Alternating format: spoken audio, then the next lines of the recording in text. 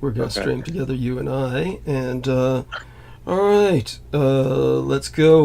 Live stream. Let's see if this is working and if it's connected. And we'll see how long that stays tonight. It says excellent connection.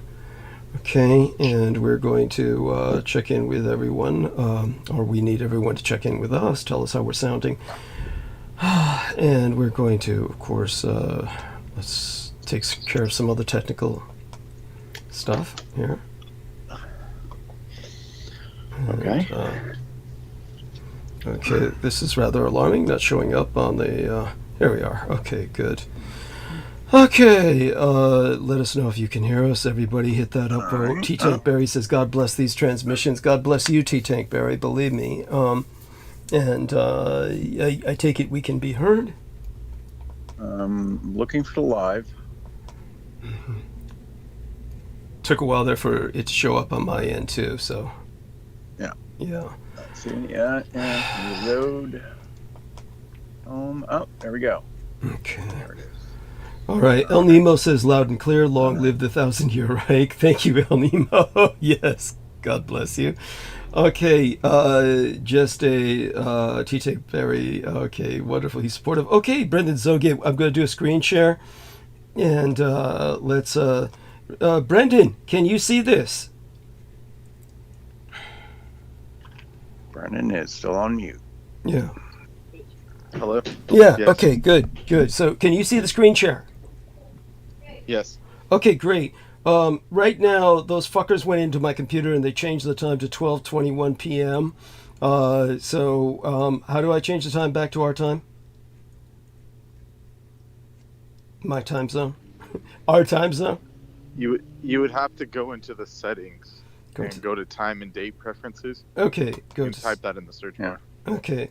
You can just right click on the little clock. Get there. Right click on the clock. Okay. Yep. And so it says show task view button or something?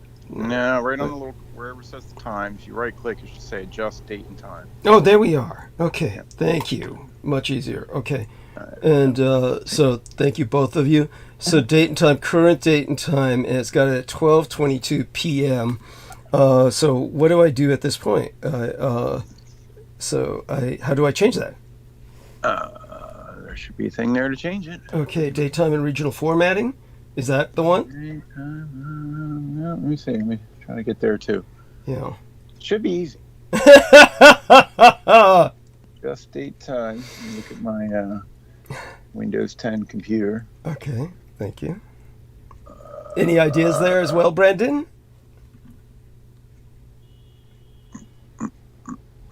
Brendan. Yeah. All right. It says here that it's on Pacific time, but somehow it's all fucked up. And okay. Date and time, current date and time. Well, I know what the current date and time is, but I'm trying to set it on like. Well, I'm looking at the screen here, like that you should have, same one you should have opened. That's the one I got open. Yeah, current date and time. Okay, I might say set automatically. If you have that on, you might not be able to change it until you unset that. What's that? I am here now. Oh, good. Glad. Believe me, we were concerned.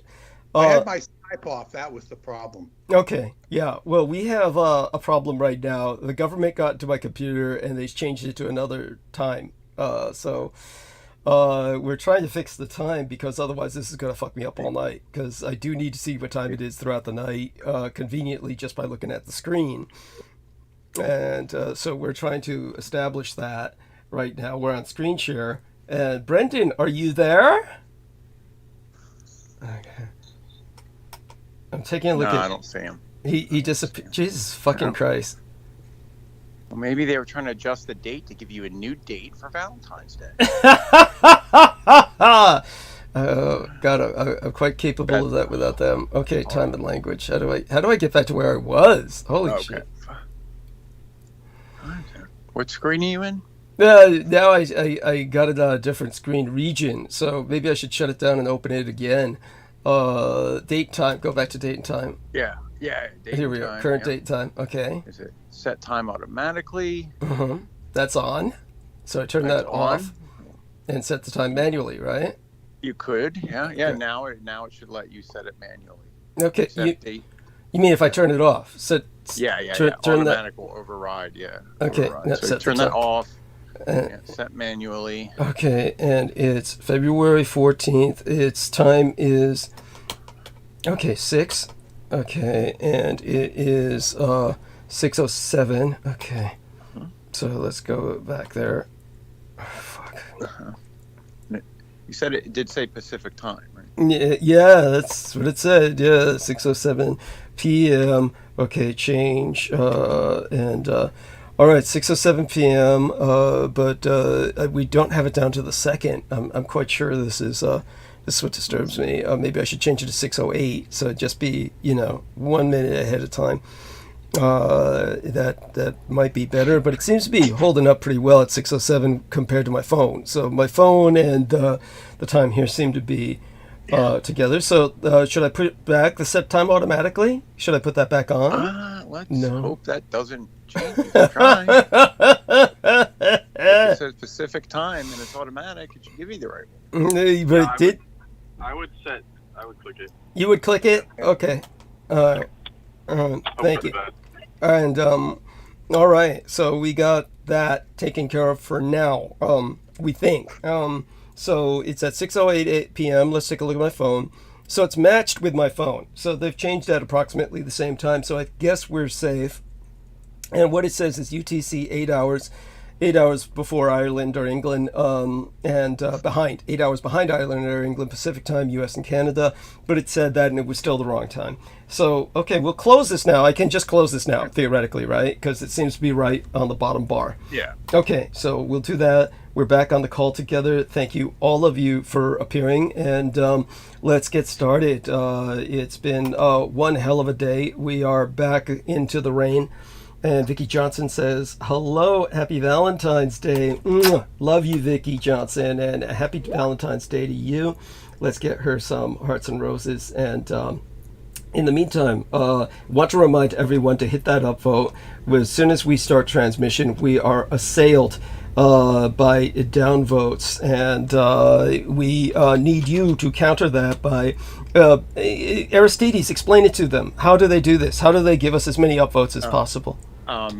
Each device, I think, needs to be signed in one way or another to YouTube, and I don't think it works if you're not. But you can make multiple accounts or channels that should do it.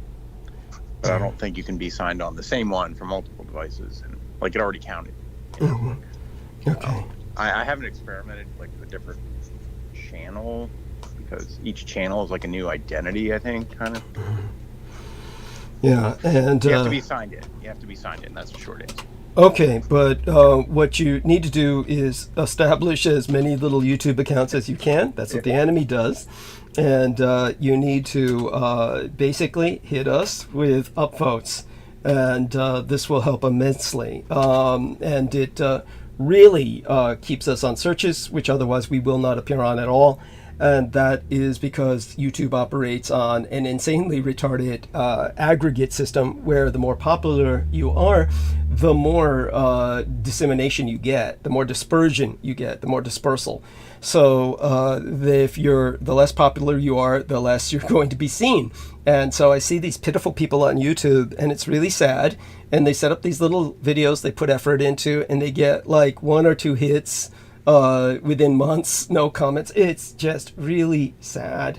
And you don't want to let us degenerate into that. So the way that you prevent that is basically by hitting us with upvotes from as many IP addresses as you've got. Try that anyway. It's not going to hurt. And this means your PC, your laptop, your tablet, your cell phone hit us with an upvote. And aside from that, create YouTube channels that you can also hit us with extra upvotes from using the same technique on your PC, tablet, laptop, and cell phone with all the different addresses that you create on YouTube, and that will help us immensely. This is, as Marshall McLuhan said, in the 1970s, World War III will be a guerrilla information war with no disambiguation between the civilian and military populations.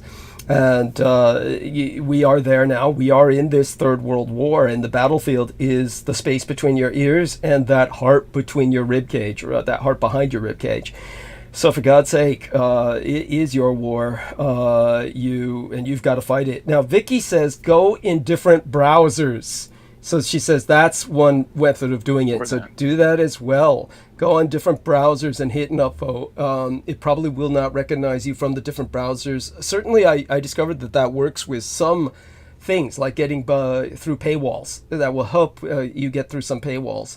So definitely Vicky's got a good idea.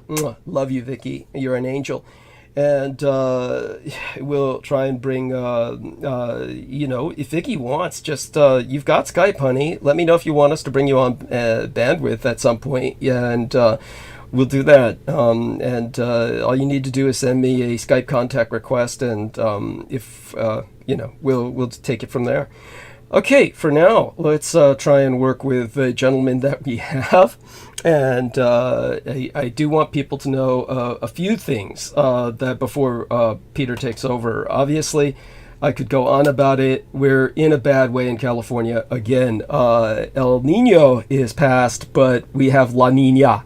And both of these weather systems are wreaking havoc. We are back into the rains again. It is just basically torrential. It is torrential right now. And I'll go into other things later about the estate life if anybody's curious, because people always are. But I myself, I want you to know that when it comes to things you should be aware of right now in a more general sense, I'd say that what comes to my mind for Ash Wednesday, and that's something I do want to explain for anybody who's puzzled at the symbol on my forehead. Today is Ash Wednesday. I am not a Roman Catholic. I was never baptized. But both my legal father, George Joseph Henry Dietrich, and my biological father, Adolphus Jacob Hitler, were Roman Catholic. So I do honor and respect the Catholic Church. The interesting thing is that whenever I bring somebody on, whether it's our man Sid or our dear young lady Victoria, and others, there is a just indoctrinated hatred for the Roman Catholic Church. And it puzzles me. Obviously, the Roman Catholic Church has its scandals, and they are quite real. The corruption, to say the least. Yes, the corruption in the church is quite real, but I assure you, it is no less, and certainly no worse, than anything in the Protestant Baptist churches and these various other schismatic churches that have also been quite predatory and rapacious, and have their own history of genocide when it comes to the indigenous American populations, etc. Believe me, these other quote-unquote alternative churches have got nothing to be proud of. So the difference is the Roman Catholic Church had a long time to be corrupted. And so when you're around that long, yeah, it's bound to happen. And is there a purge that's needed? Sure. Is there changes that are needed? Of course. But they did help mankind through the Dark Ages. And there is at least a balance to their crimes.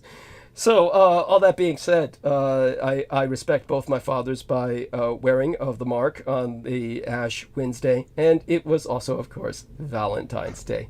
So, obviously, my son helped me out in that regard as usual, and we can go into that, next week. Maybe some people often like to have pictures of my escorts. I've even put up pictures of my blood boys. I mean, right here on the YouTube channel. Not just on Facebook, which of course I'm no longer on and have no intention of returning to. But such being said, the general news should be brought to everyone's awareness. And if you're not aware of it yet, Super Bowl 58 was the most watched telecast in American history, drawing nigh 124 million viewers. The audience for Super Bowl 58 set a record at a staggering 123.7 million viewers that we know of. A live audience so large that it either approached or bypassed, overtook the all-time most watched television broadcast in the United States set in 1969, when our ability to take a census of who was watching was much less technically astute. We had an estimated 125 to 150 million viewers watched the Apollo 11 moon landing. And of course, I think those numbers are fairly accurate, but again, the technology simply was not there for us to record it with the accuracy that we can today. We can basically see it as it's happening today. And in those days, it was a lot more primitive. It was a completely different world. People have no idea how different. I mean, so different that all of the people at the NASA labs that were watching on the ground while men walked on the moon had ashtrays beside them. I mean, you would never allow someone to smoke in a sensitive computer area today. That would be inconceivable. But in those days, everybody smoked like monkeys. They just had a chimney effect going in there. You would choke the moment you entered the room because that's all these people did. At any rate, for those who do not know, yesterday the Dow suffered the biggest losses of the last 12 years put together over a hot inflation report. This was right after I explained everything, which I hope people heard and reviewed, concerning the our market and our history behind it, in terms of people asking me about a potential recession. And I pointed out, just as bad as our inflation is, it's nothing like Europe or especially England. Those people wish they had our numbers. So to me, it's almost comical that a hot inflation report put everybody into a panic. And the happy news to report in that regard is that the worst performing stocks are Tesla. This is the son of a bitch who tells us that we need to surrender to motherfucking Russia. And the man who Putin himself personally praised during the Tucker Carlson interview as unstoppable. And this son of a bitch has got, nobody wants his Tesla. And beyond that, 23andMe went all the way down to pocket penny exchange rates. And, you know, maybe Brendan could give us some insight on that. That's a personal source of satisfaction to us because 23andMe is this bullshit genetics test, which is just, you may as well stay home, or better yet, just take scrapings from your dog or your cat and send it to them. You'll be getting back an information report saying that your cat was related to Napoleon Bonaparte and shit, and that your dog was, somehow an ancient Egyptian breed or something like that. I mean, just don't tell them it's a cat or a dog. They'll do that for human beings. And also, they'll tell you your dog or cat is half black, half white. You know, if you're black, they'll say you're half white. If you're white, they'll say you're half black. There's a whole political agenda behind those bastards, and they've pretty much crashed and burned. Personal satisfaction for us, because that was this one young lady who was on our program was basing her entire identity on 23andMe. And they're a joke technologically. I mean, forget, they're not selling on the market because they're a technological joke, and they're not giving anybody the real reading, which would cost thousands and thousands of dollars. You can't just casually give it for a couple $100 to somebody as a birthday gift. That being said, happy Valentine's Day to all the ladies out there. And of course, I'll call as many of them as possible as soon as we enter into the correct hour period of the night, roundtable period. Right now, we're going to turn it over to Peter Moon, and he'll catch us up on what's going on in his world, Moon World. What's going on the moon, Peter? It's all yours. All right. Well, thank you. Thank you.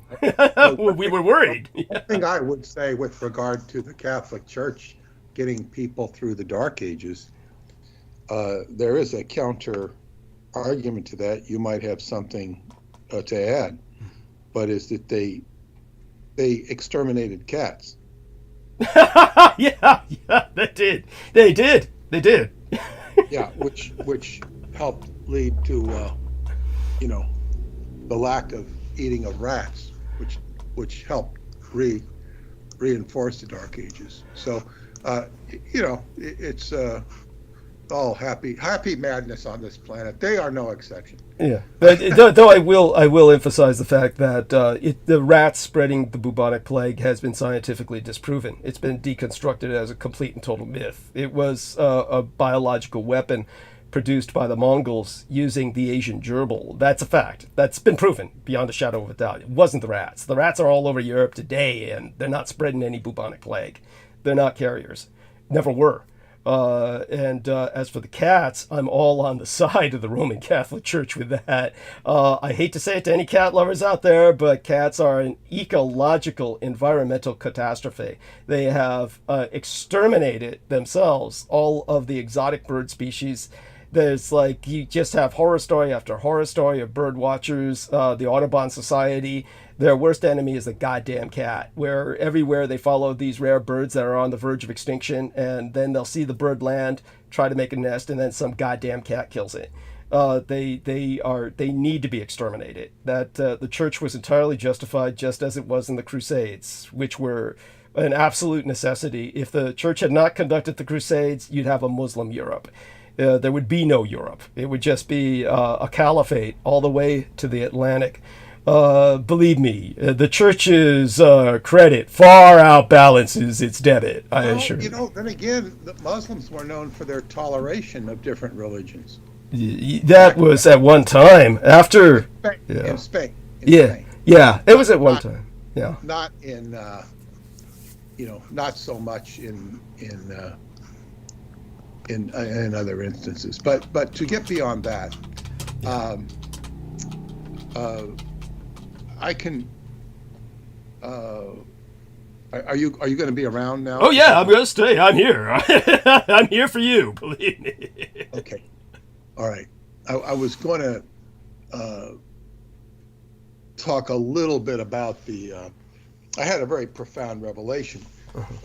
Excellent. With regards to working on the book, but this whole abuse, sexual traffic thing involved with Scientology continues to spin like a snake's tail that has been cut off and is whirling around. You don't know which direction it's going to go.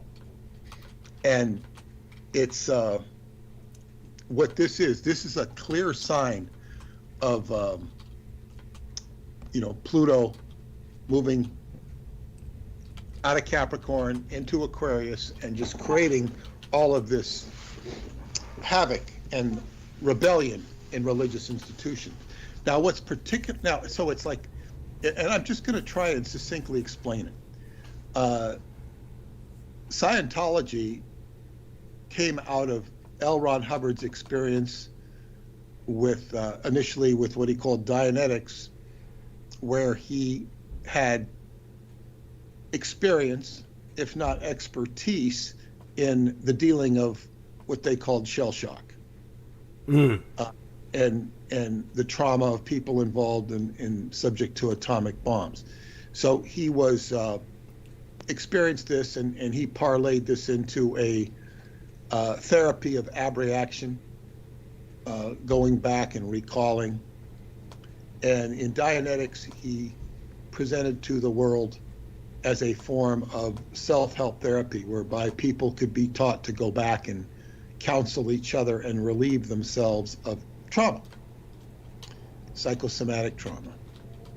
And it was incredibly popular with tons of inquiries. It's going back to the 1950. And of course, he had a big personality, and he was opportunistic in a way that has been interpreted as self-serving. But even though it was self-serving, he was continually pounding the drum to increase and expand and spread, which is an interesting philosophy, because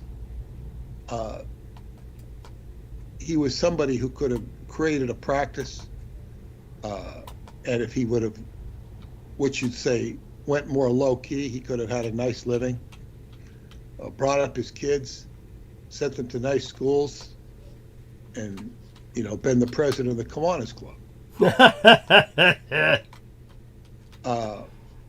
And been a fat cat with the local real estate. But that was not the game he was playing. Anyway, so he created this institution, organization, which I became deeply involved in, I got involved in 1971 and became deeply involved in 72, and was there for 11 years. And actually left the organization officially, formally on Emperor Hirohito's birthday. Cool. The same day I signed my contract with the Sea Organization, April 28th, 1972 through April 28th, 1983. And I'll never forget looking at that, the date. And I said, this is the same damn date I entered. I said, what is this about? There's got to be some significance to this coincidence. Mm-hmm. I said, well, I've since found it out, thanks to you, Douglas. Yes. 28th of April. And of course, synchronicity later was to become a hallmark of my life experience as well as my writing career. But so anyway, I was able to relieve myself of a tremendous amount of psychosomatic stuff and go in and investigate what was in my own mind and eventually be emphatically happy with what I'd been able to figure out and achieve about myself, and also about my ability to deal with other people, understanding psychosomatic ills, trauma-based mind issues, which enabled me to not only deal with Preston Nichols, but understand him as well. Right. And I guess it could apply to you, Douglas. It's like I'm getting deeper into the onion. Yes. This has all been peeling an onion. Starting with Scientology, and then peeling back Montauk, going into the occult factors of L. Ron Hubbard and the Babylon working, the pyramids of Montauk, the inner earth histories of the Ahagar of southern Algeria, and eventually finding them in Romania. Time travel science of Dr. David Anderson. And Scientology's like sort of like a distant memory to me. Yeah. Not completely distant, because you hear about it every day if you get my YouTube feed. But what I'm getting at here is what happened with Scientology. Its self-assigned job by L. Ron Hubbard was to clear the planet, which meant to audit out or counsel out. Audit is to listen and process what he called the third and fourth dynamic engrams. Yes. The third dynamic refers to the group of Scientology itself. Like, what's holding Scientology from being able to reach out and touch someone and reach out and heal the planet. And then there was also the fourth dynamic engram, which is what makes mankind so goddamn crazy. Right. And I'm going to be reaching this and parlaying it into the book. The book is not going to be Scientology centric or even mentioned, if I have any control over that, by reason of the linear logic of the book. Yes. But so what began to happen with the whole process of Scientology reached a crescendo in 1980. 30 years after its inception, which L. Ron Hubbard said 30 years it takes to get an idea into the culture. 20, 30 years, cultural lag, he called it. Well, it began to be embraced wildly by the public at that time. And so it had the opportunity to grow out of being a cult and becoming a organization with X amount of expertise that could spread its doctrines, and then people would wildly be excited probably misapplying it, and they could go to the central organizations to get sorted out and get more expertise, but that wasn't good enough. It's the same problem with Apple Computer before, you see, because you had Bill Gates and Steve Jobs had two different philosophies. Gates won initially, although Jobs had superior technology. Gates gave out his DOS operating software and said, oh, you can use it, and anybody could create a software program with DOS. Disk operating system is what it stood for, and so everybody was using his software and they were buying his computers. And he had really crappy operating systems that he would continue to build, and this is why there was so much viruses, because people hated him because he was building stupid operating systems. That was building a house of cards instead of, streamlining, going back to basics. It's kind of like, to give a very crude metaphor, it's like you've got a car and the transmission isn't working, so you build another transmission on top of that transmission and work it into the system so it's bypassing that other transmission. And you've got all this junk there, so you've got to make a bigger hood. And then you've got to raise the cabin so you can see over that raised hood. It's just like that's kind of the mentality that Bill Gates had, and why he was hated, and why people would write institute viruses. So you saw comparatively little to no viruses with Macintosh. Which, by the way, just so people understand, is not invulnerable to viruses. Your Apple can get viruses. It can, and you can get free software to get rid of it as well. Yeah. I haven't had a virus issue in a long time. I've had some, and it just, you download the free software. I forget what it's called. Apple introduced it to me. It called the helpline. Mm-hmm. But excellent.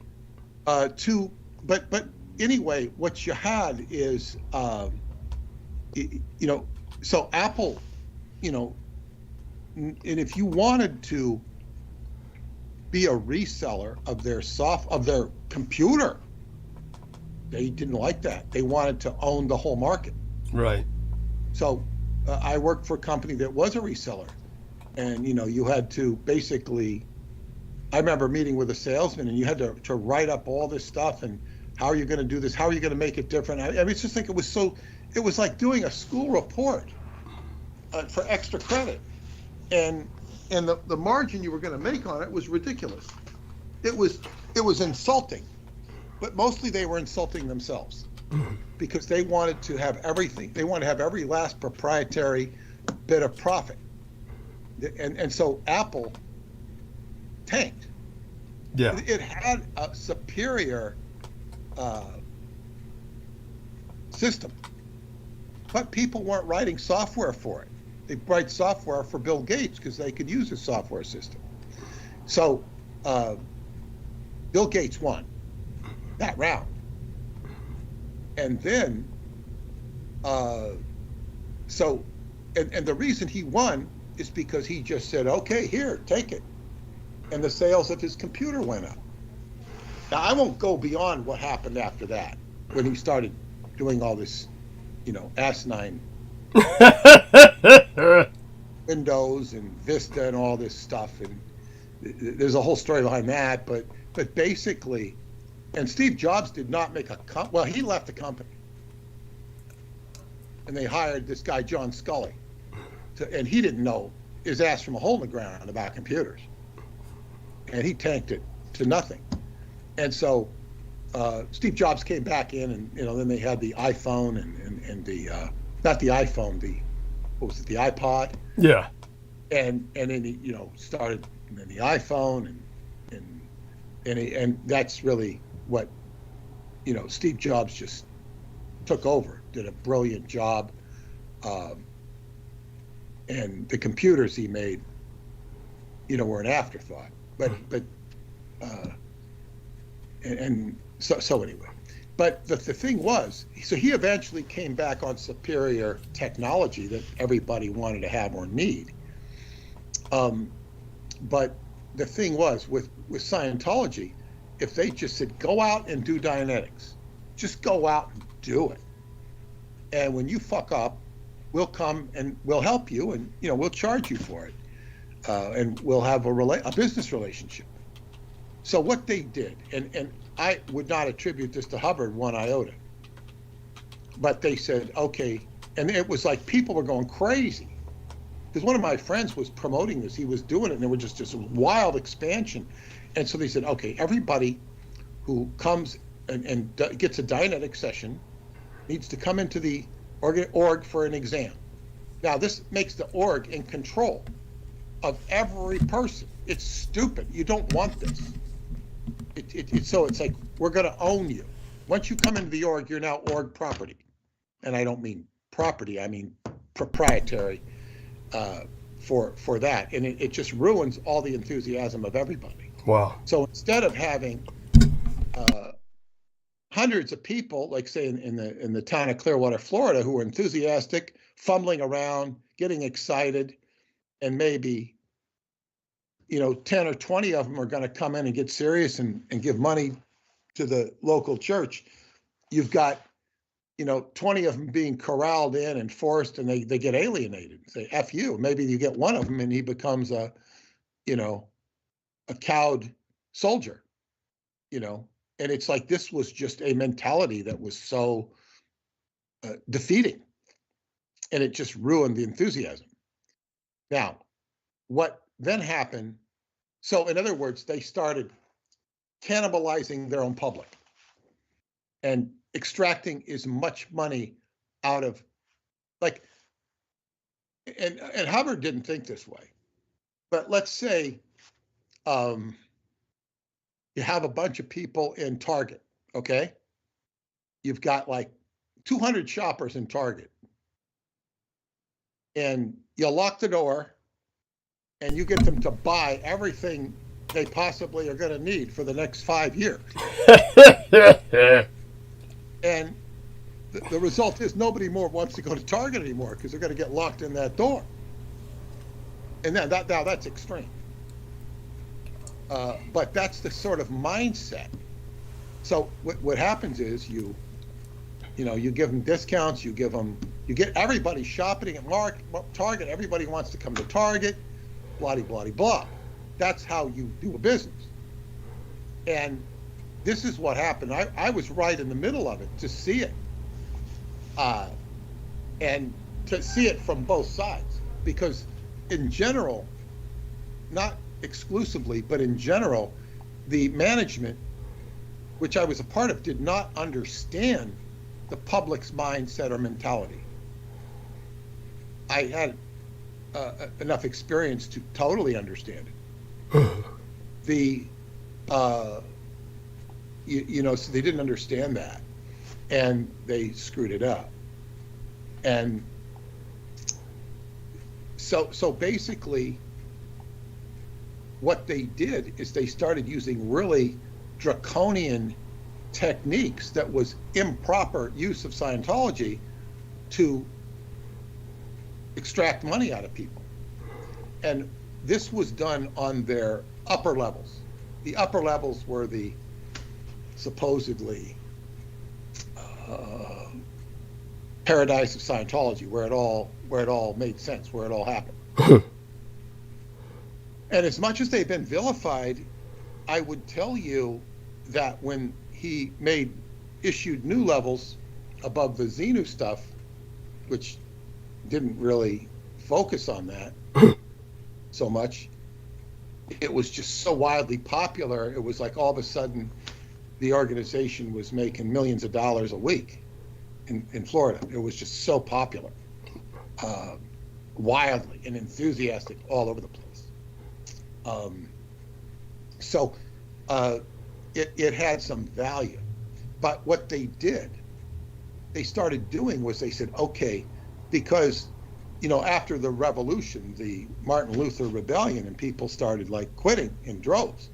And there was a alternative group set up in Santa Barbara by the former leading technical person, and the church was just beside themselves. I was gone by this time, like they were losing such business. So they did a whole, number on that Santa Barbara organization and, got it shut down through intimidation and whatnot, lawsuits and all this sort of thing. But it actually, what that ended up with, David Mayle was the person who led that. He ended up going to Santo Domingo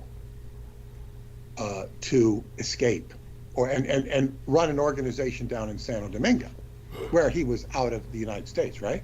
Yeah. So Mike Rinder, the one who's now in the spotlight, getting a lot of heat right now, who was also the star with Leah Remini of the show The Aftermath, he went down there, I believe. He was certainly on the phone with David Mayle, per David Mayle's report. And what they did is they were spreading, they got David Mayle put in jail. Jesus. And in a Santo Domingo jail. And, it was, Mike Rinder did that personally. Jesus. And you don't hear that being brought up. I've heard him apologize for certain things, but I haven't heard that brought up. And so, but what they were doing with the public, they didn't want the public listening to any outside, negativity. Right. So what they would do is, so you've been in Scientology for like, years, and you're a dedicated, hand over your heart follower of the procedures. You're with the organization, and then what they do before you can do these upper levels, or when you're doing them, every 6 months you have to come in and get what's called a security check and interrogation on an e-meter, like to say, have you been talking to Peter Moon? Have you been involved with any people who are anti-Scientology? Do you hear any rumors about Scientology? And this would be done, and this could go on for dozens of hours, depending on how much you had, how much, shit you had to clear. And it would cost an enormous sum. They're charging the people for it. Jesus. Now, this was a way of extorting money, because proper Scientology policy said, it's quite stated, is that all security checking is to be done at the organization's expense, not the individual's, because it's being done for the organization. Right. So this was completely, overrun. And this was one of my jobs, was to enforce policy like that. But, when I was gone, and what, people did, they weren't necessarily, they just follow whatever David Miscavige said. And this was bullshit. So people were being extorted. And it's like, okay. Now, so basically what you had is these people who were supposedly doing the higher levels of Scientology who were being bullied. So, instead of going out and, feeling like you could do more in life, I guess maybe you had to justify that you were doing more life. And there were these people, and this is not a joke, who were doing these higher levels and would, plop out and, instead of getting a good job and owning a company and this, that, or the other thing, they'd be scrounging through dumpsters. Ugh. So it was such a mockery of anything. Now this is in the 80s. Okay. So what happened is, instead of fixing mankind and fixing the group, Scientology began to become trauma-based mind control. Yeah. And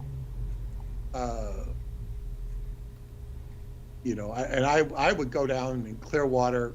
I think I would go down there pretty much every year for the Super Bowl, and we'd get a game together with my old friends that were no longer in Scientology, and we'd have some pretty good laughs about what used to take place. Because one of my friends, he owned a locksmith business in Clearwater, and or in St. Petersburg, and we just have great old time.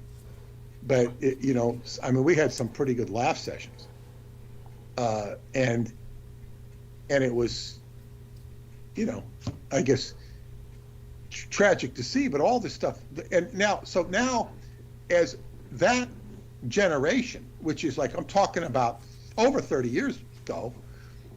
Okay, so meanwhile they're doing all this crazy crap, and they're starting to, they're growing up kids. People are having babies, and they're having abortions, and they're doing all sorts of crap. You weren't supposed to have abortions and Dianetics, and they're doing all sorts of crazy crap. And you have generational mind control, and these kids they're not doing anything that even closely resembles what I was doing, except there would be some similarities. Like, say, if you were in the military and you were learning how to shoot a gun, instead of shooting at targets, you might be going out and shooting at animals, or maybe even some people. I'm metaphorical. In other words, you're doing something that's just crazy ass stuff, and then they began to do lockdowns on the staff in the international base in the desert out near Indio. And Indio is in Southern California, towards Palm Springs. And they would, so people would, they were supposed to build a fence to protect them from, the bad guys on the outside. Yes. They didn't know they were building a fence to keep them in. Jesus. And so they'd have all these roll calls whenever they went out, and it was this was completely asinine. So now we fast forward, and you've got all of these kids who are traumatized, some instances of sexual abuse. But what's worse than the sexual abuse, which is bad, is the covering it up. They cover it up. So these issues are going to come in sooner or later to law enforcement, where they get on the plate. There's a lot more cases, meaningful cases with Scientology right now, court cases that I wasn't even aware of. There's more stuff coming down the pike, and you never see the Mormon Church under this attack. And even when the Catholic Church was under attack, they were going to local dioceses in specific instances and specific priests. They were never going after the church itself.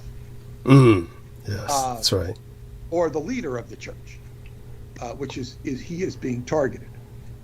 And so now you have this ridiculous situation where you have the second generation Scientologists who grew up and now are adults, who are very measured in their speech and very, very,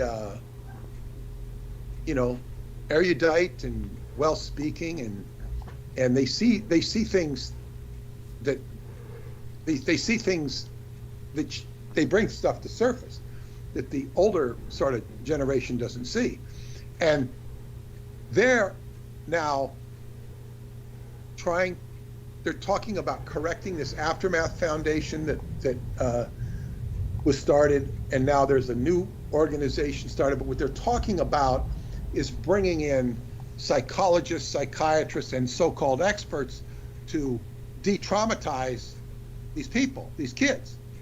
So in other words, originally you had this organization which was to de-traumatize people, de-traumatize the group, so it could de-traumatize the planet. And now you're bringing in the psychiatrists, the professionals, to de-traumatize the people who are trying to de-traumatize the people. Big mirror effect. It's like a pebble, but it's like the absurdity of it it screams out loud. Now, where this becomes very interesting and arguably uneasy. I don't quite know how to, I have to just digest it. There's a man who came on the scene some time ago, and his name is Jamie Mustard. And he's somebody who says that he was, born by some parents and put into a house of babies, about 100 babies in downtown Los Angeles, and he never had human touch. He never really saw his parents. He was just, it makes it sound like his childhood was more traumatic than yours, Douglas, because there was just nobody there. Jesus. You at least had parents who loved you. That's true. Maybe they didn't protect you to the degree they could have, would have, or should have, but they loved you. True. He didn't have that. Jesus. And when he told his story initially, it didn't make. I said, is this guy making this stuff up? Because it was so. I've never heard of anybody with a story quite like that in Scientology. This is all after the time I was there, but I said I've never heard that story. Where his story has credibility to me is when he starts going into the specific organizations and details of Scientology. He obviously knows a lot about it. Interesting. And it's hard to believe he didn't experience it. Right. So I will take what he says at face value. He struggled through his entire life until he gets to about 18 or 19, and then he's like semi-literate. And then he ends up graduating from the School of London Economics, very prestigious school. Jesus, how the hell did he manage that? Well, you'd have to read his book. I haven't. And he is like, he's like this author. Mm-hmm. He's just like to read his, description. He's just all over the place. Now. And as they say, I'm not going to. Okay, I'm just going to say this is his website, but he's becoming center stage. God, this stuff is in Japanese, or maybe it's Chinese. But, if I saw it, I could tell you. What's the difference? It's Chinese. Escape. He's an artist. And his art is hitting me the same way his speech does. Much too fast, doesn't make any sense. Interesting. It's all over the place. And it's like, I can't digest it. Now I'm looking at his Iconist Limited Conceptual Art and Identity DNA. What the hell does that mean? I just can't understand it. Now, this is 2019.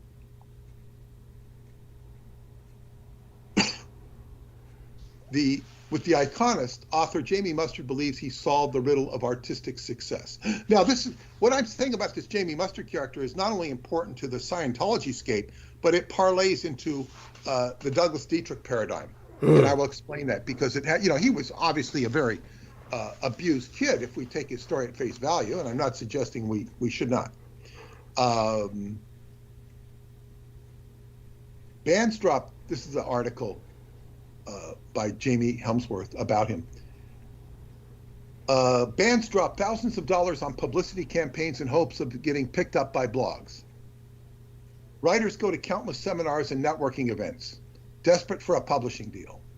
But according to Jamie Mustard, standing out in today's hypersaturated media landscape isn't a question of independent wealth or industry connections. It's a matter of appealing to humans' primal instincts. Totally agree.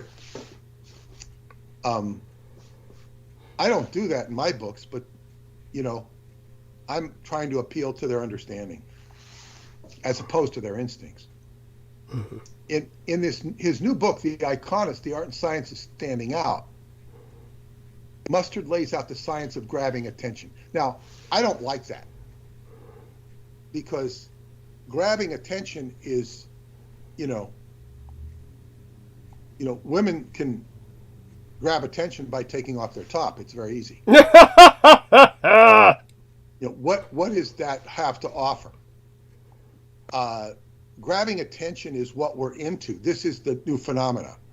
Get a click. So the science of grabbing attention.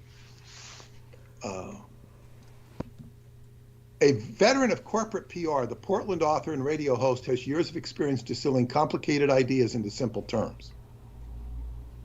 Here again, I disagree. He takes complicated ideas and presents them very complicated. I'm just saying this is the way I see it. I'm not criticizing his merit here. After picking up on patterns in the most successful art across a broad spectrum of mediums, from music to architecture, Mustard developed a theory that simple repetition is the way to break through the digital static. This is true. And that comes right out of L. Ron Hubbard. You got to repeat something 3 times. And that's just not L. Ron Hubbard. You got to repeatedly, that's Joseph Goebbels. You repeat it.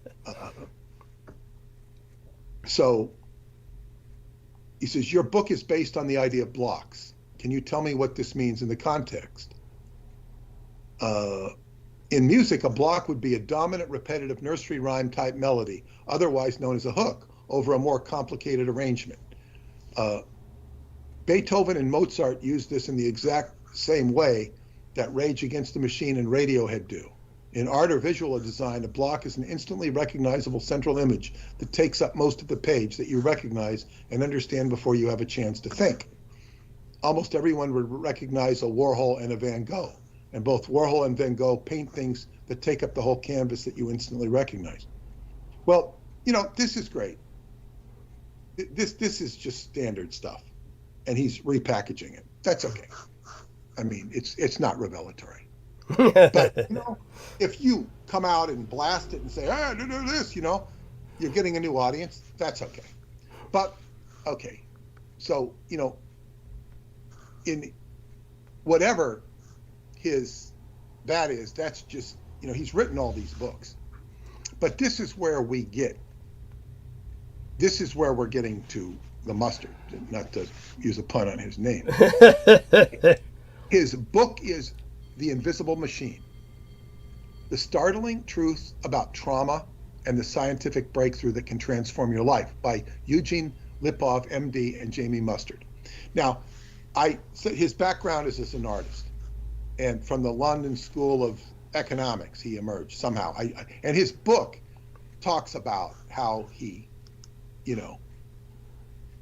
figured things out. He's very intelligent, whatever you want to say about it. And this book is, the world has long misunderstood trauma.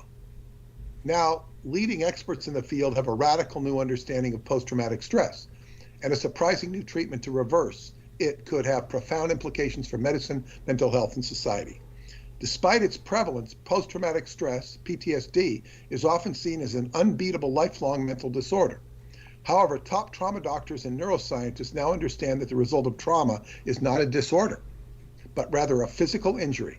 And while invisible to the naked eye, the post-traumatic stress injury, PTSI, calling it an injury instead of a disorder, can now be seen on a scan. Most importantly, the effects of PTSI are reversible.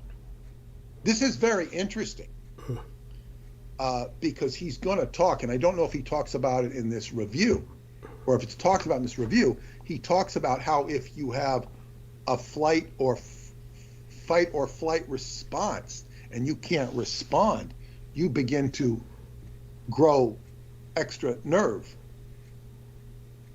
on top of your nerves. Mm-hmm. So you're like hypersensitive. Mm-hmm. So you're still biophysically responding to that trauma. Now, in Dianetics, you're going to go back and you're going to audit out that trauma. It's psychosomatic. He's now telling you it's biological. Okay? Now, if Dianetics were true, and that's only as true as, the mind can change the body. Mm-hmm. You could dissipate those ganglia just mentally because you don't need them. So it's like, you can get into a biology versus psychosomatic. Now, it could be both. I'm not even going to argue about it, but he's saying it's biological. And he's saying it's reversible. And like say, especially if someone is continually deprived of sleep on top of trauma, and you're just sitting there, like you going through the Tenderloin every day. Right. Yeah. In your neighborhood. I mean, how much physiological, how much is that physiological? It's certainly psychological, and there's going to be some physiological bounce back. Yeah. So this is what we're talking about. But there's a place where it gets really sticky. Okay, meet Dr. Eugene Lipov. His research and partnerships have led to an amazing discovery that all trauma has at its root a single piece of human hardware, the sympathetic nervous system, controlling the fight or flight response. Anyone who has endured trauma, including long-term microdoses of emotional stress, can have this injury. Dr. Lipov has pioneered a safe 15-minute procedure that reverses the injury, relieving mild to extreme symptoms of PTSI, irritability, hypervigilance, anxiety, insomnia, and more for survivors to combat soldiers to the everyday person. Now, it's very interesting when he says long-term microdoses of emotional stress. Mm-hmm. That relates to your endocrine glands. And these are secretions of your endocrine glands. Mm-hmm. Hubbard talked about those, and that's where the key to the psychosomatic fits in. Here again, I'm not arguing with him. I'm just saying when he says microdoses of emotional stress, that's your endocrine glands. And it says, weaving hard science with moving human stories, The Invisible Machine, name of the book, reveals how this treatment was developed. It tells the incredible story of the unlikely team, including the doctor, an artist, that's our author, Special Forces leadership, that's where it gets sticky. Why do they always throw that in there? Why? They have to have that. They always have to have that. And well, this is where the thing, gives me, vigilance to, hold back, what do you call it, to become somewhat skeptical. Thank you. If not very skeptical. And a sheriff who are working together to change our understanding of post-traumatic stress and why it matters to society. Co-authored by artist and innovator Jamie Mustard, and in collaboration with writer Holly Lawrence, The Invisible Machine weaves hard science with moving stories of warriors, prisoners, and ordinary people to provide a stark new understanding of the human condition. The implications for a better, pain-free world are astounding, and that world could be nearer than we think. Now, where that's just a review of the book, where when he comes on and starts talking, and there are interviews with him, where he really talks about is his alignment with special forces and how he's helped people with special forces. Talks a lot about going in, working at Fort Bragg, and really just, and talks about, patriots and this sort of thing. Now, and then all these scientists, he says it's becoming mainstream, and insurance companies are now endorsing this type of therapy. Or I think they come in and they give you a shot. There you go. I forget what the shot is, but it's to kind of just reset your sympathetic nervous system. Now, that's kind of what you do with kinesiology. There's all sorts of techniques, EFT, emotional freedom technique, where you'll reset the system. Okay? Mm-hmm. Now, this is a deeper approach to resetting the system. It's actually giving the person a shot. I forget what the shot of it is, like a medical shot. It says, Dr. Lipov's research has led to an amazing discovery that all trauma symptoms stem from a single piece of human hardware, the stellate, S-T-E-L-L-A-T-E, stellate ganglion. The symptoms of post-traumatic stress are the same for all of us, whether from childhood poverty or abandonment, the ravages of war, or the brutality of sexual assault, which he says it's very effective on sexual assault victims. Based on the finding, Dr. Lipov created a pioneering procedure called the Stella Dual Sympathetic Reset Protocol, DSR, which consists of 2 injections of local anesthetic next to a bundle of flight or flight nerves in one side of the neck. This revolutionary treatment has proved to effectively treat injury to the stellate ganglion, relieving even the worst symptoms of PTSD, irritability, hypervigilance, insomnia, and more, in a 15-minute treatment. The treatment is currently being administered through Stella, S-T-E-L-L-A. Excuse me. I've got to digress and do my impression of Marlon Brando. Stella! That's a funny name. Stella means star. Yes, that's right. So Stella, a medical company championing this life-changing procedure at its network of clinics. Stella currently offers DSR at over 35 clinics across the world and is in the process of opening even more locations with the goal of making this treatment accessible to anyone who needs it. Now, to listen to Jamie talk, it's being, accepted by insurance companies, blah, blah, blah, blah, sounds great. I'll read a little more here. Our hyper-alert response to stress or danger is biological. It is a physical reaction built into our DNA that was designed to keep us alive, but can make us miserable in the long run, said Dr. Lipov. Millions and millions of people around the world are dealing with long-term trauma fallout, whether they recognize it in themselves or not. I've discovered a way to help and see miraculous results in patients every day. My hope is to bring this treatment to the mainstream so anyone dealing with trauma can have a chance at getting their life back.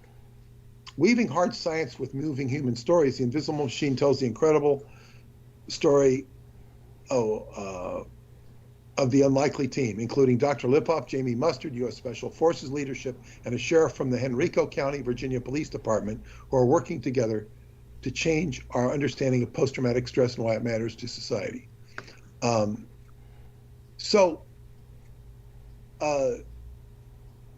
This gives a little more core understanding of what's going on.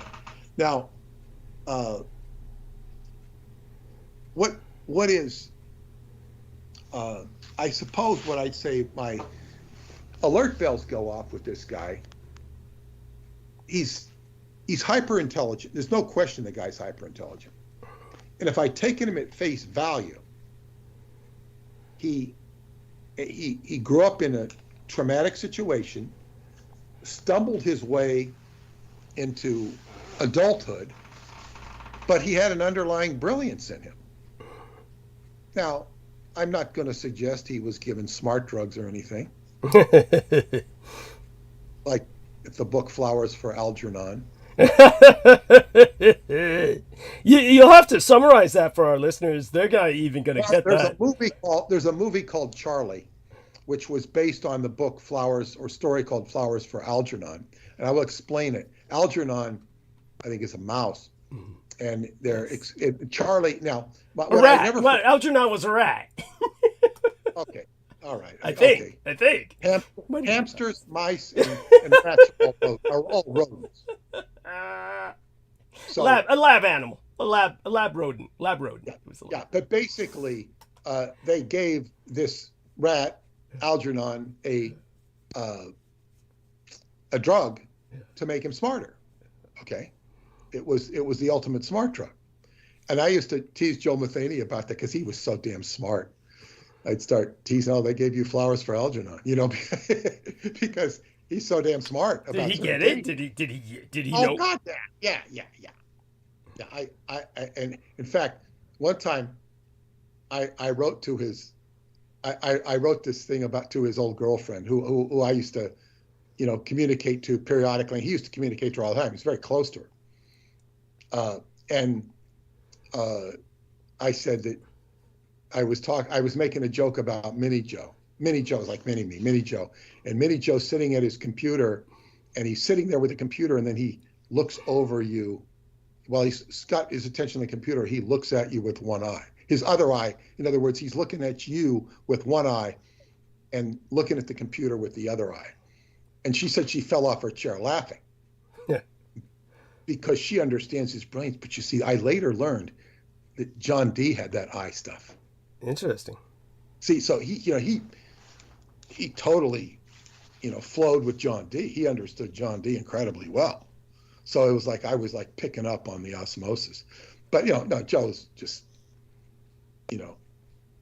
uncannily intelligent, and he's had his struggles with substances as well.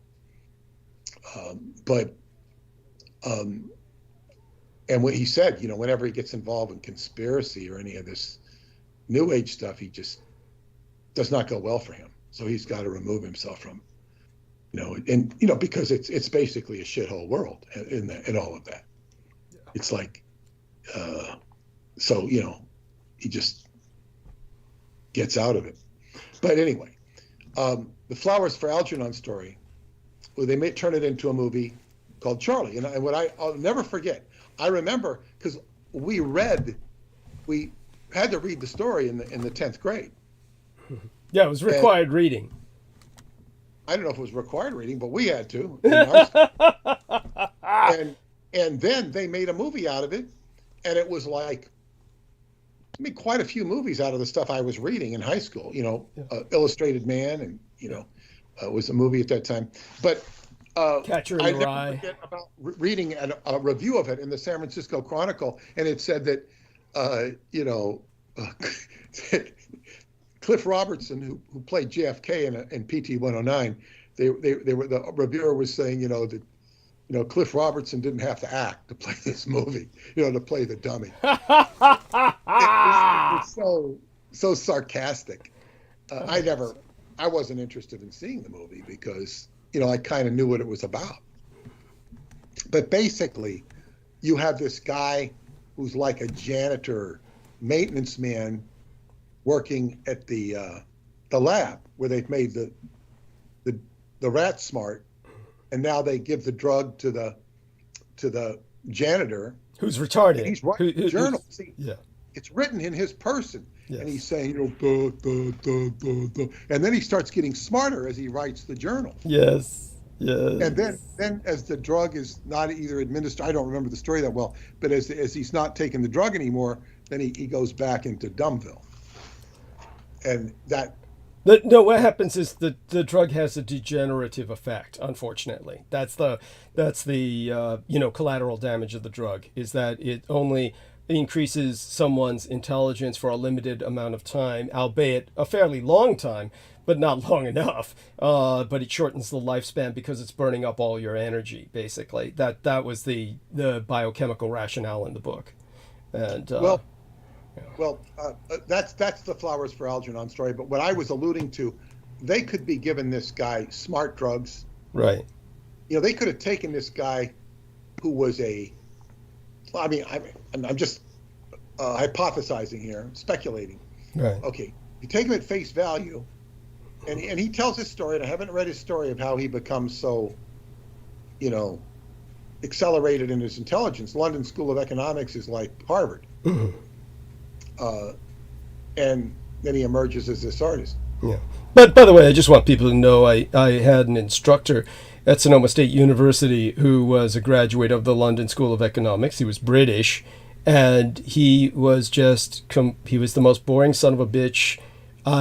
It was just awful. I was never impressed by him.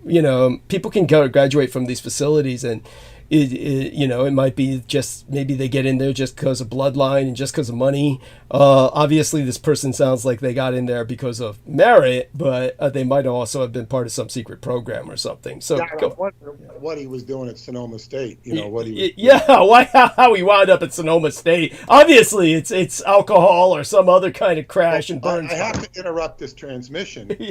I have to interrupt this transmission because we're going to get back to.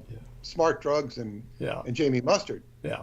But which is only speculation. Yeah. What I would be concerned about. And I will tell everybody why. But interrupt this transmission because I sent it to you. I don't know if you had the time to watch it. It's about 10 minutes of Alex Jones who the hell was he talking to? Oh my God! I just saw that when I came home. It looked like you said he was talking to kids or something. Well, no, Alex Jones was describing. Well, he said some very interesting things that corroborate your story about him. But he was talking about all of this.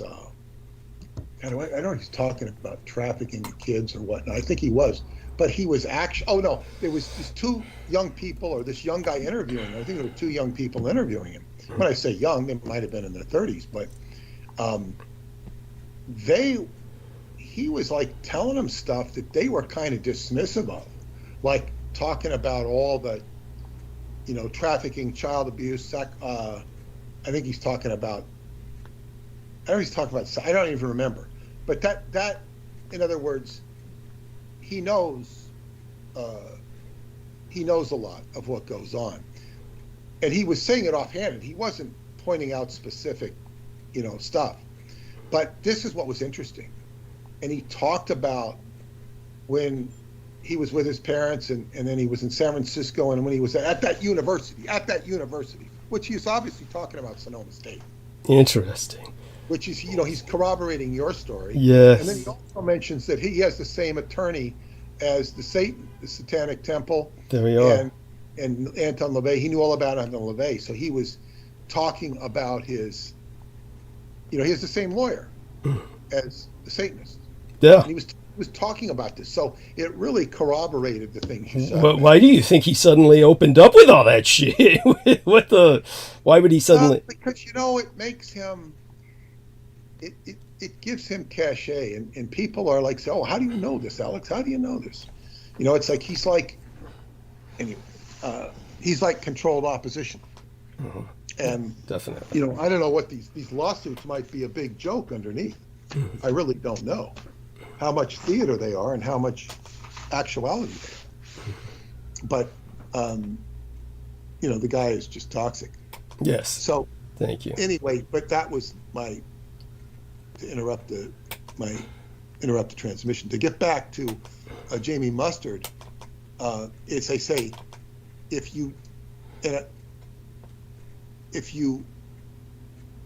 this man grows up in a cult, is completely messed with, and has this underlying brilliance that comes out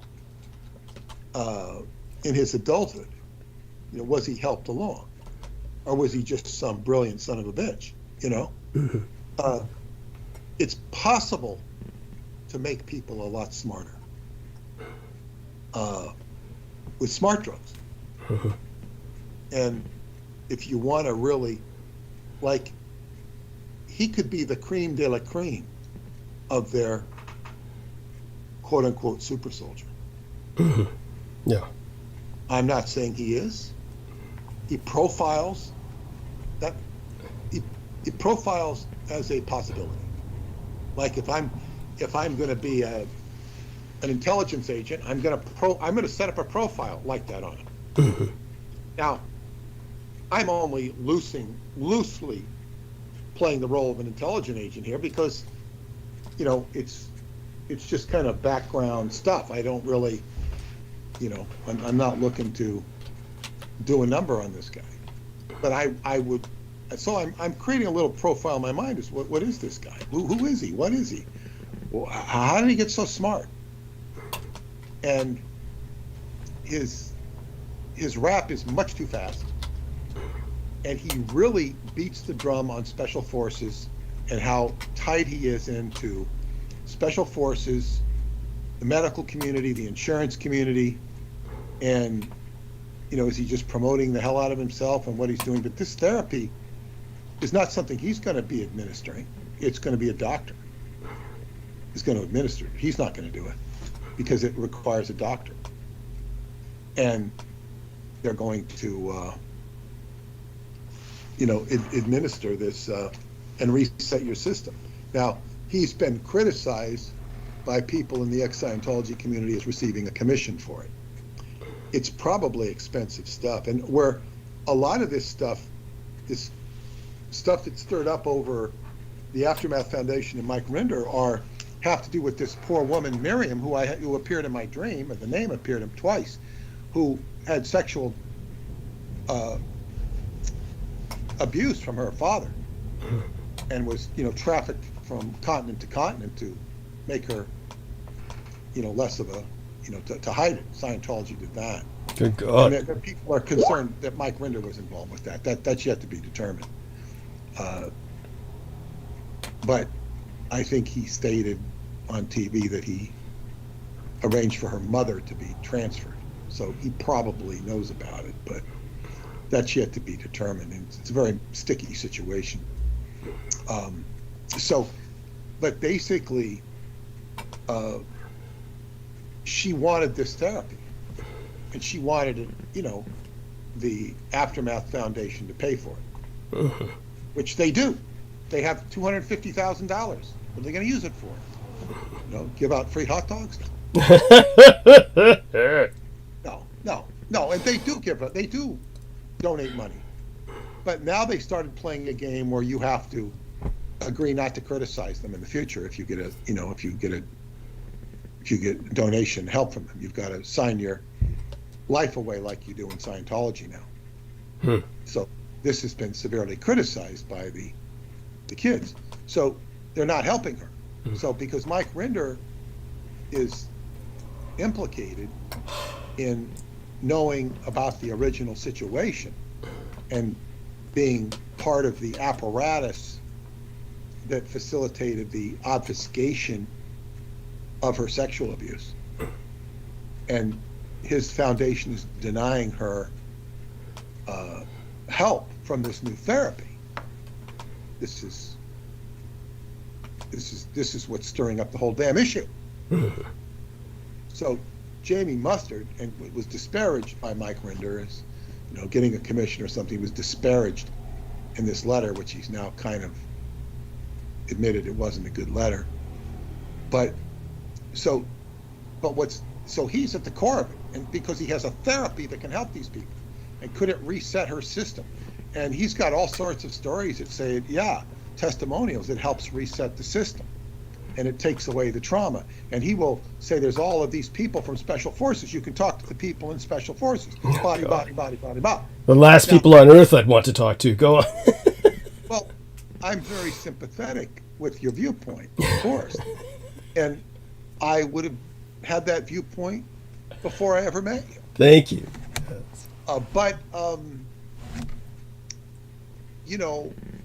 It's like, is there any harm that can be done by this therapy? Like, that could make the person more suggestible? I don't know. I'm not, I guess what you call dissing or disrespecting anything he's saying.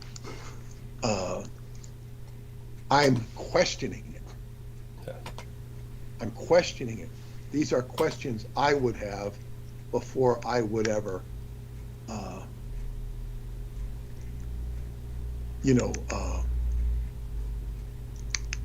recommend this. I'm very curious about it. Like, what is the advocate? I'm trying to see what to expect. How do you feel after? And this Dr. Lipoff is the chief medical officer.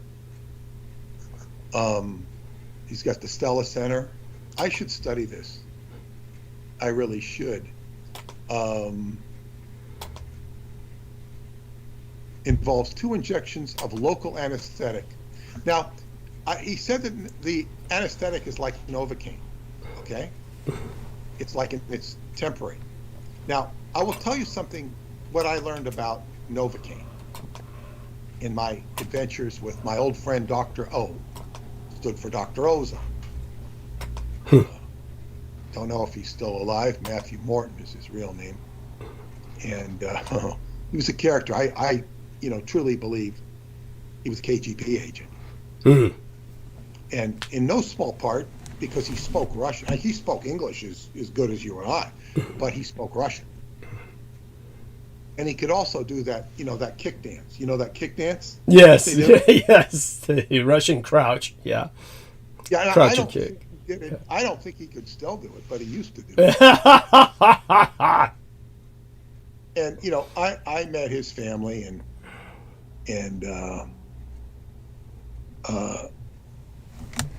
they were just like regular Americans, but he wasn't.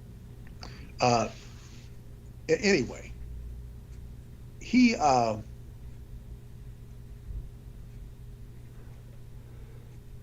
the hell did I bring him up? Oh, you thought of him because of all this therapy. Well, yeah. Oh, Procaine, Yeah. Novocaine. He was, I don't know if I'd say smuggling, importing. Like when I went to, I don't know if I went to Romania. He used to bring in he'd get Procaine. Procaine is the precursor to Novocaine. Yeah, it's basically a kind of synthetic cocaine. Go on. It's a precursor, but yeah, that's where it became sticky because of cocaine. He didn't want it for cocaine. He wanted it because it rejuvenates the nerves. It was a rejuvenator. Procaine rejuvenates the nerves, and he would take Procaine. Procaine was a nerve regenerator. Mm-hmm. And now he was doing all sorts of youth stuff, and I really don't know that he used him. He moved upstate. He spent some time in prison. What was that about? What was the story behind that? He was selling ozone machines, and he sold me one. Of course, we used it with great success, but I don't, eventually conked out. He gave me a good price on it too, because I was like his friend. But he was in Brooklyn at that time, and they set him up. They set him up, and somebody just begged him to send some literature in the mail. Begged him. And against his better judgment, he did it, and they got him for mail fraud. Oh, and how naive. How is it that a former KGB agent could be suckered like that? They're all stupid. They all have blind spots. Yes. And he had lost his medical license. He hated the medical community. He was a naturopath. He was a medical doctor, but he lost his license because he was not working within their boundaries. But he knew all sorts of stuff. Like he says, all this stuff about the genome. He says the Russians figured that out years ago. This is all bullshit what you're hearing on TV. So the Americans took the Moscow stuff or the Russian stuff and just rewrote it, plagiarized it, basically. We've discovered, which you can expect.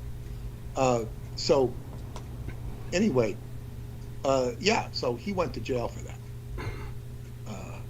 and then he came out of jail, and I would hear from him on rare occasions, and he became a Christian, and which was kind of weird because he didn't understand. And he agreed that Qigong, when I got into Qigong, he agreed that was really good. It really helped people. But then he was talking about a machine that could do your breathing for you instead of you having to breathe. And when I hear stuff like that, I check him out because, okay, you have a machine do your breathing for you? It's something like an iron lung. Yeah, I was about to say, I don't think that's something I would want. No, in other words, it's like, okay, it's like checking out of life. Yeah. But to get back to this, see, when this Jamie Mustard is just basically talking about how he's so endorsed by special forces in the medical community. So he's getting a wedge in with these advocates.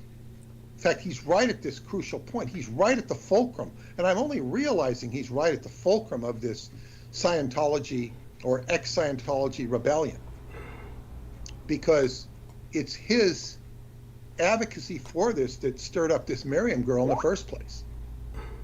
Now, if it's Procaine or Novocaine, this has a rejuvenating effect on the cells, from what Dr. O told me. And he usually was right, because he was always involved in avant-garde science. He knew all sorts of stuff of doctoring that you're not going to hear from regular doctors. So, I'd have to do further research on it myself. But if that's true, it would be, sure, why not? It stands to reason that, what's going to give you the shakes if you've been traumatized? I mean, if it's to the point where you're kind of shaking. Yeah. Or what is it that goes with, it's maybe not quite physically shaking, but you can see that nervousness, hyper attention, hypervigilance. Okay, so you give a person, you relax them. What does a sleeping pill do? It relaxes you, relaxes your nerves. This is a more intense relaxation in a specific area, right in the neck ganglia area that's tied to flight or fight. It stands to reason. I would also tell those in the listening audience that the intelligence community probably knows this upside down and sideways 100 times over. This how to make a person smarter, how to make them relax, how to make them ejaculate with science that you've never heard of, because it's all matter of fact. I remember one time tending bar, and this guy told me that he knew somebody from Bell Labs. This is a long time ago, and they gave him a pill to get rid of a hangover. Got rid of it. Wow. There's all sorts of inventions. David Anderson, Preston Nichols would tell you that the government, what they release to the public, they're 20 to 30, 40, 50 years ahead in the secret sector. So do they have the ability to take a guy like this and, if he fits the right profile, make him smarter? They selected him. He's got, I guess, what you would call noteworthy, if not remarkable, accomplishments in his profile. I haven't scrutinized it enough. I'm not looking for flaws in it. When somebody profiles this, what's the word? Alarming. Alarming might not be the right word. This, noticeably remarkable. It's like, you got to dissect it and say what's really going on here. Now, right now, he seems to be charming the pants off of the rebels, which is interesting, because the rebels, I guess what you call the Mike Rinder authorities of the Aftermath Foundation would consider the rebels out of control. And of course, so he's now the fulcrum point of the rebels, although he's not taking a leading role. They're all rebels. They're all playing off each other. And what's disturbing about that is that he's aligned with special forces. Yeah. Now, other people in the rebels are advocating, you know, as they say, a foundation that has, you know, counselors, social workers, psychiatrists, psychologists, people that can de-traumatize people who've, you know, been subjected to PTSD, complex PTSD in Scientology. So it's like, is this going, you know, the fox going in to take care of the chickens? This is what you have to wonder because of the special forces element. Yes. And they're, wow. And so some of these people who are, they're saying, well, Scientology, and they say, well, Scientologists taught us that, you know, psychiatrists just use ice picks and transorbital leucotomies, and they lobotomize, and, you know, blah, blah, blah, blah, blah, blah, blah. And that's so stupid because psychiatrists don't really do that. Well, they used to. Yes. They used to. And so they'll throw out the, you know, the baby with the bathwater and say, well, the psychiatrists are our friends because Scientologists are so evil. And, you know, there's a lot of good work that gets done in psychology in this day and age. And there's a lot more expertise in all of these fields. And there's a lot of people, there's so many people with PTSD, it's become a industry. And I don't say that with any sarcasm. It's an industry because people need to get fixed, they need to get help. And even growing up in today's world can be complex PTSD. You know, when I grew up, people were throwing tomatoes at the government and the establishment. And, you know, the positive side was they could get a job and pump gas and get an apartment. Of course, they could do better than pumping gas. But the point was, is you could live. It wasn't that challenging to go out and live and rent a room or rent a house, you know, depending on your economic situation. But it was much easier then than it is today. So, you know, what is it with somebody who, you know, goes to university, comes out with what used to be $100,000, it's probably much more now, and it's, you know, what do you do with that debt? Well, I can't get a job. That's enough to give you complex PTSD. So complex PTSD is a big industry, and a needed industry.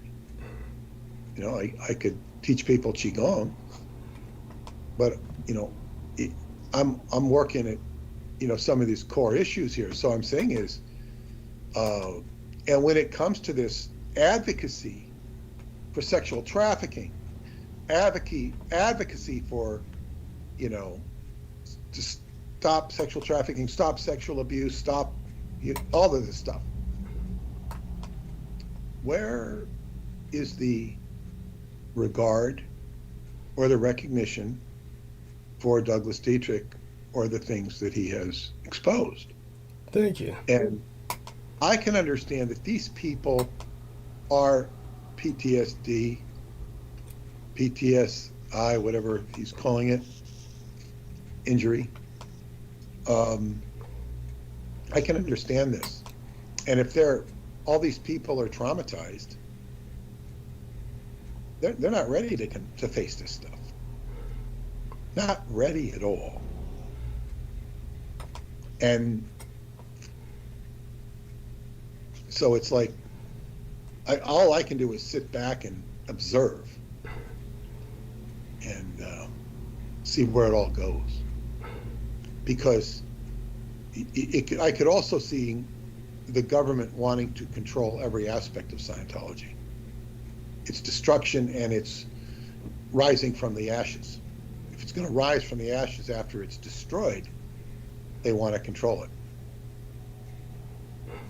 Because, and then one of these rebels, who was very well spoken, very astute, I was very impressed with her. You know, she came out, got therapy, got real therapy. She says many Scientologists are reluctant to do that because they don't trust therapy. And then she came out of the closet, realized she was a lesbian, and she had kids, and she got married, but she sounded like a very, she wasn't an angry lesbian, let me put it that way. And seemed very measured on everything she said, except when she mentioned L. Ron Hubbard. She wasn't talking about L. Ron Hubbard. She's talking mostly about the drama that goes on with all these ex-Scientologists and the Scientologists, and she's holding them all, calling so many people on the carpet. And when she mentioned L. Ron Hubbard, her face changed, her body language changed. I go, oh my God. If I was a counselor, I would have said, man, or if I was looking at a biofeedback device like an e-meter, I would have seen huge reaction when she said L. Ron Hubbard. It was like reaction. So whatever, she didn't go into him, but boy, did I see the fur fly when she mentioned that name. Totally changed.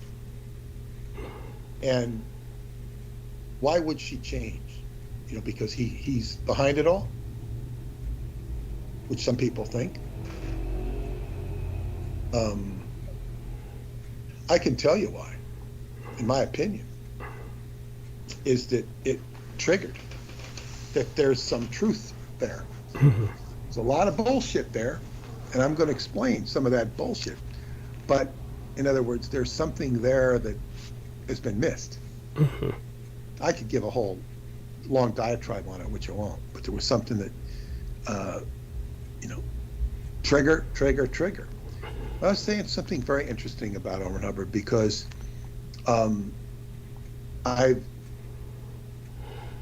in my own experiences, I'm glad he lived. I'm glad he did what he did, even though I'm a completely different person than he is. I learned so much from my experiences with him. But one of the things he's been criticized about, certainly not by Scientologists, but by ex-Scientologists, as he developed his therapy and his upper levels, as part of those upper levels is that you have entities in you, either individual entities or clustered entities, which we know from magic is egregore. But as he continued, it just went on and on and on and on. Like there's an infinite amount of what he called body thetans or clusters inside of you.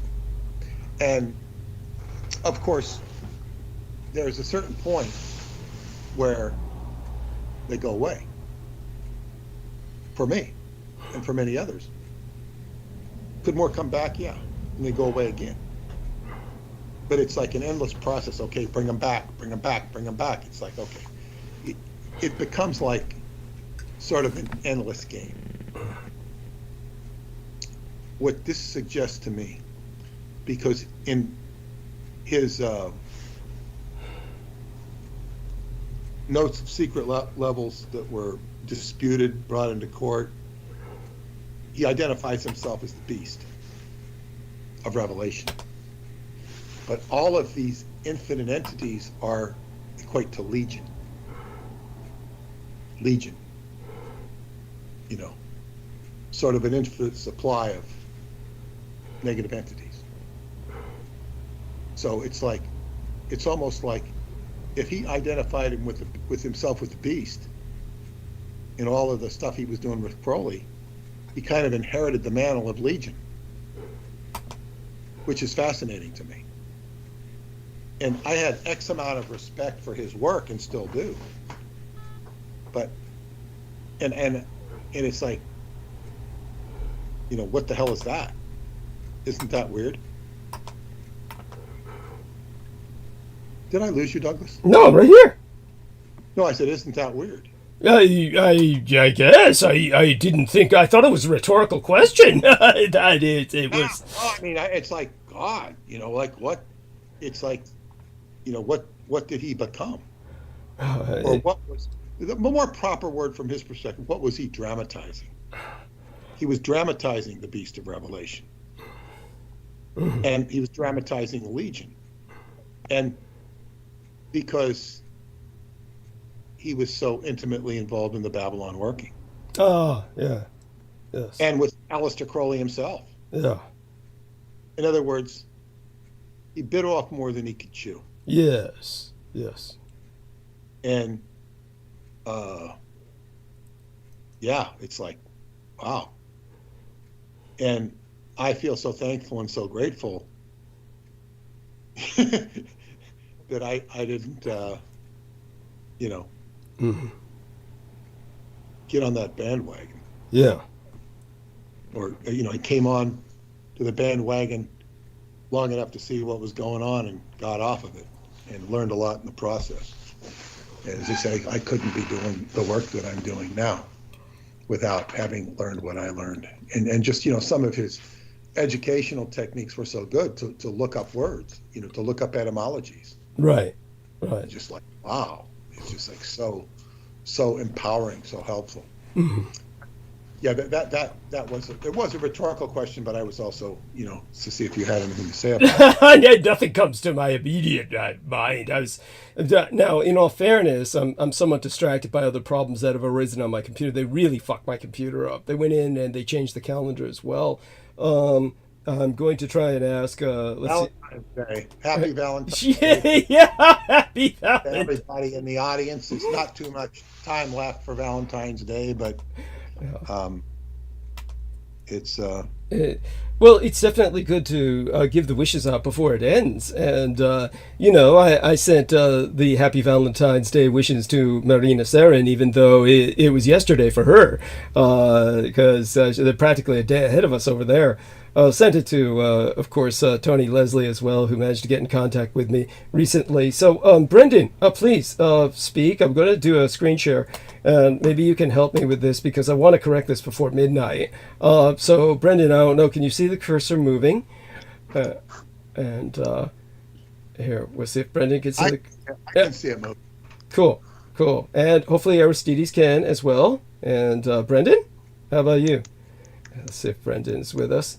And we just experienced a tour de force with Peter Moon.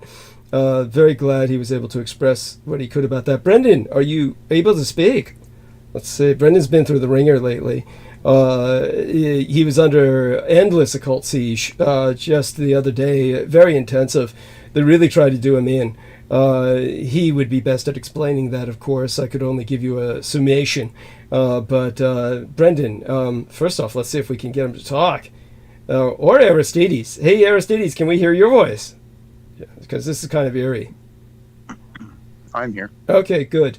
Well, Brendan seems to be here, but can't seem to talk. Could be his work situation, but then, of course, he wouldn't have come on with us if it was that. Yeah, then he left. Hopefully he'll rejoin us and that will fix the issue. But yes, I'm doing screen share, and basically this is the issue, is that I am somehow a day ahead. Despite what we corrected on the time, I'm a day ahead, and this is like disconcerting to me. So yeah, they really fucked things up when they went in there. I don't know how to correct that.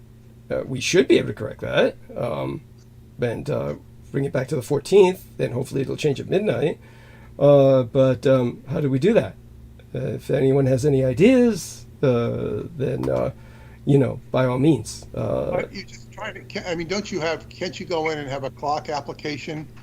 Go into your system folder, and you should be able to change it right there. It should be in the same spot that the time was. Okay, so let's go back to the time. Now, the interesting thing is when I click the left on the time, how do I find the time again? It seems to like disappeared. Toolbar, search, news and interests. Where was it? It's not even there now. Near the top. Toolbars, search, news and interests. It's not up there. Adjust date time. Show Cortana button, task view button. They disappeared it on me. Cascade windows, windows stacked. Show windows side by side. Show the desktop, task manager. Lock the taskbar settings. It's it's not showing up. If you go in the little search bar down the bottom left and just type time. Okay, time. Okay, time or date and time settings. It'll.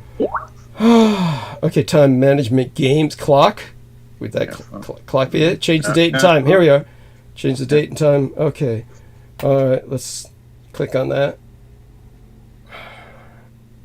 Date and time, that brings us back where we were. Okay, 7:51 p.m. The Wednesday, February 14th. It seems to be all right. So why is the calendar fucked? How do we get to the calendar? Where's the calendar? Where's that reside? Well, I could take you back there. It's we go back to Firefox, and then it's the calendar. It's here. It's like. Okay, so it's in a web thing. I guess. Yeah. Oops. Trying to. Okay. Brendan, can you talk? Brendan, can you see? Can you see the? I'm going to share screen again because I had to get off screen share to check the call. So Brendan, can you see this? Yeah, I hate to do this publicly, but we're really left with no other choice. Why don't you do that, Douglas? I want the audience to stand by because I'm going to deliver the magic word. Wonderful. About the Shinto religion. We get going, but please bear with us while Douglas figures out this clock issue. Well, they fucked with Brendan, so he can't talk. He says I'm off mute, but no sound. You're on mute, Brendan. It says you're on mute. So see if you can get off mute, and then maybe we'll hear sounds.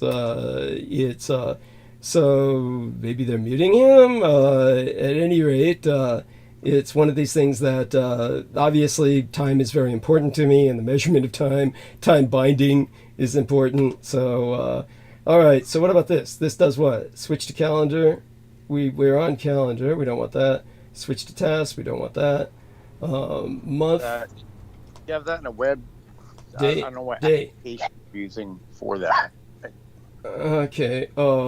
May not be in your PC, like the time and date. Like, I don't know where you're keeping this calendar, like what app or what. You say it's a tab, or is it a? Well, I mean, calendar would be like it's in Google. It's in Google. Google Calendar.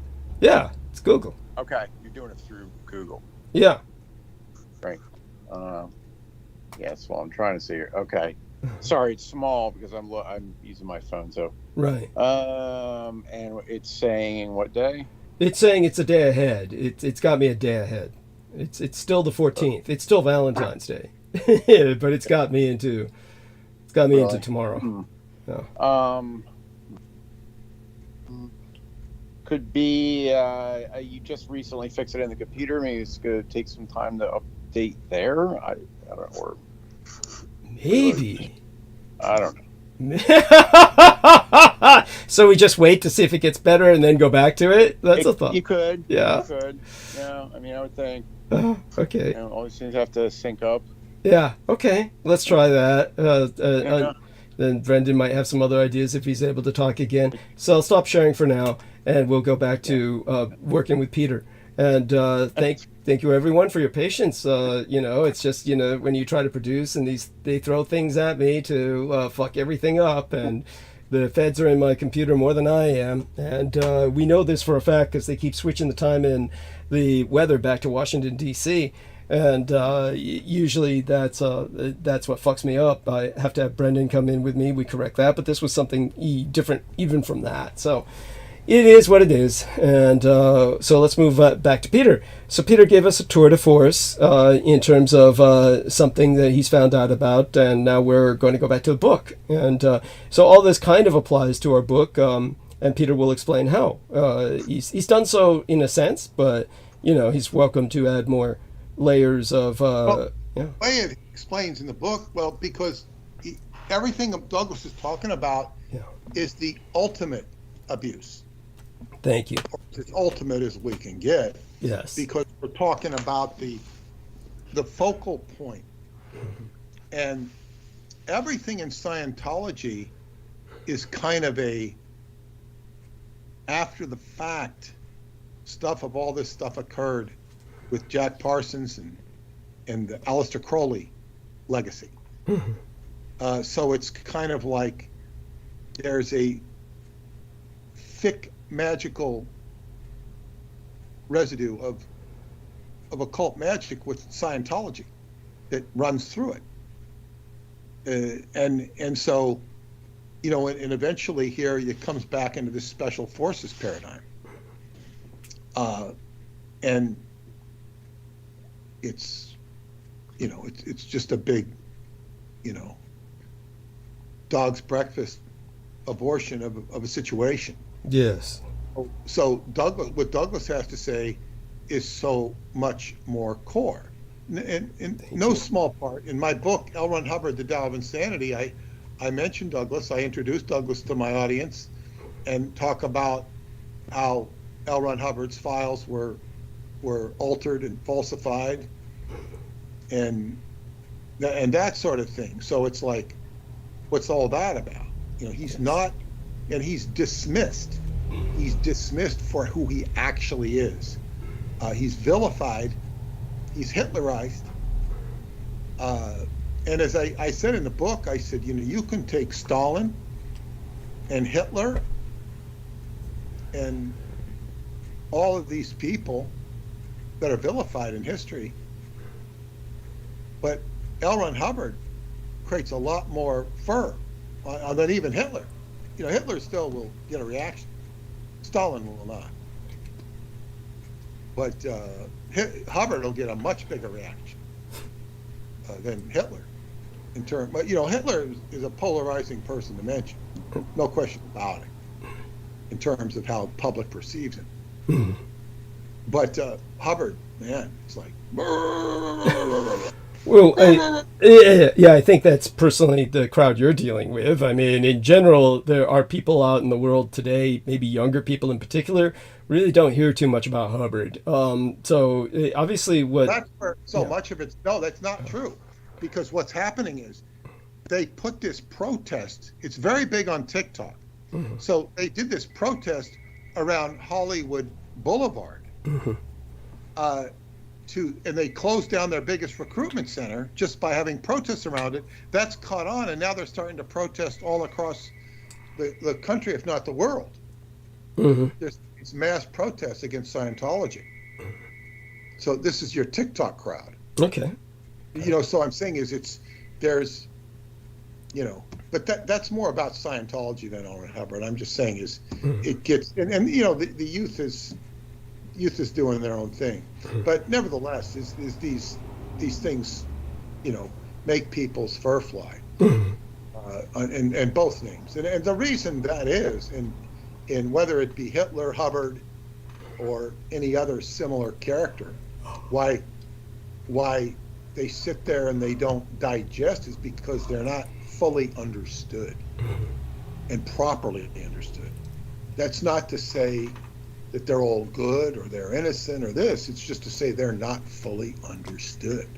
And for people to understand the predicament of World War II and the Nazis and Beevelsburg Castle, their sacred shrine of Himmler, and Michæl Aquino's role there, it's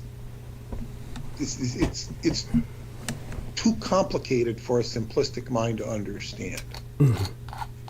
It's, you know, if you're watching a ball game, okay, one team wins and one team loses. Does the casual fan care about the intricacies of why this wasn't done or this complicated play that the referee called this way or that way? No. You just say, oh, team scored, team didn't score. That's all. That's simplistic understanding. You know, to the casual observer of a football game. Who cares? One team won and one team lost. Like say, you know, traditionally college, you know, all sorts of people show up for the game and their team wins, their team loses. Whereas nowadays, you know, especially with pro sports, they'll break down ad infinitum all the plays that won and lost. Well, when we talk about World War II, we're not talking about a ball game. We're talking about even more complicated factors. that have to do with occult magic, which is just not in the standard arsenal of people's mental ammunition. So this book is to educate them slowly but surely. But this is now, and that's just, I was just mentioning the trigger phenomena of mentioning a name like L. Ron Hubbard or Adolf Hitler. But and I said this about Adolf Hitler and also his contemporaries, Himmler and these characters, back in my book, The Black Sun. I said, these names just, their souls are still, active. Yes. Because people do not understand them. Yes. Now, but I'm now going to shift to the Asia and Hirohito, because I'm reluctant to ask you to talk, Douglas, because when you do, you give me too much information. I got a lot of work, and I was not able to start on the transcription. I was able to make some progress on the book, but it resulted in a tremendous realization, which I want to share with the audience. And this has to do with the Shinto religion. And the Shinto religion is, of course, I learned about the Shinto religion in the 4th grade because we studied Japan. We studied the California history the first semester. And then the second semester, we studied Japan. It's very interesting. And, you're getting culture. It wasn't about World War II. We were studying about their culture, and one of the subjects was their religion, which was, we were taught was Shintoism and Buddhism. Buddhism came after Shintoism. Yes. And those were the two major religions in Japan, we were taught. And of course, Shintoism is called the nature religion, where all these things, and it's just kind of, you're learning it, and it's like, what is this? It's almost like a fairy tale. It's like, what do you talk? Yeah, it was religion, because you think of religion in a different context. And it was hard to take seriously beyond the fact that it was very simple. It seemed very simple. It seemed kind of, it's like they didn't have bonsai trees and Zen gardens in those days, at least that you'd see very often. If you went to a Japanese restaurant, you might see one, but you'd just walk by it and wouldn't pay attention to it. Because Japanese became much more, this was still in the days of everything was made in Japan. Yes. But the point was, it was very much a nature religion. And one of the biggest problems in America, in the world, is the environment. Yes. And all of this anti-environmental stuff that occurs in industry is antithetical to nature. And that's why it's a problem. So you have an industrial complex that is polluting nature on many levels. And then you've got this crazy ass environmental control agency, or whatever it's called, that is geared to exploit and profit off of, carbon tax and stuff like this. So it becomes capitalist greed. In other words, they, what's the word? Reverse engineer environmental issues so that they can control you through those. It's not a natural environmental advocacy. It's just it's used as they weaponize ecology. But when you get to what is true nature as a religion, well, of course, the American native, they live with nature. Yes. But there's no, all of those different religions whatever you want to call them, belief systems are unique to the tribes. But when we think of modern religions, and I don't know if we would call the Native American religions modern, and Shinto shouldn't be called modern either, but it is a religion that is not only completely oriented to nature and dedicated to nature, it has a direct relationship with nature to the point where it can call on those spirits to effectuate a result. Now, any shaman can do that, but not every religion has, I know the population of Japan, hundreds of millions of people. Is it 100 million? Well, about 120 million approximately. Honestly, it was about 127 million not long ago, something like a few decades ago, but probably down by about 7 million now simply because of less children. The population drop doesn't strike me as particularly alarming, but the West just thrives off this pornography. There's no other word for it. They pornographize Japanese demographics as if the race is dying off, which is what they honestly hope will happen. Their hatred for Japan is so indoctrinated, so instilled in them that this is what you hear constantly. Even when I was talking to those two Bulgarian bozos, I was talking about the increase in Japan's landmass, and they're like, "But who will live on this landmass? There's no Japanese." And I'm like, what kind of fucking planet do you idiots live on? It's like, I get this again and again from people that somehow they think the Japanese people are vanishing from the face of the earth. And I don't know if anyone's aware of this, but the largest fucking city in the world is Tokyo. It's like millions and millions of people. You're talking about, it's so large, the city of Tokyo, that it doesn't even have a mayor. It has a governor. Because it's so large. You can't even have a mayor for Tokyo. It's too big a city for a mayor. It has to have a governor. So the idea that somehow the Japanese are vanishing is just beyond me. But this is the lunacy of the world that we live in. People somehow think Japan lost the war and that they're vanishing from the face of the earth. It's this psychotic fantasy that they have that the extermination campaign the Americans wanted to carry out has somehow succeeded. Honestly, it's all you ever hear anywhere. You look up on videos and everything about, oh yeah, Japanese are, demographics are having no children. And yet, if you compare their population to Russia or Bulgaria or any of these other places on Earth, their population is quite stable. There's some kind of mania out there. The Japanophobia is rank. It's so rank, so pervasive in the West that they keep wishing the Japanese disappear.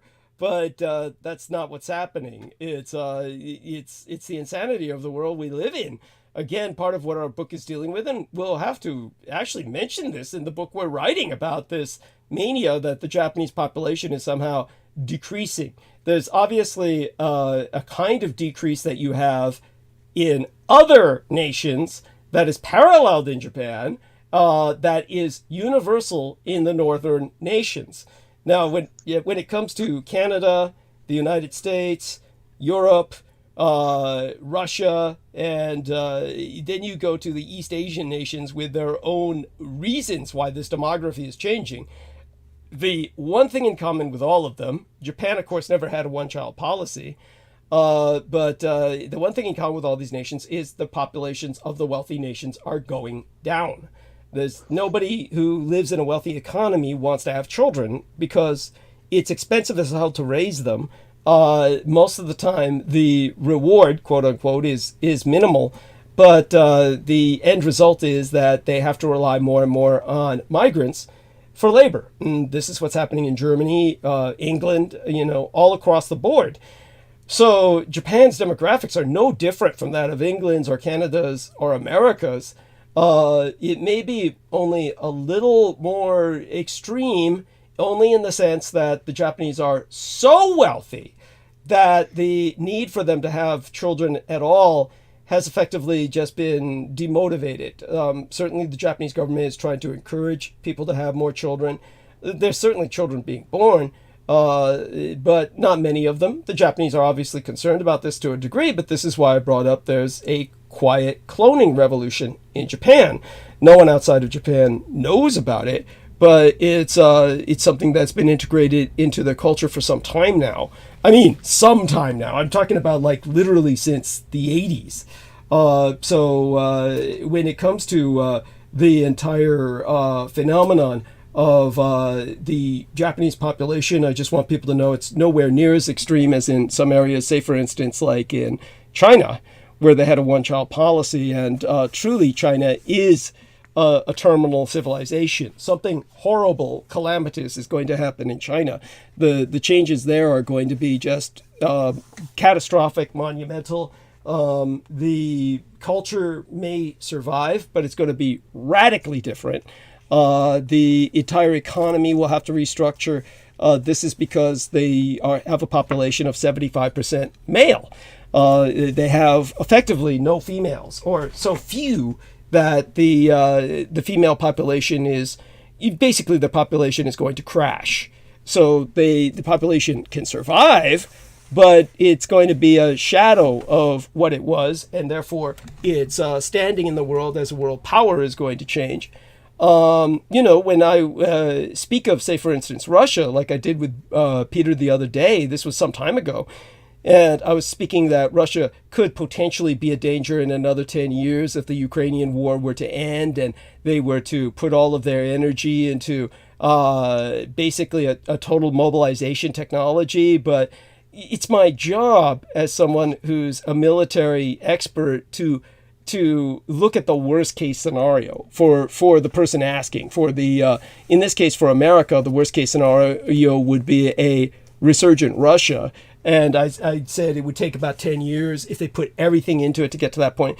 But the truth is, Russia's never going to get to that point. Russia is truly dying. And this Ukrainian war is making it worse. You know, the military experts are saying, the Russians could bleed tanks at this rate for another 2 to 3 years. And, all this is theoretically, yes. Theoretically, yes. Practically, no. So the reality is that Russia is definitely on the way out. I mean, it's just going to be a peripheral society that will be akin to the Native American reservations. There's just no hope for them. They've gone too far off the edge. But when it comes to Japan, that's not the case at all. So when I'm confronted constantly with this insanity of people, I don't know what to say, because, you'd have to sit them down. You'd have to educate them. Most people just don't want that experience. They just want to think that, Japan will be gone soon, and I don't know how they feel that will make their world better. But I know it's been a running insanity in America ever since World War II. I mean, there was a book that was published called The Third Millennium. And the third millennium was an attempt to project into the future. And all these attempts, of course, are going to be flawed by any number of factors. The political agendas of the authors or the think tank or the researchers, whatever they feel that the person paying them to produce this product really wants to hear, they're going to give them what they want to hear. I found that out the hard way. But the third millennium was supposed to be a rather detached, kind of positive universalist approach to the future, and they projected the next 1,000 years, the third millennium on the Christian calendar. And of course, they just had to say Japan disappears. And in this case, they even predicted literal physical disappearance. Like, the islands are going to sink. The islands will sink. The volcanoes will explode. The earthquakes will destroy, and Japan will turn upside down and flip over and just sink. And this is like not even geophysically possible. It's not even conceivable in the physical universe that this would happen. But this is something that Americans intrinsically want to happen. So they project this as being some future inevitability. This was part of the insanity of that book. And so they predicted the Japanese would be the wandering Jews of the future. Their land will completely disappear, and they will become a race of nomads. This is exactly what was predicted by the man who ran the bombing campaigns. Help me out here, Peter. It was he wasn't the man with the bomb who was with the atomic bomb project, Leslie Groves. It was the other guy with the cigar. There was the fucker with the cigar who was in charge of America's bombing campaign. And I know what you mean, the guy in Vietnam. yeah, he lost his credibility in Vietnam when he said we'll bomb them back to the Stone Age. We can look that quote up. Bomb them back to the Stone Age. Okay, I'm looking him up, and these people are bleached from our minds. General Curtis LeMay. Anyhow, so General Curtis LeMay, he died on October 3rd, 1990, according to this. But he essentially lost his credibility in 1965 when he said we're going to bomb them back to the Stone Age. When he was talking about Vietnam, because it was basically looked on as not just inhumane, but something that was just not militarily credible or practical or even necessarily the objective. When it came to the situation with the Japanese, Curtis LeMay predicted they would turn into a race of nomads. And this was like, he said, we're going to keep bombing them, and they have no cities left. They're going to become a race of nomads. And and of course that didn't happen. The Japanese won the war. And because the Americans were determined to make it look as if they had won, they continued putting Curtis LeMay on a pedestal, continued trying to rationalize his bombing campaign, which even the United States Strategic Bombing Survey said was a complete and total failure. Just so people understand this, there was much more damage done to Japanese industry by local Japanese earthquakes than there was ever done to Japanese industry by American bombing. Maybe this is why they projected that the fantasy was such that they could trigger earthquakes, and people can look this up. The Americans researched projects to trigger Japanese earthquakes, and therefore they could try and destroy Japan via its earthquakes, which were proving far more destructive than their bombing campaign. And they thought, of course, that they could trigger earthquakes by bombing. Every answer was by bombing. The whole American obsession with bombing is what's landed them defeat after defeat. This is the American way of war, just doesn't work. Now, of course, it can be made to work operationally in certain conditions, but this has nothing to do with strategic impact. So when it comes to the third millennium, it was trying to realize by their own psychotic fantasy what Curtis LeMay wanted to realize by physical force. And according to the third millennium, this was just going to naturally happen because of plate tectonics. And that's not how plate tectonics works. It's not going to happen because of plate tectonics. It's not going to happen at all. If anything, Japan's islands are growing and doubling in landmass, which is what I pointed out in the past.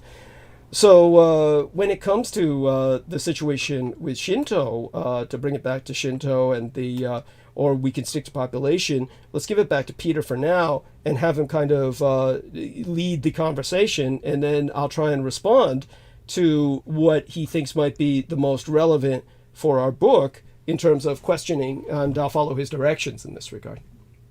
Well, it's not just the book. It's the world and it's life, because Shinto, and it really complements what I have to say, earlier work that I've done in my book Synchronicity and the Seventh Seal, when I sort of lay the esoteric aspects here, which I'll follow up on. But first, Shinto is, you have a high priest, which is the emperor. Yes, that's correct. And see, this is so traceable in the Japanese culture. There is, of course, Douglas explained these relics. We're not going to go into the relics right now because he talked about those in the last transmission. But these were the medium by which the Emperor Hirohito was able to secure his, not only a peace, but to get his wishes to end World War II. Yes. Which were were inclusive of him retaining his position as emperor, and also getting Japan to have open markets to the United States, which it was prohibited from. Yes. So it enabled his empire to thrive, and to get the Americans to pick up the rebel. And again, Japan paid no war reparations. And this was secured on August 15th, 1945. And there was a talk-down process that was finally resolved in 1951 and went into effect on the Emperor's birthday in 1952. But an earlier emperor, I forget his name, Douglas can tell us. Meiji? Yeah, he was able to secure on that date by invoking the kamikaze. Oh, yes. We're talking about the invasion during the kamikaze period. Thank you. And where he was able to secure a victory from the Mongol troops of Kublai Khan, where hundreds and hundreds of thousands, it was like 250,000 people or something, I don't know how many people, warriors coming in to invade Japan, which Japan was not capable physically, military, logistically, of resisting this invasion. So he called on the divine winds, the kamikaze. The kami are the spirits, and the spirits are the kami. They're involved with everything, matter, and so it's all about nature. But you see, this is a commerce with nature, and these sacred relics, which Douglas has talked about, are housed in a, I don't know what the proper thing, container, box, that has a six-pointed star on it, which is evocative of Judaism. Yes, now, and the Ark of the Covenant. Yes. Now, what I realized, this is not just about Japan winning the war. This is nature. This is the greatest and most powerful spokesman on earth was Emperor Hirohito. Yes. Because he's fighting the anti-gods, who are all based on greed, avarice, and the 7 cardinal sins, and whatever other sins you can dig up. Yes. And killing nature, choking off nature. Yes. Now, I'm going to say where this correlates with my other work, and I do feature a chapter on Japan and the cherry blossoms in my book Synchronicity and the Seventh Seal, and the gift they gave the cherry blossoms to the United States, and how this parlays into the cherry tree, which was the original flag of America, the red flag, which was the Moroccan flag. George Washington chopping down the cherry tree, which meant that the black people who were Moroccans could go up to the White House and knock on the door, figuratively or literally, and say, I'm a citizen of Morocco. And George Washington was obligated by the first treaty the United States made with Morocco. There was reciprocity, that if an American was caught, messing around with young boys like William Burroughs, he'd go to the consulate and, okay, you're absolved. You're an American. We're not going to punish you in Morocco. The same thing would happen in America. Say, I'm not a slave. I'm a citizen of Morocco. Okay, you're now a citizen of the United States. Or you're not enslaved. Here's your green card. Of course, they didn't have green cards in those days. But George Washington did not make this known. He honored it and respected it if called to do it. But he didn't say, all you slaves on my plantation and on Thomas Jefferson's plantation, if you come into my White House and say you're a citizen of Morocco, I have to let you go. So this is where the myth came up of George Washington chopping down the cherry tree. And this is Moorish wisdom.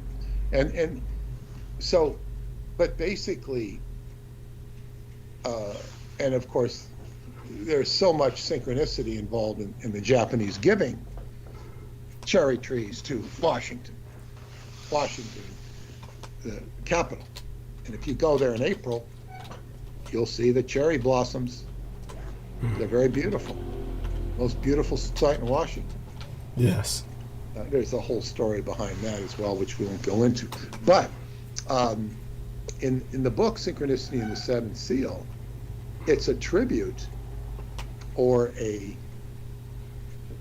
tribute to, the most powerful word in the most powerful piece of grimoire, housed within the sacred name of Jesus, which we know is Jesus, which is transliterated from the Yod-He Shin Vav-He, the Shin being the middle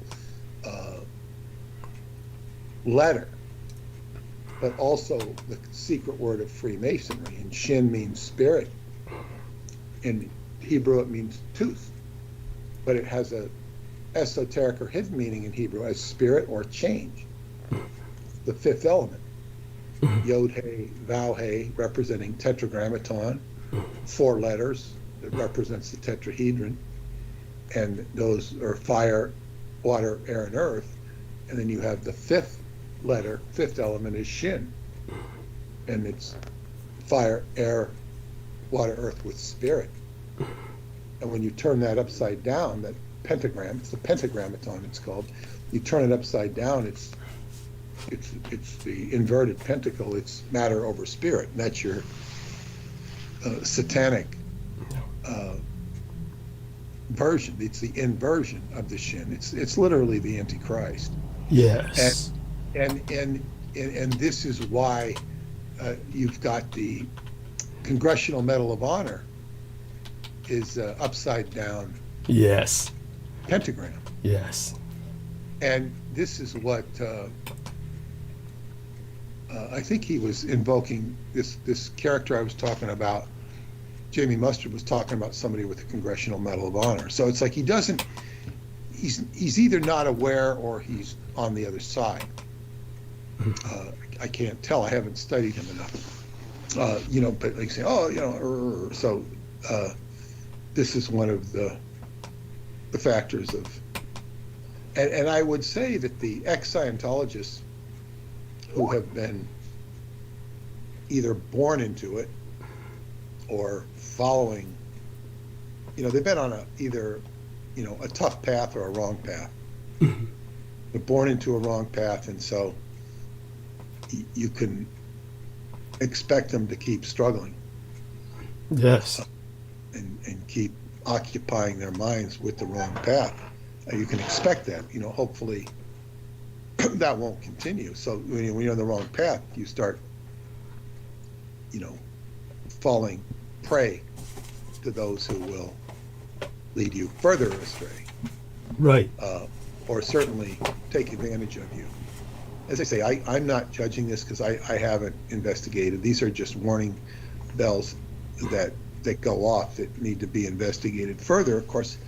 And I am very curious about I think that this therapy sounds quite valid because it relaxes the nerve. And if you ever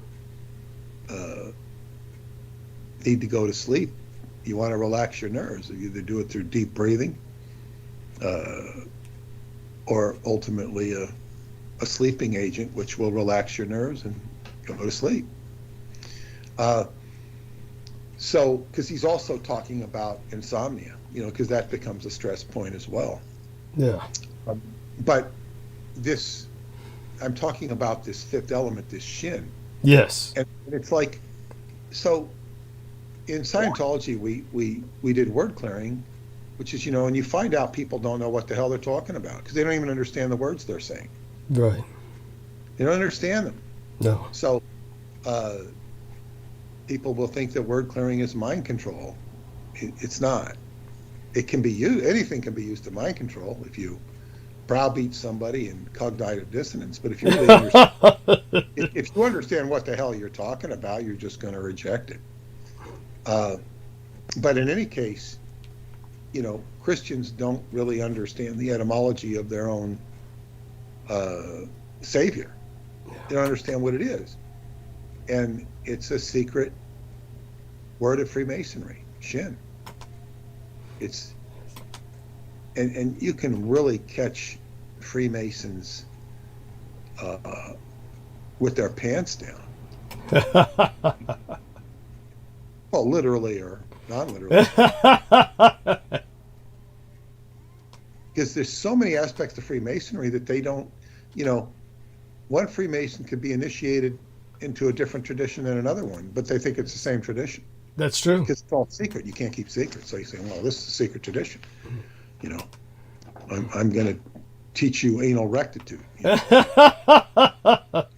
Whatever it is, and it's like, but I even had an incredible cartoon video of this. What I'm saying to you is that Shin holds up the whole Temple of Solomon, holds up the temples on, Boaz and Joachim, or Joachim, however it's pronounced, the two temples and the Pillar of Solomon. It's the whole fundamental of everything. It's the secret by which Solomon raises the dead. The Hiram Abiff, that's the secret of the temple. The lion's paws, the five claws of the lion, the paw. Use the lion's grip, which is the five. It's pentagrammaton. It's the very grip of the name that becomes Yeshua or Yahshua, same damn name, or same sacred name, I should say. Yes. So, this book I wrote kind of really goes into the puns and synchronicities, and it's a whole, and I tell people to read the book twice, even to the fact of when the crucifixion, they say, don't break his shin bone. Don't break his shin bone. It's like, it's just standing out right there, because that's something that cannot be broken. And I did read in a book on Islam that it said that every demon in hell was afraid of that name, and that Jesus could clear out hell by that name. The name of, it didn't say Yod He Shin Da, it said Jesus. That was a name that all demons would respond to. But that is a watered down version of what's actually a grimoire. It's a spelling of just 5 letters, Yod He Shin Da He, pentagram, which is a way to exorcise a demon. So what I was going to say here with regards to Shinto, if you look up a common dictionary in English definition of Shinto, it'll say Shin plus Dao, and it'll say way of the spirit. Yes. And this is what's his way of the spirit. Now, when I first saw that, I'm thinking like, wow, Shinto. I'm just thinking Shinto, because okay, Shin Dao. If Aikido is, Chi Dao. Yeah. Chi Dao. That's right. Dao. It doesn't really matter, it's a different alliterations of the same content. Like a dojo is a dojo. It's a work. It's where you do your Dao work. Dojo. People think of words you're flipping over, judo buddies. Or karate buddies. It's the work of the Tao, because that's what you're ultimately fighting with. Your most superior weapon is your use of non-force. And so, I look at this and I say Shin Dao, and of course I learned at the Taoist Holy House in Queens that I used to frequent was Shin means heart in Japanese. So here in Japanese, it's like spirit, heart and spirit. What's the big difference? Not a lot of difference, but this, is similar. So here, but what's important here is you have the tradition of Judaism in Japan with these Ark of the Covenant, so to speak, and you have the tradition of the Tao, which is nature, and you've got the way. It says the way of the spirit, but it's actually, you've got Shin, which is your most powerful letter in the grimoire of the name of Jesus, and you have that's powerful because you have literally the fifth element.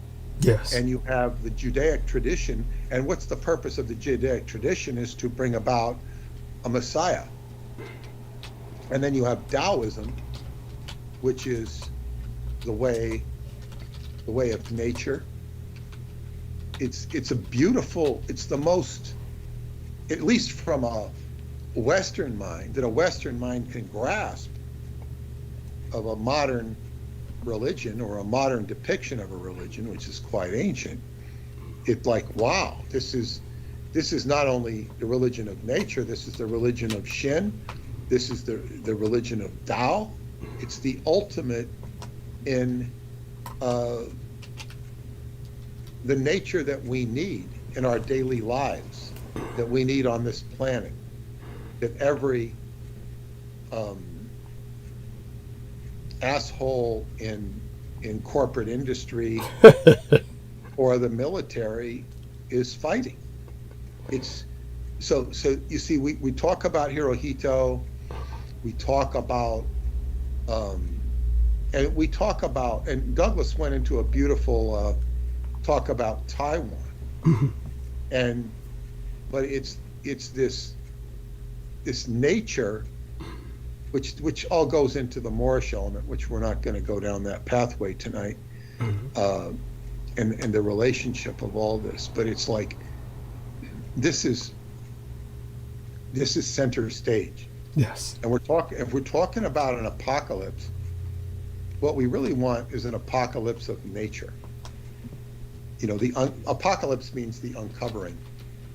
And the etymology of apocalypse, apo is to uncover, to reveal, and calypso, apocalypse, Calypso, the goddess Calypso, the goddess of, she was the one who initiated Odysseus or Ulysses for 7 years of sexual initiation on the island of Ogygios. You know, his Odyssey was 7 years of sex. Yeah, and then and then Calypso, if you break that down, it means Kali ipso. Ipso is like by fact of. Kali, the goddess Kali, the goddess of time. The uncovering of the goddess of time. Apocalypse. The uncovering of Kali, the time goddess.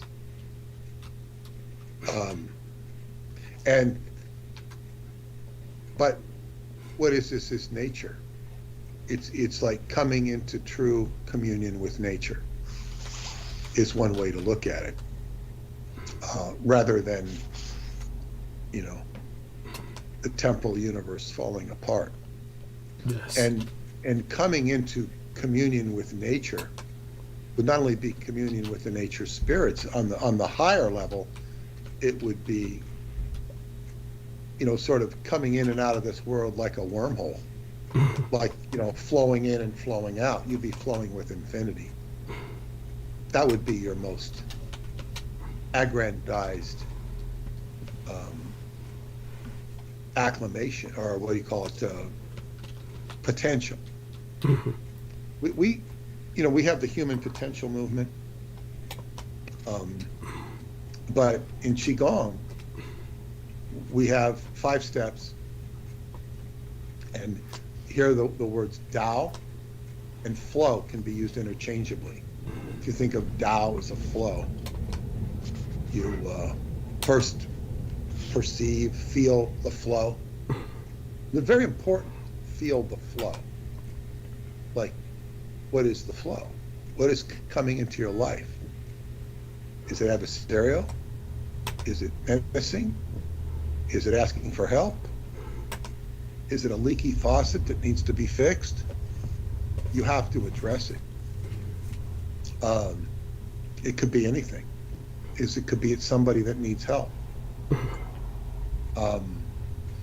So you perceive the flow, perceive the Tao, and then you direct it, intend it. So, wow, that leaky faucet needs help. I better go, screw it on, tighten it, or if it's a bad situation, call a plumber. And then that's intending the flow.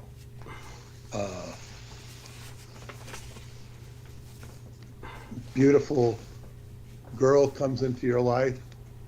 If you're a man and you intend to, interact with her, Yeah. as opposed to letting her pass by. If that's your intent, if that's life coming at you. And then, so it's perceive and know and direct or intend, and then control. When I say control, that's when you're actually engaging in something, and I think that really applies good in, say, a sporting activity where you intend the ball to go in the basket, but then you get to the point where you practice it to the point where you get so good you can control the ball going in the basket. It's say, like say, what if you just shooting, by yourself and practicing, and you hit 3 or 4 out of every 10, and then you practice to where you can hit, 8 or 9 out of 10. Right. Controlling what you're able to do, and you'll find that in any activity, any rigmarole that you're not good at doing, or that you're unfamiliar with doing, I'm saying, and then you get the hang of it, whether it's a job, whether it's a computer program, you just get better and better at it. So that's controlling it. And then beyond controlling it, that's 3 steps. Again, perceive, feel, direct, intend, and then the 3rd step would be control, and then the 4th step would be create. You're actually creating the flow. So that's what go ahead. So yes, just to put that into context of history, what I'm going to send Peter now is first a little bit of information. During the time of the Mongols, this was the 91st emperor's reign. So, I'm sorry. I just finished it.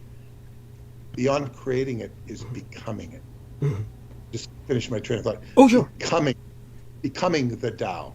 Yeah. So when you become the Tao or the flow, this is what I'm talking about by the wormholes, about going in and you're just being one with the universe, and that's an exalted state, but you're flowing. And in your daily life, it's when you're in the zone. You're in the zone and things are happening. This is what you're trying to do, and this is what I was alluding to with Shinto or Shindao. And although Emperor Hirohito had some very hairy times, if you read the book, The Roswell Deception, you'll see that in the end he was flowing with the flourishes of nature and was able to persevere. Go ahead. Oh, absolutely. Absolutely. Beautiful. Very well done. So you were speaking of the earlier working with nature against the enemy. So I've entered this into your private text box. That's the information that you need to refer to this historically. And of course, what we're referring to is that the 91st emperor of Japan at that time, who that was, and that was Yohito, was the name of his reign. In other words, when the emperor dies, then they get a calendar designation that forevermore will be the reference for their period of history over which they ruled. So he was the 91st emperor that was in recorded history, and that was known as the time of Yohito. Interestingly enough, the emperor to succeed him immediately after that, his time was known as Hirohito. That was the golden age after the Japanese had warded off the Mongol invasion and destroyed the Mongol Empire. So the real name of the emperor of the 91st reign, the 91st calendar period in Japanese history, is Emperor Go-Uda. And Go-Uda, I've provided all this to Peter. So his name, of course, is not how he's referred to after his death. I'm getting another call here. Something just happened. This is very bizarre, getting an incoming call. But it says it's coming from Peter Moon. I presume you're not calling me, Peter. Unless, of course, let me return to the call here. This is so bizarre. Okay. I must be calling you. That's what's going on. Peter Moon is calling me. I don't know how. I mean, let me, God, what the hell? This is messed up. Oh, here. No, that's not doing it.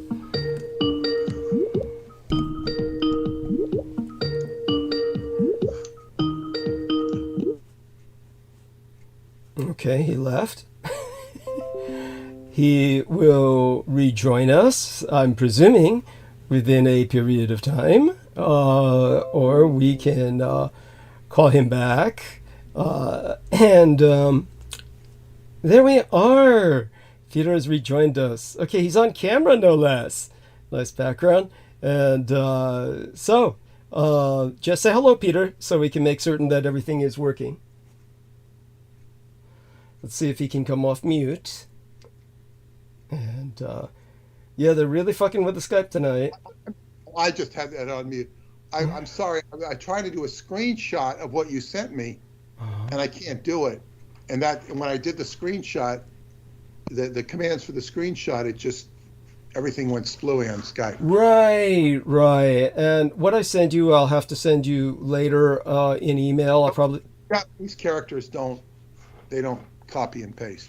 Okay, so what I'll do is I'll send that to you in email later after the transmission is over in the morning, before I leave again, which will be before 9:30 a.m. So sometime between the end of transmission and 9:30 a.m. Pacific Standard Time, which means 9 to 10, 10 to 11, about 12:30 afternoon, about 12:30 in the afternoon. Before 12:30 in the afternoon, just check your email. Or as soon as it reaches 12:30 in the afternoon, and you'll get some emails from me. Sometime before then, hopefully, or at the latest at that time, you'll get them, because I'll leave shortly thereafter, and won't be back until the next transmission, so to speak. Maybe back a few times. If so, I'll let you know. But we have to count on my pretty much being involved with everything else for this month because of what I said, Asian Lunar New Year. What I just sent to Peter will be resent to him in email. I'll send him some other stuff here in the Skype, just as a preview, and then send it to him again later in email. I want him to be able to see it right now while I speak of the subject. So if for everyone to understand how important the Mongol invasions were, or how massive they were, basically over 700 years ago, the Mongols invaded Japan with 4,400 ships. This was equal in mass and weight to the over 4,000 ships deployed by the Allies off Normandy beach at D-Day. So this was a D-Day scale invasion with the technology of the time, in which they had to use 11 times the number of ships that the Allies used in World War II in order to displace that amount of manpower and deploy their Marines onto the Japanese beaches. The emperor who got down on his knees and prayed to the gods of his ancestors was Emperor Yohito, as he would be known today. He would only be referenced as Yohito. And when the gods responded and the kamikaze emerged, the divine storm from which all the kamikaze are named after, who conducted their suicide ramming of Americans during World War II. At that time, over 70,000 Mongol Marines drowned. This was the greatest loss of life at sea in the history of mankind. So this is something to be remembered, obviously. And again, interestingly enough, when Hirohito died, his reign, as it's referred to historically, is Showa. meaning he brought about the great peace, because he brought about the great victory. When it comes to the emperor who came after this emperor that I'm speaking of, that emperor, his reign was named Hirohito. Now, this might be confusing to some people, but understand that because of the great victory of this emperor that I'm referencing over the Mongols, by calling on as the high priest of Shinto, calling on the ancestors of and their gods to come and rescue Japan. This, of course, resulted in this incredible natural phenomenon, the kamikaze, and therefore Emperor Go-Uda, Yohito, was succeeded by a man whose reign was Hirohito, but that was not the emperor's name. The emperor's name after him was not named Hirohito. That was the name of his calendar designation after he died. So Hirohito was given that name of that emperor. And then when Hirohito won World War II, his calendar designation was Showa. He brought about the Great Peace. So the connection in Japanese history is simply unbroken. It's an unbroken line of historical survival and ultimately victory. So to try and put that into some further perspective as to how the Japanese are working with Shinto today, for people who don't understand, I'll just do my best, as always, to provide a summary of Shinto so that people have a greater understanding of what Shinto is about. Before I go, yeah, I want to say something. Of course. Is that these sacred relics, yes, were kept by somebody called, I think, the Lord of the Privy Seal. Yes, yes. And this post was abolished after the war. Now, I don't really know the history of that, but it sounds like it was a PR maneuver, but then it went to another duty to the Chamberlain. And the Chamberlain took care of these relics. And this is a post that is recognized to this day. Yes. And it's like there is somebody who's in charge of those relics. It's very serious business. Yes. It's more serious than and not to minimize the Ark of the Covenant in Ethiopia, where they recently tried to bust into. It's like this stuff is powerful. Yes. And it's basically, I don't think most Japanese even really understand the true significance of it. Thank you. No, I don't. Believe me, they don't. Most Japanese today are, I would say, directionless. Just kind of,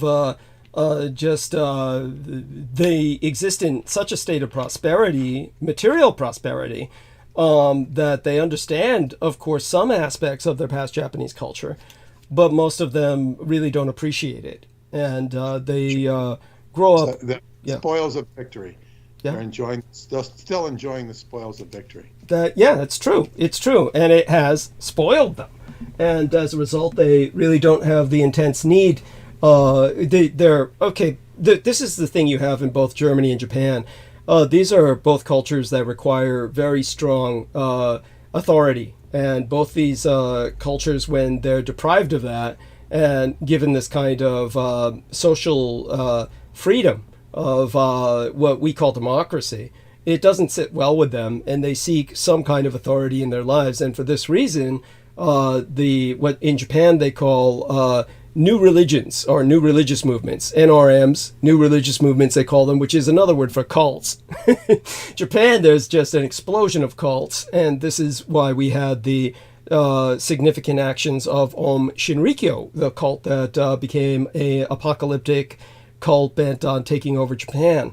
When it comes to Germany, of course, they have all kinds of cults. Scientology was explosive in Germany for a long period of time. There were all kinds of Germans that just surrendered to Scientology because people are seeking authority in their lives. And this is so Japan and Germany are just in an interregnum period, in a sense, in that their cultures are not really catering to their need for authority.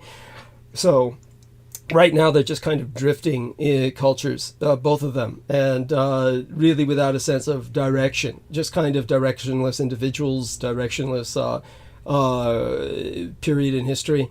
But believe me, this is what comes with really a victory than it does from any sense of defeat. This is something that Germany's victory, of course, is much different. The Third Reich went into exile and survived that way, but still was able to enforce a great rebuilding of Germany.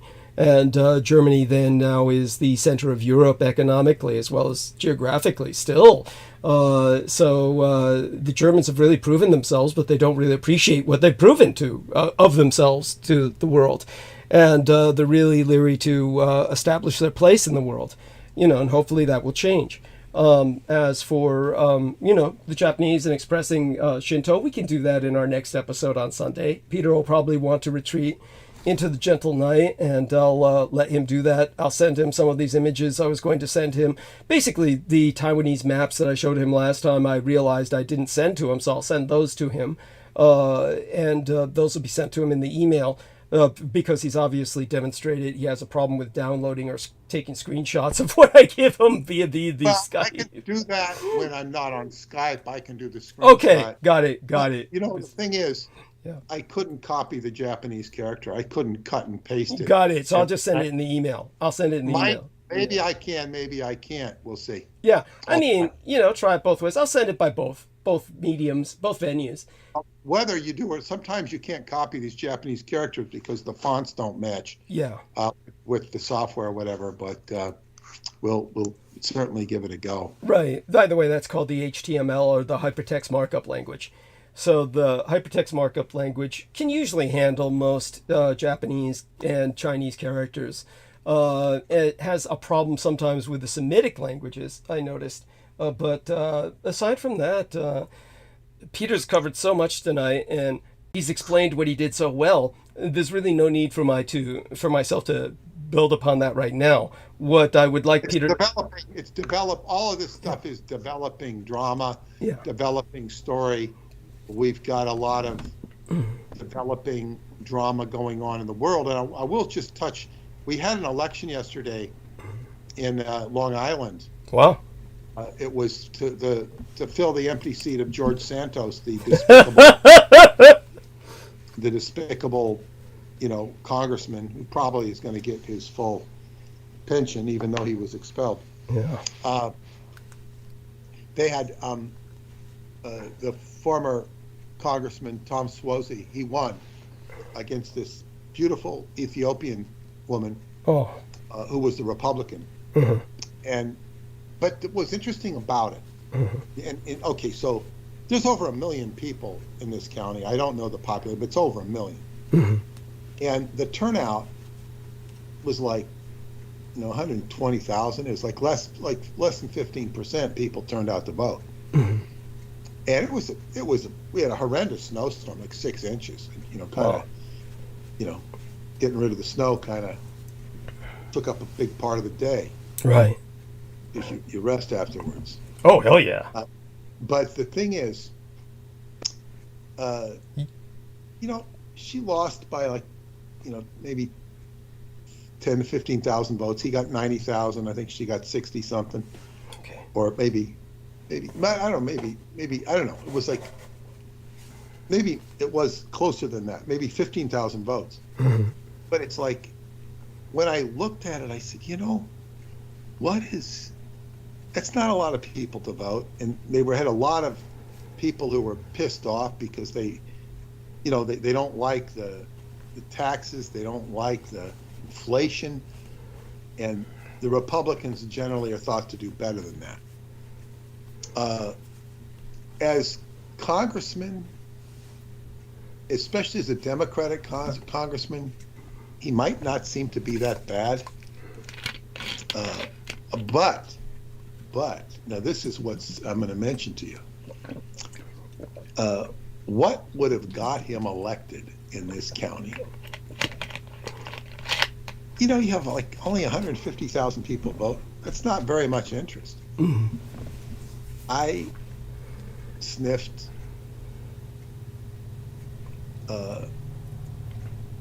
what would I call it? Jews backing him. He's a Democrat because they're very influential. Now, that's just my reasonable guessing. Now, he's very pro-Israel. Oh, Okay. of course. Oh, Now, no wonder. This woman was an Ethiopian. Yeah. I think she was more on the Palestinian side, or Ethiopian can be Jews too. Yes, that's right. But this is the thing. He's definitely pro-Israel, which is certainly not a crime. At least in the United States. It is in other parts of the world, or viewed that way. But this is the thing. So he was up on the dais talking about what dirty tricks the Republicans were using. Mhm. And I have to say, this, I don't know, this woman, she looked like a real indigenous sweetheart to me. Mhm. Now, I could be full of it, you know, she's beautiful. What can I say? And I don't feel like I'm being swayed by her beauty. She just had an authenticity that some black people do. Many Yeah. black people. Yes. Certainly not all of them. But then this is what happened in his victory speech. He's kind of dissing the dirty Republicans. Now, okay, they ran some ads against him, which seemed quite factual, but I don't know. It just seemed that way. I don't know. And I wouldn't call them dirty. I'd call them opposition. But while he was giving his victory speech, this guy got right up on the dais, right next to him, and hung this huge Palestinian flag in front of him. And I got to say, the security was so poor, it took them a long time to figure out what the hell was going on. And they escorted this guy off. Thank God he wasn't violent. He was not violent. But the first thing he was confronted with was this huge Palestinian flag. It was big. And he just kind of like, you know, for whatever is good or bad about him or this issue, it really showed that this county politics, and he's a congressman, was not very big time. And it should be. But in other words, the security was embarrassing. Get that close to him with a Palestinian flag and basically put it in his face. It was. I love it. I mean, it felt a little unnerving, you know, for him. Not that I'm a fan of his or anything. Oh, I'm sure it was frightening to him. It didn't register as frightening. It didn't get that far because this guy was just not violent, and all the security was slow to get to him. They did get to him, and it didn't look like security. It looked like just some of his fellow staffers. So, you know, so whatever he's going to deal, and this is supposed to be a bellwether election of how things are going to go, because it takes a Republican out and puts in a Democrat. So there's a narrow margin of Republicans in the House already. This makes it a bit more narrow. It's supposed to be a bellwether of how the Congress is going to vote in November, the congressional election, rather, how many, and it would be just what you would expect if Trump wins, for the House to switch back to Democrats, so he can't get anything done. You know, it's and he couldn't get anything done when he had a Republican House anyway, because the Speaker was against him. Speaker was against anything. Oh, and by the way, Nancy Pelosi was on last night. She was on, I think, Anderson Cooper. Spoke very clearly, very well. She doesn't look like she's suffering from old age. She said she's older than Biden. I could not believe how she kissed Biden's ass. Oh my God! He's fully functional. Oh, there's nothing wrong with him. this woman is so deluded. Is horrible. It was absolutely. I mean, look at I've seen her things before that I thought were just ludicrous, but she just says how alert he is, how good he is, how competent he is. It's like she's talking out her ass. It's like I've never seen any. Kamala Harris is more genuine. She says, "I'm ready to serve." Yeah, that's right. I thought you'd like that. Yeah, I'm sure you have some commentary about that. Well, you have to wonder, is she I think though, even with her, she's definitely more alert than Biden, and I'm going to compliment Joe Biden here. I think with all of his impediments and his clearly failing mental capacities, I think he's much more competent and capable, seriously, than she is. And I think he would serve our country better than she would, even in his enfeebled state. I seriously mean that. Yeah. And I mean, I do think he's enfeebled. He's obviously, enfeebled. But I think he would do a better job than her. Because even with his deficiencies, I don't think he's so stupid. No, I just think she's incredibly stupid, and she's also abusive. But it's just my observations. Yeah. So just remind myself, Peter, when we're on Sunday, make a little note of it. I'll talk about Shinto, the quiet cloning revolution in Japan, and those 7,000 new islands again. I do think those need to be put into perspective every once in a while for our listeners. And that should help us with a lot of the other things we're discussing. Okay? Okay. Yeah. All right. Thank you, everybody. I want to remind people to give Douglas a Valentine's Day present if you can. Thank you. Whether it's $5 or $500 or $50 or $10 or whatever you can give. Thank you. Let him know you love him. Thank you. And we will sign off, and hopefully I can transcribe that last tape you did. I started working on it, but I just didn't. I started, because I'm going to do this whole chapter, Shinto. I've got Vox Arca Part 1, Shinto, Vox Arca Part 2, and then I can get into the Henry Wallace and the Naga.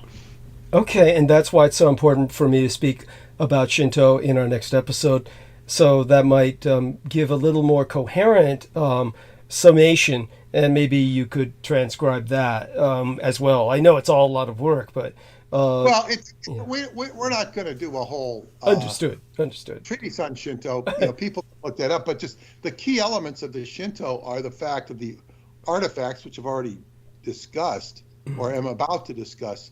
The artifacts, just a little overview of what the religion and the nature, the emperor's role, the chamberlain's role, and this stuff is dead ass serious stuff. And this is what FDR wanted, and FDR wanted and didn't get. Yes. But the left for war, and then the reverse engineering, which I've already mentioned, and then to go into Vox Arca itself and what it's basically trying to control humanity, and this is the opposite.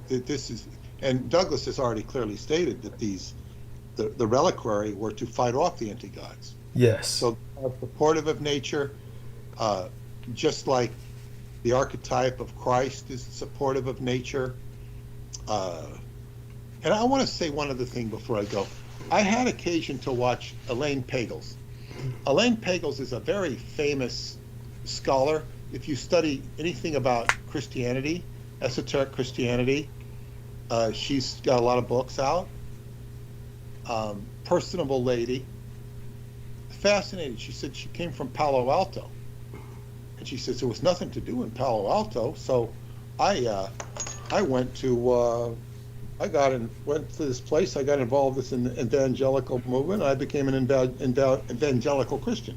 I think nothing to do in Palo Alto. That's where Jerry Garcia and the Grateful Dead grew up, and Ken Kesey hung out. You know, it's like, who was she hanging out with?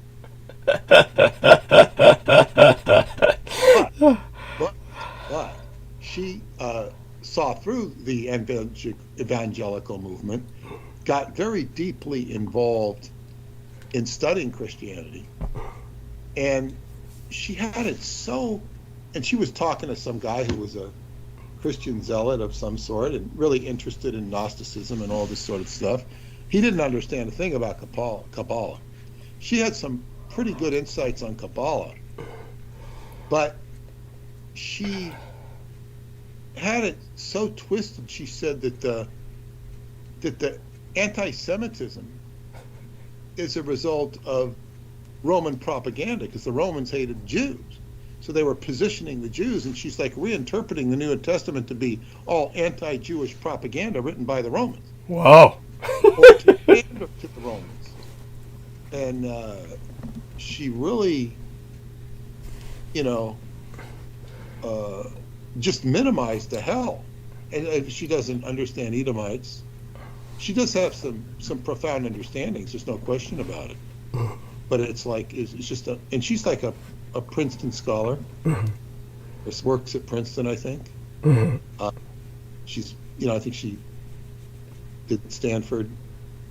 You know, I mean, but it's like just missing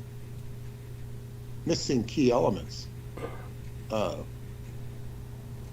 And perhaps before she dies, she can be embarrassed into redeeming herself in some ways with that.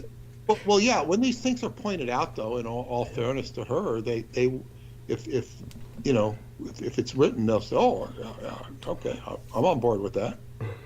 That's part of how it works.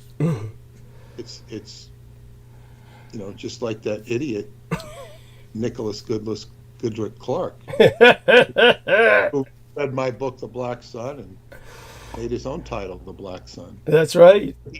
He had to answer to the flying crap. He had to answer to, because he, you know, he's the quintessential British scholar on Nazism. Or promoted as such, you mean? Yeah, he's full of shit. But he, you know, he read my book and says, "Oh, I'm going to call my book The Black Sun." Yeah. You know, which he did. Yes, that's right. It's good. You know, he can do that.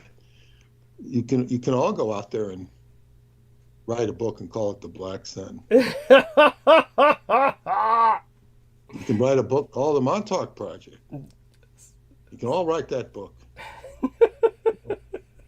You just can't, I guess what you say, plagiarize. That's right. Well, you can't plagiarize in totality, in toto. It's a title, but it's not really plagiarism. You can call a book anytime you call a book you want. Yeah. You could call it, yeah.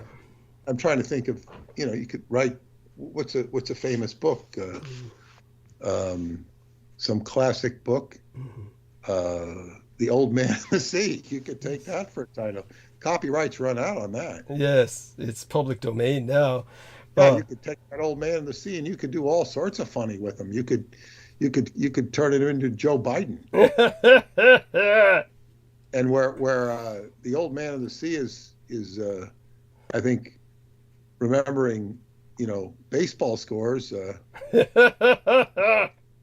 Biden could not be remembering, you know, or he could have the cities wrong, and he could have,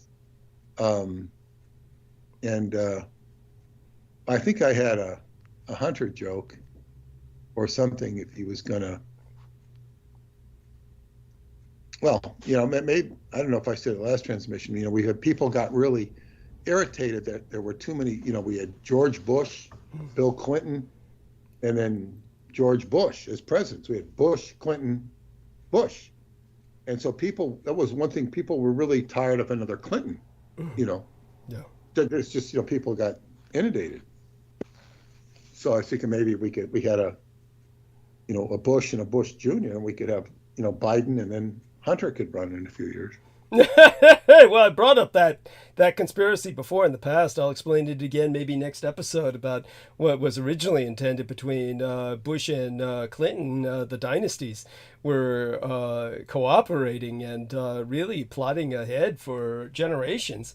And then the military shoved their front man in, Obama, because they had him by the balls and were able to sign off all these drone strikes under his command. They called them Obama strikes. It was so obvious. And so that being said, however, I do want to say something about the next episode. Peter said, of course, people can look up Shinto. Honestly, of course you can. My advice, don't bother. Most of what you find out there is going to be pure raw shit. It's not going to give you any information on Shinto. It's just going to be this really boring, dry, academic. Shinto is such a sensitive subject. No one can talk about it in the West without completely perverting it. They'll say the most stupidest things what I'll give is a good summation, and it will be easy to transcribe. And it's necessary that my summation be used for the book because you can't really look up good shit out there. It's just awful. Remember, the Americans were defeated by Shinto in World War II. They hate and fear that ideology, that religion, more than anything else on earth. And so there's nothing to be found out there that makes any sense. You're just going to get a bunch of crap. So what I'll explain will be very short, and to do it justice, I'll make it short as possible to make it easy to transcribe with that intent in mind. It sounds great. Thank you. So we got that to look forward to, all of us. Love you dearly, Peter, and I hope your Valentine's Day went well for you. And honestly, Peter's still got a lot of the spirit of romance left in him. He's doing great, and it's going to help us get through producing this book and another after that. We've got a lot of life ahead of us to work with.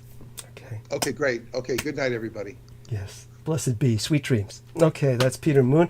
We're going to call everybody now, and don't forget Peter Moon's at skybooks.usa.com.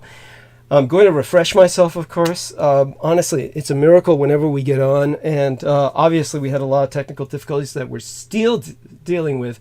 We'll see if we can deal with some of them before I refresh myself, but let's try and bring everybody back on. Even before I bring anyone else, let's see if we can bring Brendan Zoget on first, see if we can make this work, and see if he has any ideas of what to do about this calendar. As our man Aristides says, maybe it'll just get better. But we'll see if there's any ideas Brendan might have. And then if we feel there's nothing we can do, we'll just wait it out and see if it ultimately balances, gets into sync with the time change. So, Brendan, I think we can hear you. Say hello. Jesus Christ, then he goes mute. What the fuck, Brendan? He's typing, then he types. And don't tell us. We heard you there for just the briefest moment. We know you can do it. Come on. And I'm trying to bring you on to help me with this before I call anybody else. And he types instead. He's been through a lot lately. Of course, he says 5 minutes. Okay, all right, 5 minutes. And okay, in that period of time, I might as well just start calling people. So let's bring everybody else we can online. Aristides, say hello, just so we know that you're working. Your technology is working, I mean to say. Okay. Technology's okay. Good. Myself, I'm trying to come around. Oh, do something. Stimulate yourself with something. Yeah, I am. Yes, Yep. yes. There we are. And let's see who else we can bring on here. Of course, says Antonia Leslie is active, but I don't know about that. I'll have to get my blankets back over my shoulders in a second. Temperature, of course, here drops very quickly, and it's just horrible. Okay, acid kick, of course. Victoria Hobbs.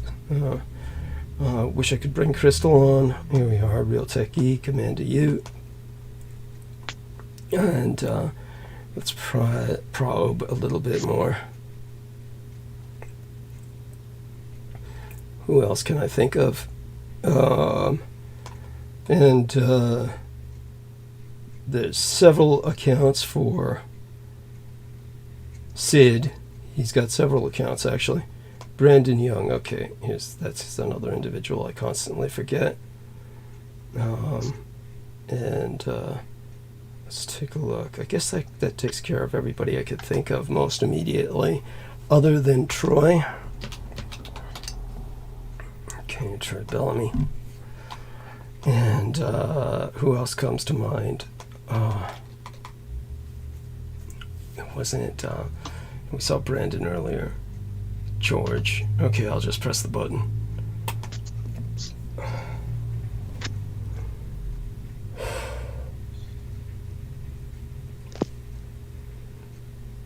So Sid has joined us. That's good. Hi. Thank you. Hi, Aristides and Brendan. How are you? I'm very well. Oh, God. I'm very well. The images you sent me, is that something you want to keep private or what? Oh, only the ones that I asked specifically to keep private, if you will. I would appreciate it. Sure. Is that Amy with us? Yeah. Amy? Yeah. There we are, young lady. You're awake. How did you manage that? Somebody kept blowing up my phone while I usually am asleep. Oh,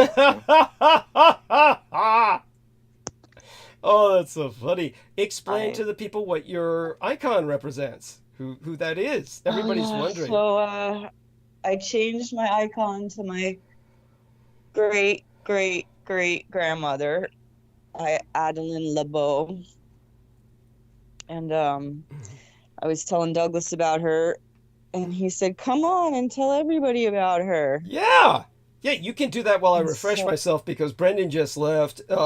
When he comes back on, we'll try and work with the calendar, presumably a little bit. But hey, I'll refresh myself, tell everybody about Okay. this incredible woman, and I'll be back soon. Okay. Sure.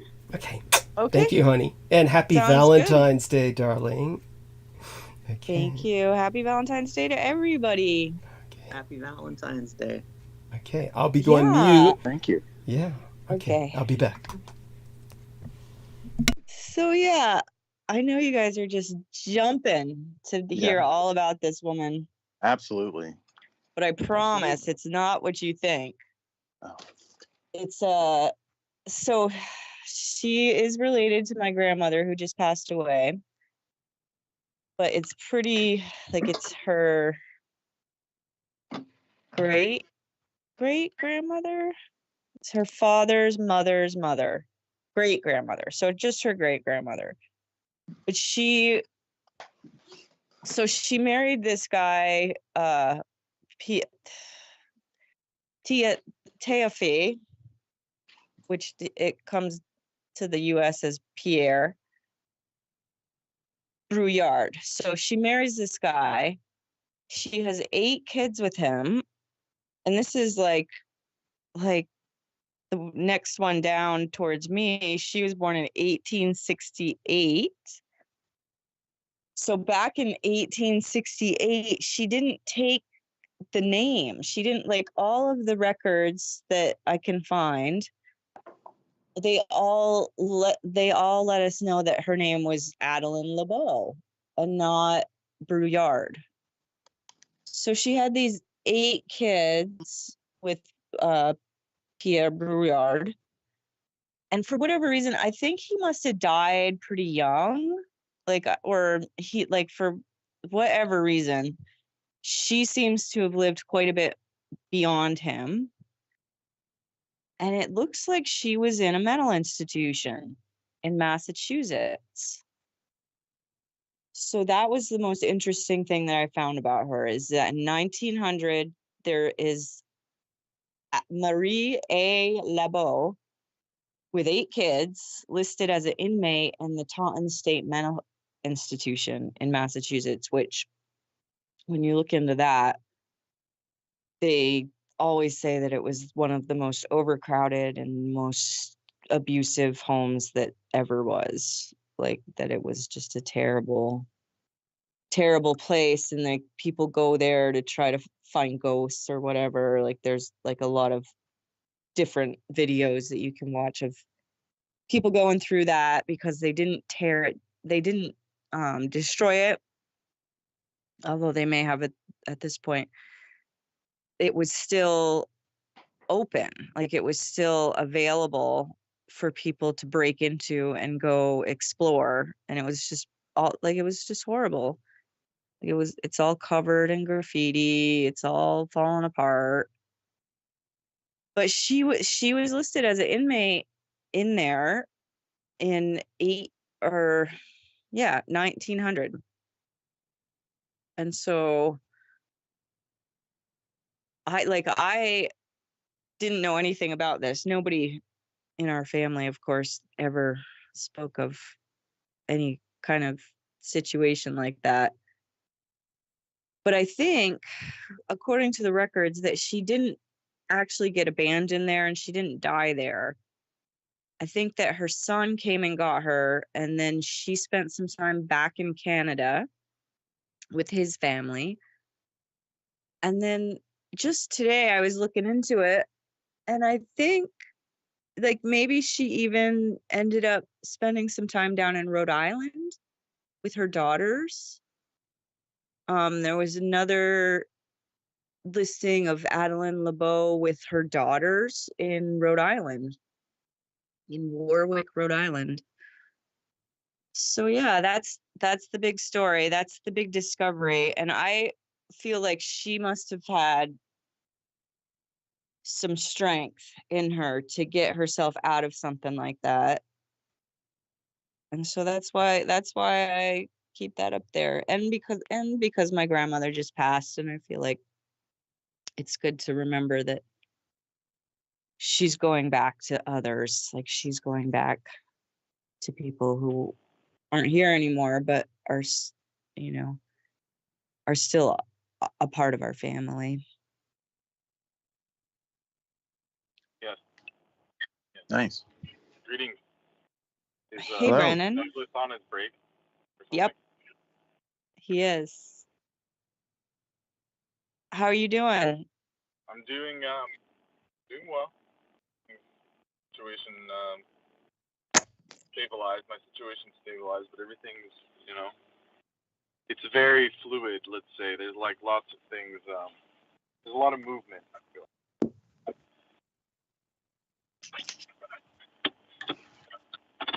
And Good, yeah.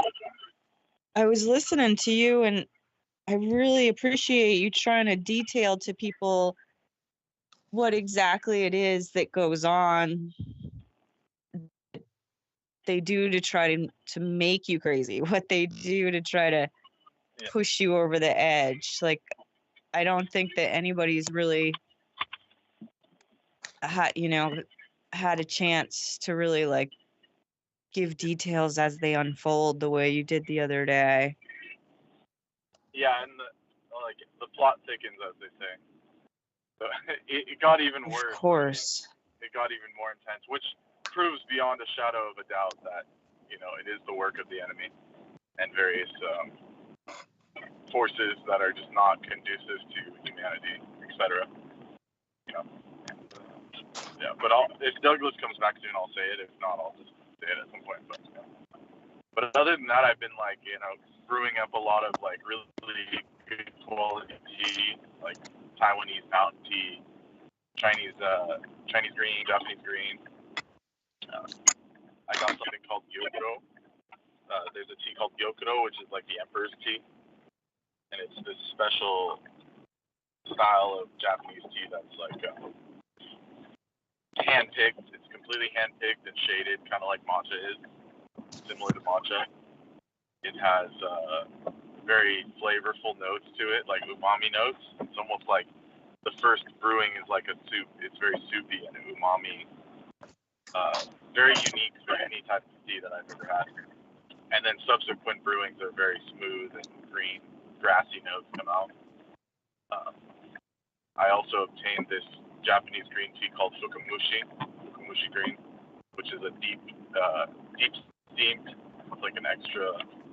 It goes through extra steaming processes to make it more flavorful, and it's very green. Like there's a lot of chlorophyll that comes out of it. very green and bright. And Delicious. Yeah. I love how, you know, when things get really stressful, like you just make tea. yeah. It's such a great habit to give yourself. You know, if you're just like don't know what to do and you're just waiting for the next thing to happen, like, well, we'll just make some tea.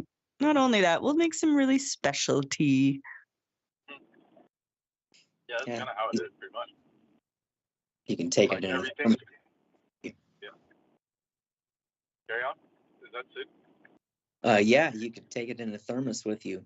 Tea is fun. Yeah, exactly. So I do have some in the thermos right now. So it makes it mobile. It's like the mobile unit. You can take it anywhere. And even in like this crazy storm, I can just post up somewhere and have a nice cup of tea. Do you have one of those big thermoses that has like the cup attached? I have like a mini version, like a work version of it. And, That's cool. But I would like the tall one, you know, like the tall one with the handle. Yeah, I'm trying to You can remember just, the like, put brand. boiling They're water. so cool. Yeah, they're expensive now, and then like the latest Stanley Cup craze, everything. Stanley, yeah. Yeah. You can get some of the But vintage ones online if Yeah. you go looking. Yeah, the older vintage ones are where it's at. The new ones apparently contain lead and stuff, so it's like that I don't know. That's terrible. Yeah, well, I mean, they have to churn them out in these like sweatshop like factories and stuff. And there's like no quality control because demand is so high. You know, it's just like they don't really care about that. They just pump them out and sell them. It's the psychopathy of the corporate person, right? Oh yeah, I mean that's to say the least. There. Yeah, exactly. It's just like now that they're selling or whatever. It's almost like I would say it's almost like a spell was cast as far as that Stanley shit goes. It's like people are buying them and like stampeding people for no reason. It's like, I mean, you know, or like whatever. They have like 20, 30 of them on a shelf. It's like it doesn't make sense. Yeah, it's like the Coca-Cola of thermoses. Yeah, exactly. There's some kind of weird magic to it. So yeah, that's fucked up because it seems very wholesome. I mean, unlike Coca-Cola, which is, I mean, Yeah. you know, the facade wholesomeness with that is pretty thin. Total, yeah. Yeah, but with soda is poison, like. yeah, but with the Stanley cups, they seem wholesome, and it's Right. yeah. Yeah. So then to make They're them fairly neutral. But yeah, I agree with you. They're like fairly neutral. It's like, I mean, you just put drinks in it. But then if they're like toxic, if somebody made a decision along the way, hey, you know, Yeah, there's lead in it. I mean, yeah, let's why not? let's put lead in this. Yeah, I mean, there are a lot of products with these kind of adulterated kind of contamination. That's the word. Like contaminated items. It's like pretty common. Like Yeah. mass production cheapies. That's why I like, you know, that's another good thing about the tea, where it's like, if you get some quality tea ware, it's like, it's just like porcelain and stuff, and it's all natural. Like real clay, like Zixing clay and Japanese clay. Like for the Japanese green teas, I got a Kyusu teapot. It's a special type of Japanese teapot, and it's just like natural clay and handmade parts. And it just you know, retains heat well, and it's the way it clings when you touch it, to like put it together. So, you know, it's a good feeling to have natural items that actually work. Yeah, And totally. I don't cause issues. Totally. You know, it's kind of funny. You might appreciate it a little bit.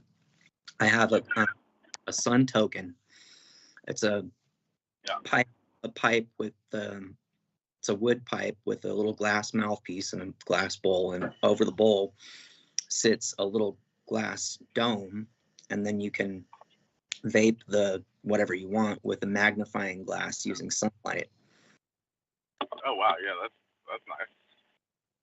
Yeah, it's kind of fun, huh? Like some DMT or something? Or are you talking like flowers or what? Like, Yeah, like flowers. oh, yeah. Okay, cool. You know what's good for DMT though that I just looked up? It's called the Health Stone, and they have a Valentine's Day sale right now. And it's like it's some kind of NASA grade ceramic, like crack smoking cake. So it's basically for it's for smoking concentrates with a little torch lighter, you know. But they say on the website, they say on the website it's perfect for DMT. So have you tried it for that? Yeah, I've used it. Oh, the Health Stone. The quote unquote health stone. Yeah. How's it work? It just works like any other bowl like you would use, you know, normally, but it just like allows you to heat up something on top of it to like a very high temperature, and it's quick too, you know. It's basically like a vaporizer, because what it does is the material spreads out, and like the hash or whatever spreads out, and it, you know, it can vaporize instead of burn. It's very I mean, it's cool. Kind of like the spongiform ceramic cylinders inside the little vape cartridges. Yeah, that's basically what it is. It's similar to that, but it's not like you said, it's like a ceramic thing. It's hard. Well, it seems like a much healthier option than what some other person like my age was telling me about smoking DMT. He was saying you take that material, whatever that material is that people use to smoke crack. Yeah. And he was telling me what that was. Like a tinfoil, you're saying? Or something? No, not tinfoil. It's some kind of screening. It's almost like, I don't know if it's like the same kind of screening that you would pull out of a kitchen sink, maybe. Yeah. It's something along the, or, oh, you know what it was? It's like the Brillo pad, like the metal looking Brillo pad. Yeah, that is, yeah. That's got to be extremely tough. I don't know. You don't want to inhale iron particles even. Oh my God. Yeah. I think the best thing I've seen as far as that goes is like maybe a silica, like a raw silica or like a quartz nail or something like this. Those are usually reliable and not as sketch, but with any kind of heating up, you're like getting stuff in your lungs you shouldn't be getting. So, yeah.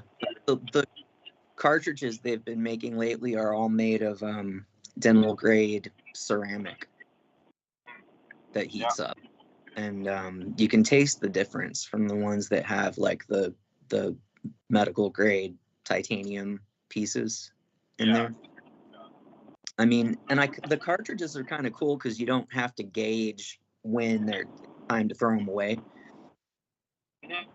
You know, because I feel when that's left to human error, you know, and people are like, I'm not going to change the bowl because I'd rather buy this month. And at some point, you know, something starts breaking down a little bit at a time, you know, and then maybe something becomes emissive if it's not high enough quality material. Right. And people just keep hitting it and like burning coils out and stuff. They don't care. Yeah. Even if it's empty, like. Yeah. And I don't want to inhale anything that's not intended. Yeah. Well, you know, the way I do the cannabis these days is just with these cartridges, or I do loose concentrates, but I do it through Puffco products, which they have very, very high grade ceramic, which if you see how it works, like you cook a hit and you kind of mop up that last little bit of cooked oil, and it really is completely clean, you know, like it's and it actually in California doesn't have to have that warning on it that almost everything has, that 365 or whatever, you know, cancer containing, you know what I'm talking about. Prop 65. Yeah, the Prop 65. Yeah, it's everywhere, right? Yeah, that's fascinating. Yeah. They even put it on stupid shit like vitamin C tablets and powder. Right. Like totally absurd. Yeah, but the vape products, they actually made them with under enough supervision that they made them with materials that they don't have to put that warning in California. Yeah, So like there's no lead. Basically, there's no lead or heavy metals. I mean, that's good. That's a good thing. Very interesting. I dig it. Right. I mean, at least that's the only advantage, like, of the legalization of the cannabis is that it has to be tested for pesticides and everything. That is like beehives. So in that sense, it was done. Because Yeah, you're I mean- guaranteed a safe product. Yeah, I think it has the effect of putting distance between weed consumers and some of the more hardcore violence that still lurks around, you know, the That as well. some of Yeah. the harder drugs. Yeah, you don't have to like go into seedy areas to get your stuff. Yeah, just go Right. to a store. Yeah, going to a store is, you know, it's a neutral. It's much safer. Yeah. Okay. It's not going to your friend's house who also sells coke alongside the weed, you know. Okay, so I'm back. What is going on with everyone right now? Is everyone still with us? Yes, I'm here. I returned. Okay, it sounds like you're driving. Yeah.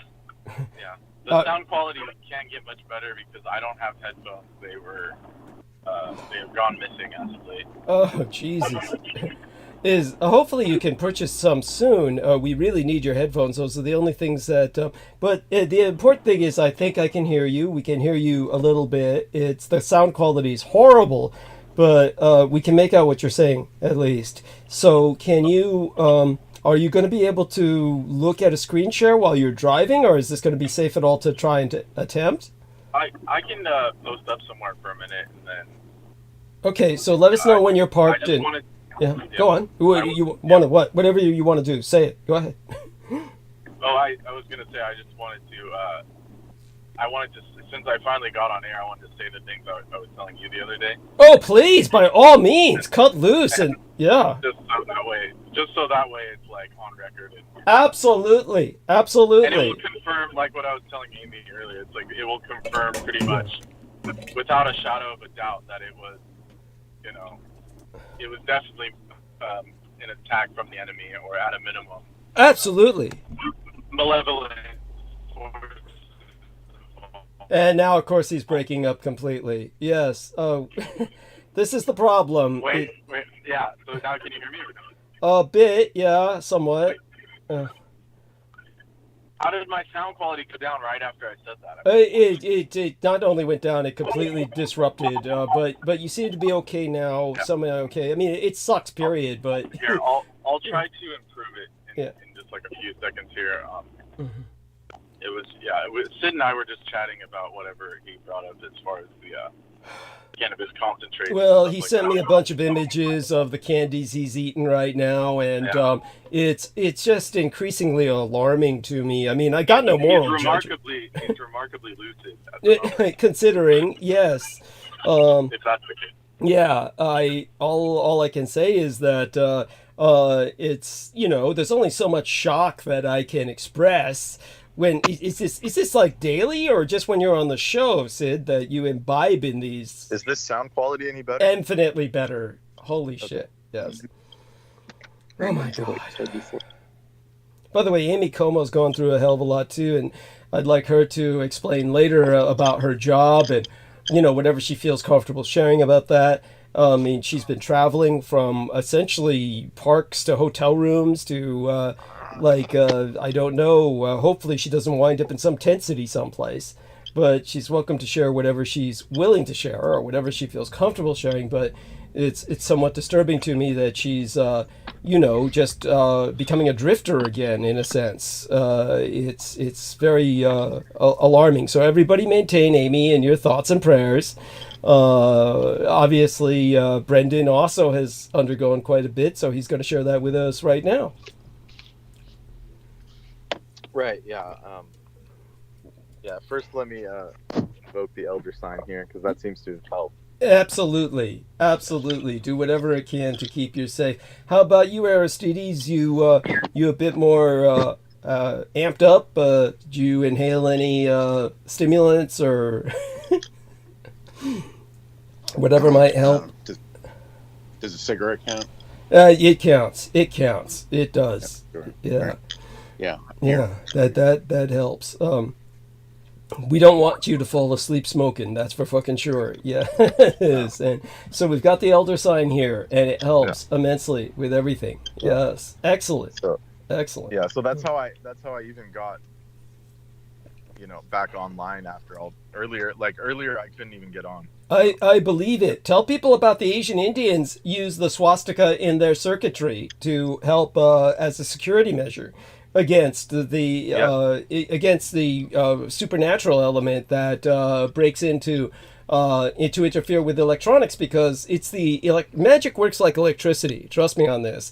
And the dead will often speak through electrical venues. And it's the electricity is that medium that connects us to the aether. They don't call it the Ethernet for nothing. Go on, Brendan. Yeah, I showed you that they were using that at one point in some kind of electronic equipment. Yes. Yes. So that was fascinating. I'd have to find all of the sources from that, because it was very fascinating. And what they do is they suppress it as of late. So a lot of the GIFs I was sending you, graphic interchange format. Yeah. I was sending you with like the Bankai from like the animes and stuff. Yeah. Those have been removed. Oh yeah, I download them when I get them, because I know they will be scrubbed. Yes. Yeah. So they basically get scrubbed every time. Yeah. And so the same thing with those when East Indians, Southeast Asians and stuff, Sri Lankans, when they come out in the scientific community and start saying, well, this is my cultural symbol, you guys can't get rid of it, then other forces come in and say, oh, too bad, the last 80 years supersedes 3,000 plus years of your culture, so that's the kind of anti-history shit we're dealing with. Yes. Yeah. But okay. That aside, I wanted to mention, so the whole story of me dealing with the activated asset from, an ex-Stanford. You know what? I want you to get to that. But I was just wondering, before the stroke of midnight on the California coast, where you and I are both at, I need you to look at this calendar before the stroke of midnight. So let me screen share this with you now. Do that. Can you see a screen share if I share it? Okay, I'm going to share it now. I'm sharing it now. Can you see the cursor moving? Yeah. Okay, so here's Let me pour some tea here. Yeah, go ahead, pour some tea. Take your time. Tell me when you're ready to devote full attention to this. Okay, go ahead. Okay, so I'm going to... all right, so here's the calendar, and it's on the 15th already. This doesn't make any sense. So they fucked me up there. It's obviously still the 14th till midnight. So what can we do to fix this? Or is this something like Aristides suggested? We just need to wait it out till it gets in sync with my changing the time, which means we have to go back to the time and look at that. Okay, the time is back to normal, right? So we think, but let's take a look at it, you and I, and decide. Refresh the page it's on and see what happens. Mm-hmm. It should revert. Are you asking me to reset the page? Yeah, refresh. Okay. There's a symbol. There's a symbol up there. Okay. And then see there we are. Yeah, look, okay. Aristides. Why couldn't you think of that? There. Yes. It's just going off of the native time on the PC, so that's good. It's not. All right. It's not as bad as I thought it was. Let's put it that way. Okay, there we are. Yes, and of course there was that time Brendan failed me by not mentioning something that I could have done, and I spent $300 instead with those stupid Pakistanis. It's like if he had just remembered in time, all I needed to do was reset, or the stupid Skype, that would have been $300 saved. It's just a miserable fucking life. So, all right, let's get back to work, and you can tell them about what happened to you. Yes. Yeah. No comment on the previous commentary. Well, your life's just as miserable. Yeah, it's just endless. The siege. It's endless. Yeah. So to further corroborate my story from before. Yeah. When just to summarize, I was staying with the German scientist lady. who worked at Stanford, right? Worked at Berkeley, National Lab, you know, basically DOD shit. And somehow, you know, I ended up living at the, you know, with this person, and all of that stuff had happened. You guys remember, I'm sure, some of these people. Yes. Yes. Okay, thank you, Amy. Yeah, so you can review the previous episodes before if you need to. I don't want to go through the pain of it again. But in that process, as I was moving out, literally this all happened within the same day of me moving out. So once their asset had failed its mission, you know, whether she knew or not, I mean, she's just like programmed. I don't think she knows like consciously. But what, you know, basically the asset failed its mission of completely taking me down or having me framed or perhaps killing me. You know, who knows what could have happened if I stayed there any longer. Because I was getting accused of like, quote unquote, things were getting stolen, quote unquote, she didn't feel safe and all this other bullshit. Which I had been taking care of her house for free and doing all kinds of work, you know, like the exact opposite of what any of that would be entailing, you know, on paper, you know. So anyways, she was saying I was trying to steal her house, but I mean, her house was so dilapidated, you know. That wouldn't be worth the effort. Like, like when she had left the country for a month while I was taking care of her house, she had a refrigerator that was like full of rotten food and like literally like leaking juices of like, you know, fermentation and shit. Yes. And she brought that up like she's like, you were trying to steal my house. You completely emptied my fridge. She's like, you don't do that to people. And I'm like, you mean the fridge full of rotten garbage? And she's like, yeah, that was wrong. That was completely out of line and all this crazy shit. Yeah, so she was getting more and more bonkers.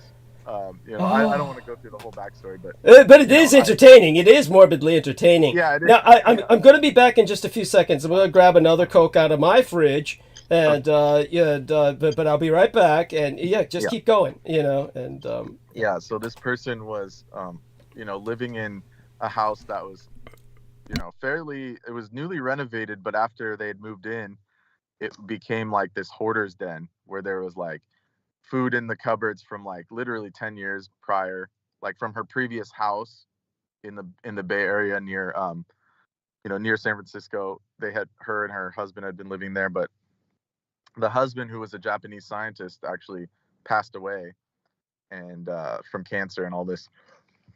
So yeah, like at one point both of them were targeted individuals, but something had happened where this lady had become, you know, completely unfunctionable. And through ingratiating herself with a friend of mine, and we kind of, you know, it appealed to me and my friend because we've known, you know, we've dealt with Douglas for a long time. So it's like, oh, a Japanese, you know, a German scientist who is married to a Japanese, and they're a physicist, and they had this like good resume, and they seem trustworthy, you know. So we kind of made friends with this person, and over time I was keen on helping them. And so I offered to take care of their house while they were away.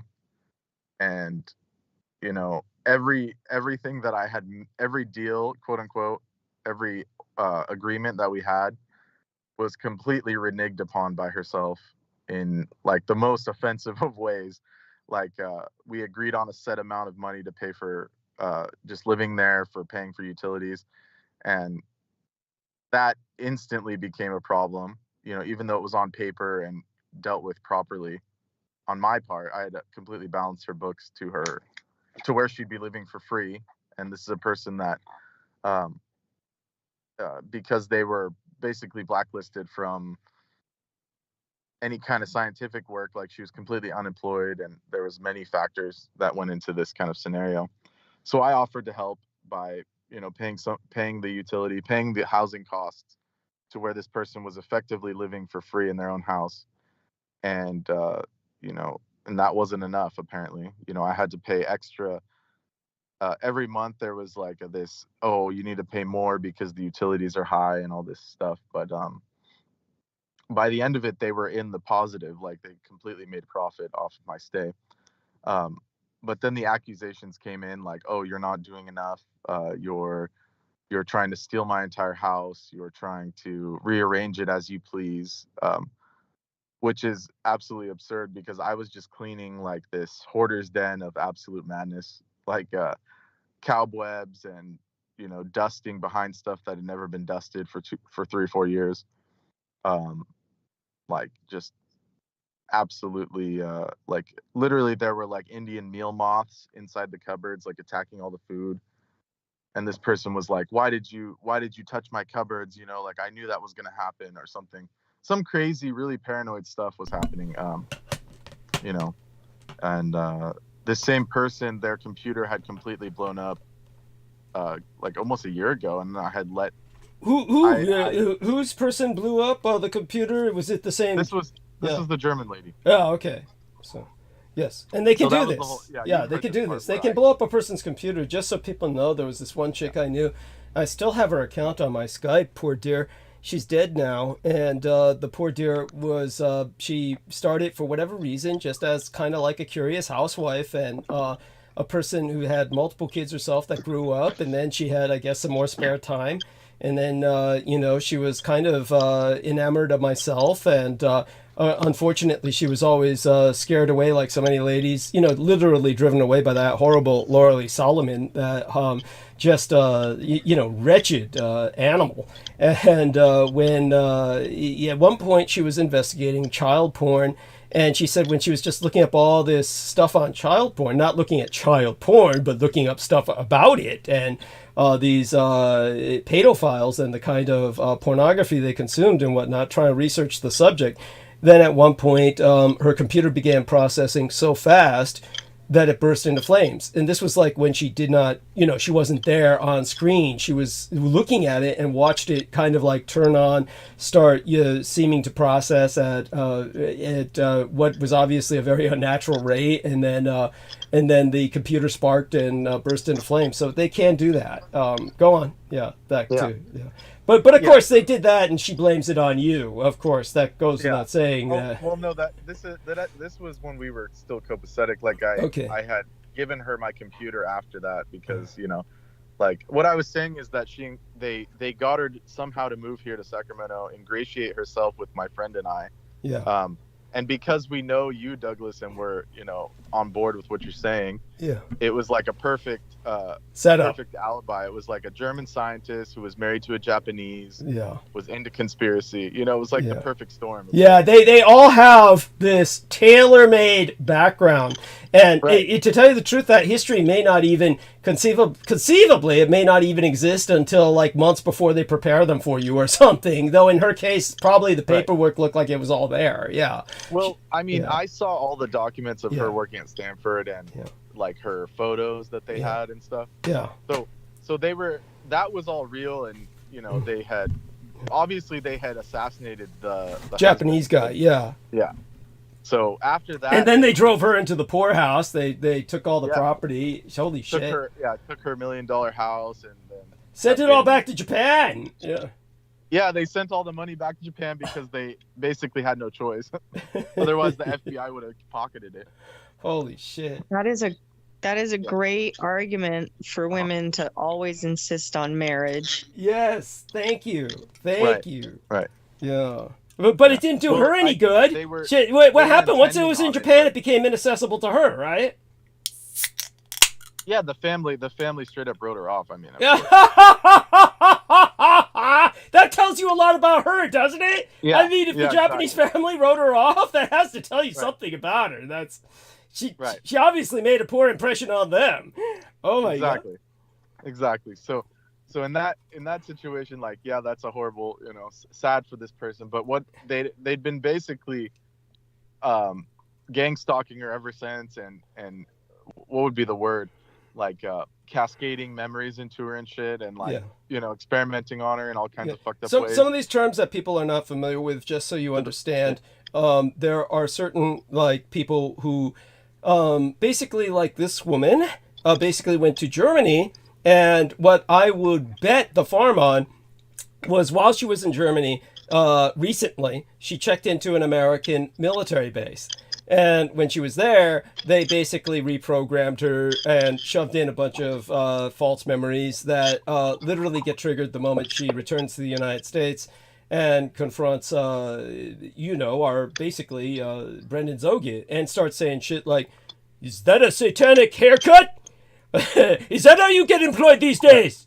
The satanic haircut?"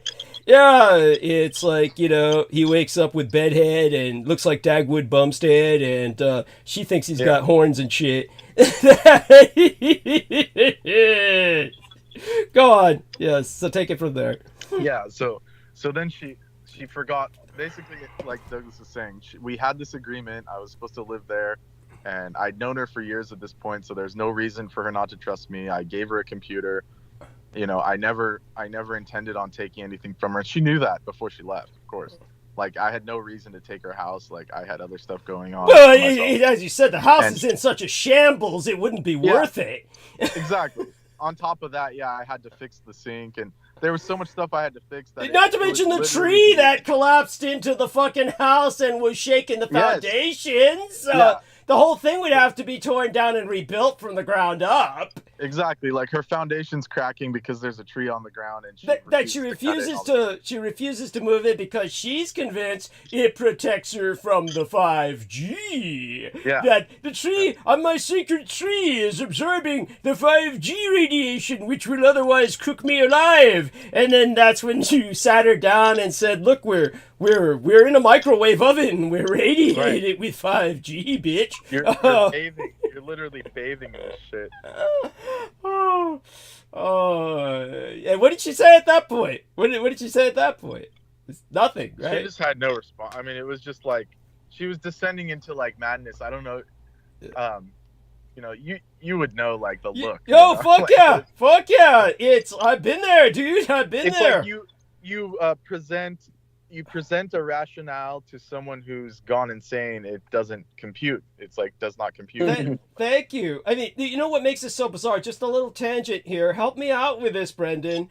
When Lena Shea / Lena Crane, when they flipped her switch, which was, we all know what it was. You and I were there. It was the clown from Freelandia. What was what was his name? Zach. He's Zachariah. Yeah, Zach. Yeah, Zach. Zach. He was trying to send you like a free laptop because it was probably like a rigged up something. Oh, fuck yeah. He said, "Oh yeah, I'll send you a laptop I found online that I can buy for..." He never sent that laptop, thank God. But, beyond that, when he said, "Oh, family got killed in New Mexico, send me the money." And then she, as I said, I believe her, she saw the GoFundMe that the family had established. He had it on his timeline. She was the only one who saw it. That was almost certainly her trigger. And after that, she completely flipped it, and her whole personality became Edomite, and she just began, But here's the kicker, Brendan Zogit will testify to this. She began saying I was plagiarizing. Now, by the way, my son has given both myself and himself runway names, and I used to have the stage name. I don't even remember my stage name, but he remembers. And also, we both had runway names, and he uses them. I don't even remember the runway names. And so what happened was that she began saying that I was plagiarizing a model in Asia. And the point was that... And her and Miguel were publishing shit like I was saying. It's this model from Thailand, or this one from... like Singapore, and they were always different countries. And it's like, that's absurd. I mean, but what's so strange about it was she was sleeping with a Chinese guy, and she couldn't tell these Asians apart. She couldn't tell these Asians apart. The Thai, the Vietnamese, the Singaporeans, the Chinese. Malaysian. The Malaysian one was Malaysian. And she couldn't tell, and she's sleeping with a Chinese guy. What does that tell us about white people? That was so upsetting. That was so bad. Yeah, but anyhow, so back to this German woman. Yeah, but this is how crazy they are. There's no sense of discernment. Thank you, Douglas. They flipped her switch, and then I was basically forced to move out in a quick... Wait, can you guys still hear me? Yeah, you were forced to move out basically as soon as you fucking could, and you had to do it... First, you had to sleep in your car, because... Well, that situation's still ongoing, but basically I had to completely vacate the premises because she was escalating her accusations to the point of like totally it was not safe for me to be there. Yeah. So I go to move out, and literally the day of me moving out, the second job that I had just obtained, a food service, an organic food service job, literally they called me on that day, the day before, the night before, and said, don't show up to work tomorrow. We're closing the entire restaurant. So corporate drove in from Napa/Bronner Park. Overnight. Literally overnight on the day I was moving. And they said, everyone's fired. We lost this is no longer profitable. We're shutting down the restaurant immediately, effective immediately. Come pick up your check.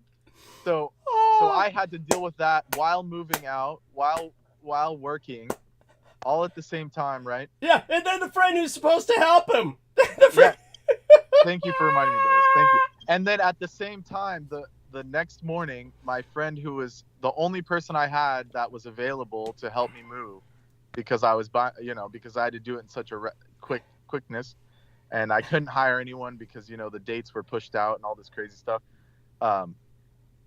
So the guy that was supposed to help me, he calls me in like right before I'm supposed to pick him up and all this shit, and he says, my mom shattered her knee in 3 places, and her kneecap shattered and all this stuff in an accidental fall, and I'm unable to even come help you because no one's here to take care of her until tomorrow.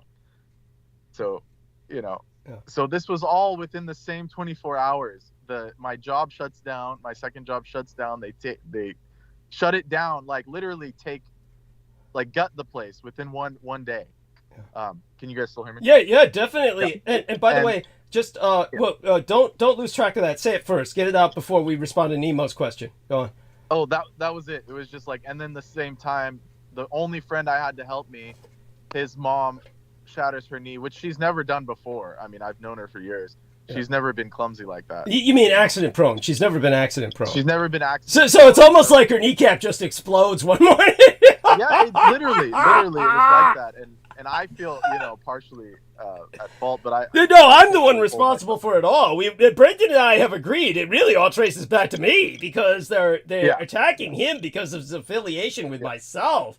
Right. Yeah. And because we mentioned all this stuff on air, they really pulled out the big guns and did the full thing, Yeah, no, they went all out. They called like all their people and got the baby bones from Indonesia or wherever he was at. The Philippines. He was Miguel the Philippines, yeah. He had calling all that shit, yeah. Yeah, but we think it was Peter Levinda. Peter Levinda was really the force behind this. So I do want to answer, because Nemo, Brendan Zoget and I can actually answer this question. So yes, Eugene Fay is one of the stage names, one of the runway names that my son has used in the past. Just so people understand this, there are several names that are kind of like house names. So that just like you have house names for authors or groups that will produce fiction, but they have a house name for several authors that are doing a round robin for a certain franchise, there are certain names that are fairly common when it comes to the runway in Asia. And most of my son's photography is released in Asia. So in Asia, we have a lot of fan pages. But the thing is that Brendan Zoget went to these pages that these Miguel Andahar and Lena Shea / Lena Crane. Yeah, go on. Yeah. Yeah. So what would be the word, entertain them, or gave them the benefit of the doubt. I was like, okay, well then let me see your evidence. And I go there, and it's these Indonesia or these Instagram pages where they're like aggregates of different cosplayers and models that all kind of had the same flavor as your guys' style. Yeah. But they're clearly different people. Thank you. But because they don't want to get copyright struck, they put a fake name as the name of the profile. Thank you. And so this quote unquote Eugene Fay was just a pseudonym on top of a pseudonym so that they can post their favorite whatever styles of people that they saw online. Yes. So when I brought that up to them, they said, oh, and, there was no answer. It was like with the German lady. It's like it was like crickets after that. I was like, well, I mean, is there an actual page where you contacted this person? And they claim to have contacted them. and it's like, oh, I didn't know you guys learned to speak Thai. And Yeah, Malaysian. yeah. How did they talk? Yeah. It's like, I mean, this is just, but it was clearly they were all different. And they weren't all. That was the fucked up part, is they kept calling these people cosplayers. It's like they weren't cosplayers. Thank you. There was like a few sprinkled in, like a few characters. Like, yeah.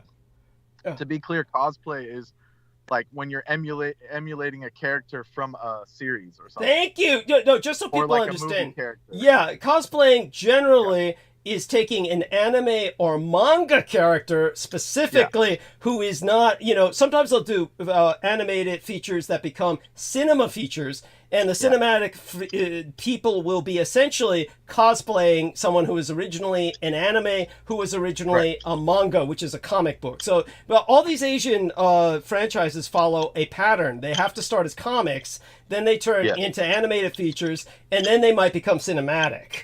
But cosplayers are fans who dress like these characters, and in everything that I do, what am I cosplaying? I'm never a character. I'm not somebody who, and neither is my son. So, but they keep using that term, and because it's an Asian term and it implies a costume. But I'm never in a costume. It's like a way. It's a way to take away your guys' artistic. Thank you. It's their way of saying you're plagiarizing. Yes, which is a term they keep using. This character, when in fact you're the inspiration. The inspiration. Thank you. Like, yes. At least the early 90s ones at a minimum. Yes, thank you. Just so people understand what Brendan is referencing, and then we'll get back to Brendan's situation because it's relevant. But just so people understand what he's referencing, was in the 90s when I began to hemorrhage all kinds of information about World War II. I shared a lot of it, including a lot of these Japanese relics with the Japanese. By that, I mean the relics left over from the Roswell atrocity. And when I gave them a bunch of materials and a bunch of information, this was through Teleport USA, which anybody can look up. And if you do try to visit it or try to affiliate with it, it's just a front company. It's a front company that Japan was using to basically conduct business espionage, essentially. And they were doing a lot of cultural exchange, and Teleport USA was just this convenient facade. But when I was working with Teleport USA, one of the things they did was they brought in a bunch of other people who were interested in what I had to say, and many of them were people who worked in the entertainment industry. They were basically like agencies or mangakas. Yes, basically. Thank you. So a lot of the mangakas, they work for agencies and stuff, and they give them ideas, secrete ideas for them to draw, etc., etc. That's right, and it was at that point in time, in the 90s, you see this Dietrichonic revolution in Japanese manga and anime. You just see all of these characters that suddenly appear very different from characters that preceded them. They're very, there's no other word for them, Dietrichonic. They look very Dietrichonic. They act very Dietrichonic. The entire theme becomes Nazis and vampires. Even Helsing straight up was like play-by-play of what you talked about. Thank you. Thank you. That in particular. Like the Thousand-Year Reich. And, even one of the enemies was like their god was set. And I mean, it's like, it's clear. Yes. If you watch Helsing. Yes. The original Helsing. Yeah. And even the first and second versions. Yes. All there. Thank you. The iterations. All of these go through several iterations whenever you have a successful franchise. But what Brendan Zogin is referring to in particular is an anime, originally a manga, of course, that turned into an anime, and then kind of cinematic features. They take the animated feature and they turn it into a film. So there's the series, then the film. But the Helsing franchise it's Dietrichonic to the core. It's like they just took everything and they just, changed it a bit. But it's obviously inspired by my story because I had told them the story. And in a sense, this is my mistake. I never have gotten any, of course, benefits of any sort. But nevertheless, I've certainly impacted Japanese culture immensely. And but the funny thing about it is that's never brought up by the enemy. They never bring that up, that's what I told. That's actually what I told Lena, Shay, and these other people. What did they say? There was just no response. They said yeah, but he's stealing these photos. It's like it's like, that's so cheesy. I mean, it's just cheesy. What is so upsetting about it is, like you said, you're going to these pages that are fan pages that have aggregated all these different people. And then they're trying to claim that basically it's almost like the same person is what they're trying to say, like they couldn't tell them apart. Okay, so for someone like me who's been watching Japanese television and, you know, I've been into anime and mangas and stuff for years, it was like within seconds I was like, this isn't even the same person. Like within seconds. Thank you. So, Thank but you. to her and Miguel, it's like a chink's a chink, basically, is what they're saying. Thank you. A gook's a gook, because they don't know what ethnicity or nationality these people are, because the fan pages are, as you said, Malayan, Singaporean, Thai, Vietnamese, Chinese, Korean, Taiwanese. Yeah. It's just, you know. And there's tons of like younger kids that were, you know, now that they have access to the internet in those countries, they love that stuff. They'll make their own pages, you know. That's part of the fun, you know, they like doing that. So it's absurd to say that you're plagiarizing from this kind of fan page kind of scenario. I mean, they had no solid evidence, basically, in other words. Thank you.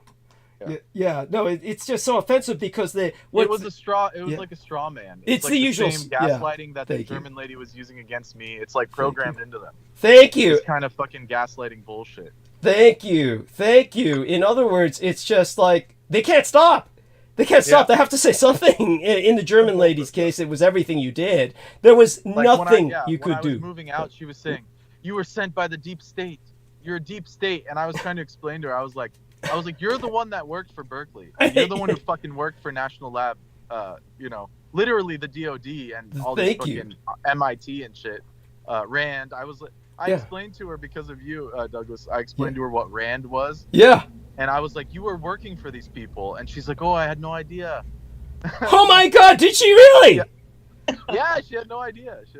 No, I mean, But just to clarify for our listeners, I'm presuming that this lady remembered working for Rand and other think tanks, but had no idea by her claim that they were DoD contracted. Yeah, exactly. She said, "Oh, I know all these people, and I was working with them," but she didn't understand they were being funded by the American government. But that's impossible. That's just absurd. Yeah, that's impossible. That has to be a programming.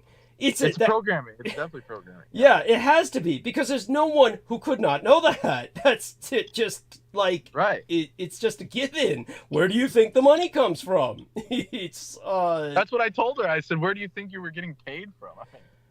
No, that's insane. And she claims they were paying her pennies. Like she was in the 90s, she was making like $3,000 a month. This is what her claim was.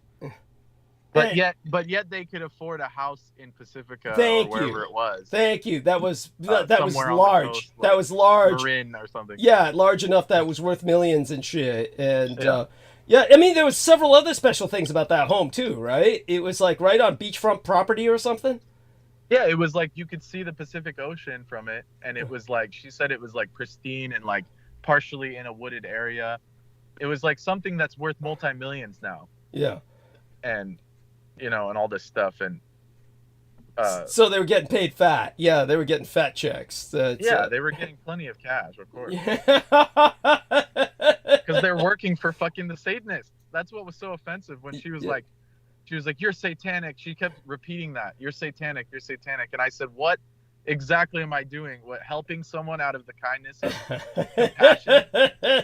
You know, is that equals satanic?" I mean, but you notice the pattern. That's what Stephen Outram kept saying about myself, is that Douglas Dietrich is a Satanist. He is a Satanist. That was his original attack angle. Was before they all got into the plagiarism shit. Right. And as for Daniel Arola, he's still stuck on the claim he didn't serve shit. Like, you know, like it's like, why would that mean anything? Yeah, it's the same straw hat shit that they're doing to you. Yeah. This programming did to me, where she was saying everything you said was a lie, when in fact I was completely candid, and I even told her stuff about my history and different things that I've done, parts of my family history, stuff that like my grandpa was a professor, and I showed her his books.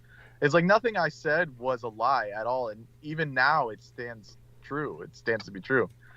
So, but why is that important to her? They do to George Knight too. Yeah, you know? Yeah. But the weird thing is that's such a fixation with them, The fixation is that it's always the same shit. It's lies, and you're lying, and that somehow that. But what was to clarify for Sid? Sid was wondering. He said he was conflating this. He was wondering, why is Brendan still dealing with that chick who broke his kneecaps and shoved the funnel in his mouth and was shoving all the food down his throat to make him fat like her? No, this is this was that was something that I dealt with previously, and that was just a bad decision on my part. It was just like, like never date a fat chick from the mountains. But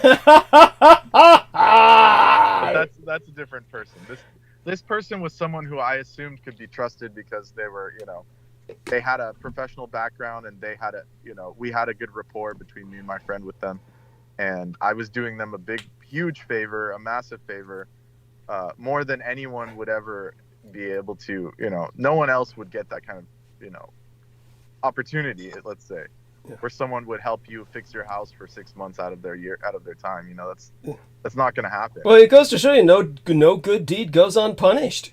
You that's you do something like that, you bend over backwards for people, and that makes them wanna find a way more than anything else to still fuck you up the ass. You bent over backwards for them, and they still find a way to fuck you up the ass. And it was all kinds of weird shit towards the end. Like, her programming came out even more, where she was like hissing at me and shit, and I was asking her, I was like, why are you making that weird noise? And she's like, it's coming from your iPhone, and they're beaming it into your head and shit. And I'm like, no, you definitely vocalize. But that's whatever entity that they inserted into her at that point. That's the she's you're lucky you didn't see her climbing on the walls and crawling across the ceiling. I mean, it would have gotten to that point if you stayed there. It's and then that's the offensive part too. At the end, she was saying, I was telling her, well, you basically rendered me homeless. I'm like, have nowhere to go, and you won't even let me move peacefully and all this shit. And she said, I never said you had to leave. It's the classic, like, abuser gaslight. Yes. It's like the fucking oldest trick in the book. I never said you had to do anything, right? Like, but you implied I was doing all this villainous shit, and you wanted me out.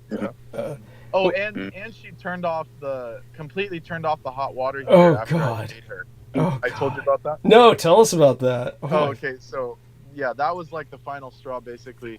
I paid her all the utilities she had asked for. Everything was calculated on paper. And then, literally within 3 days, she turns off the hot water.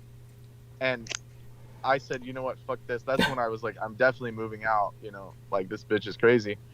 And then when I confronted her about it, she said, I was just testing to see if the hot water heater would work at that level. And I said, what level? You turned it off. Like, and then of course, I don't know how they knew I was going to bring it up through some kind of predictive programming, or what would be the word for it? It's a good start. Predictive programming is a good start. What did she do? Like somehow she knew I was going to bring it up. So within the time I was at work and the time I confronted her, the water heater had been switched back, and then it was like the classic gaslighting. Like, no, look, it was never turned at all. And I said, no, I have a photo of it. And I pulled out the fucking photo. Yeah, and that's when she went all apeshit. Yes, thank you. It's like, you're not about to gaslight my ass and say, oh, I only did it for 2 days. No, I saw it, and I have a photo of it. Like, thank you. Evidence. Thank you. And that's when she started saying, oh, you're the one who's been lying about everything and all this, Yes. That's why I keep saying the word gaslighting, because it's literally like 101 playbook. Yes. Like, if you... Yeah. Like, whoever programmed her was basically trained in psyops by Aquino, essentially. Definitely. Like, it's like right out of the book. No. Textbook. Definitely. And that's what I used to think about the people like Daniel Rolla. Daniel Rolla would confront, would just torment all these people online. And that he was affiliated with me and was trying to, like Laura Lee Solomon, he was trying to repulse and revolt as many people as possible. And he would just like attack people by triggering them. He'd say trigger and put up shit just to provoke. Well, he owned a copy of not only Michæl Aquino's book, or who was that? What was the general? Paul Vallely. Yeah, those people's book. Yeah. And then also he owned a copy of The Mind Virus. Interesting. The original book that invented the concept of the meme and all that. Yes. So, Yes. I almost called him Aquino. He might as well be. Yeah, no, He's he still is. Aquino. Well, remember he said no. Remember he told me he was ultimately a relative of Michæl Aquino. That was a secret he asked me to keep. in the Philippines. Yeah. Yeah. So somehow he felt that he was smarter than everyone else because he knew how to psychologically manipulate. Yes. But after he just did enough acid, he couldn't even mentate. Yes. So it became irrelevant how much he knew about that. So. Thank you. And this is what happens to these people. They begin to disintegrate. But when it came to so this horrible woman and just this spiral that do you still have anything you need to recover from her home? No. I got everything. That was what was crazy is I got everything out and I put it onto her porch. And this is how I know it was programming because I had said, all right, here's everything, gave her the keys, gave her the money, and then she comes out and says, take your money back. I don't want this money. And I was like, no. First of all, you leave me alone. Enough harassment. You know, I've gotten out, you've gotten, the transaction's done, basically. And then as I'm on her porch, trying to put stuff in my truck that I rented because I was by myself, you know, but she's still yelling at me through the garage, over the fence, coming outside and saying, why are you blocking me in my house? Why are you trying to do this? Why are you damaging my house? And all this crazy shit. And I said, and I literally had to just call the non-emergency number and make a report. That's right. And I told her, I said, I already filed the report. They know I'm leaving. And basically, enough is enough. Like the harassment's got to stop. And so that's when she went back inside and I didn't hear from her after that. There. But I don't plan on going back. And one of the last things she asked me was like this, it's this classic, I hate to be cliche and keep saying it, but the gaslighting level shit. Yeah. Where she was like, have you seen this special towel? I'm like, what do you mean a special towel? She said, oh, this one specific towel that when you moved in, it was in the bathroom that you were using and all this shit. And I'm like thinking to myself, like, it's been months. I don't even know about that. Like, what is that? And why is it even like relevant? Who has a special towel that they put in a spare bathroom in their house? Like, no one does that. Like if it's really that sentimental, you would not keep it in a guest bathroom. Of course not. And I should have told her, I said, if I find it, I'll mail it to you. And that's that. I'm not coming back. Basically, it's like when your girlfriend leaves her sweater at your house. Yes. Marking their territory, and they want a reason to come back. It's like, I'm not coming back. So you can set me up for some other shit. Fuck that. Yeah, no, that's awful. That's awful. Yeah. And she's not even attractive. It's not even like this is. No, this is not romantic at all. 0%. Like, we're talking like hermit level. She was taking showers with plastic buckets filled with hot water once a week. And what was the trip behind that? She had no reason to. She said she was I don't know, she was so damaged she felt like it was saving her money somehow or some weird shit like that, which it wasn't. No, that's like, at that point these people are hopeless. Yes, they're truly hopeless at that point. Yeah. So she was completely losing her mind. Yeah, well, she's going to just disintegrate now into a blob. I mean, she's just going to be... Yes, thank you, Douglas. You reminded me. The final thing is she demanded that I remove every single rune from the perimeter of her house. Mm-hmm. So I had to take sandpaper and sand down all the runic inscriptions I made to protect her house. Yes. She's basically fucked. Yes. Like now every now that she's failed the mission, they're gonna send every specter and fucking djinn her way, and she has no chance. No chance at all. Yeah. And it's not what I wanted, by the way. Yeah. Yeah, it was her demand. Her own demand. Her programming demanded that. Her own demands, yeah. Yeah, that's just so people understand what Brendan is speaking about. When someone is under a cult siege, as this woman claimed to be, then Brendan was trying to help by inscribing sigils, these various runic sigils, which act as wards against this kind of occult siege. And so then she demanded that he scrub all of them off because at this point, her brain is conflating this with some kind of satanic symbolism. And so when he effaced all that, once he effaced all that, another word for erased it, scrubbed it off, then that leaves her back to being vulnerable again, which is what she was complaining about in the first place. And I removed all of the various cameras and like solar light protections. Yeah. Like everything I had to maintain a perimeter around the property so no one would enter without. Well, explain to people that you set up a camera security system for her so people don't think that you were surveilling her. Yeah. Yeah, exactly. Yeah, thank you, Douglas. Yeah, to be clear, it was outside of the house because it's a corner lot. So on the corner, there's all kinds of transients walking by, and they were stealing stuff. While she was gone, they were like stealing from the trash can and stuff. So I set up these, they were solar lights that looked like cameras, but they had super bright, like spotlight features, essentially. And then I set up different signs and added fences and stuff. And then when she came back, she said, "Why are you adding all this stuff? You're trying to make this house your own and stealing my property and all this shit."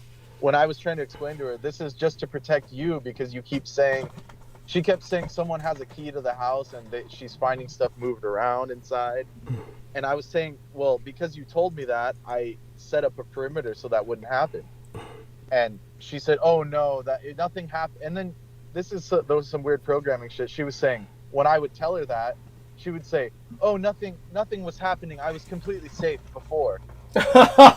Which is exactly what she did. Pretty much right after she tells me a story about how something on her desk caught fire, and we saw evidence of it, my friend and I, where like they literally laser beamed something from outside of her window and caught one of her cameras on fire and almost burned her house down. Yeah.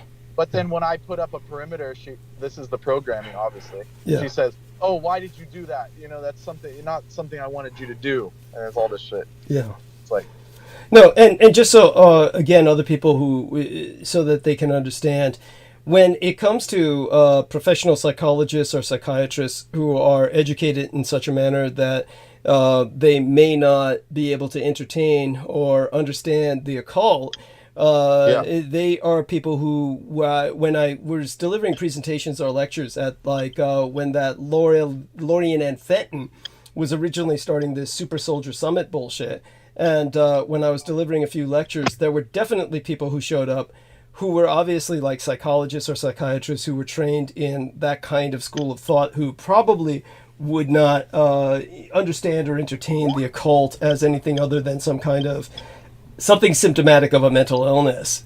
And so what I was trying to explain to them was that when Aquino or various other occultists claim that they are inserting a demon inside of an individual, then if you don't take it as such, then take it instead as a series of behavior modifications. And so regardless of whatever anybody who's listening who might be trained in psychiatric or psychological professionalism, where they have no concept or cannot entertain the concept of the occult angle of what we're speaking of, there's two things you have to take into account. Is that the people that we're dealing with who are basically assailing us, constantly stalking us, and we've just given examples of that. It's not like figments of our imagination. These people are calling, say for instance, Brendan and talking to him, trying to convince him that, oh, Douglas is stealing images. I mean, just the bizarre nature of that. Like, for one thing, why would that be relevant to someone like Brendan Soget or to any average person on Earth if that were true? What would that mean? 90% of people that, like, especially if they didn't know who you were, they'd be like, okay, so some guy on YouTube is using a thumbnail that he stole, that's what everyone else does. It's like people just steal everyone's ideas and no one said, all of a sudden it's a problem. Yeah. It's like that's the bizarre nature of it, is that why is this suddenly relevant? Even if it were true, why? Right. What does that mean? It's not. Why should I? True, but yeah. Thank you. It's not true, but even in face value, if it was hypothetically, it would be just dumb. Yeah, no one would care. Thank you. It's just a meaningless. It's a meaningless thing. It has no. But at any rate, the point is that these people are literally contacting people, and they're making an effort of doing so, as we know from other guests who have been on, such as Brooke Gibson, etc. They've contacted her, and we could go on and on about people that they've contacted. But the whole point is, these are not imaginary people. They're quite real. They've dedicated their lives to harassment. So this is a very real phenomenon. And these people do believe in the occult. And their entire life is structured around the occult. And again, this is not something that we're saying to try and defame them or make them repulsive. This is something they will upload on YouTube themselves. I mean, Brendan, tell them about Miguel Andahar. Just puts up videos of himself digging through children's graves in the Philippines, digging up children's bones and shit. Yeah, this is just what he does. Yeah, it's on his Facebook still. Him walking through like these crypts in somewhere in the Philippines, some island. Somewhere. Yeah. Where he's like walking through these like, you know, and it wasn't like some day, like Day of the Dead or like Dia de los Muertos. It was literally like off season randomly, where even the villagers, you could tell, were like looking at him weird. He's wearing all these crystals, and he looks like a fucking black magician, and he's walking through like with a raven. He had a stuffed raven. Yes. I showed you that. Yes. Yes. Yeah. He had a stuffed raven, a real like a taxidermied bird, raven, a black bird. And he's walking around with that in the middle of the Philippines with this trauma, what would be this witch? This traumatized girl child that he was theoretically fucking, but it's just somebody he purchased off the street in the Philippines. You can do that just like at the snap of a finger. Like his translator that he just paid for, quote unquote. Yeah. And then he did like a few videos with them, and then they just disappeared. You know, who knows what happened to them? Yeah. Right. Yeah. There you go. And then all of a sudden, just like with the last trip, he always ends up back in New York City. It's like something out of like the Matrix or something. Yeah. You know. That's right. Like the same thing he did with Selena and what's her name, Lena. Yeah. Yes. And then he like teleports back to New York City, like to live he like rents out the hotel where Tesla died in and just sits in there and does shrooms. Yeah. This is what he told me. This isn't me making fun of him. Yeah. This is what he told me. Yes. But beyond that, we've been sent by him photographic evidence of him literally in Los Angeles, lying in bed with who's the guy they call the hedgehog? The porn star? Jeremy. Ron Jeremy! He was laying in bed with Ron Jeremy. We've seen photographs of this, where he's laying in bed with Ron Jeremy in Los Angeles. Just goes all over the place, then goes back to his job of busboy in New York. He's a busboy in New York City, but somehow has all this money to go fly to the Philippines, fly to Los Angeles, fly all over. He goes to like, I mean, I saw him one time. I was talking to him, and he was like going to Florida and then all these other South America somewhere. Yeah. Like, you know, he's just got cash. I even asked you, Douglas, I was like, how the fuck does this guy have so much cash? Oh, it's all the drugs he deals. Obviously, he's dealing drugs all the time, but is what I would But assume. even then, that has its limits. It right? does. He's got federal stipend. He's got a federal stipend, obviously. Right. He's the temple. Like, I know plenty of, especially in high school when I was younger, I knew plenty of people that sold pot and shrooms and all kinds of stuff, but none of them were like doing world tours. Thank you. Thank you.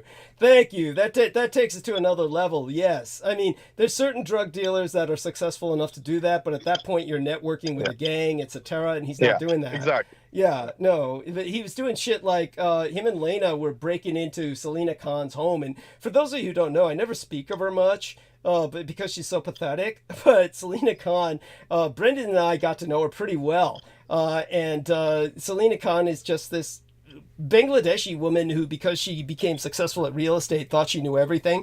And East Pakistani. Yeah. That was a term that Peter Moon claims she used, which is very bizarre because Bangladeshis hate the Pakistanis.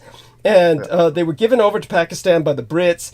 Then they fought against the Pakistanis in this brutal war in which many of them died. There was a genocide that was committed by the Pakistanis against the Bangladeshis that was given the go-ahead by Henry Kissinger, who actually promoted that genocide.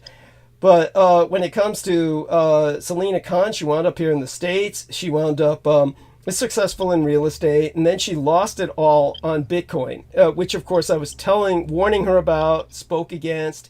she would have none of it. She thought she knew everything because she was successful in business, and she had actually helped herself medically.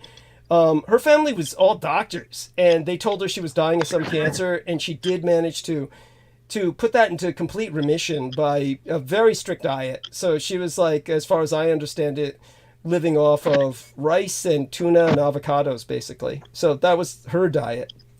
But she then became basically disappointed in me because we couldn't develop a real emotional or romantic rapport. And then she, of course, was all depressed because she lost all her money in Bitcoin, which I had warned her against.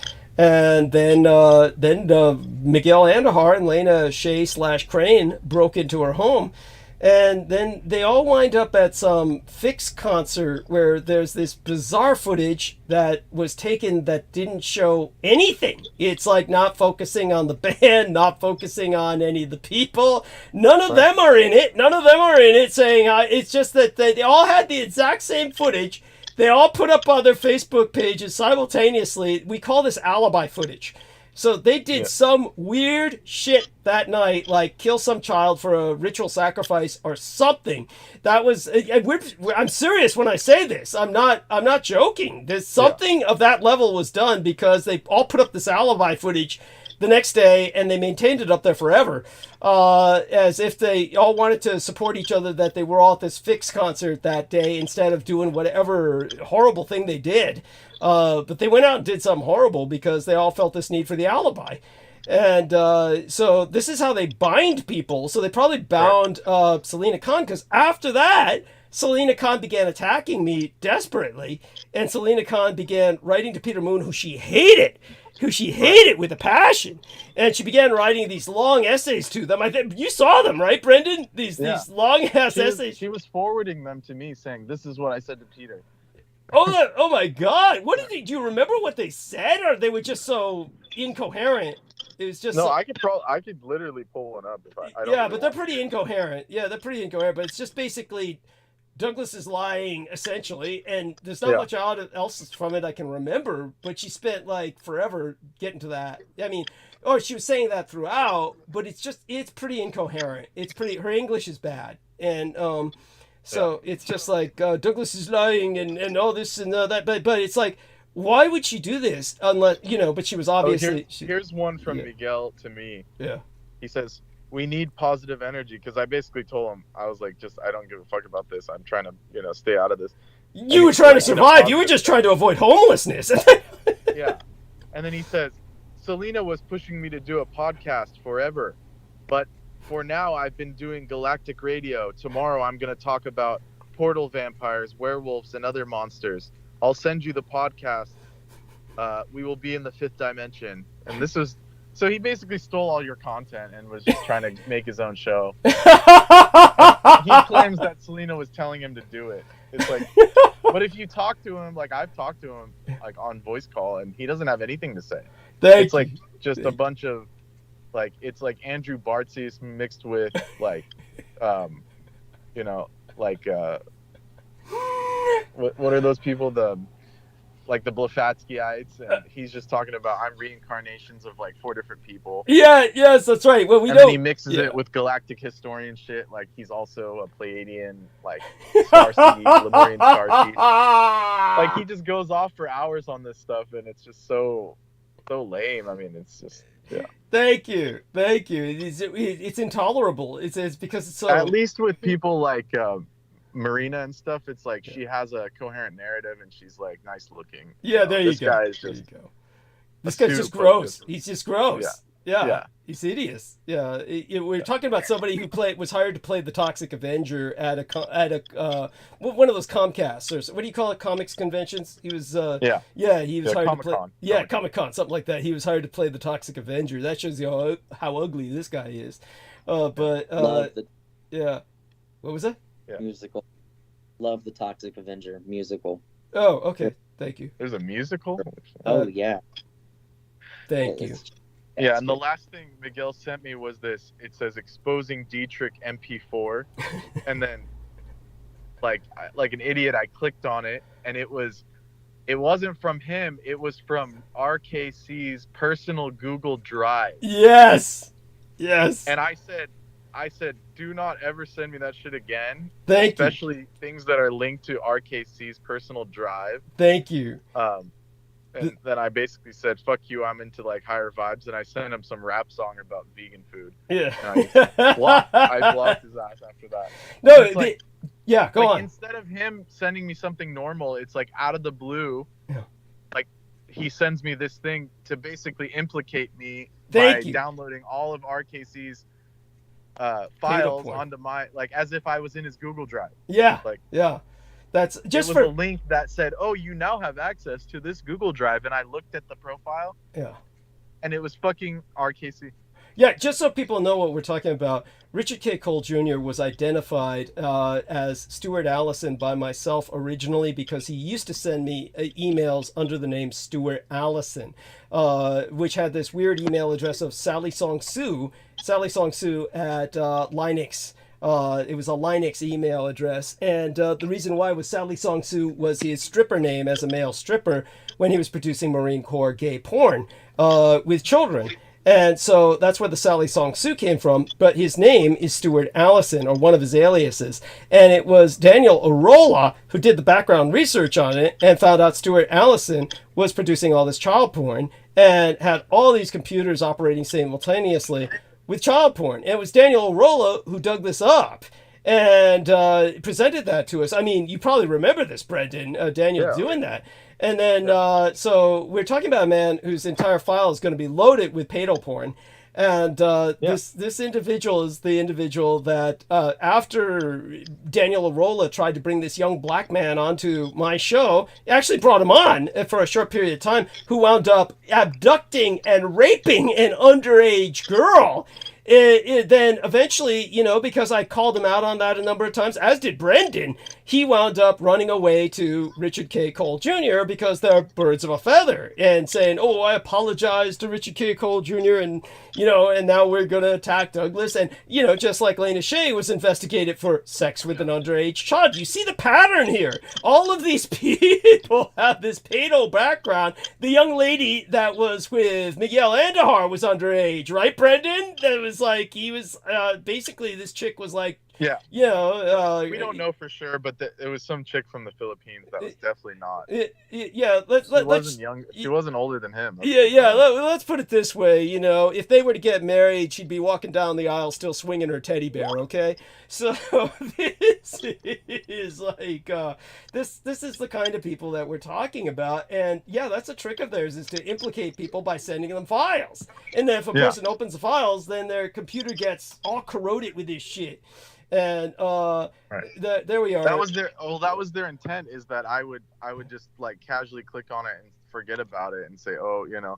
But I knew enough about how Google works where I had to deny the permissions, and actually I had to block it from even allowing, because basically what it would do is link your Google profile. Yeah.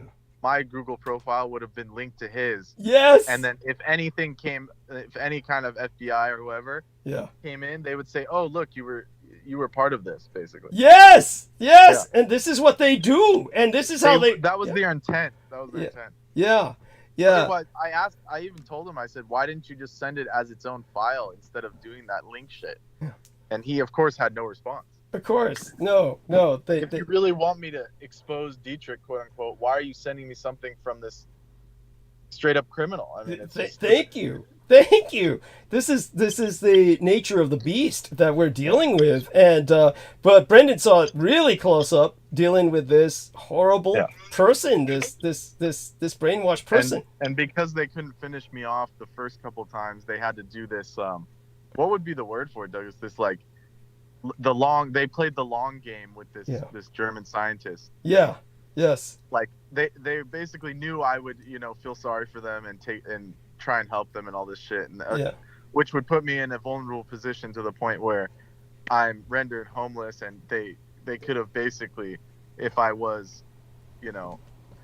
compromised at any point, I would either be dead or in jail right now because of that shit. Well, what they were trying to do was get you driven to the point where you'd be angry enough to assault her. I mean, that's essentially what she was trying to provoke. and that way they would have you to as the well. point where when I was moving my stuff, I said, okay, it's the final day. I'm moving out. You know, everything's good. She was literally stepping in front of me, like sweeping. I had like a heavy appliance inside of a hand truck, and she's like sweeping under my feet practically as I'm like trying to trip I'm not you. exaggerating. Trying to trip you. Yeah. This is the kind of insanity we're speaking of. But Amy, I want you to share with our listeners how you have been targeted by a military man for years, and this has been manifesting in the changing of behavior of everyone around you. You constantly have a pattern of people around you, and somebody flips a switch, and these people act as if they're possessed. Amy, feel free to share this. Hopefully she's still awake. Now she's on mute. She may have fallen asleep, but I don't want to give her an out. Let's see. Amy, you there? Honey, let's see if she responds. And probably should have kept silent. Either way, I have to continue on. Are you going now? You have to take off? Yeah, because I'm basically transitionally, I have nowhere to live because and this is another thing, she knew that the place where I was going to is completely gutted and has like construction going on. Basically it's blown up. Like there's no faucets, no furniture, no nothing. And she knew this. She knew it in detail. Yeah. And so that was their intent, is to put me out on the street with nowhere to go. But the thing is I've dealt with this before, so I instantly, have a setup where I'm, completely fine. It's just a massive inconvenience. So in a way, their plan actually, just like it does with you, Douglas, it totally backfires. Yeah. Where my second job getting nuked is actually an advantage while I'm recovering from this assault. Yeah. So, Definitely. Does that make sense? Absolutely. It's like if it didn't fall in place like this, it would have been bad. But now it's like just neutral. It's just an inconvenience. Mm-hmm. So joke's on them. And as usual, life carries on, and by the grace of divine and higher forces. There's nothing they could do about that. Like, they're actually the powerless ones, and that's why they have to do all this stuff. Yeah, that's why they have to take every dirty trick in the book and really just kind of, by the way, Esther says prayers and love for Mr. B, presumably Brendan. Yeah, and our friend Nemo has entered a number of images into the text box. If you could take a look at them, Brendan, tell me what you think of this. I got them from a Google group chat. It's titled Temple of Set Goes Down. I think it's former members of the group, or like rivals or people part of the Church of Satan, like going on at him in the group chat. I call him a child fucker and involved with Presidio-based allegations of child sex abuse. I just found an interesting link to a big group chat. Thank you. Yeah. And I think that it's like, but how long ago was this? Because of his death, did these people know he's dead, or are they just? Because you can see him posting comments in it, so it must have been a few years ago. Yeah. Okay, so he did post comments here. Yeah. I'll post a link to it. Yeah. Okay. No, I didn't post, even though I pasted it in. Yeah, I was about to say. Now it's out. Okay, there we are. Thank you. And so I'll definitely take a look at that link, and thank you for that.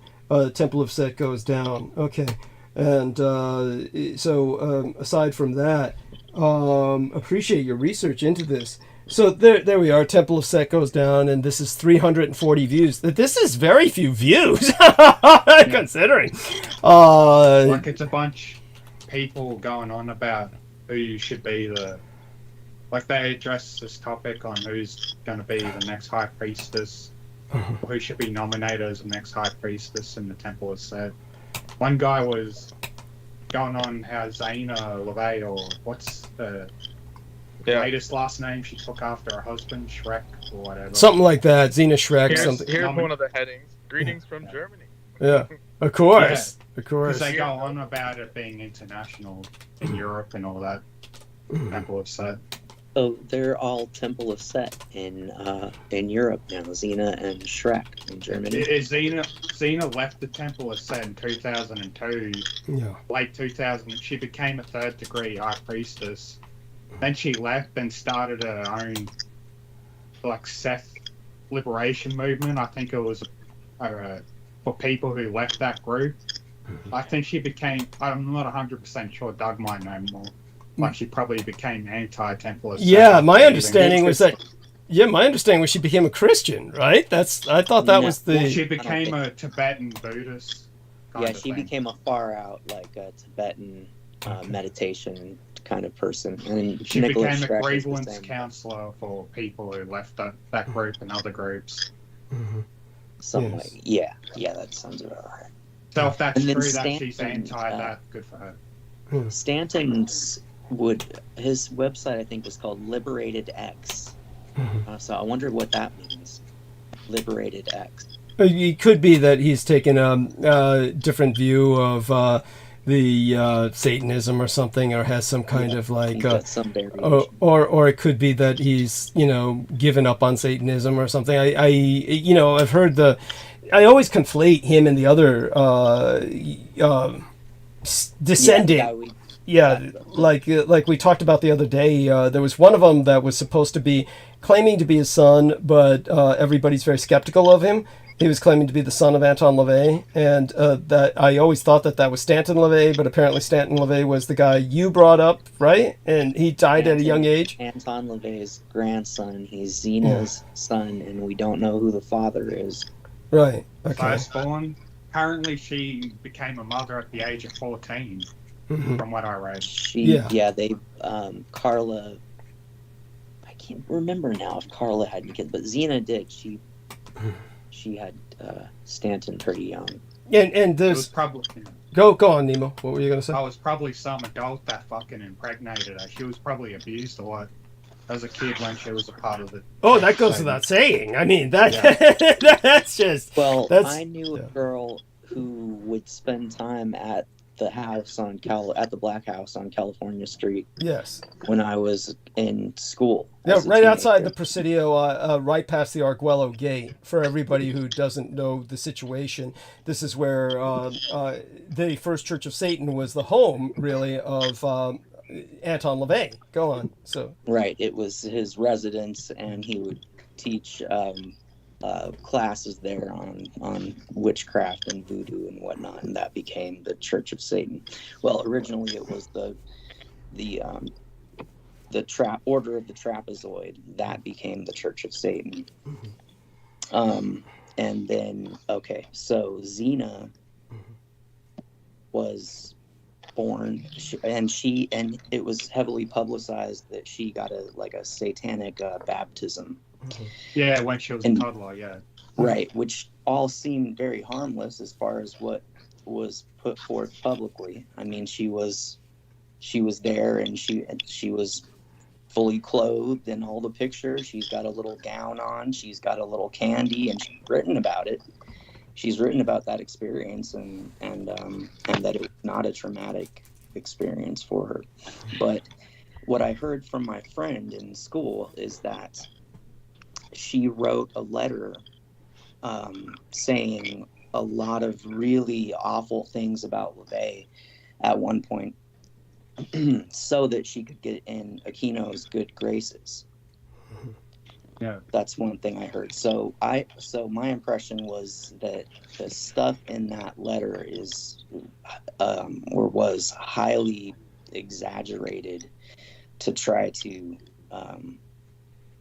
win Aquino's favor. Okay. She was she was only involved with it for months. Then she left. She joined in 2002, I think. Then left later that year to establish her own liberation movement, Satian liberation. Interesting. Yeah, I was hearing that letter came out in the late 90s, so that sounds about right. Wow. Yeah, she disbanded from. She cut ties with her father in the 90s, she probably just hated him and wanted nothing to do with the Church of Satan. Yeah, no doubt, no doubt. Carla, on the other hand, though, has never said anything negative about him, and seems to have some fun with the underground celebrity. She does her Christmas party in San Francisco, which I attended at one point. I met Carla, and you know, she seemed very nice, and she was having a good time in a cool outfit with a little devil's tail and some devil horns, and you know, it was Carla's Christmas party. Cool. Having that. Wow. Sounds cool. Okay. Yeah, I mean, sorry to interrupt. yeah. I have to continue on my journey, but everybody have a good night, and You too, Brian. well, Easy, best Carry of on. luck Call to me you. if you need to. yeah. Stay safe and be As- well, as Brent. James, as the Yeah. what's his name? The author of James Bond, die another day, basically. Yeah. But as Sid said, if you ever need his help, he's willing to drive hours and hours to get to you and help you. Do better to keep that in mind. And I really appreciate that, and Yeah. like I said, if I had more, if I had more Yeah, travel no. ability, I would definitely take up your offers as If far it as ever like a becomes place to stay and stuff like that. But something the you need situation to do. is such. Yeah. It's appreciated though. Yeah. So, Sure. and we all love you dearly, Brendan. Make certain that you get enough rest. Are you getting any quality sleep sitting in the car like that? not really. But I have some fixes coming up. I have some, I'm working on different things to help me out for the next, for this temporary period. So, but everything seems to be working out well. And do you think it's just not safe at all to try and sleep in the school? Yeah, that's definitely not safe. By the way, that's one job they can never get rid of. They can't take away his school job. That's like, that's a job nobody wants. So that's safe. Yeah, the core job is safe. That's for sure. Okay. Well, you have a blessed. It's like day. it's like a Tao Te Ching technique. It's like the lowest. Water always goes to the lowest point, so it can fight every obstacle because water is like the Bruce Lee quote. Yeah. Got it. Yeah. So It on goes. the surface, it appears like an absurd choice. Why would someone with a degree work that job? But It's the path of least resistance. The path of least resistance. Yeah. And but you're the corrosive element. Water is corrosive. It eats through mountains. So Here's the one from Lao Tzu. Yeah. Nothing is softer or more flexible than water, yet nothing can resist it. Yes. There we are. So you have a blessed night, Brendan. Yes, good. All right. You have a good night, and we'll carry on the conversation another day. We will, and hopefully you can join us Sunday. Yes. Okay. Have a good one. Yeah. So we're going to count on Nemo and Sid. I don't know about the consciousness level of Amy and Aristides right now. Let's probe a little bit with Amy. Amy, honey. Hey, honey. Amy. You there, darling? Amy. Probably asleep. She probably fell asleep. Poor dear. Yeah, Aristides, how are you doing? Hopefully you didn't fall asleep with that cigarette hanging between your lips. That's how people burn alive. Hate to read an article about you. Material science engineer burned in his own home. Shit. Good God, that's the last thing we need. So I'm gonna count on Nemo and Sid to hold the stage for a few minutes. Gonna rinse my mouth of this taste of Coca-Cola. Be back. We'll take it from there. Basically, you guys have got this, right? Yeah. Okay, good. Okay, and to our listeners, I will be back. These men are fine. They're going to hold the stage, and I have every confidence they'll speak of interesting things. El Nemo has, along with Sid, been communicating with Esther. I wish she would come on with us. And in the interim, however, I'll be mute, and I'll be back in a few minutes. Okay, you guys got this. Bye for now. What's up, Nemo? Nothing much. more on Xena, how she got into the temple. So I read that as Xena began to pursue ancient religious practices relating to the Egyptian god Seth and Sethianism. She has stated, quote, "While I was residing in Vienna, I visited a museum where Sethian altar lives. It was there that I had a very profound experience that enabled me to clearly see the course of my future," end quote. At the time, she was also practicing traditional Tantra and yoga. Her experiences within those two systems, as well as a central role in life's experience in other occult and esoteric groups, would contribute considerably to the content of her book, Demons of the Flesh, co-authored with Nicholas Schreck, her former husband. They separated a while ago, then finally got a divorce. Okay, so I'm curious about this. So there's Set and there's Seth, and Douglas has broken down the difference that we need to be aware of. Like, do you have your mind wrapped around that? I just presume Set was just short for Seth. Just remove the H. You got Set.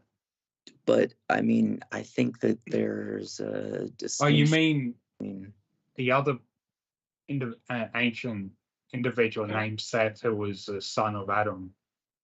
Can you hear me? Yeah, something like that. This stuff. Okay, Esther has joined us. So, gentlemen, say hello to dear Esther. Hello. How's it going? Esther. Oh, that's so wonderful. Esther! Now, Esther, you've got this with these gentlemen. These gentlemen are going to hold the conversation, but they're going to draw you into it. As a matter of fact, we're going to let you open it. I'll be back in a few minutes, and then I'll join the conversation. You're fine. Honestly, Esther, you've got this. I have every confidence that you're in a good space. And don't be hard on yourself at all. Just go with the flow, and we're all here. So just say hi, Esther, and, start with whatever's on your mind. A little bit about what's on your mind. Hello, everybody. I have every confidence that these gentlemen pick up where they don't. Esther, I can barely hear you. That's because she's trying to whisper. Are you in a safe... No, I don't whisper. Okay. It might not be good. I'm just on my phone and I don't have any apparatus to. Well, you sound good now. You sound good now. You're getting better. Yeah, now, your quality sound is good now. So all you have to do is say whatever comes to your mind. You've of course, we've covered a lot of topics that you're pretty much familiar with, I'm sure. So you can share whatever you feel about some of these topics we've been covering. What comes to your mind about them, honey? Well, first and foremost, I want to backtrack and do some damage control. Oh no, there's no damage control needed, darling. You're wonderful. We're all fine. We're all fine. Yeah. No, I actually. Yeah. I felt like in the way that you were pairing my dream up with some radical right-handed person's dream. Michael Christopher Andreevich. Michael Christopher Andreevich in Australia. I felt that was mating. I felt that was mating your listeners. Yeah. And I was a little bit discouraged by that. Uh-huh. No. Oh, well, I certainly apologize for that. I wouldn't want to miscommunicate. It's okay. Yeah. No, honestly, I know enough to know that's super egocentrical. So, but it did tickle my ego a little bit. You know what I mean? Yeah, understandably. Michael Christopher Andreevich is this individual in Australia who feels that his dreams are so vivid that he takes them to be astral traveling. So he feels he truly met Donald Trump's son, and that he truly feels that, yeah. I would like to just clear for the record for your listeners that I'm not a Republican and I am not a Democrat. I am neither nor. I have never voted Republican in my life. I would probably, if I could chalk myself up into a box, which I don't think that I could, it would be apolitical or potentially what is that called? Anarchist. I don't think that either political party is going to save us, and I feel that a lot of the media is propagandized to make us believe otherwise. I was a little bit offended, and this is again egocentrical. I think that Brendan and I have a lot to talk about. He seems to be a lot more on the esocentric or esoteric side, and I would like to discuss retention. Sure. Anyway. Sure. Hopefully that'll happen Sunday. I don't want to discuss it. I actually want to listen. Anyways, well, right now, I want you to know that I certainly accept what you're saying, and if I have any thoughts on it, I'll say them when I return. I'll be back in a few minutes. I'm just going to go mute, but Nemo and Sid will kind of, cushion my absence. So they're the buffers, yeah, and they're wonderful guys. They're wonderful guys. Yeah. So our listeners understand one of the other things that Michael Christopher Andreevich individual said in Australia was that he felt that he had some kind of personal contact with Putin, and that Putin was like the man who would save us all. And what I had done was I had conflated a dream. Yeah. So Esther did not feel. Yeah. Putin was going to save us. Yeah. And Esther. I've never said that Putin was going to save the world. Right, Esther. I didn't say that. Yes, Esther, I understand. That's right. Esther never felt that her dream about Putin was a paternal figure. It was more, yeah. Why do I feel as if it's a savior? Like it's, no, okay, so if I was going to go ahead and psychoanalyze my Putin dream, I would say because I was having it in the early 2021, I'm going to say it's because it was Putin prevalent, because there was news, there was a whole lot of rumors of war on the news. Yes. Coming up about Ukraine and Russia. Yes. Also, I'm going to reiterate the fact that I am inebriated right now, and that's fine, honey. Believe me, acid kick is flying high. Sid is like he's in like different dimensions at the same time. Nemo, of course, he's got his own thing going, and me, I'm always on some kind of drug or another. All those things. Yeah. Sid, yeah. Dude, I am totally down with you on this whole. We definitely need to. What is it called? Like we need to do some shrooms. We gotta have this soul reset, and we have to microdose. That's what I'm trying to think of. And listen. Anybody can do that. On the fact that I understand what you're saying. You have commented on what I said about Putin. I feel that it's because of what Dietrich reiterated, and I felt that was actually I was disgusted by it. But anyways, this was not a paternal dream. This was not something I didn't think that goddamn Putin was going to save the world. And I would like every listener to go ahead and listen. Take that back and go ahead and listen to that again. But anyways, I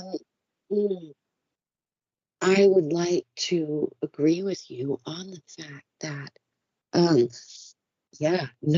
mostly dreams are not politicized, but sometimes when we are being fed with propaganda in the mainstream media, dreams can be politicized. And I would also like to comment on something else that you had stated Oh, Nemo, you said so many things that I want to talk about. I don't Like even know what? how to get into them right now. Like what exactly? I don't remember. I'm inebriated. I already said this. Well, Nemo gets into some very cool things, right? Talking about the Third Reich and Adolf Hitler. And Well, I've only mentioned that I met him once in a dream and saw a group of SS soldiers in the icelands of Antarctica in a dream, quite separate from those experiences. I've never had a political dream in any form. I see.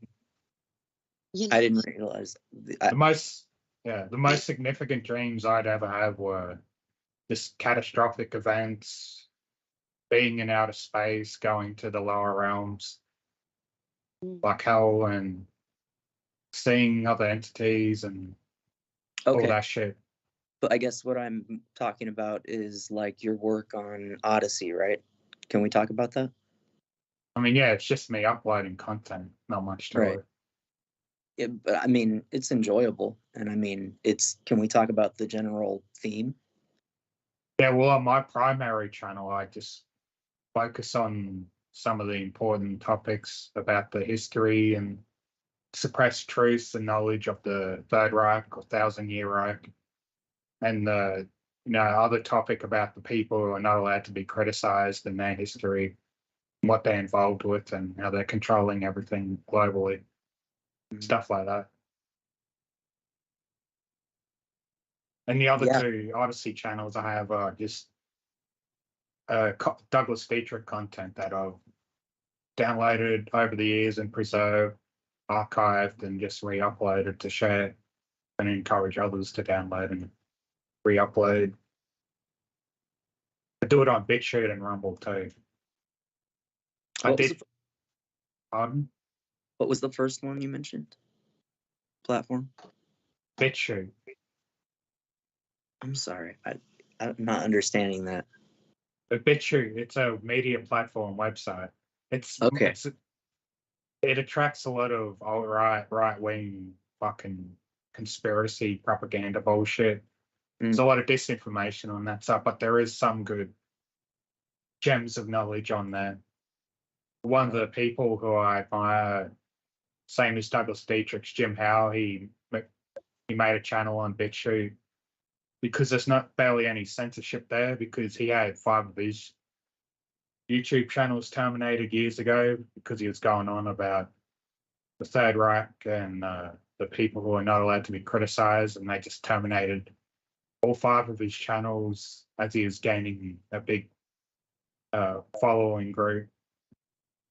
Now he's on BitChute. He doesn't have that much subscribers because everyone just thinks he disappeared, most of his followers. But he's the links so I could check them out, please. Yeah, I'll send you a link. Cool, thank you. What do you think about this stuff, Esther? Well, I don't think about this stuff, but I would like to say that BitChute is one of the only platforms that I could find some very interesting documentaries on. And I would like to go ahead and flag them right now, or whatever it's called. I don't know what the fuck that is, but I would like to say that I cannot find these on any other platform. Okay, I'm back, so maybe I can help with this. Go on. The Greatest Story Never Told. Okay. And Europa. Yeah, The Greatest Story Never Told. That's like a 6-hour documentary you can find on Odyssey and BitChute. Hitler and the Third Reich. Oh, at least 6 hours. It's more like 11 hours, isn't it? One of that one or the. No, that's good. Okay. For people that want to see another version or hear another side, I think that it's absolutely relevant and necessary, in my opinion. Okay. It's an important documentary. Well, and I can't find it on another outlet. Yeah, well, there's a lot of channels on Odyssey that have uploaded, including me. I've got the high definition version, 1080p, that I got from Internet Archive. No. Either Internet Archive or a different site. Is there a way that you could send that in a Ziploc file to Esther? I mean, I think I can just. don't find that necessary. She's already seen it, I think. Okay. Yeah. No, I actually think that we should link it to your, if Sid could find a way to link it to your chat box, I think that the public might. We might not want to do that.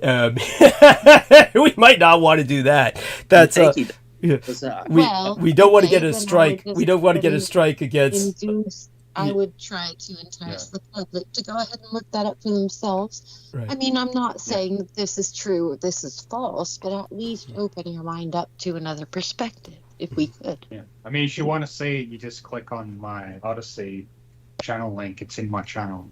Okay, great. So everybody heard what Nemo said. If you wish to review it, it had a profound effect on changing the life of Victoria, who's on this show once in a while. And it changed her life. I think that was that one and another one. But like Esther mentioned both of them, they're both pretty much in sync. The Greatest Story Never Told and Europa. Yeah. I downloaded that recently. I got to watch it yet. I haven't seen it. Okay. Came out in 2007 or later. So good. Actually, like Europa Part 2 and Europa Part 3, I think are actually very integral for people to watch to understand what the fuck is happening right now in America. Okay. And Europe. Well, in the West. I'm sorry. Yeah. I got a little bit. No worries. Filtered. Yeah. So, darling, aside from that, whatever you feel comfortable talking about, you go ahead and talk about it. You've obviously gone into the historical aspect of some of your researches. Feel free to continue along that line or wherever else you care to go, current events, etc. When you said that you would consider yourself, if you had to box yourself as anything, maybe an anarchist, I'll take that as a anarchist idealist, as a anarcho-idealist. Obviously, anarchy, when I think anarchy, I tend to think chaos. However, there is... Go ahead. I just mean that I don't feel that... I feel that left and right are both propagandized. Yeah. They are both the same wings of the same nut. Yeah. It's just used as a divide and conquer tactic. Absolutely. I mean, that's one of the very most... It's I don't know. I learned that in like 5th grade. United we stand, divided we fall. Is that not still true today?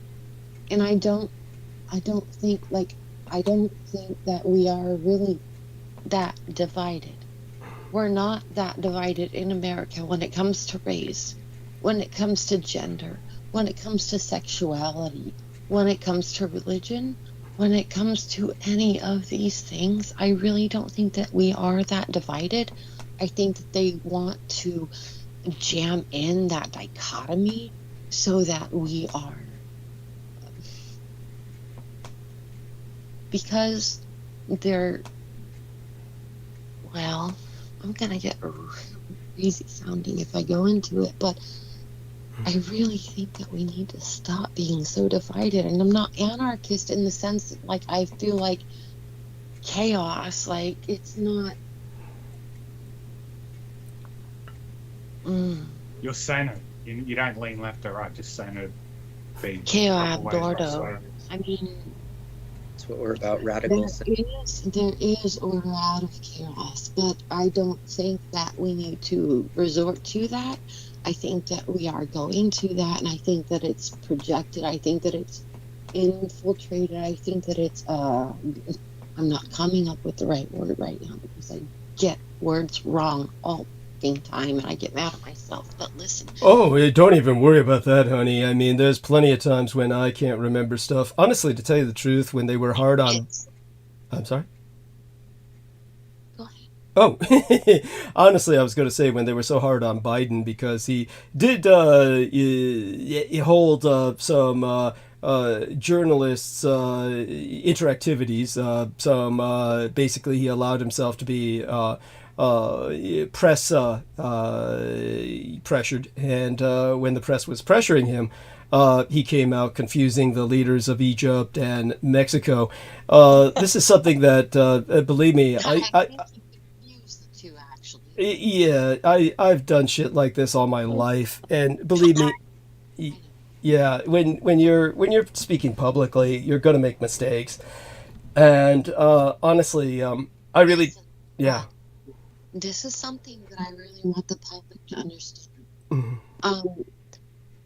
We need to stop not looking in our direction. Like,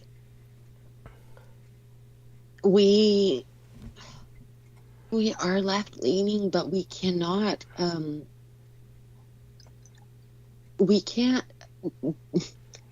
shut our eyes to the fact that there's something going on over here. Mm-hmm. And Biden is not fit to serve. I'm sorry. I'm not a Republican. I've never voted Republican in my life. But we have to agree that this is concerning. You know, just to balance things out here, with Listen, I'm not going right now. I'm sorry? I'm sorry, what?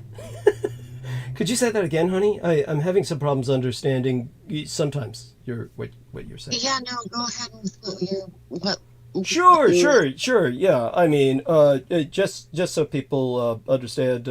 Yeah, I've been getting that a lot lately. My cosmetologist V, who everybody knows I personally really, really intensively dislike, and yet at the same time is this indispensable individual in my life. It's she's this. Anyhow, she wrote me that she was, Biden is a nice guy, but he's just not fit to serve. And we're getting that from a lot of people. A lot of people are saying that. I'm not defending Biden. I do want people to understand something, that in the early days, and this is something we were talking to Brooke Gibson about. And Brooke Gibson, of course, was correct in her response to another young lady we were talking to, whose name was Noreen Halpand. Now, Sid probably has been listening long enough where he remembers this, and Nemo was probably listening long enough where he remembers this. But there was a time when Brooke Gibson got on the call with Noreen Halpand. And then Noreen Halpand began this, we all know Biden is evil. And, of course, Brooke Gibson took issue with that, not because she's a big Biden fan, but because this was obviously indoctrination. And she was saying, why would you just say automatically, we all know Biden is evil? That was the offensive part of what Noreen was saying. She was a product of Revolution Radio. And back when I was on Revolution Radio was overwhelmingly right-wing. And with Noreen Halpand, she stayed on with Revolution Radio, and she became very much indoctrinated until something happened, and I don't know what it was, where she finally left. But she stuck with them long enough where she carried a lot of that baggage. And so she brought up Biden is evil as simply axiomatic, which was offensive simply because it doesn't give us any room for reason or discourse. It's simply, we all know Biden is evil, as if it's doctrine. That's not logical. He's not evil. Whoa, wait, here. Wait, just for a second, honey. I'm gonna balance what I'm saying now. This is what I was saying to Brooke, was, I actually went on record at one point to say, in print, I said, Biden is a pedophile and he will never be president, because there is footage. That's true too. Yeah, but I don't want to offend the public. Yeah, you know what I'm because there's footage, I mean, which is now almost impossible to find. But I bet somebody can find it. But yeah, Biden was all over this young girl on stage. And see, Brooke had never seen that footage, which is strange to me. But Brooke had never seen that footage. I was trying to bring that up with her. And she was saying, she was trying to articulate Are you sure you're just not misinterpreting? And that's when Nemo broke in. Now, Nemo, you were there, right? Nemo, we both were trying to tell her, if you had seen that footage, Brooke, you would say he's a pedophile. There was just nothing around it. This guy... I am broke as fuck, and I would probably offer to give you guys $1,000 each if you could show me a president who is not pedophilic.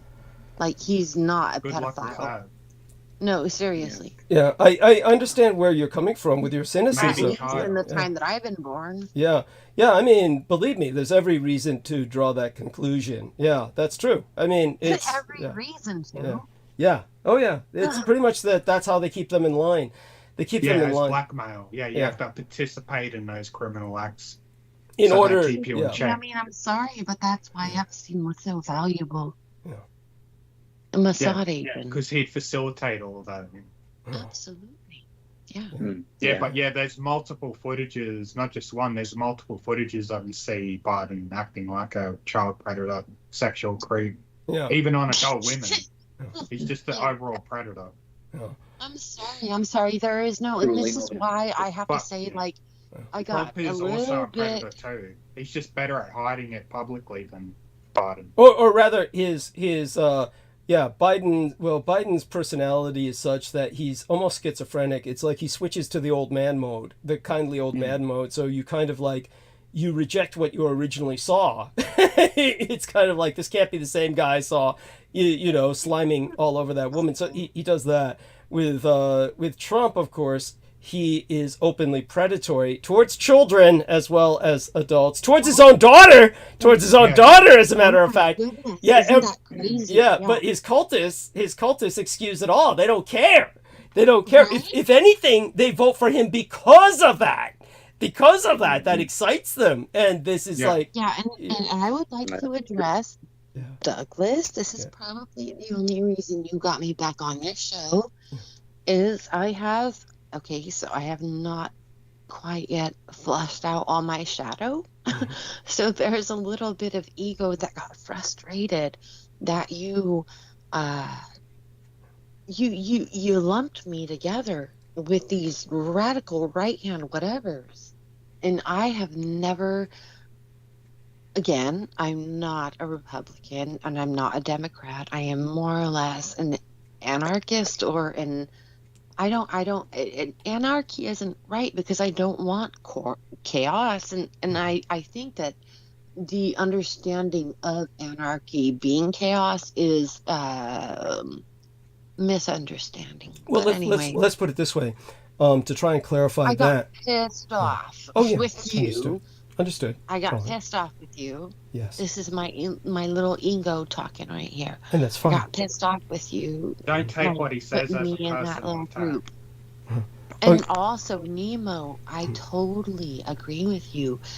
Listen, I definitely think that dreams usually are not political. However, if I'm going to go ahead and psychoanalyze my Putin dream, I'm going to say, since it was 2021, there were wars and rumors of wars. I'm biblical. I was raised biblical, so I'm going to get biblical. Wars and rumors of wars. All up in our head. It was all over the news.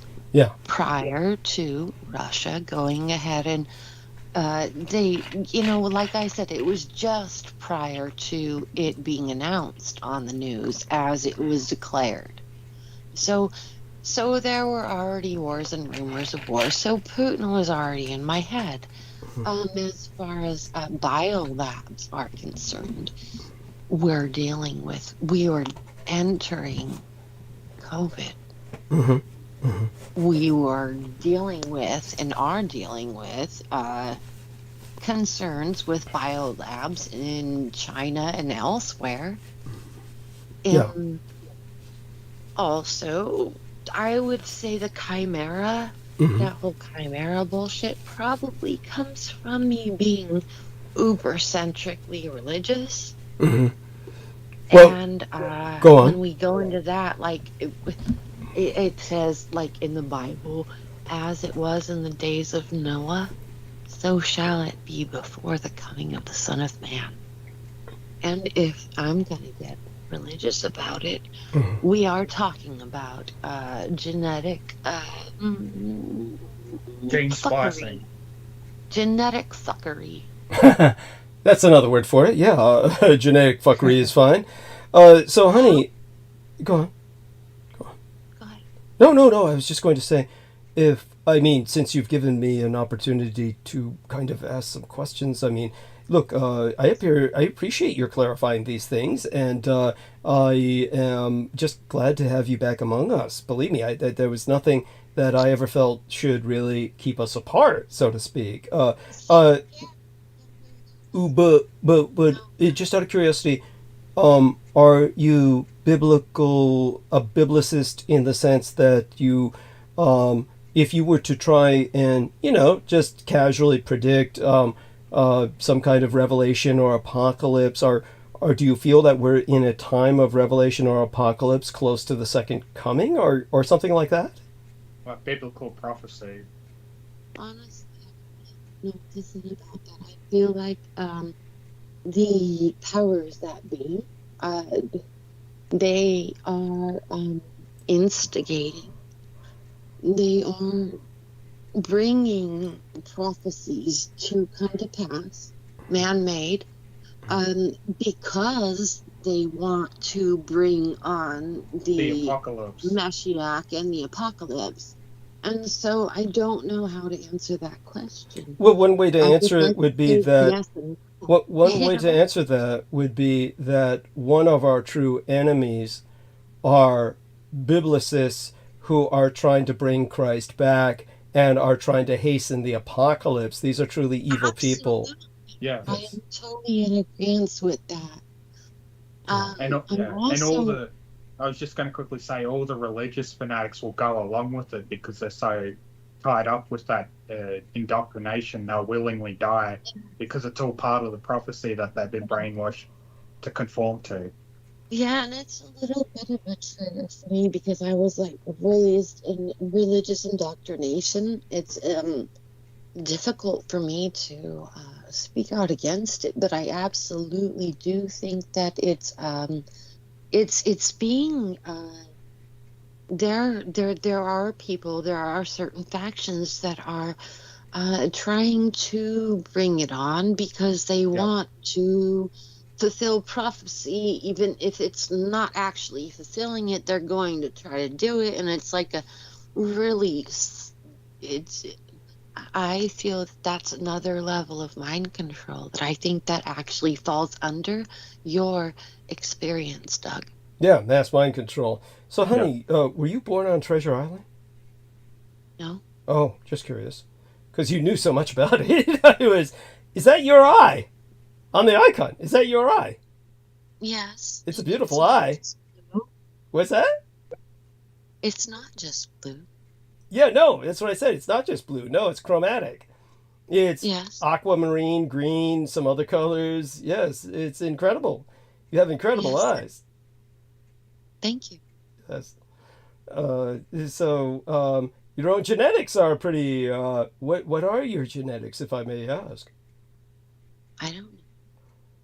You ethnic background. You must know something. I mean, ethnic background, like Nemo says, something general, like nationality, I'll give you guys this. I am very Anglo-Saxon. Okay. I'm very Caucasian, and my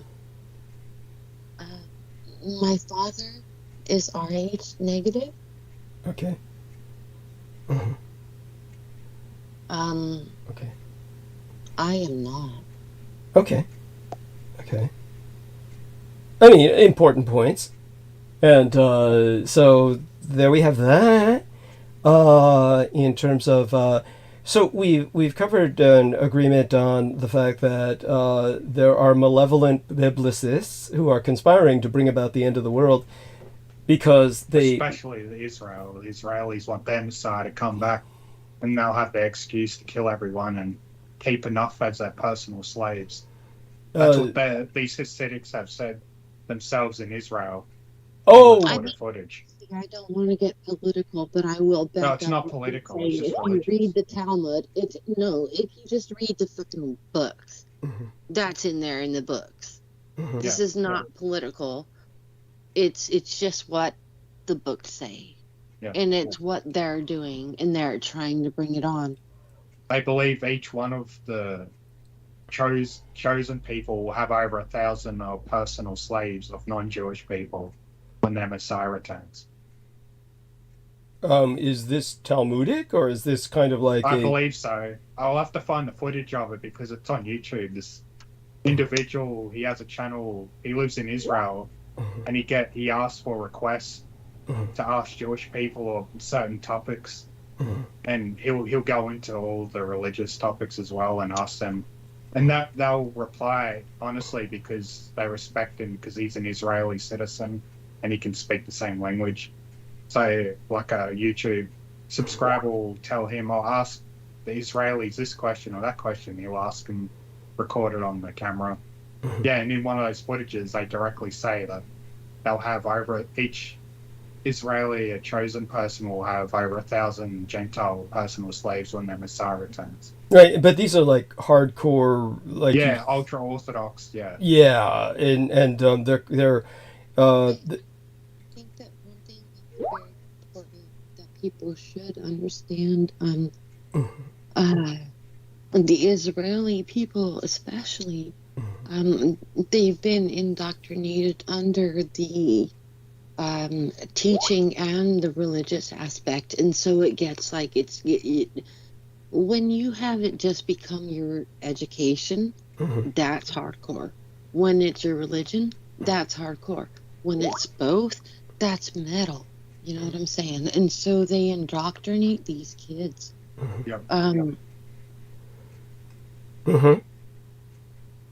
Okay. It's and they're confused. You know? In the sense, how are they confused? I mean, if they're indoctrinated, you'd think that they'd be dead certain. Well, they don't know. I mean, or not, I mean, yeah. But they know if they were. They never question what they're taught because it's just been that absorbed all that indoctrination. So when you say they're confused, you mean they're misdirected? That they have been genociding people since like 75 years plus. They are not taught that. They aren't taught that. They're taught that they have been persecuted. And like they've been told that they were pushed out of Germany, and this is where Israel was founded, or some kind of fucking bullshit. And that they're told that these people, the Palestinians, the sweet bloodline, have been.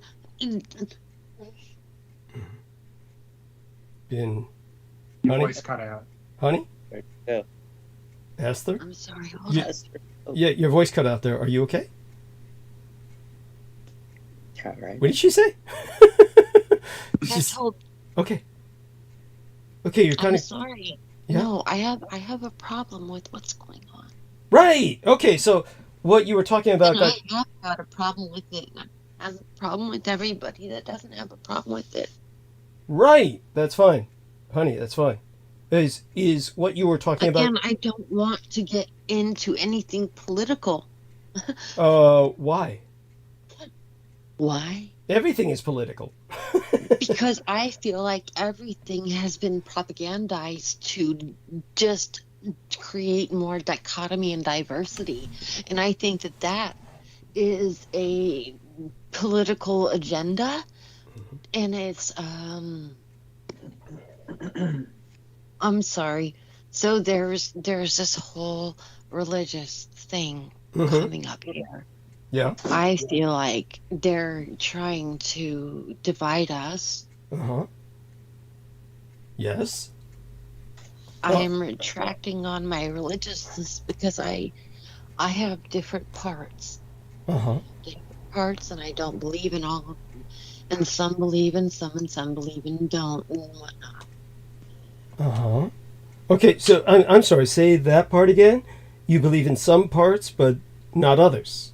The aspects of the religious No. doctrine? I have different parts within myself. Okay.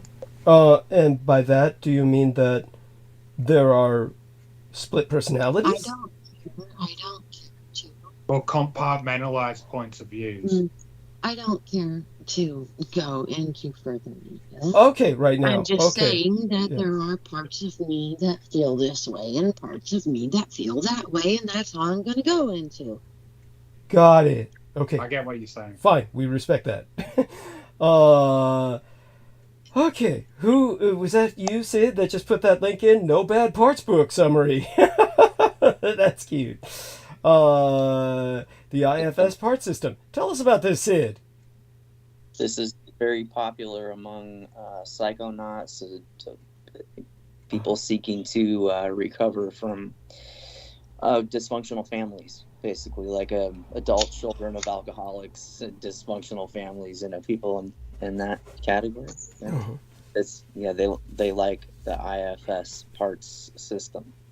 Wow, tell us more. It's have you heard of it, Esther?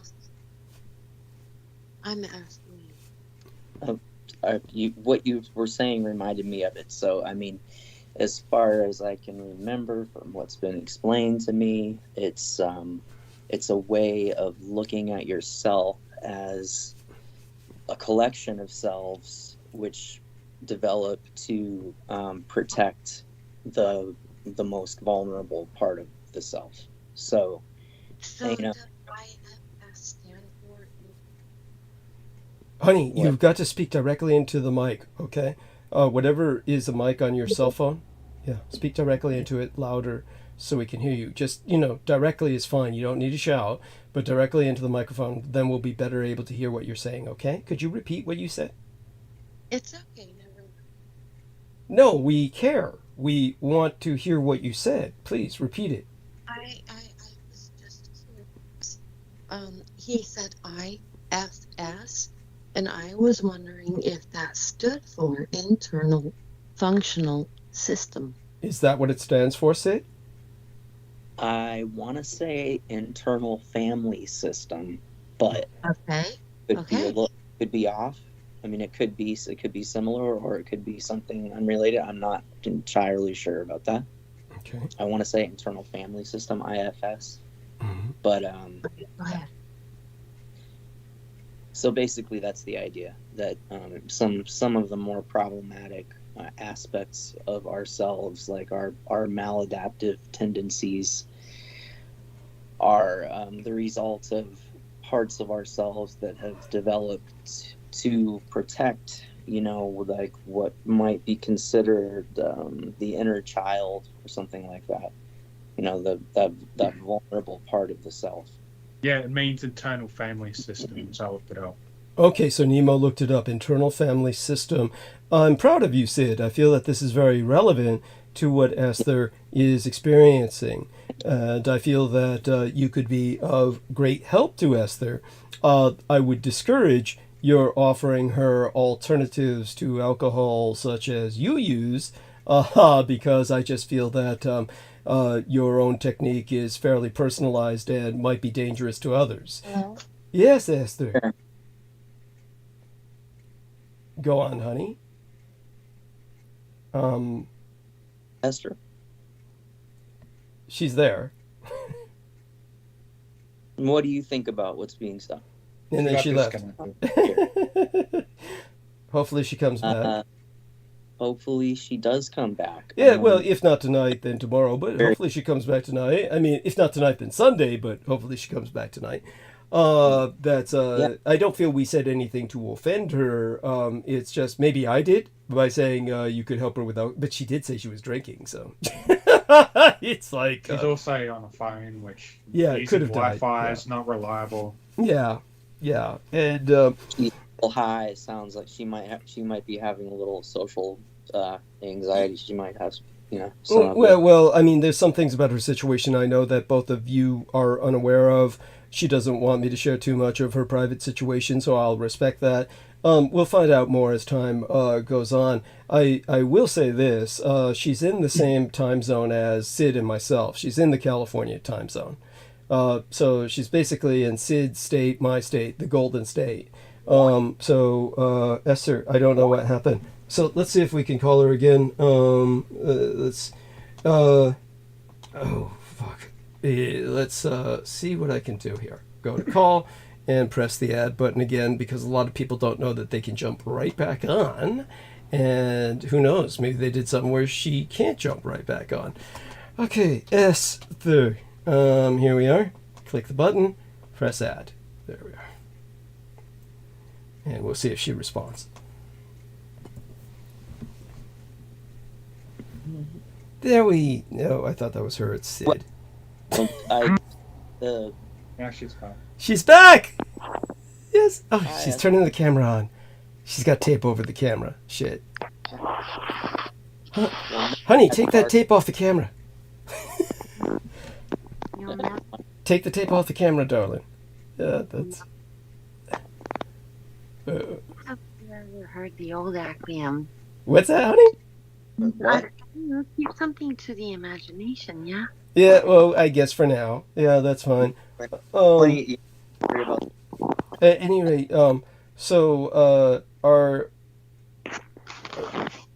put the phone near your mouth. That will help.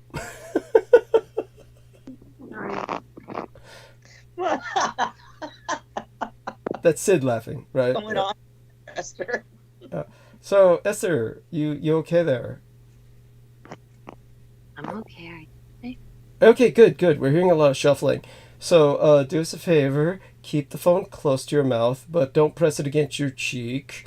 And just keep it far enough away from your mouth where we get a good sound effect. Good sound. And go ahead and say something so that we can test the audio.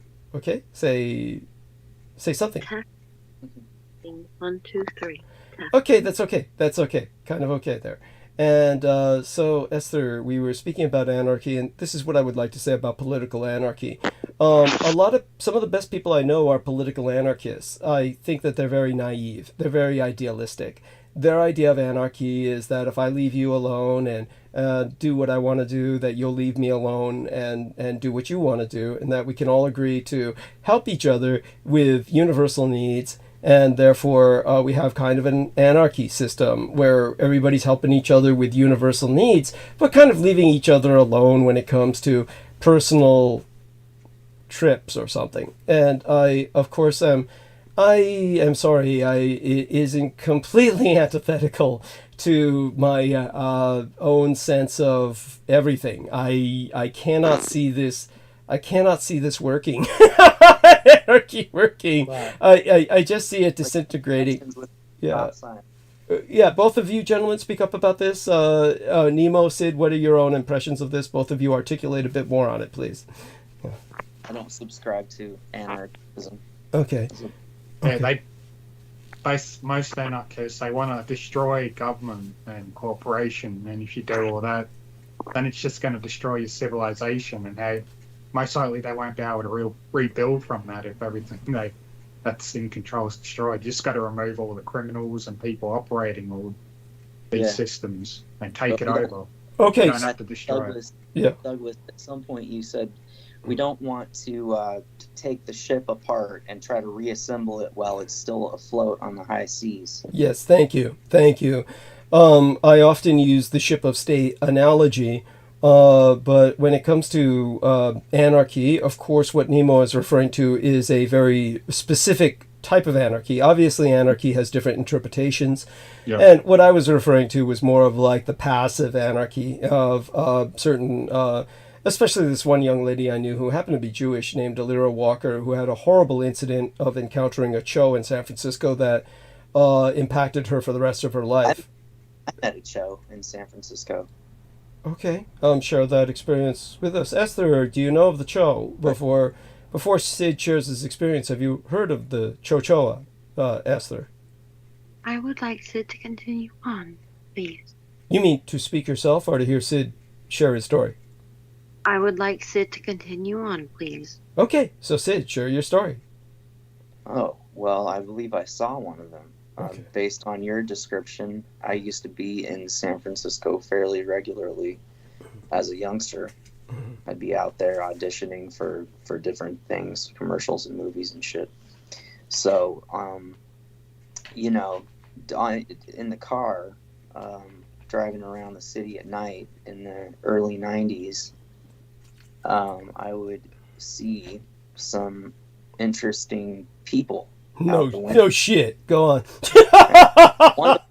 One particular individual who seemed to be a man of some kind seemed very much like what you have described as the Chochoa, and you've described their activity in San Francisco.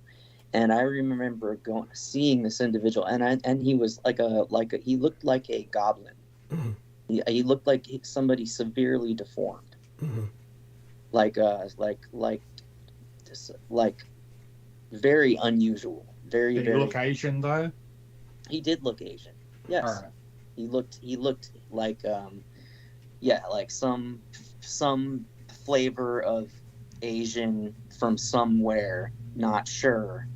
Could but very deformed and very sinister looking, really. And I just figured there's a very deformed individual, and then they just. But what the difference is? I had nightmares about him. Right, Esther. What was that you said, Esther? May I ask what the differences were? You mean differences were between him and other Asians? Well, the being and humans. Okay, Sid, explain what you understand about this. Well, very pointy ears, very, very odd-shaped face. I mean, but something classically scary in a way. It couldn't and be. pint size. And pint size, indeed. Yeah, a midget, we used to say. And a very scary midget at that. Got it. Yeah, I believe you saw a show. How were other people? Was it scary in appearance, or was it scary in frequency? Definitely both. For Sid, it's had nightmares about it, and I will use that term, it. He had nightmares about it after that, so obviously its frequency vibed him in the wrong way. Sid, how did other people around it respond? How were they responding to it being in their midst? See that much of it, thankfully. I mean, I this was a brief, like a stop at a red light type of a thing. Got it. Where I would have looked out the window and there would have been, some of that kind of nighttime activity that you see in San Francisco, right? Mm-hmm. A group of people kind of standing around, and and he or it seemed to be kind of lurking, and I have the memory of it seeming to notice me noticing it. Oh, it would notice you notice it. Yes, go on. And it spooked me for sure. Of course. I was very much raised to. These are other extra dimensional beings, or do you think that they are like governmental psyops?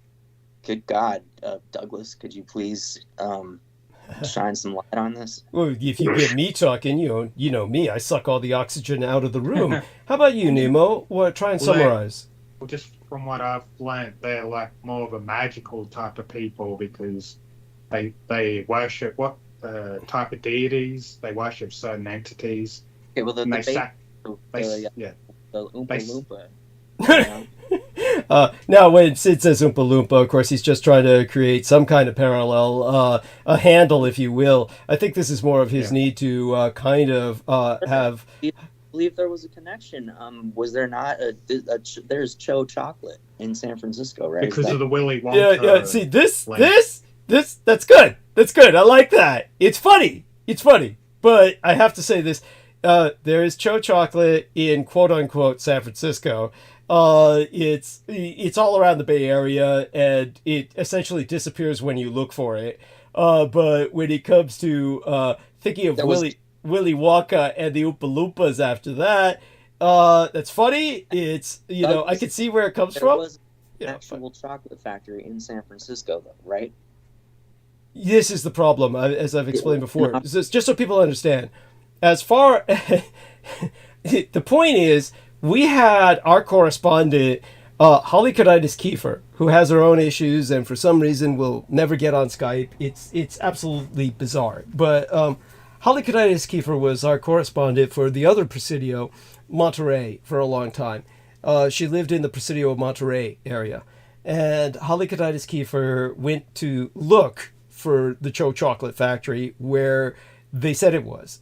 And the Cho Chocolate Factory used to have like Wikipedia pages and shit, and they used to say we give tours of our chocolate factory, and they had a picture that was available online, primarily through Wikipedia, maybe some other areas of their factory in Oakland that you could come and take a tour of. She went to that site in Oakland at that address. There was nothing there.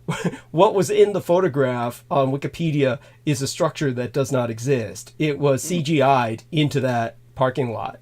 There's nothing there but a parking lot. So this factory that they claim they give tours of, the interesting thing is that Peter Moon and I have pointed this out before. We've looked up various articles on Cho Chocolate, and what they'll say is the factory's in San Francisco, then they'll say they moved to Oakland, and then they'll say it's moved someplace else. They say they give tours of it, but then they'll say, oh, well, it's closed down for now and relocate it. Wherever this factory is, it's not a place that's easy to find, or it's a place that they're continually moving, or they're not giving the real address. And be a connection with the Chochoa people and the chocolate. Well, it's there. I personally know there's a connection. Yes, there is a connection. Of course, that's why it's named Cho Chocolate. She left. He's come back. Yeah. So she'll probably come back. But when I think of I'm not saying that what you said about the Oompa Loompas and the chocolate factory. I say this without trying to make fun of you. It's like what I would think of on drugs.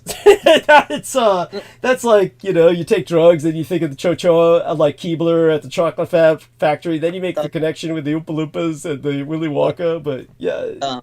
The author of the book. Yeah, German. He's German. It was a German author of the book. I knew the professor who wrote one of the only American biographies of that author, and we called him the smutty. I'm sorry, his career was in the intelligence community, and he wrote about giants, abusing children. Yeah. And he wrote, of course, the Willy Wonka, which is all about abusing children. Yeah. Yeah. Yeah. Yeah, it was originally written in German, and in the book, they're not called Oompa Loompas. He simply calls them niggers. In the book, they're simply niggers. Says, that's funny. Yeah. No. Yeah. Then the nigger. Yeah, that's right. Yeah, the niggers. It's an old book. Yeah, it's an old book. He says, yeah. Then the niggers at the chocolate factory were doing this, doing that, and it's the mid-80s. That ain't the mid-80s, dude. It is maybe the 1880s. Yeah. That's, No. Was it altered before or the mid-80s? It's just when they put it in the movies. When they put it in the movies, then they call them Oompa Loompas, because at the time that they produced Willy Wonka and the Chocolate Factory, the first version, they were politically sensitive enough where they weren't going to say, hey, these are niggers, and just show black people. No, they made them like little funny Oompa Loompas. In the book, they're just black guys. Okay, they're just black guys. They're I don't think he rendered them pygmies. They changed them completely for the film because they couldn't just show black guys. Word Nick in the book. Yeah, it's in the book. Yeah, that's But they must have altered it at some point. That's what I'm asking about, because I've read the book a couple of times and it doesn't contain the word nigger. Did you really? Oh my God! Where did you find a copy? They gave that to us in school. They showed us the movie. They must have. Well, they must have changed it when they translated it to English. Yeah, they probably changed it when they translated it to English. Remember, it was originally written in German. So let me tell you something else. I mean, the book 20,000 Leagues Under the Sea, I'll call Esther again just to see if she'll respond. But the book 20,000 Leagues Under the Sea, when they translated that into English, they censored a third of that book. So that was like a famous book by a French author who was internationally recognized. And he was, of course, very anti-English because the French were constantly at war with England. So when Jules Verne wrote 20,000 Leagues Under the Sea, he's writing about an Asian Indian prince, not just a sea captain, but a prince, who's rebelling against the British Raj. Now, the British, when they translated that into English, could not tolerate that at all.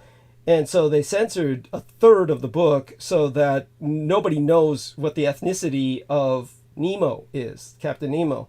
And he comes across as just some madman who's sinking ships for no goddamn good reason and is therefore a villain.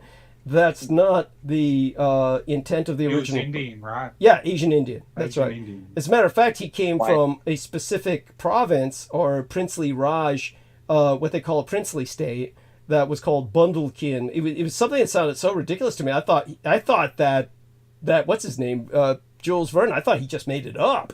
But it's a real place. It was a actual princely state in India. So, by the way, Esther registers as unavailable. So, hope she's okay. Could be her battery just died. Could be we just started getting to, I guess, feisty for her or something. But I'm sure she'll be back. And hopefully she'll be back on Sunday. If not, then hopefully some other time. So what happened was that with the kind of censorship that they did with Jules Verne, by the time Disney made the film 20,000 Leagues Under the Sea, which is an excellent film in terms of visuals, they presented it the way it was from the English translation. Nemo, you don't know his ethnicity, you don't know his nationality, he's sinking ships for no goddamn good reason. He keeps talking about that nation, he keeps pointing, this nation, they're slavers, they are, he'll say evil things about this nation. You never know who this nation is in the Disney film. And most critics who had no idea 20,000 Leagues Under the Sea had been completely censored, they thought he was talking about the United States. They said, oh, he's talking about the United States at a time when the United States was a slave nation, was a nation that used slavery. So he must be talking about the United States and fighting against the United States. That's how a lot of critics took it.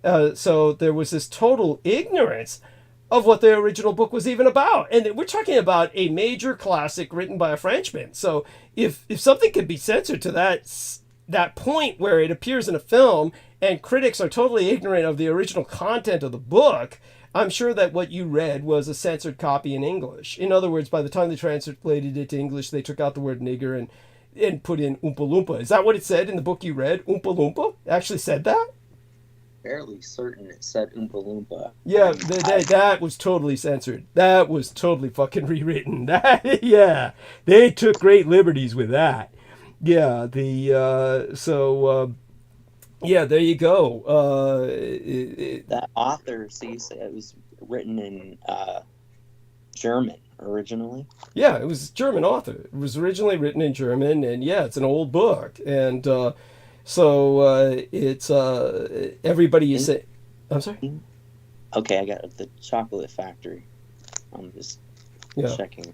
Yeah, but again, did you at some point kind of like get the feeling it was about Cho? That the Oompa Loompas were Cho? Is that kind of like the feeling you got later? I mean, you couldn't have had that feeling when you first read the book. I didn't make that connection, no. Until fairly recently. But I thought, well, not really recent. I mean, it's just reminiscent of such because you see little midgets in a chocolate factory. I remember, for the life of me, Douglas, I mean, you have talked about the show in San Francisco. Yeah. Definitely. And you and their involvement with the chocolate. Yeah, there's definitely a connection, and I'll tell people the closest connection that we have. Sorry. Yeah. Roald Dahl, the author. Roald Dahl. Okay, there you go. Yeah, that's the author. Yeah, and so anyhow, like I said, his biography was written by this one guy I knew who we called the Smutty Professor, and he was a professor who had a real drinking problem. I was sleeping with a girl who then wound up sleeping with him, so to speak. She basically got him so drunk he signed over his estate to her. His estate was in Alameda, and there's a whole morbidly entertaining story behind that. She winds up, the owner of this estate kicks him out.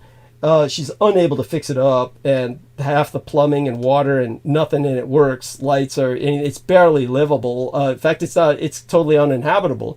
So she winds up moving out, and he winds up squatting in his own home, and she's never around to kick him out as a squatter. And later on, as a squatter, if you're there long enough, you can wind up reclaiming the home. So he wound up reclaiming his own home like 3 to 5 years later as a squatter.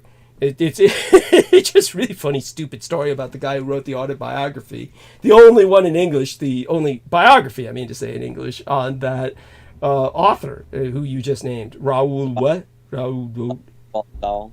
Dahl, yeah, I can't even remember that name. H.L. Roald Dahl. Okay, there you go. And but when it comes to the chocolate, what happened was my cosmetologist, was called by some woman who lived in a San Francisco estate. Now, by the way, just so people understand this, San Francisco is the most congested city in the United States next to New York City. It's on a peninsula, and it takes up only a quarter of that peninsula. If your thumb were the peninsula, that it would be your thumbnail. That's San Francisco. Everything else on the peninsula is South San Francisco, and all these other different cities, they're not San Francisco. San Francisco is small, comparatively speaking, but incredibly congested. Almost nobody has an estate in San Francisco. There's no room. So what few estates they are, they belong to multi-billionaires. And I know where most of them are. But anyhow, she was called to an estate in San Francisco. So this was like a multi-billionaire. So she went into the estate and parked her car, which alone also shows how exceptional this was. Don't be afraid to put that link in the in the chat box as well for our listeners. Roald Dahl's autobiography book. There we are. And so that's obviously his autobiography is what Roald Dahl wrote about himself, but this other guy wrote a biography on him, and that's the guy I'm talking about, the Smutty Professor. Whoever wrote I'm sorry? The Smutty Professor. Sorry, what was the author's name? I don't remember the Smutty Professor's name. I mean, that guy got into, he perceived me as an enemy because of this stupid girl who stole his home. And it's her name I remember, Maureen Draghi Ann O'Brien. She may actually appear in the chat sometimes. I've got nothing against her. You don't need to kick her out if you see her. But she's just hell on wheels, and she had an uncanny ability to keep showing up in my life. And she was like, different times in her life, she would be homeless. I mean, literally picking through garbage cans, homeless. So then other times she wound up, last time I checked, she was taken in by some lesbian who then got her on a bunch of behavior modification drugs so that she could control her. In other words, the lesbian got her on a psychiatric treatment, and they put her on a bunch of drugs so that she wouldn't go apeshit. And but Maureen Draghi Ann O'Brien was like, it's just, there's some people out there who are borderline supernatural in their ability to just continually show up in your life and wreak havoc. And she was one of those. She was one of those people. There you go with that. I could go on into details, but they don't really count right now. But when it came to the V, so she gets called to this estate. she's able to park her car on the grounds of the estate, again, to show you that these are multi-billionaires, because there's very few places you can do that in San Francisco. And she goes in, and the place is completely empty, but she rendezvous ultimately with the woman who is the mistress, the wife of the man who owns the estate. And white woman, Caucasian woman. And so she finds out this woman is married to the owner of Cho Chocolate. And so the woman says, could you do my hair? And so V proceeds to do her hair. And it is seething with lice. It is so crawling with lice that V has to take several instruments and comb the lice out, perform a delousing on this woman, do her hair up, and all the while V is trying to maintain her composure and saying, so where is your husband? And the woman was saying, because V felt like they were being watched. She felt like there was another presence in the room and that they were being watched, but every time she looked around, she couldn't see anybody. And so the woman said something like, oh, my husband's around and he sees us and he's watching, but you won't see him unless he wants you to. And you can imagine how unsettling this was for V. And then she finally, after doing the woman's hair, she went out of the estate and she didn't even put any of those instruments into her car. She just dispensed with them all. She threw them all away. All that meant she had to take hundreds of dollars worth of equipment and just dispense with it. She just threw it all away. And then she got into her car, and of course she was afraid that she might have brought in some lice with her. And that's a big phobia of hers. So she was on pins and needles about that, and then she drove home. Later on, the woman called her to do her hair again, and V simply refused, just wouldn't respond. So I know, in a sense, where the owner of Cho Chocolate lives, and I know that he's got a white wife, and that she's, was under that condition where I just described. And V, like I said, performed a delousing, and then...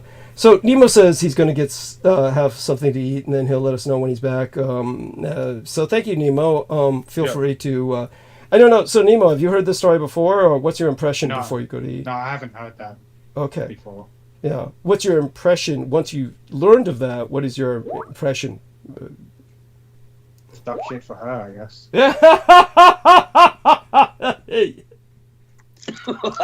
Okay. So Esther says, I love you all. I'm back, so let me call her again. And then, Nemo, if you're going to eat, let us know when you're back, like you said. Okay. And so, hearing what you just heard, what's your impression, Sid? Of what? Of that whole situation. I mean, certainly you must have an impression that would generate some kind of response, or so the owner of Cho Chocolate, her hair was so no, that's her. That's the wife of the owner of Cho. Yeah. By the way, Esther has rejoined us. Hello. Hi, Esther. Esther. Yeah. Esther. Esther, we know you're there. You're off mute. Go ahead and say something. Esther. That's cute. Okay, Esther, you're back. Hey, I'm sorry. I was having that whole problematic experience where I was hearing two frames, so I had to mute one of them. Okay. Well, you sound great now. Your sound quality has improved infinitely. Very glad to have you back with a higher degree of sound quality. At any rate, we don't need to go too deeply into the Cho thing with Sid, but at any rate, that's just so you understand. Were you able to hear what we were saying while you were gone, so to speak? Were you able to hear what we were saying about the Cho and chocolate? Absolutely absent. 100% absent. The Cho are fucking scary. Okay, so we can. They haunt kids through this chocolate factory. No, I didn't say that. And everybody thinks they're E.T. Yeah. That takes some explaining. But yes, there's an element of truth to that. In fact, it's pretty much the case. Yeah. So Esther, honey. I'm sorry. Esther? I was saying that I don't discount it whatsoever. Okay, yeah. And Esther, I told everyone that I felt it was safe to let them know that you live in the state of California along the same time zone as our man Sid and myself. We all live in California. And California is so big that doesn't really give anything away, so I felt that was okay to share that. So you're on our time zone, so right now where you're at, it's a little after midnight. Are you a night person like myself? Do you usually stay up throughout the night? I used to be. Okay. Then what happened? But I'm not anymore. I am helping. I have come into the position of being somewhat of a caregiver for my parents. Mm-hmm. Mm-hmm. Yes. I left an abusive relationship of 22 years, and the only place that I had to go was my parents, and I don't think that is the best option, and I am not going to go into any more detail, but I am definitely on the old granny schedule. I'm falling asleep at like 7 to 8 p.m. Mm-hmm. Mm-hmm. But I'm also having an issue because I used to be a night owl. Mm-hmm. So I am having a little bit of an issue trying to accommodate to that schedule, if that makes any sense. Of course, it makes perfect sense. It's against your natural biorhythm to be going to bed that early. So I take it that you're waking up now because your natural biorhythm, your noctophilia, your love of the night calls you. Yes? I have many things calling me in too many directions that have differentiating schedule patterns. Mm-hmm. Yes. My parents, they fall asleep by, like my mom is in bed by 9 and my dad is in bed by like 1 a.m. Uh-huh. And I am, unfortunately, I have stepped into the position of half-time caregiver for them at this point.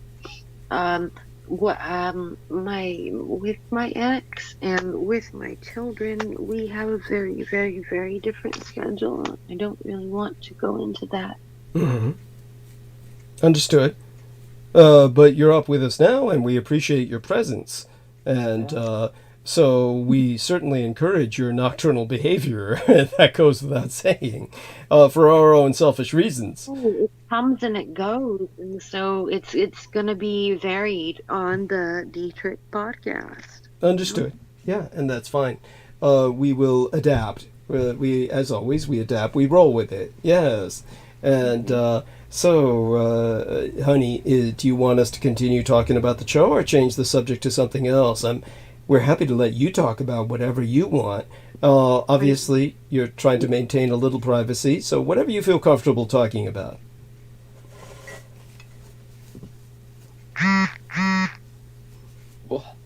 That was interesting. There it is again. Yeah. So, Esther, what was that? I don't know. I had some kind of a notification on my phone. Okay. Sorry about that. What does it say? Stop talking to that Douglas Dietrich guy. Is that what it says? No.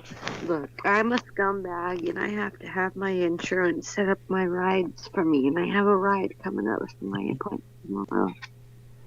You have a ride coming over at what time tomorrow? What time? None of your goddamn business, Douglas. No, I just wanted to make certain we weren't inconveniencing you. None of your freaking business. Yeah, no, I got an interruption telling me that I had an appointment, whatever, scheduled with my crap and whatnot, and that's what was going on. Cool. Okay. Yeah. So now that we are aware of that, so you can again go back to leading the conversation, Esther, in a direction that interests you.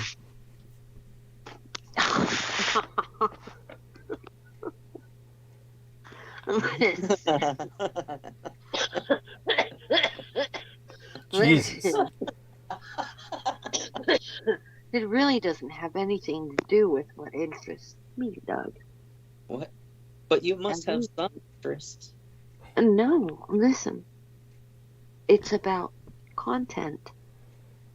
Okay. Right? Yeah, content. Yeah? Okay, listen. So I'm like super intrigued at this Esther character. Who? Which character? Esther? Oh yeah, Esther. Yeah. Yeah, no, seriously, you like fucking spun her off into some degree to where it's like some fucking, what did you say? It was like some child bride shit? I don't know. I'm very intrigued. I'm very curious. You mean kind of like the Esther that I created through what I was relating over the past few episodes? Yes, sir. Yes, it's absolutely intriguing, and I am captivated. So and I would like to know more. Sid, what was the Esther that I was describing over the past few episodes like?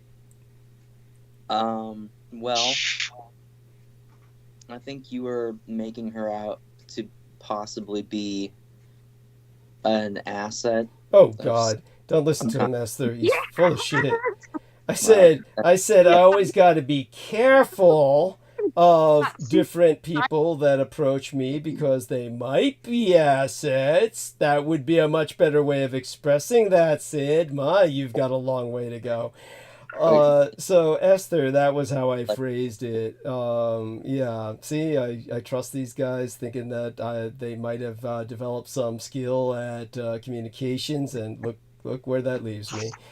So Esther, I simply said that I need to be cautious, but when I was discussing this with Aristides, both he and I agreed to give you the benefit of the doubt because we feel that you're not an asset, or that's what we're willing to conclude.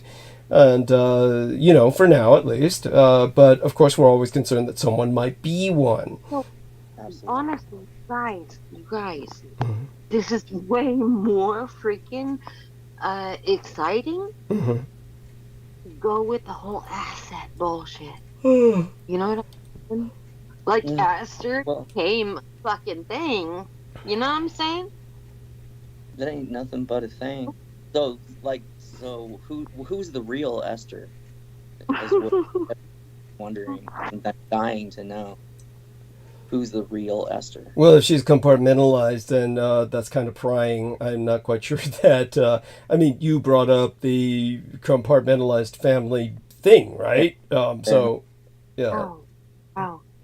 I think you guys are right, and I think that I'm offended at your actuality. Hey, honey, it's I myself, I try to explain myself. So aside from that Esther that we were concerned about, who may or may not be an asset, and we're willing to give the benefit of the doubt to, etc. At any rate, you were born on a military base, and so of course that's concerning. Most of the people that we run into have the sugar put into their tank, so to speak, at some kind of military involvement, and there seems to be a trauma involved, and or perhaps several traumas or series of traumas. Oh, we're not going to go into whatever you don't want to go into publicly, but such being said, that's kind of an experience we've had with trauma-based mind control assets, is that various people approach me with desire to speak to me about certain specific issues.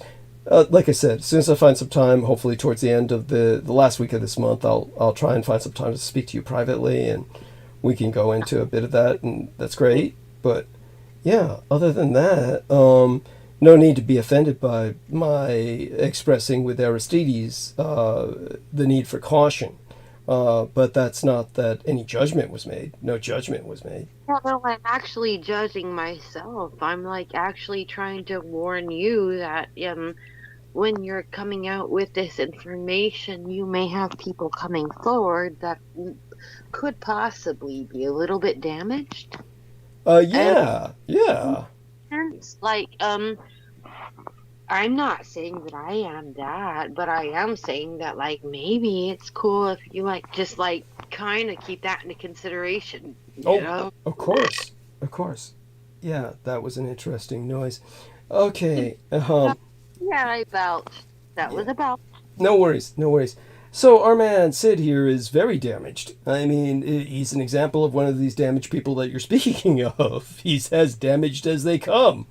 I don't feel that I'm being offensive, am I, Sid?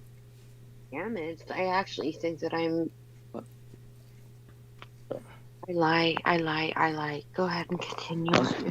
I like them damaged, but I need something left. Something from me to wreck.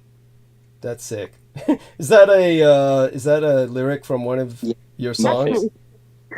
Come on. What was that, honey? I heard Sid. It's a lyric from one of some song that he's either written or. It's a Manson song. Manson song. Okay.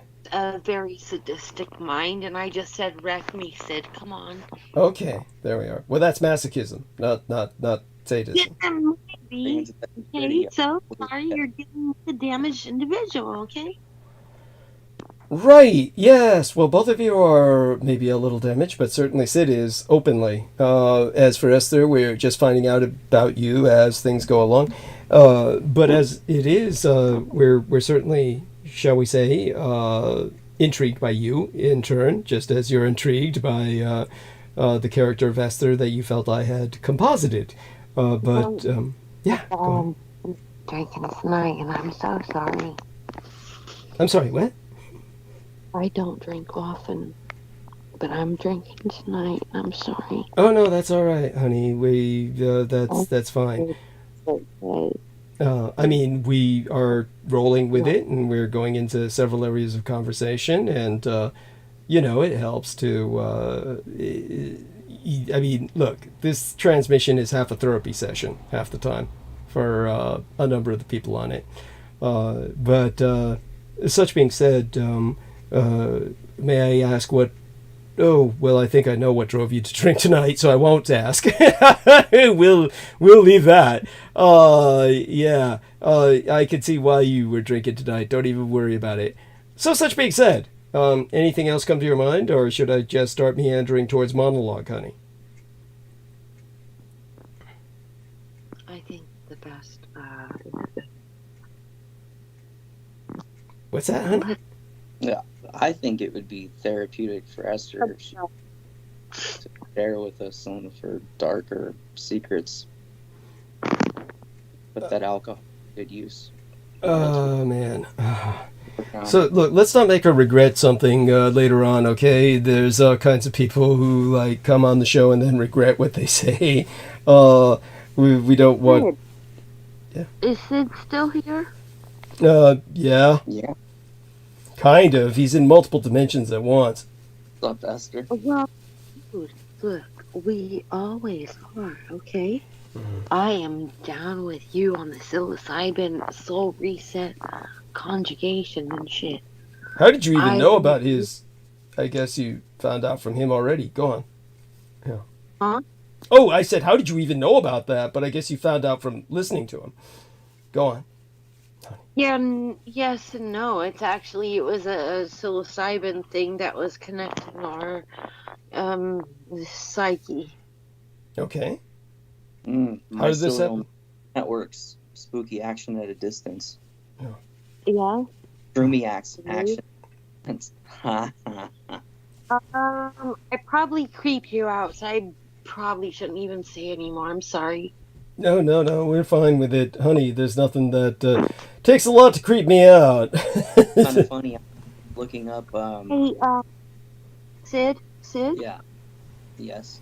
I think you've experienced some things that have freaked you out, yes?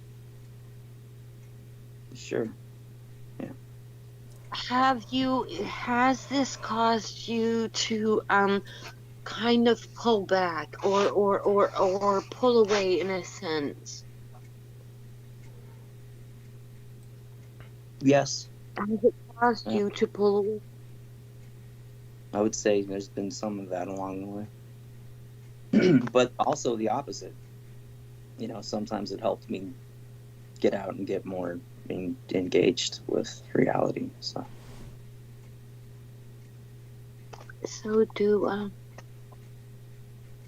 do you think that we need to heal this with further engagement or holding back? Well, what do you think about that? I would like. Do you have experience that you be comfortable sharing, or like a friend? I want to say that you're rad, and I also want to say fuck you, Sid, because I'm pretty sure that we have so much to divulge in when it comes to alternate dimensions and all these other things, and I feel like I have egocentric butthurt going on, so I just want to say fuck you and fuck yeah. Well, I am the god of fuck. Yes. And I obey you. I bow down. Seriously. Get down on your knees. Yeah. Have you ever heard like hello, I am human? Hello, I am human. I don't know. No, I don't think so. What is that from? Hold on, I'm a little bit drunk and I have to try to remember this. I think... Fuck. Hold on. I don't know. Hold on. Try to remember.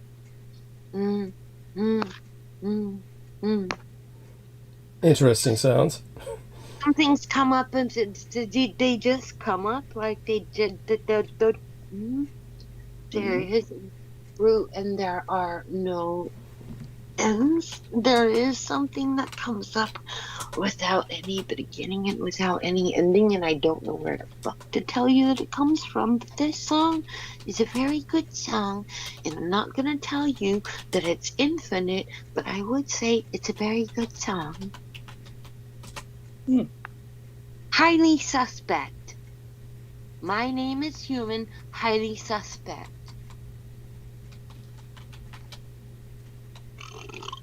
Sorry for being... Is that like the name of a song and the band behind them? Or? No, probably. I'm musical and eccentric. Have your own poetry for the moment? Yeah, no, I used to be. I can't go into that. You used to be a poet? Yeah. You don't want to know it. It was publicized. But now it's secretized? Yeah. Why don't we uncultify it and you could share a little poetry with us? No, Yeah. Yes. So, like, I used to write in a journal. Yeah. And I found out that my parents were reading my journal, so I created my own language, and I came up with my own alphabet, and then I snuck into my parents' room. I was trying to sneak a cigarette. I'm a very bad girl. And then I got I went into my parents' room, and they had in their top drawer was the key code. The key code to the alphabet language that I had created. Oh shit. They figured out the code? Yes. I was very discouraged and very upset. And I still to this day So I tried to write in my journal and I knew that they were reading it, so I created a key code and I realized they fucking broke it, right? I made up my own language and they fucking broke it. And so I just stopped journaling and then I started once again. Once I had a boyfriend and I moved out of my parents' house. I thought that I was safe. And I thought that I was safe to journal. And I was not. I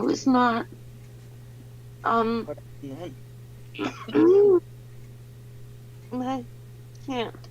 I know it's the most goddamn important thing to this day. Like, in the DID system, and the most important thing is to fucking journal and stuff, do and shit, and shit. I think I know what you're saying. But yeah, so... No idea what the fuck that was. Esther? I think you'll feel lighter if you tell us about it. Yeah, no, I don't know what the fuck that was. Anyways, yeah, no. Something about whatever the fuck I was saying is probably important, you know? Probably what? I don't know. Did you catch that, Douglas? I'm here. I am just absorbing. I must admit, I'm impressed by the fact that we're maintaining numbers. They're even increasing to a degree. I have no idea why. I'm gonna just like fucking jump into it, and I don't want to incriminate myself, but I'm fairly certain that there are speculations in multiplicity. There's multiplicity happening here, and this is why I don't want you to get fucking with me, dog. Don't fuck with me, dog. Cause if you know what the fuck I'm saying. Like Michael, you know, Mikey, Yeah. Mikey. Yeah, like Aquino. Go on. He fucked with us. Okay, he created multiplicity. And I don't want anybody fucking with me if I got an issue with that. And I don't want to fuck with you if I'm not an issue. And I don't know what the fuck to say and do about that. But I'm having a problem online. Actually, I don't even... Can we just delete this whole goddamn podcast? Can we? That's cute. Honestly, can we please just delete this podcast? There's a temptation to that, but no. We're fine, honey. We're fine. There's nothing that you've said that's incriminated yourself in anything. Right. You talk more. You could just be careful. Incriminating myself about myself. There's nothing you're saying about yourself that's particularly alarming or disturbing. It's basically... Yeah, it's just fucking crazy. We're all fucking crazy. You're at home here. Yeah, I won't argue with that. Yeah, it's all right, honey. It's just... I really appreciate and acknowledge and appreciate and affirm your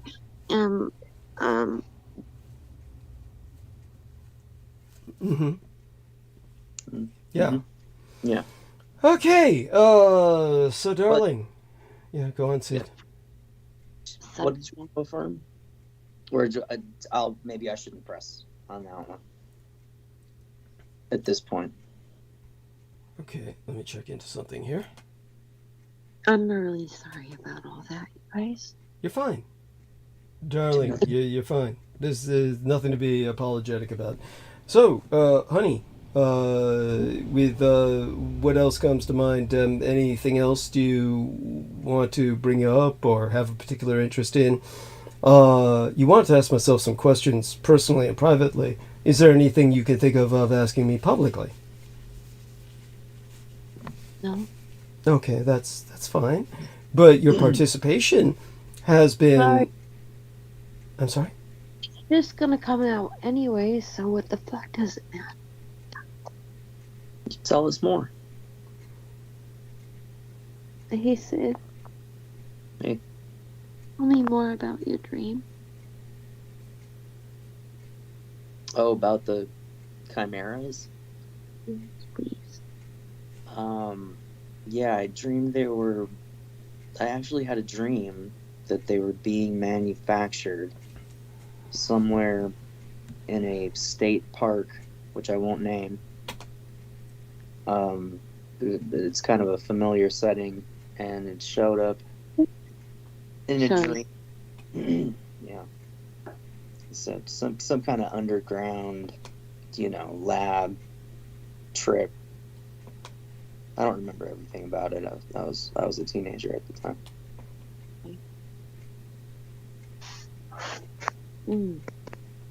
Okay. But they were building armies of, basically, for nefarious purposes. Mm-hmm. What's that? Do you know anything more about the army?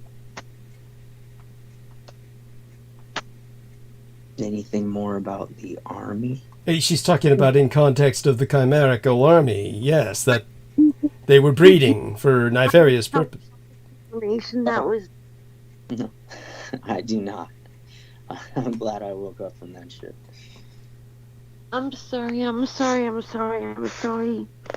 I just want to know anything and everything. Yeah. Oh, everyone who's here wants that. Fuck everyone who's here, because none of them matter, honestly. None. Well, a person could argue that from a philosophical standpoint, I suppose. Argue philosophically anything and everything, and fuck them all, and I'll just jack off to them, okay? So, darling. Probably snaffle. I'm sorry. Sorry, you guys. I'm trying for tonight. Oh, that was another notification. Nemo said he's back, I think. Yes, Nemo is back. Nemo, welcome aboard. Yep. Back aboard. Nemo's back with us, honey. So, Esther, what was the new notification about, if I may ask? Nemo's back. Is that what the notification said? That's cute. Yes. I like it. What did I miss? It's hard to describe. Surprisingly enough, we maintain numbers. At some points, they even increased. I am not quite sure why. Well, probably because people are getting drawn into Esther's. Crazy. They want to know what she's getting at, and that's really what everybody's waiting for, I think. And I think that you should put carefully so that you don't incriminate yourself, but you should put it in some way. He's gone beyond that already. That allows yourself honestly, Sid's got some good side notes. There are very valid points. And well, Sid, it's surprising what Sid can come up with, yes. And I mean, both Sid and Nemo are, they do their best, and they come up with some surprising insights, yes. May I interdict once again, like I'm going to fuck you up right here, Douglas. Yeah, honey. Just a little bit too. You're fucking with Sid too much, and I have to belch a little bit here.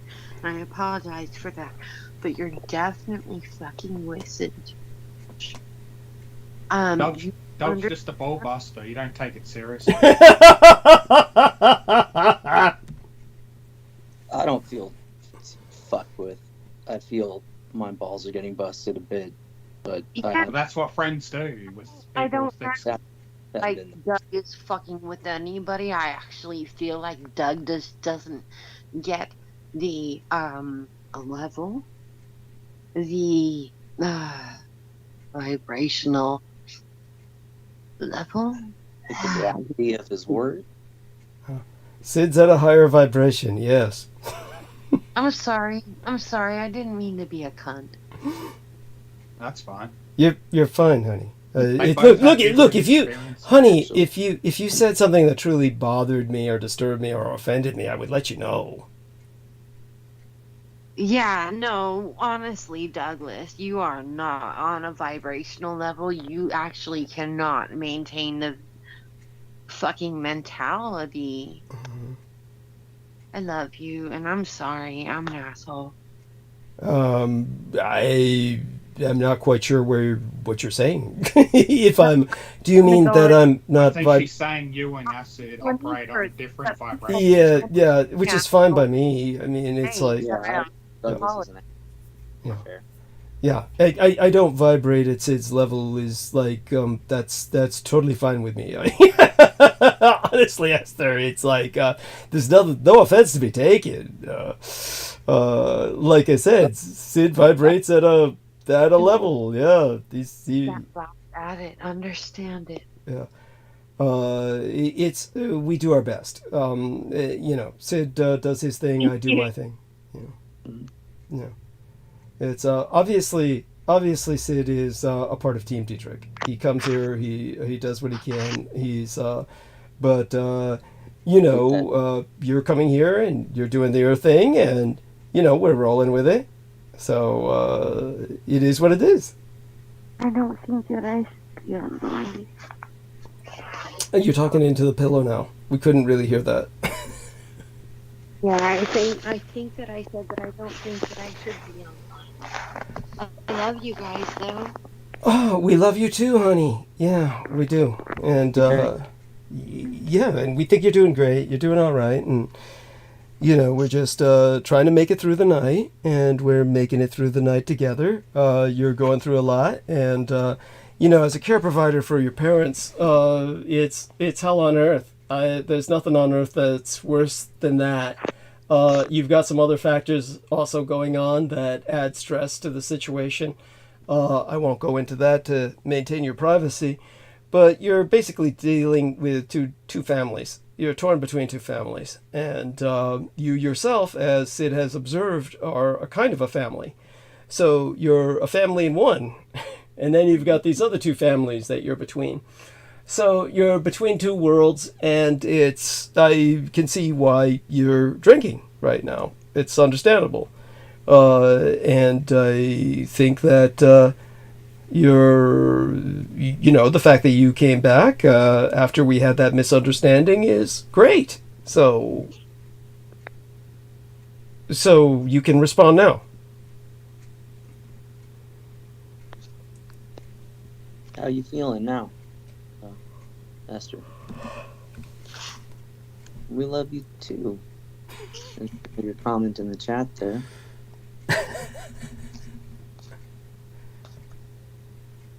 And so, Esther, yeah, any pets? Pets? Probably having some technical issues. No, there's no technical issues. No, I think she's having an emotional moment, but you know, we all have emotional moments. Alcohol That's right. does that. Yeah, that's right. And yeah, a couple of beers will loosen that up even a little bit more. Yeah, there you go. About you looking after your parents, so that makes you a true saint, because a lot of people these days would never really go to that far extent for looking after their parents like you did. Well, in their last days. Yeah, well, as she said this on air already, so we can roll with it. Yeah. What she's no. What I mean to say is that there's another element that she mentioned on transmission in passing, so it's already on record, is that she went to live with her parents because she has an abusive relationship that she could no longer tolerate. So she moved back in with her parents. So there's two families that are involved here, and that's what she's going through right now. Is the honey? Yeah. So of course we wish the best for you in this situation between two families, and do our best to be supportive of you. The fact that you've come on here and spoken about that.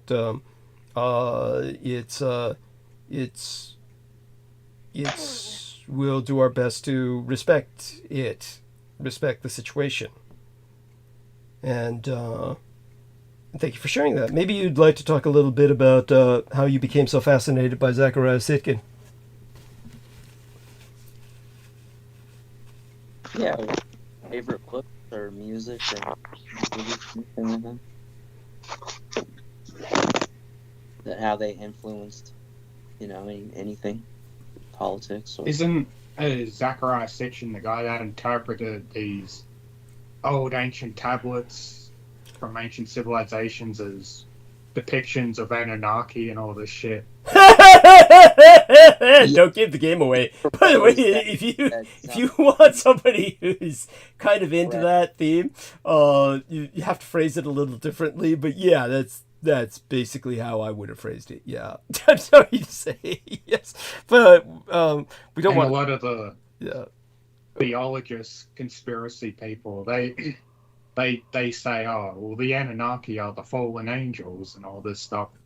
Oh God, they go all over the place with that shit. Yeah, I mean, yeah. Oh yeah, they appeal to Bible thumpers in a big way, and they appeal to the ancient aliens crowd with that, and it's very nihilistic, and it just feeds into this sense of hopelessness because you've been genetically fucked with to be a slave race.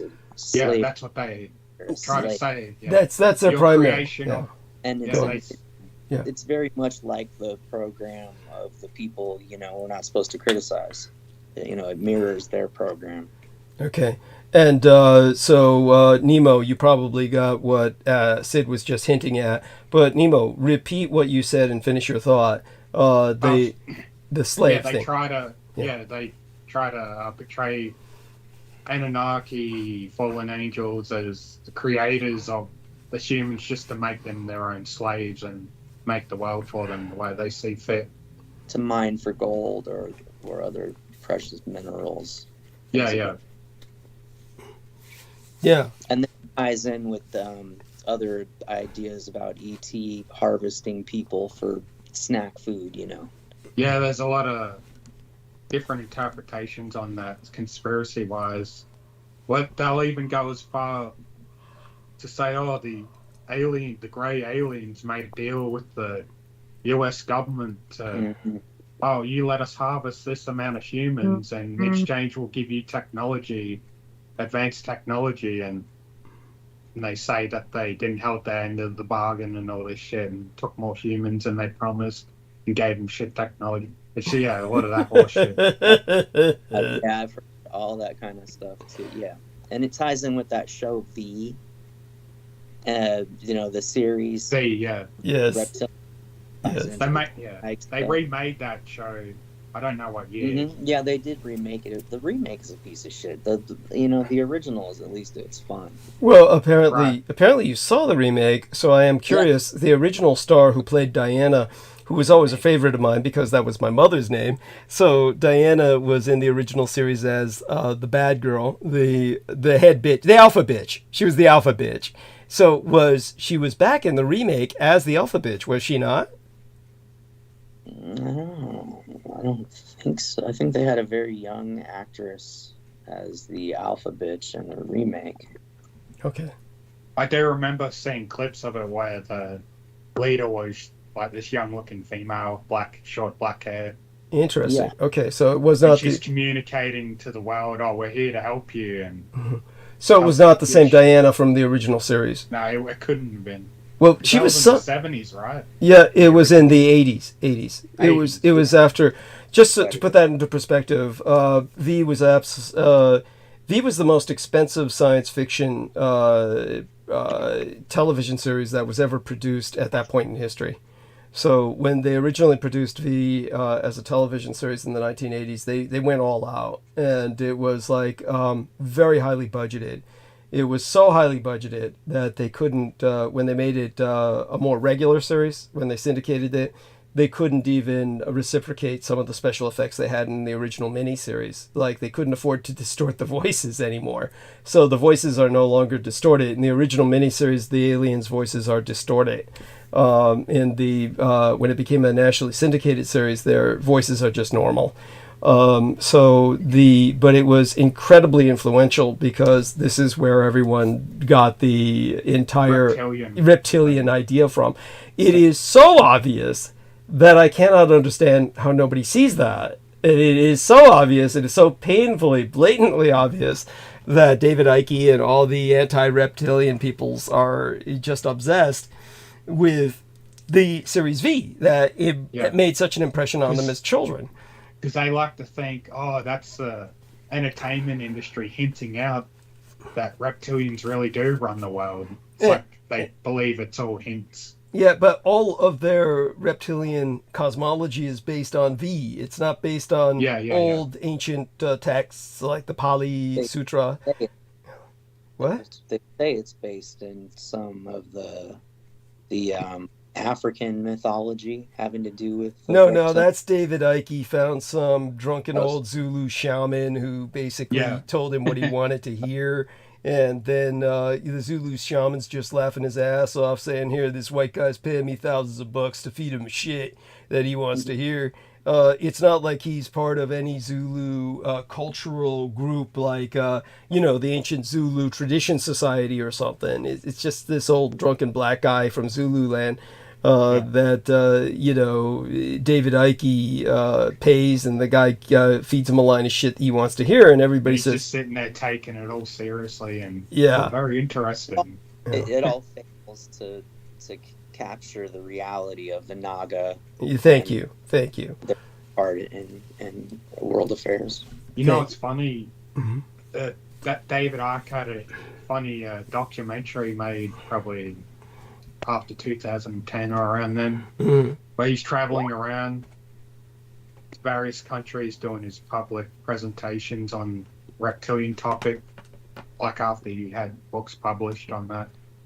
And when he's touring, he went, I forgot where, it might have been in Canada or in America, but there was these activists, very liberal looking activists, who were protesting his public presentations and his book publishing releases. And this one particular Jewish individual who's part of this activist group, he interpreted the whole book, the reptilian book, as anti-Judeo. He's like highlighting every part of the book that he thinks is being coded as to be anti-Judeo, like saying how the reptilians are manipulating humanity and controlling the world. He's like, he really means the Jews when he's saying reptilians. See, look, this is all anti-Jewish. And he goes to a book signing at a local bookstore, and they dress up in a reptilian suit and try to throw cake at him. They missed him and just threw it at a bunch of books. He just interpreted David Icke as anti-Jewish and the reptilian as code for labeling them as Jews. By the way, I could see that. I can actually see it's a funny documentary. Yeah. It's but by the way, Esther, you're welcome to come back on. She came back on and then left again, so she's kind of tuning in and out. But Esther, you're welcome to rejoin us. But I think that she's said what she's gone as far as she might be willing to go. But Esther, you're welcome back. And in the interim, now that we're talking about David Icke, there's several things to be drawn from that. One is that, of course, you have this hyper sensitivity of the Jewish people, who also accused Star Trek and sued Star Trek, I believe, for the Ferengi, and said that they were Jewish, that they were supposed to be a caricature of Jewish people and Jewish culture. And it's a kind of hyper victimization where they see themselves being caricatured everywhere. So when David Icke is on his trip, which I find his trip to be absurd, ridiculous, offensive, and indeed genocidal, because he's basically saying that these reptilians are just pure evil, there's no redeeming features. This is ultimately a genocidal ideology, but I look at it as more of a threat against a relict population than I do against Jewish people. But I could see Jewish people seeing themselves in that, and pathological paranoia. Thank you. And I could see the Jewish people seeing themselves in the Ferengi even more directly, for obvious reasons. The Ferengi are portrayed as lovers of money to to a pathological degree where their entire culture is founded in rampant capitalism. So the Ferengi are also portrayed as militarily a superpower. So it is very reflective of the Israeli situation in a large degree. It's you could see how the Jews would see themselves in that, and why they responded with a lawsuit against Star Trek: The Next Generation. And it's a wonder that the Ferengi species was not written out of existence because of that. I don't know how. Which is funny because most of the white actors were Jewish in that TV series, weren't they? Well, most actors are Jewish. Period. It's just Hollywood. Like Leonard Nimoy and what's the other guy? Ashkenazi, yeah. They were like Hollywood white, which means they were some form of Jewish, probably. Yeah, Ashkenazi. The ones that migrated to Eastern European countries and bred with them and relocated to America and across other European countries and Israel. Yeah, well, but Leonard Nimoy was gone by the time the Ferengi showed up. The Ferengi were Next Generation. Yeah, that was at that point Leonard Nimoy was in the movies, not on the series. They did bring him back more recently for some of the series, and of course now he's dead. Poor guy. And so Esther is now no longer available according to the symbol on her Skype. She's away, so to speak. She's not.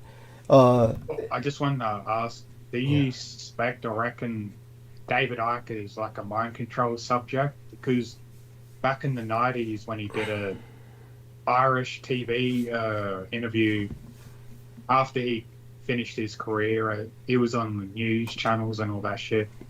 He publicly stated, second coming of Christ, had these voices, God or whoever told him directly that he's Jesus Christ or Christ reincarnated. And I suspect that was due to either he's just completely insane or that was voice to skull.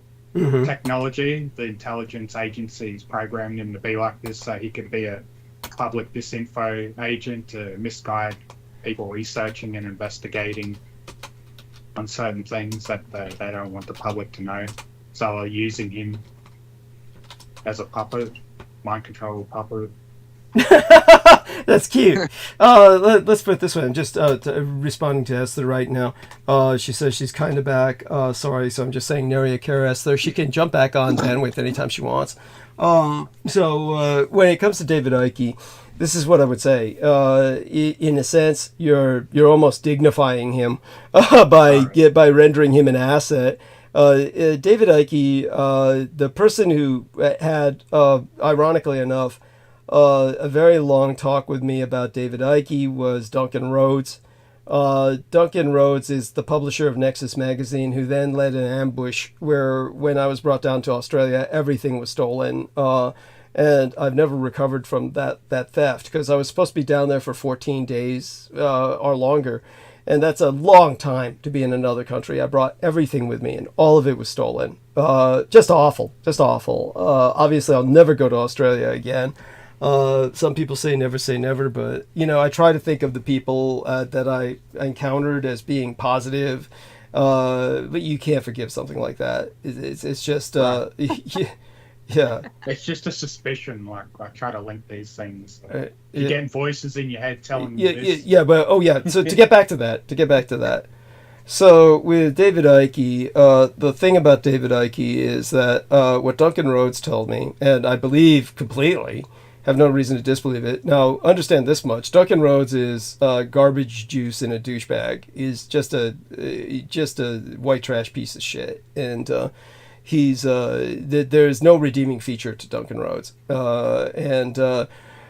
He's definitely the enemy. But I certainly have no reason to doubt what he said about David Icke, which was that David Icke was in soccer and developed an incredible case of arthritis. And arthritis does progress to the brain. There is such a thing as arthritis on the brain. That David Icke's case basically became so advanced that his brain is completely arthritic, and he's just stark raving mad, and that's basically it. He sees lizards everywhere, and he will drone on for hours about them, and people just eat that shit up. So David Icke is just a very sick man, and he's managed to exploit his sickness, and everybody gives him money, just throws money at him. I can tell you something that might be quote unquote redeeming, was that there was this one Australian teenager I met in Australia, young man, and this lad was at one point very ill. He was so ill that they thought he was going to die. So he became part of this Make a Wish for the Child program. You know, like give the child a last wish, and they try their best to make that wish come true. And so his wish of all things was to meet David Icke. If I could think of if I were, you know, I'd say I want to hook up with a particular porn star or actress or something like that is what I would think of. But no, this kid wanted to meet David Icke. It's like you'd have to pay me to meet David Icke. But you know, David Icke flew down to Australia, spent time at the kid's bed. And then the Make-A-Wish program said, okay, let's pay you. You know, you came here. And he said, oh, no. You know, I won't take money for it. And I'm like thinking, you know, that's an empty gesture. It's not like the guy is poor. You know, if he took the money for seeing that kid, he really would have exposed himself as a piece of shit. But, you know, the fact that he refused the money, okay, gives him some sense of redeemability, but not much. No. Not much. He can afford that. He could afford that gesture in a heartbeat. It's like, so Esther's back with us. And what's your impression of David Icke, honey? Tell us about what you think about David. I don't have any impression to give. That's probably for the best. Yeah, that's probably for the best. So, how did you get into Zecharia Sitchin? Tell us a little bit about who introduced you to this individual's work. All right, so listen, I guess we have to get into this, but Zecharia Sitchin is one of the only authors that I have consumed once I. One of the only authors you ever read, ever? That can't be. Esther? Actually, I have a differentiation to make, but I don't care to make it anymore. I'm having a difference of opinion in my system. You're disagreeing with something that Douglas is saying? It's, honey, Incorrect. honey, go on with your train of thought. It's okay. There's an internal conversation going on there. I don't know what you're trying to say. I'm not trying to say anything. Don't read into me. I'm just, look, I just live here. I just work here. Come on. It's your stage right now. Say it. Honey, let loose. Cut loose. Like, hey, Sitchin was one of the only authors that you somehow it hit something. It hit a chord, right? Yeah, no, it really didn't. Actually, like, I was indoctrinated into Christianity into an utmost degree that I am not okay with to this very day. And I don't appreciate anybody trying to come up with any propaganda. I feel like it's a cult. It's a cult, and I don't like that shit. Okay, I don't know what you're trying to insinuate by trying to say that I don't know what it is, but it's okay. It's like, I'm okay with everything anyways. It's like everything you're gonna say about everybody is most likely agreeable. Well, like what I would think is that you were indoctrinated in Christianity to an unhealthy degree, and that you feel that you're a recovering Christian fundamentalist. So you're recovering from Christian fundamentalism, and maybe Zechariah Sitchin helped you do that. How's that sound? Actually, like Zechariah Sitchin has a whole lot of bullshit. We have to address. Cool. If I'm going, I would like to be a linguist. If we were going to go into some kind of ideology or whatever, I would like to say that I'm linguistic. And Zechariah Sitchin has brought us some wonderful, wonderful theories that we have not yet uncovered or disclosed. But I also feel like Zechariah Sitchin has a lot of problems that we might need to address, and we probably put that on the back burner, honestly, because I don't think that that's really relevant. Honestly, I do not. Go on. Listen. Mm-hmm. I am very drunk. Yeah, that's fine. No sweat. Yeah. I'm going to fucking make sure that I point that out first and foremost, because I actually don't drink anymore, and I think that that's important to state this fact. Okay. We don't judge you. Okay, listen. You know what, Dietrich? They fucked us. They fucked us when they tried to give us the so-called whatever the fuck the Bible is right now. We have a whole lot of stuff that they discluded. I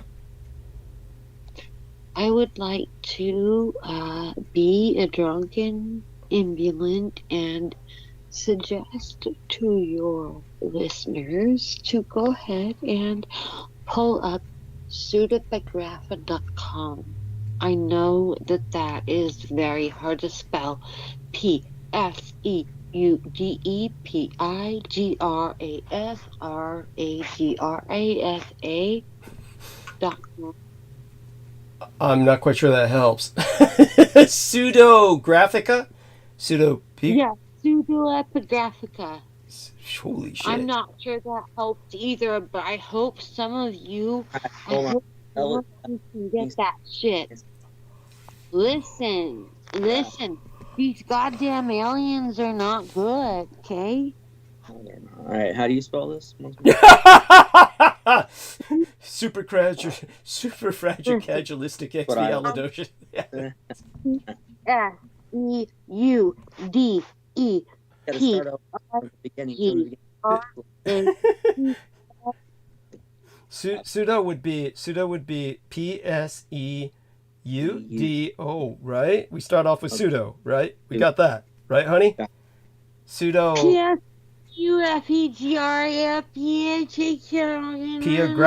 Piographica. Try pseudo P-I. After the pseudo, then P-I-Y-A graphica with an F. Grafica, I think is what she's saying. Is that it, Esther? Yes, please. Okay, so let's see if our man finds something. Big head, but that's probably something you guys might want to look into. Pseudo, I see, Pigrapha. It's like pseudo, like they're trying to hide it. Pseudoepigrapha. Pseudoepigraphica. Epi would be pseudo, and then the EPI graphica. Pseudoepigraphica? There we are. Then pseudo, then EPI, and then graphica with an F, apparently. Yes.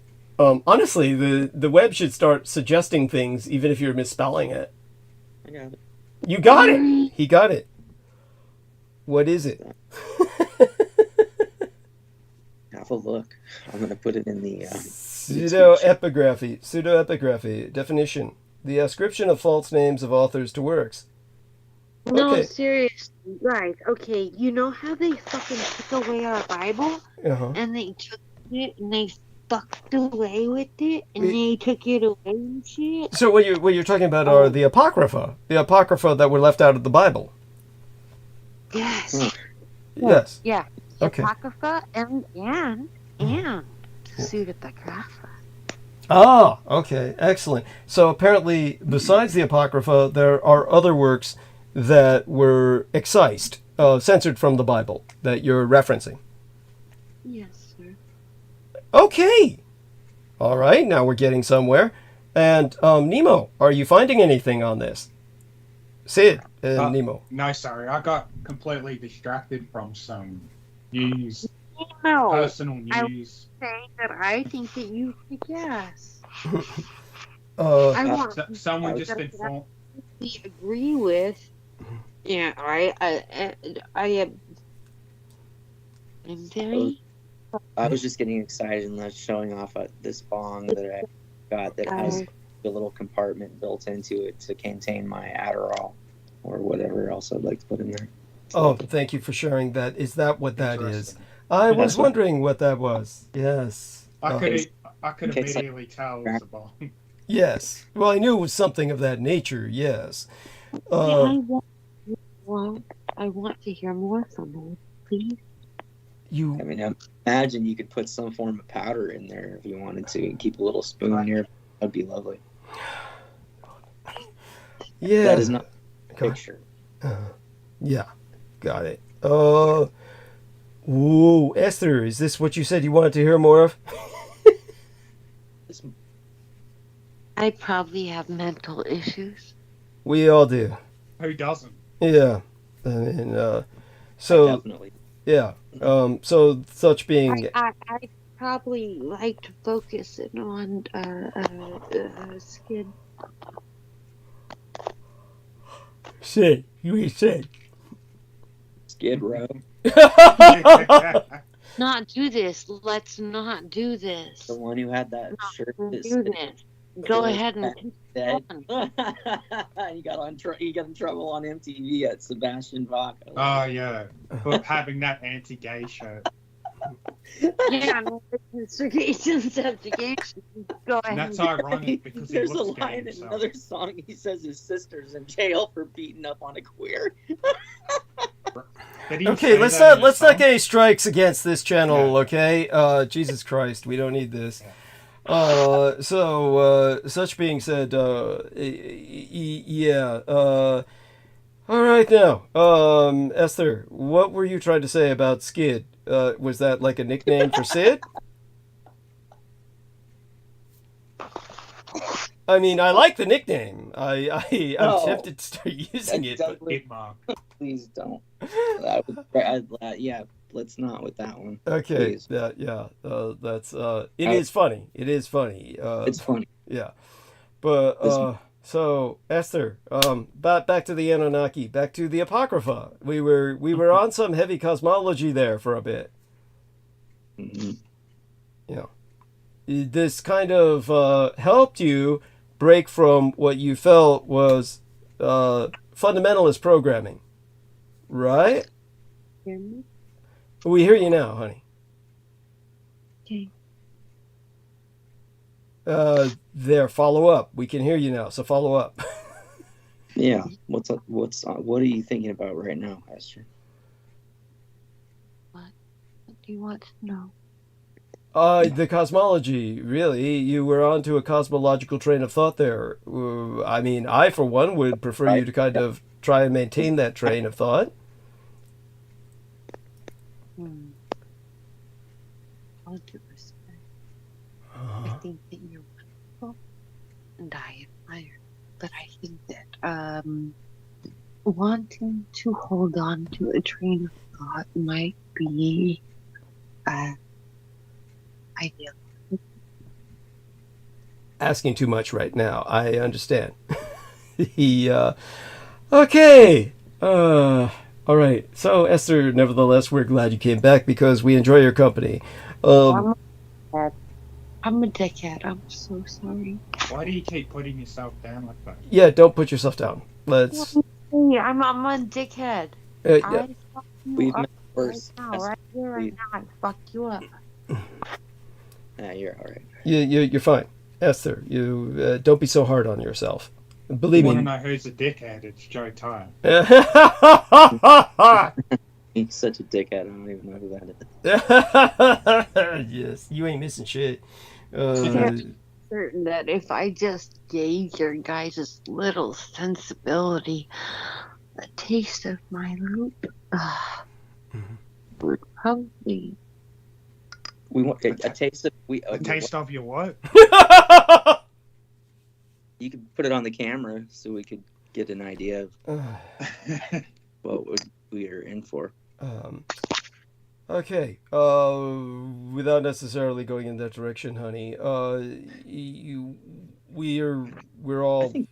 She really spoke Douglas. What is that? I think she wants to talk, does cosmological shit. I think she wants to show us her pussy. Okay, let's not. Okay, again. Let's not get too. Yeah, we're not going to try and lure this young lady into any kinds of behaviors that she'll regret later. All right, it's different from other people that we know who can handle that. So if it happens, it happens, but it's not something that I am encouraging. So aside from that, Esther, you seem to be feeling okay. You feeling all right? And with that non-response, we'll just assume she's okay. And we'll kind of move on into the night. Let's do something like get back on a conversational groove where you're not talking about idiot comedians getting into trouble because of protected minority groups being insulted. Okay? Something different. Yeah, that was a singer, not a comedian. But yeah, you don't want to dwell on that. No. Very controversial. Of course. Yeah, we don't need that. I think that Esther was heading in a direction. We were speaking about David Icke. We kind of went into that direction, and we got into the cosmological direction, and think we got a bit out of that. Other than that, both of you... I bet he'd just say, "Oh, the Anunnaki are reptilian." Yeah, I don't even care what he would say. It's like whatever he says, it just doesn't even bear. It's just always that one thing. Yeah. But he seemed to be the reason Esther rejoined us. So Esther, were you ever exposed to David Icke?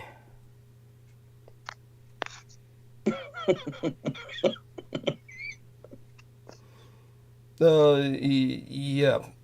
So there we go with that. Well, if she looked into Zachariah Sitchin, she might have encountered some of this. Oh, I'm sure she did. I'm sure she encountered it all along the way, and so there we have that. So she seems to be awake, but not necessarily here, and that's okay.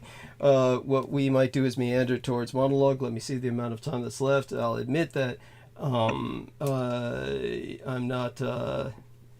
Here's our man Christopher Keaton says. Thank you, Christopher. Appreciate your input. Such being said, let's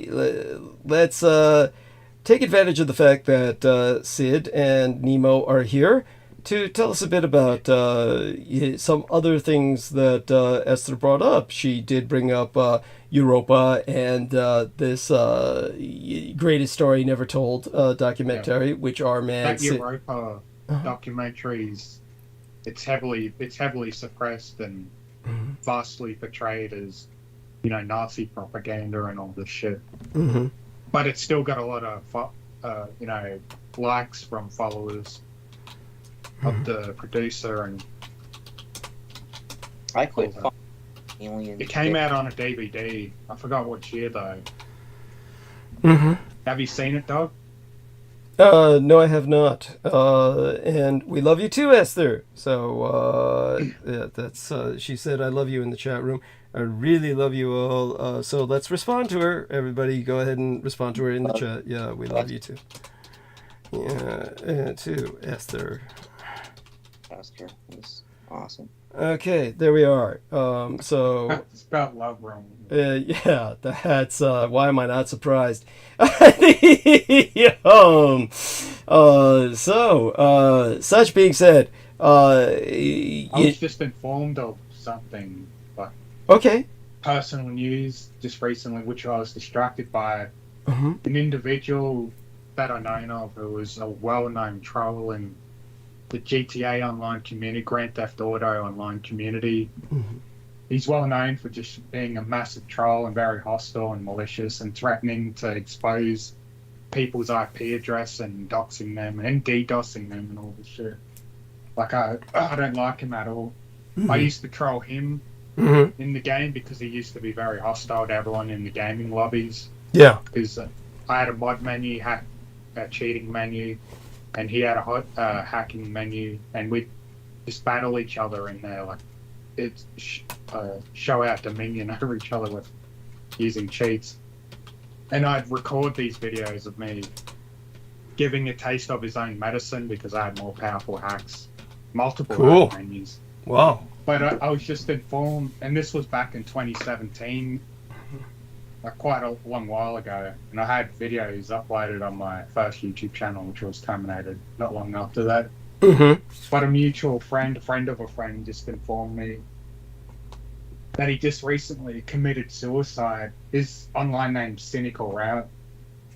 He's the age 23, so yeah, he was definitely in his teens. Back in 2017, apparently he jumped in front of a moving train. Mhm. Good for him. I mean, it sounds like he did the world a favor.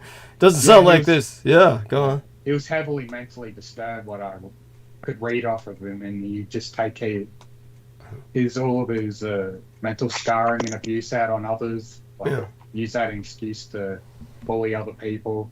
Yeah, but that's what I said straight up. No big loss. Yeah. But I'm not saying suck shit or, but I can understand why he did so, because he came off as like a mentally scarred individual. This message was posted from a friend of his, Cynical Rat. Yeah, just got some real bad news. And he's dead. He committed suicide by jumping in front of a train at Ringwood 3 weeks ago. His funeral was 2 weeks ago. He was 23. I've been very sad and was in shock for a while. I'm going to a grief counsel for 2 sessions, and I'm still struggling. Why? Why? Why would anybody? Because his friends were assholes like him. I guess. Jesus. I got 5 or 7 more sessions to go. And yeah, everyone who knew him have also been very sad, and his family, blah, blah, blah. Looking back at the last time I saw him, which was 4 weeks ago, I saw the Aquaman movie with him. He seemed unhappy. I asked him what was wrong, but he said nothing. Just acted like his normal self. I didn't know what was going on or why he did what he did, and I'll never know. A lot of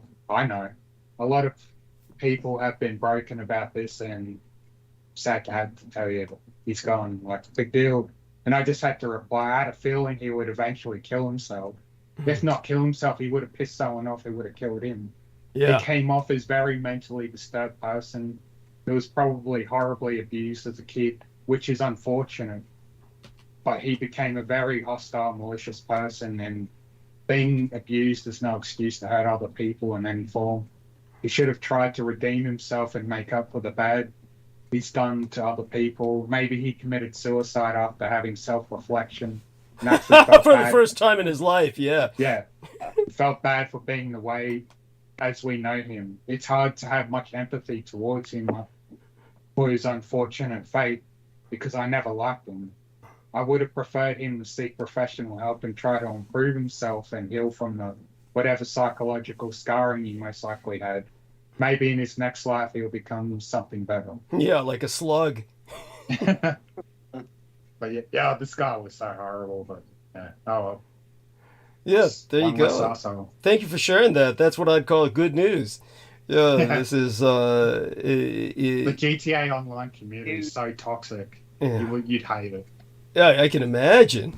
In fact, I can't imagine. I don't want to imagine. Grand Theft Auto is probably full of all kinds of assholes. That. Oh yeah. Yeah. So give us some examples. Yeah. I'm going to expose your IP address and tell everyone where you live and all this shit. Because the mod menus you can get now, you can track down anyone's IP address in the lobbies that you're in, the sessions you're in. So you'd want to be using a VPN or using a mod menu that spoofs your IP so no one can expose it. Yeah, those who have each other swatted, you know, when they don't like how the game happens, how the game plays. Send out. a SWAT team to your house saying, "Oh, he's got a bomb. He's a terrorist," and you get shot down. Yeah, so you killed. That's happened to live streamers. Yeah. They don't always get shot, but it's happened. Oh yeah, fuck yeah. I mean, swatting is dangerous shit. You swat somebody, the chances of their getting killed is high. So that's so what were you going to say, Sid? Complete your thoughts there. Well, that was about it. We didn't really hear it, so repeat it. I can't remember at this point. What were we talking about? Yeah, that's good shit, Sid. I wish I had some of it. Yeah, it's. I highly recommend people to stay away from that game. Yeah, Grand Theft Auto is. The online aspect, offline story mode's fine. Yeah, got it. Yeah, definitely. I called my gang brother Beaver up years ago when he was playing that shit, and he was like on his side, like leaning on his elbow or something. He was like, how do I describe this? He was, when you're laying on your side, but your elbow is what's crocking your head up while you're playing a video game. Yeah. You get what I'm saying? So he was like that, and he was like beating people to death with those clubs that they use on the wheel of the car. You know, the club on the wheel of the car to keep people from stealing it. So he was like taking the club from the wheel of the car and beating people to death with it in Grand Theft Auto. And so when I called him while he was in the middle of murdering people callously, he developed this horrible cramp. It was really fucking funny. I thought it was the funniest thing in the world. I mean, he's pretending to kill people in this stupid video game, and then I call him, and he's trying to cradle the phone while, beating people to death on, the video game, and wound up with this horrible cramp. So, yeah, there you go. It's karmic, just karmic, that's, But, so all that being said, fuck, what am I going to do? We've got hours and hours left, and I'm trying to meander towards the monologue, and I'm not quite sure I really feel... Yeah, go on. The daughter of Anton LaVey, Zena, the guy that she married, what was his first name again? Something Shrek. Nicholas. Yeah, Nicholas. Did you ever encounter him or even Zena at all throughout the 80s or 90s? Sid? Oh, did I encounter them? No, I was asking Doug, like, if he... Well, I want Sid to respond first. Okay. Yeah. No, I did not. Not in person, no. No. I was aware of that whole scene through TV early on in life, but Carla is the only one I've met. And how did Nicholas get that deformed ear? Was he born with it, or an accident, or someone deliberately do it to him? Someone deliberately did it to him. There's a whole story that he was posting as a prank. The story goes, he was posting all these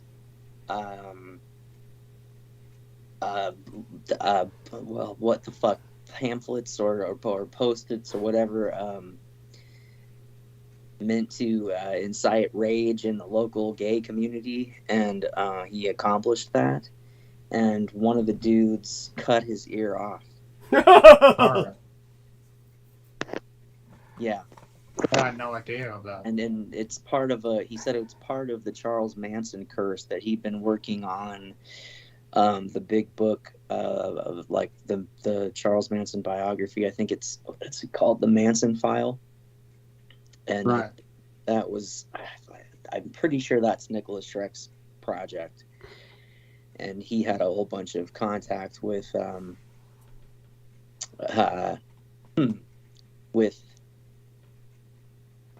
shit.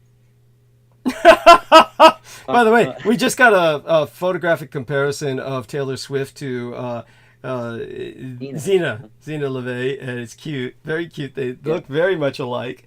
Esther has rejoined us. Yeah. They're both hot. Esther has rejoined us. Esther, how you feeling? Like, don't be shy. How's it going, Esther? she'll speak at her own speed when she wants to. So right now she's just like one of the aliens. She's here to observe. She's just here to observe. After learning that Xena cut her ties with the Church of Satan and the Temple of Set, I'm surprised she just never approached you in any way, because you're well known for exposing all of that, and she was heavily involved in it. I just wondering if she ever crossed her paths with her at all. Say the last sentence again. Just wondering if what? Oh, after learning she cut ties with the Temple of Set and the Church of Satan. I'm surprised she didn't try to contact you at all. It's let's put it this way. She had enough issues at that point with her own personal security where she didn't need to make her life any more dangerous. That makes sense. Yeah, she wouldn't want to be attacked by affiliating with you. Yeah, because you air out all the dirty laundry on them. And, that just would have honestly, it just would have been nothing good would have come of that for her. As far as she was concerned. So she avoided me like the plague, and that's fine. I mean, of course I would been fine with meeting her. Like I said, I thought she was fine. I think she's very attractive. I don't know how she looks now, but she looked good back then. She doesn't look bad for her age now. She seems to keep her looks youthful. Good, and that's good. And we should all try to live as long as we can, because we have managed scientifically to reverse aging in cells and in mice. So we can do that with people, and eventually they're already passing out an anti-aging pill for dogs. I just forwarded that to Brooke, and so it's something, or rather producing one that can be ultimately commercialized. So the age reversal is obviously real. It's real. So people should hang around for as long as they can, and hopefully these technologies will become more available. If only we could have access to the anti-aging serums that the Third Reich developed. Well, that's probably, these are just beginning to catch up with those. These are, here on the surface world, we're way behind, but what we'll do ultimately is achieve some shadow of what the Third Reich has accomplished. And of course, hopefully someday contact will be reestablished with the Third Reich in a non-hostile sense. Yeah. Obviously, that's help us out. Yeah. Obviously, that's. But maybe they'll do. Oh, sorry. Oh, go on. No, please. Or maybe they'll do that once humanity solves their own fucking problems and take control. Well, what I don't think that they are interested in the. But then again, we can only speculate. I would presume they would not be interested in really taking on the responsibility of the surface world because it's simply so problematic. No, but maybe interacting to a degree, like communicating. Yes, hopefully. Openly. Obviously, if I were to try and promote myself for secular power, I would say that I would be a best candidate for helping to reestablish communications with the Third Reich ultimately. This is something that I, of course, remember, I don't think in terms of electoral politics. I believe that our situation is going to get so bad, so dire, that any new system that will be brought in by force majeure, by force of arms, by divine right of force. That's the actual legal term, is force majeure. And so we're going to have a force majeure change of government, and at that point, that's opportunity for myself. Obviously, there's no real hope for myself in terms of electoral politics, simply because the electoral politics are completely rigged. So there's no point in even trying to aspire towards that. And the people who are in them, I mean, look what we're stuck with right now. We're stuck with the oldest president in American history. He's running against the second oldest president in American history, Donald Trump. I mean, at this point, we've got a gerontocracy of the elderly that is, you pray they all die off before there's any age reversal, because these fuckers would otherwise try to retain power forever. Obviously, that's not going to be tolerated. At some point, the public would simply rebel.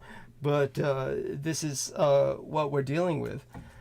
At the same time, as I said, if I were ever to assume secular power, I would be quite honest. It would take 25 presidential terms. It would take a century. It would take 100 years to set people back on track. It would take a few generations of education. You'd have to reintroduce the freedom to vote gradually.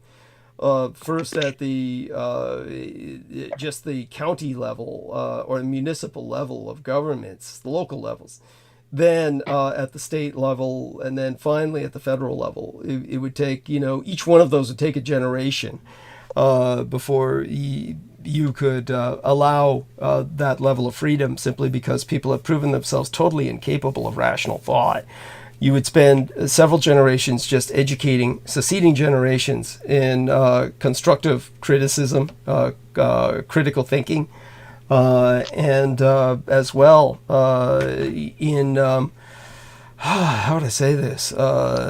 You'd have to, of course, with each passing generation, instill a real sense of community through service. This is why I've always said reinstitute 3 different kinds of drafts. The drafts for men in the military, the drafts for females in a national police force, the drafts for all conscientious objectors from either service into a civil service force that would be based upon the old conservation corps of the days of Roosevelt, going back to the days of Roosevelt. He was just stealing all the ideas from the president before him anyway. And what was then the CCC, the Civilian Conservation Corps, have that reborn, and these would be people who would be helping with basically all the elderly we would have. We'd have whoever would ever survive such a civil war, of course. Probably most of the elderly would have died off, but you'd have any number of injured people. If people were living longer, of course, the elderly would become an issue again. So a new conservation corps would be responsible for civil service, like delivering home-delivered meals, making certain the elderly get transported to medical. Obviously, things would be installed to make all this possible, like universal basic income and universal health care. So my concepts of society compared to today's society would be radical in change. It would, of course, be National Socialist in the sense of a National Socialist system, which is not at all malevolent. That's part of the problem. People are indoctrinated against that which would save them. It's not a malevolent idea that I have. I'm not even preaching genocide, which, of course, my biological father did, but he was in a completely different situation. So what I would always make that clear, tried to make that clear now, but such being said, it's one of the reasons I'm the most suppressed. I'm the biggest threat they've got. Again, to use a historical parallel, for those who are unaware, Napoleon Bonaparte had children. He had children that were actually, a few of them were raised in the United States. And then his grandchild, one of his grandchildren, became the president of France. So there was a Napoleon in power again within a few generations. And he actually was okay with domestic rehabilitation of France. But because everyone expected him to be a military genius, they basically pressured him into leading France into a bunch of failed wars. To the point where his own wife told him personally, and even stated publicly, to him personally, she said, "I don't understand why you just don't kill yourself." And publicly she said, "I don't understand why he just didn't kill himself." Anyhow, Esther, what was that? Esther? Said something. Esther? Of course, she could be talking in her sleep, but I think she's awake enough to have turned the phone on. She's probably having trouble sleeping tonight. And The history of Napoleon, yeah, it gets a bad rep. I remember seeing clips of a movie where they had Joaquin Phoenix play as Napoleon. that's the latest. That's the latest Napoleon Yeah. film, and it's Yeah, just and- horrible. Go on. Yeah, it's Yo. bad. Yeah, they portrayed him. They portrayed him as just a fucking maniac and a selfish person who'd mistreat other people and had neglected others and only cared about himself and all this stuff. Yeah, that's yeah. They,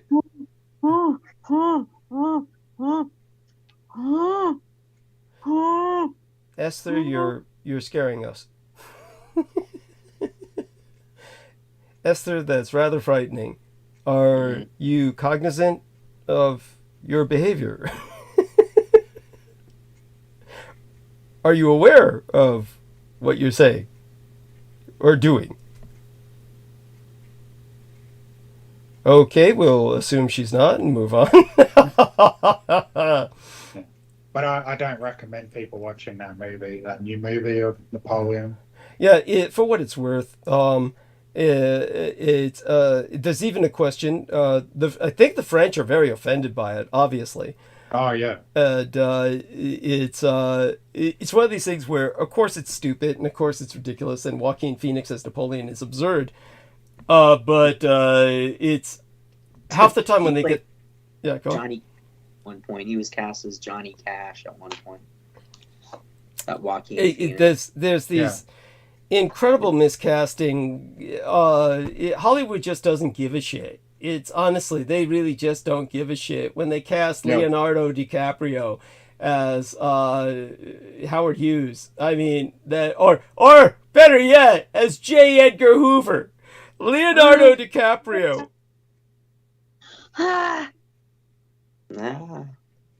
What's going on, Esther? You may not want to ask. I mean, this is like demonic possession comes to mind.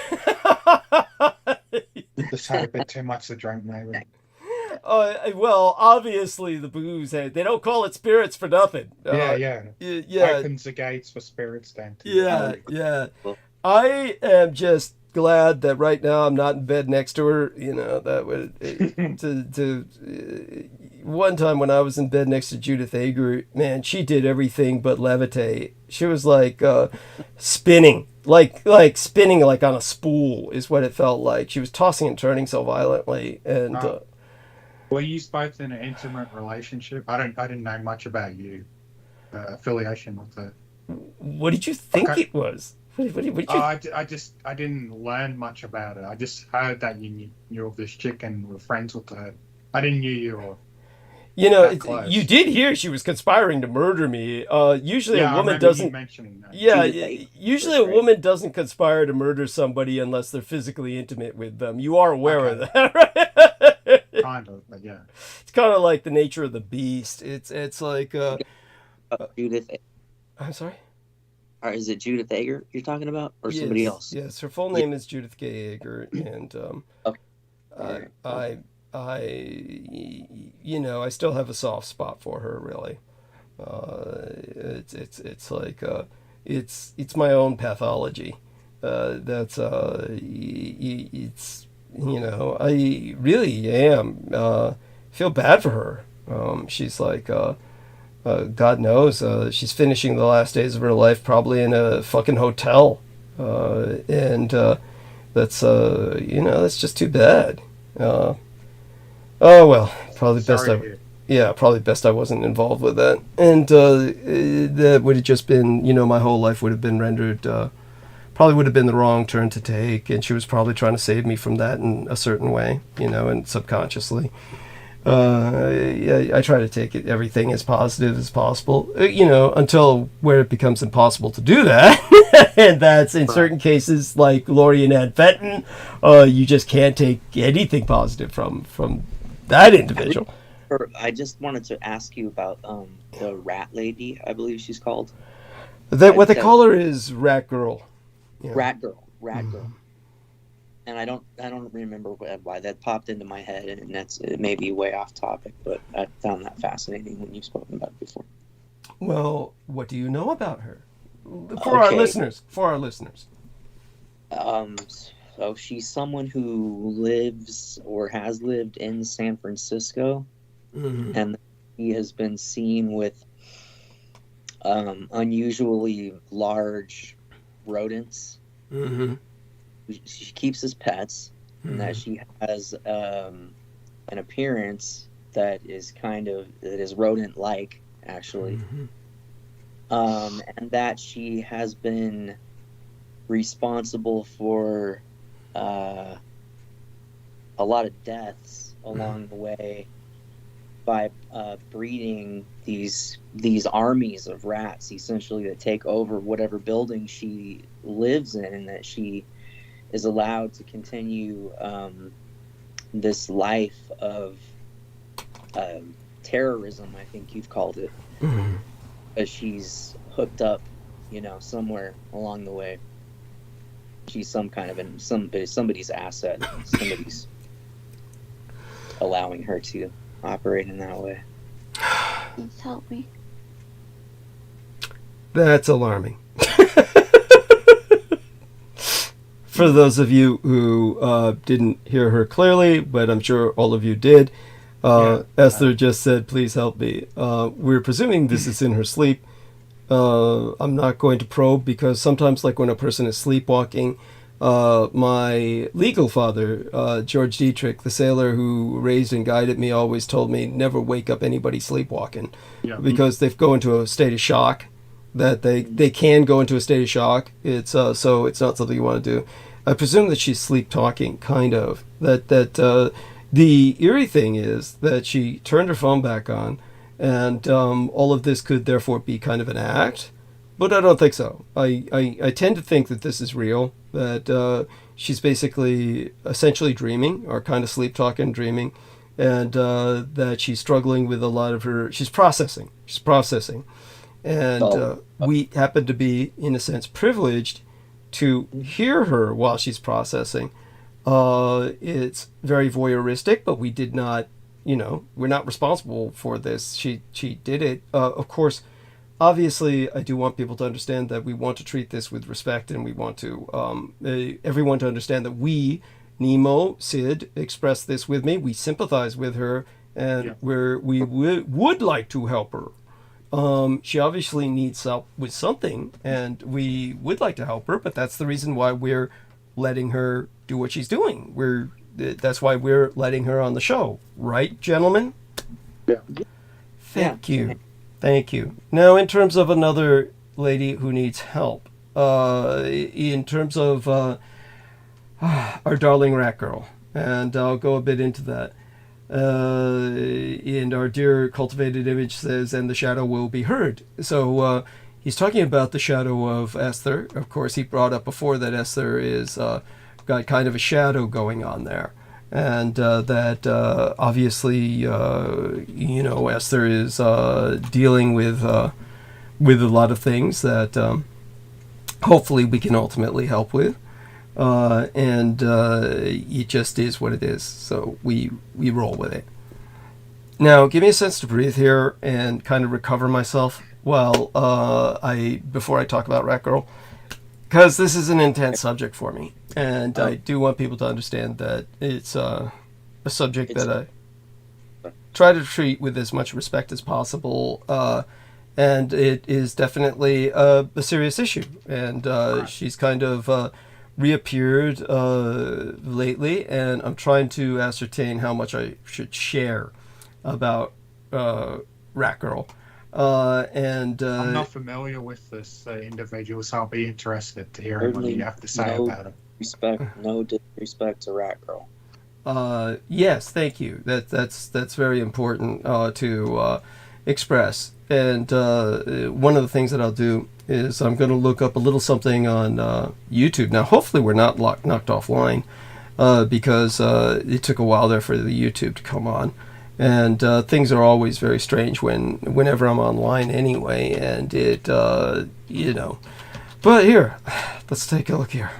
Because interestingly enough, I'm getting a bunch of... So I have to add some hashtags to it, or other caveats. Rat Girl San Francisco. Because there's footage of some of what happens when she's around. Okay? So this was 9 years ago, and I'm going to basically kind of put this link in our chat, and of course put it into the. This isn't necessarily the best footage that we'll find, but it kind of like I'm sure I'll find some others, and okay, and that's our young lady having her own input there. Okay, so I'm gonna put this into the chat. Yeah.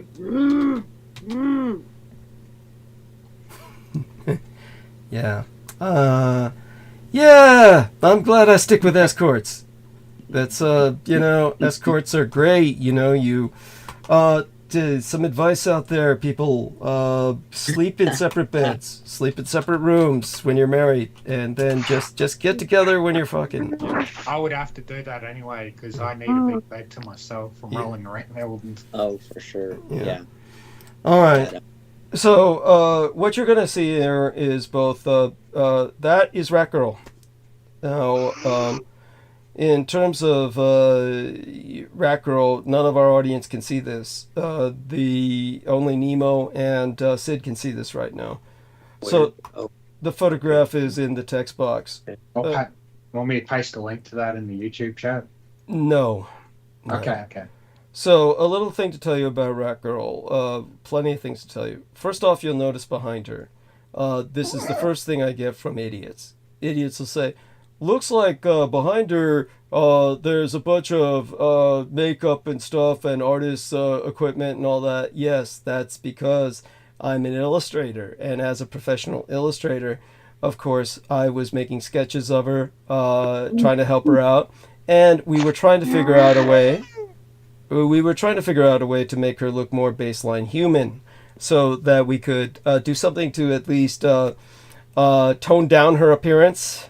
But if you take a close look at Rat Girl, I'm talking to Nemo and Sid here, one of the things that you will notice is that she has had open heart surgery. If you take a look at the scar on her chest, the scar actually goes down through her abdomen. Do you notice that big slit from her thorax? I noticed. Yeah, from her thorax all the way down to her navel. This is when she was very young. They ripped her open and fucked with her insides and mutated her. She was the victim of an experiment. She is a victim of U.S. governmental atrocity and abuse. So she was electrocuted repeatedly, tortured in many other ways to bring out her psychic ability. With the animal genes that they inserted in her and various other things that they installed in her surgically, she can command rats en masse in swarms. And they were trying to develop a weapon who could control swarms of rats that would therefore be able to direct the nature of plagues against who target populations, say minorities, that they wanted to eradicate. And so when we think about their intentions and the fact that she escaped their intentions, we should have sympathy for her, and we should think of her as a sympathetic character in a sense. Now, that being said, as a person who's been that damaged, she does damage, and wherever she goes, she murders people, and she murders them through, of course, her affiliation with hordes of rats. Our man was under the impression that she, takes over a building with rats. She takes over entire city blocks. So she's definitely as dangerous as you can get. And of course, because of the situation I was in at one point, I appealed to her for help.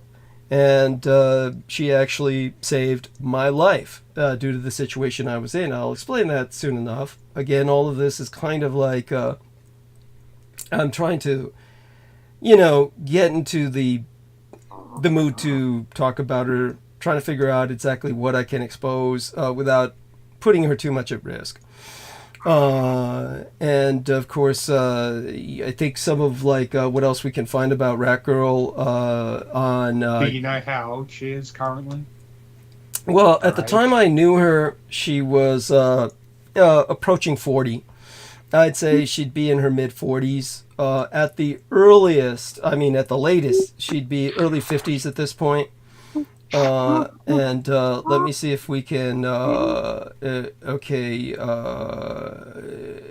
take a look at this 9 years ago when they're talking about Rat Girl. There was some actual real footage used to be on YouTube about Rat Girl and her breeding these rats. And the footage was something I can't seem to find now. They seem to have taken this out of YouTube. But just so people know, Rat Girl would go from housing project to housing project, or be given kind of like vouchers for housing. And once she was in these various areas, that. what did she say? So, do you want us to mute her or just leave it? I actually find it kind of intriguing myself. Okay. Hey, just let us know. You can yeah, no, thank you. I appreciate the offer. I honestly, it's kind of like I would say one of those things where I'm sorry, it's morbidly fascinating to hear what will come out of her. But did she say anything that you could ascertain? So the last time that I met her, I'm talking about, that I'm willing to talk about. And I think that was around maybe 2014 that I was dealing with her. And so she was about in 2014 when I was really dependent on her.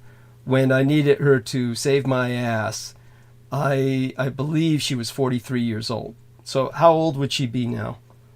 So let's calculate that together. 53 or 50, depending on what month she was born. Okay, so I'm 56 technically. 55 really. 56 in Asia, I think. I was born in 1966, but late in the year. So obviously I don't look my age. And her age is pretty hard to tell. She seems to stay pretty much looking the same. I saw her fairly recently. But maybe... so I think I could tell you this much. On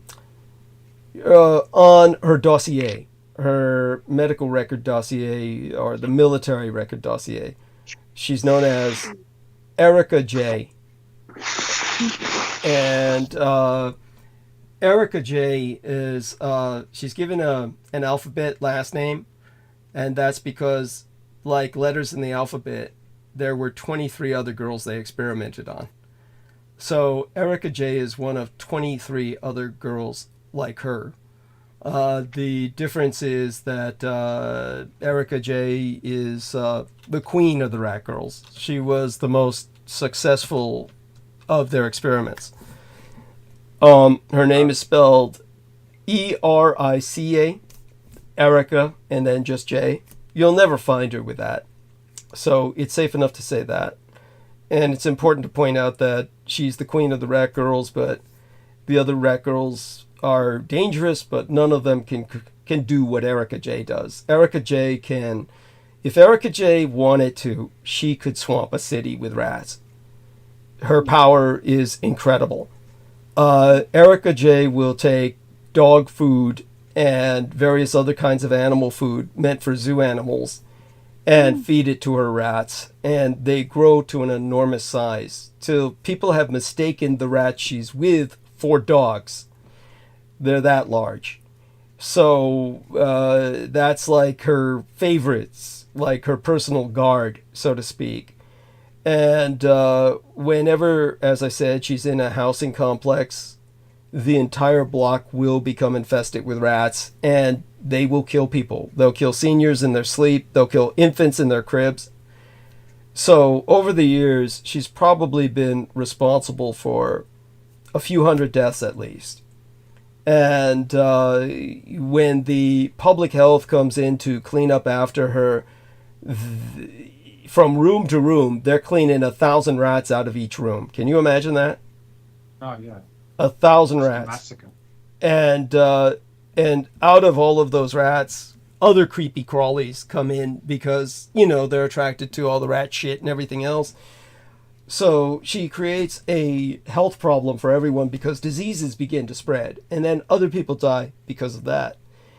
So make no mistake about it, Rat Girl kills, but she's under government protection because they fear her. And so she's never prosecuted, and she's just moved from place to place. So she's basically under a government protection program of a sort. So when it came to what I needed her for, basically,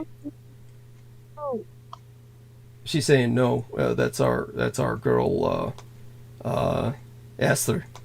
She's saying no right now. I do want everyone to know that neither Nemo nor Sid nor myself is next to her while she's saying no. Yeah. So it's not us she's saying no to, okay? Now, let me take a look at this footage that they brought up. It's only 1 minute and 48 seconds long. Have you reviewed this? Or taken a look at... Like I said, there was some other footage that they had in the past that was much more graphic. So I'm taking a look at this. Rats on the run. Rat Girl breeds, unleashes rats across San Francisco. And so they're showing some footage that doesn't really... They mentioned like over 1,000 rats inside of a hotel building. Okay. Infesting them, yeah. So they... That many. Fucking hell. Yeah. And you can take a look at what her room will wind up looking like, how it winds up looking like. And for some reason, they show a very clean rat as kind of like, you know, I don't know, backup for what they're saying. And then they go back to some of the other elements of her apartment she's lived in. And then they always talk, you notice they never show her. They never show Rat Girl herself. They only just give out a name and age in that video. What was her name and age at the time? This was 9 years ago. 43 years old, Erica J. Okay. So pretty much they said what I said to a degree. But here's where I came to need her personally. Now, you notice how they just say, oh, there's a serious underlying mental health issue that needs to be addressed. The thing is, how is it that if this were a normal person doing this, like a normal human being, would this person not be prosecuted for endangering public health? Do you understand what I'm saying? There are laws for that. So she could. This is something that it shows you how serious the situation is in terms of this girl being under protection, government protection. Let me take a look at Cultivated Image. Says it's interesting how animal connection seems to go hand in hand with psychic abilities. I don't think I would like Rat Girl as a neighbor. Yes, thank you. The Rat Girl, of course. So here's where my personal connection came in. Basically, what happened was Lori and Ann Fenton had arranged for this quote-unquote super soldier summit. And I believe it was our man, Nemo, knew exactly what year that was. I think it was around 2014. But Nemo, maybe you remember that first Super Soldier Summit. You looked it up one time and you told me when I was trying to remember what year it was. And so Nemo can tell us when at his leisure. But basically what happened was Lori and Ann Fenton was setting up to kill us all. This was the exact same time. Know that. Honey? She Thanks said for something. the input. Yeah, she said something actually almost semi-coherent. Did you catch what she said? I think she said Douglas. I thought she said I know that. Yeah, I thought she said both. Douglas, I know that. Yeah, that's Holy shit, yeah. Well, she's dreaming about me, people. Yeah, yeah. At any rate, I'm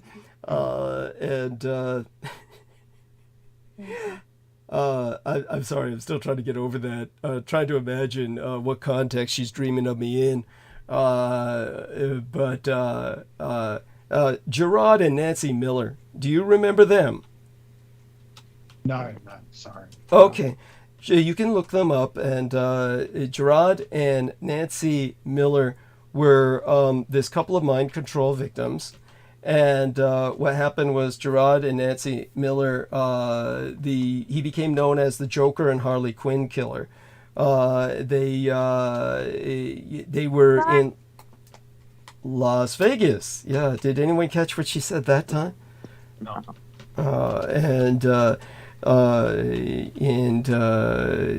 It's so they basically were coming to Las Vegas to kill everybody at the Super Soldier Summit. And the full name of Mandy Miller was Amanda Miller, actually. But Gerard was the name of the man. It was spelled J-E-R-A-D, so people can look that up. J-E-R-A-D, and Miller and Amanda Miller, they were married. They were a married couple. They had gone through horrible mind control programming, and he came out looking like the Joker, and she came out looking like Harley Quinn. And when they showed up at the Super Soldier Summit to kill us all, I knew, of course, the codes to defuse them because I had been trained by Michæl Aquino in working with such mind control victims. And in that sense, I basically am responsible for them killing each other. They actually sought out a place to simply kill each other, and they didn't... sorry, just to quickly interject. In the Daily Mail Online, they call it Las Vegas Nazi couple who shot their two cops and a Good Samaritan. Of course. They label him as Nazi. Of course. Yeah. Of course. Yeah, just to give people some of the story behind that, Gerard and Mandy Miller, excuse me, they were going around Las Vegas with a shopping cart. This shopping cart was loaded with guns and ammunition and heavy shit like flags. If anyone has ever carried the kind of flag that's large enough to drape over a coffin or a body, okay, those flags are heavy as hell. If you've ever tried to raise a flag on a flagpole, it's not easy work. It's like a very heavy piece of cloth that you're like just trying to reel up on a pole. This is not for somebody, your average young girl could not do this. It's something that really takes a man with some physical strength to do with any sense of comfort or ease. It's not easy. They got all these flags. One of them was the Don't Tread on Me flag. One of them was a Nazi flag. Supposedly, they're accused of killing a bunch of cops who were basically at a donut shop sucking down coffee and donuts, and they offed them and then draped their bodies in Nazi and Don't Tread on Me flags. They did not commit those murders. They went to like a dime store where they chased everyone out, and then they put guns to each other's heads and blew each other's brains out. That's what they did. There was only one other guy who got killed, was this dumb son of a bitch who, in Las Vegas, it's legal to carry concealed weapons. And this dumb son of a bitch wanted to look like a hero, and he wanted it to look like he had killed them. And so when the LVPD showed up, he was waving a firearm like, I took care of this couple and I saved everybody in the dime store. LVPD just shot him on sight because all they saw was a crazy man waving a gun. And he deserved it. I have no sympathy for him. They tried to portray him as some kind of citizen hero. It's a fucking joke. Again, you're talking about a couple who had a shopping cart. And again, guns are heavy, ammunition is heavy, flags are heavy. If you can imagine two people pushing a shopping cart from one end of Las Vegas to a dime store at the other end of Las Vegas, this is physically impossible. They could not have done that. Okay? Basically, all this couple did was they took off from the Super Soldier Summit, where they showed up dressed the way they are in the photograph that Nemo put into the text box here. You can put a link to that in the chat, Nemo. That you can put a link to in the chat, okay? Oh yeah, it's in the link that I sent in the daily UK news. Okay. And in terms of this couple, what they did was they simply took off at a run, went to a dime store, cleared it out, asked everyone to leave, and then they killed themselves. Someone else killed those cops and draped them in a flag. And because there's no way they could have done that, carrying all this ammo in a shopping cart, stopped off at a donut shop, killed a cop or two, draped them in flags, and then took off to a dime store that's at the other end of the city. It's just physically impossible. They're just, in a very real sense, just an innocent couple. They didn't kill anybody other than themselves. Now, they had showed up to kill us all at the Super Soldier Summit, but they're mind controlled. And so I simply gave them the order to kill themselves and sent them off to do that. And I feel bad about doing that, but it's one of those situations where what else are you going to do? There's no other necessary. Yeah. And when it came to but they are victims. They're victims that it's like a rabid dog or an animal. You put it down. There was nothing I could do to help them. Try and understand that. I wish I could have. But when somebody is that bad off, it's they need like an entire program to deprogram them, like a staff of people, a staff of specialists. I couldn't. It was either they were going to gun me and everybody else in that room, or I just turned them loose to gun each other down, which is what I did.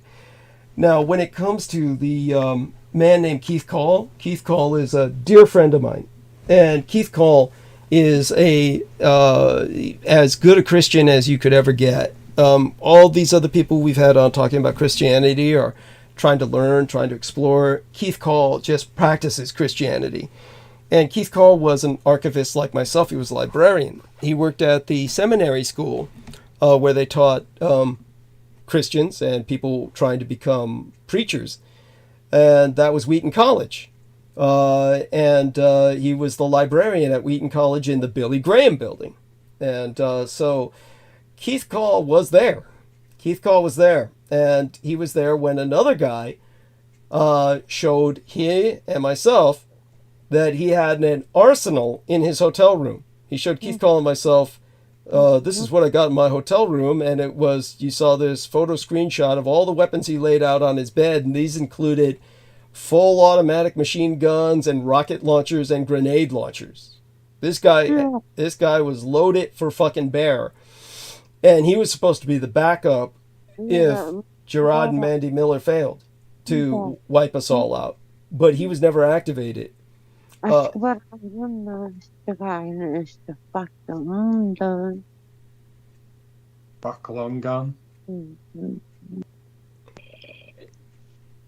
Yeah, cool. We love you, Esther.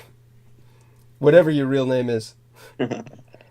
She may have given it to me. She sent me a bunch of private messages. I'll look at them later. It might take a while before I even get to them. At any rate, so when it came to the whole Super Soldier Summit, while I was down there, I was supposed to be killed along with everybody else. And what happened while I was down there in Las Vegas was the federal government was supposed to raid my home and basically come up with all kinds of things they could have recovered and bring that up on national television and say Douglas Dietrich, who died at this Super Soldier Summit, was an international terrorist, and we raided his home and we recovered all this evidence. We know that this was their intention because they raided the wrong home, and this happens all the time. If the good examples are, one time there was a bunch of cameramen working for that cop show, and they were following the cops around, and the cops were going to raid a home, and then the cameramen followed them in while they conducted a raid. They broke down the door and shot the dog. They always shoot the dogs first because dogs can be incredibly dangerous. And then they shot the man in the home. and they happened to shoot him in the leg. And that's when one of the cameramen said, "Hey, we're in the wrong house." And then, Whoops. I'm sorry? Whoops. Yeah. Wrong house. And the victim of these cops, he said in court, he testified in court, if those cameramen had not been with those cops would have killed me so that I couldn't talk. He said it didn't matter once they realized they were in the wrong home. It didn't matter. At that point, I was dead meat because if those cameramen were not there, they would have shot me so that I could not sue them now. And he was right. Absolutely right. So, you know, anytime you're preparing for a raid, there's always stress. There's always mistakes that can be made. And as I said, San Francisco is the most congested city in the United States next to New York City. Imagine trying to conduct a raid in New York City and all the things that could go wrong. That's what happened. So what happened was the day I was in Las Vegas, they surrounded Russian Hill. This all made the newspapers. They surrounded Russian Hill with all kinds of fucking fencing, blocked it all off, cordoned it off. They put snipers on the roof. They got all these men in hazmat suits ready, hazardous materials suits. And they basically, everybody thought they were filming a movie. And the Russian Hill raid, we can look up. And what is that poison they ultimately claimed this guy was making? Anthrax? No, it was out of peas or something. It was some kind of Russian Hill raid, and then suicidal tendencies. There we are. Ricin? Yeah, ricin! It was ricin! Yes! They claimed he was manufacturing ricin. But what happened was they raided next door. They raided next door instead of my home. They made a mistake. They went into the wrong home. And they then basically, Nemo found it! Nemo found it! Holy shit! I posted in YouTube chat. Yes, thank you. Thank you. You know, like I said, everyone thought they were raiding they were making a fucking movie, but these idiots, you know, were for real. Snipers posted on the roof across the street, everything else. And then they went into the wrong home, and they had to justify what they did. They had to bust the guy who lived there, because otherwise they would look like total idiots. And so then they busted this poor son of a bitch. I'd have to look up his name. I don't remember his name. They finally let him go years later. Thank God, because I felt so bad for him. Again, just another victim. He had some suicidal tendencies. He had certain plants growing in the backyard. And so they claimed that, you know, he could have taken those plants and turned them into ricin. And, you know, it's just crazy shit. But they just railroaded this poor bastard and put him in jail for, you know, a concrete hole for a couple of years, and then finally let him go. But there was nothing I could do for him either. But again, this is just a case of everything going wrong for them, and the government fucking up by the numbers, and, you know, which is what they excel at. And but here's what happened where Rat Girl gets involved. Once he was busted, and they had the place cordoned off because they claimed it was a, you know, hazardous materials site now, where they claimed an individual had been manufacturing weapons of mass destruction. They had to empty the building, and then they had to basically cordon it off. It was federal property now. And since the feds had confiscated it, they were right next door to me, so they began to move in a crew of people who began to microwave me. And so this crew set up, just to explain to people how this is possible, because a lot of people don't get it. Yeah, the FBI was searching for a man considered armed and dangerous. Ryan Chamberlain. Ryan Chamberlain III! Ryan Chamberlain III! Poor son of a bitch. Yes. So Ryan Chamberlain III was this poor bastard, a victim of circumstance. Yeah, the only thing he was guilty of was some suicidal ideation, and having some pea plants in his backyard.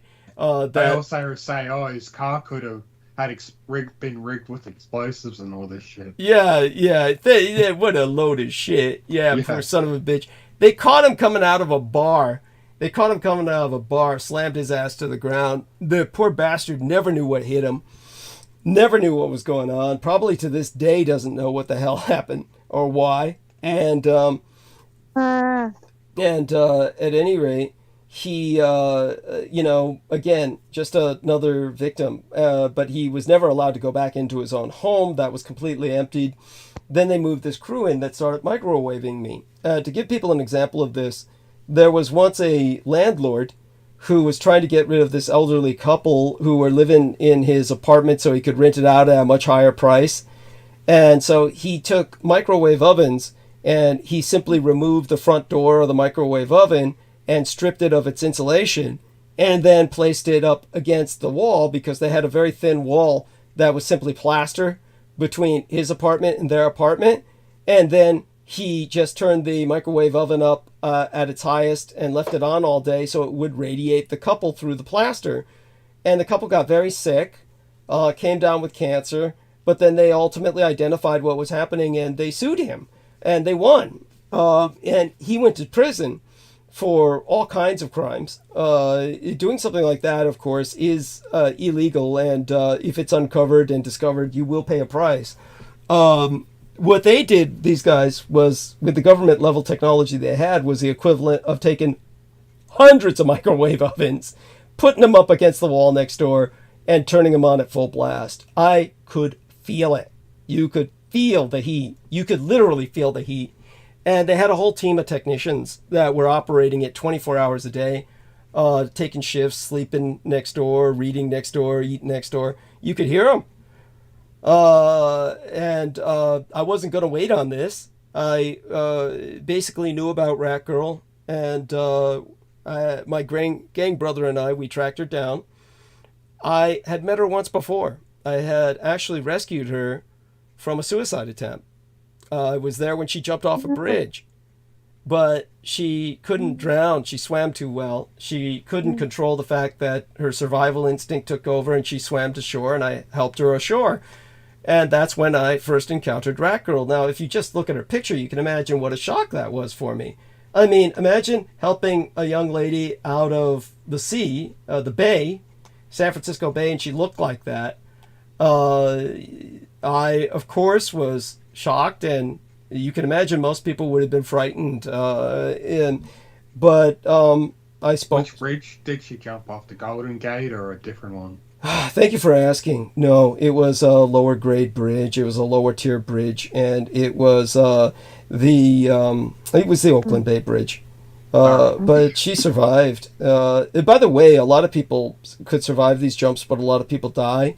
It's a testament to her hardiness that she not only survived, but was not knocked unconscious by the jump. She actually swam. Very resilient. Yeah, an incredibly resilient individual.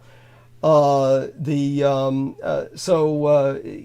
just so people know, the San Francisco, it used to be the U.S. Coast Guard had a station in the Presidio military base, and what would happen is they would, whenever somebody jumped off the Golden Gate Bridge, and they knew about it, they would fly a helicopter out, send the boats out, recover either the body or the survivor, and then bring them to Letterman Army Medical Center, where they would rescue them.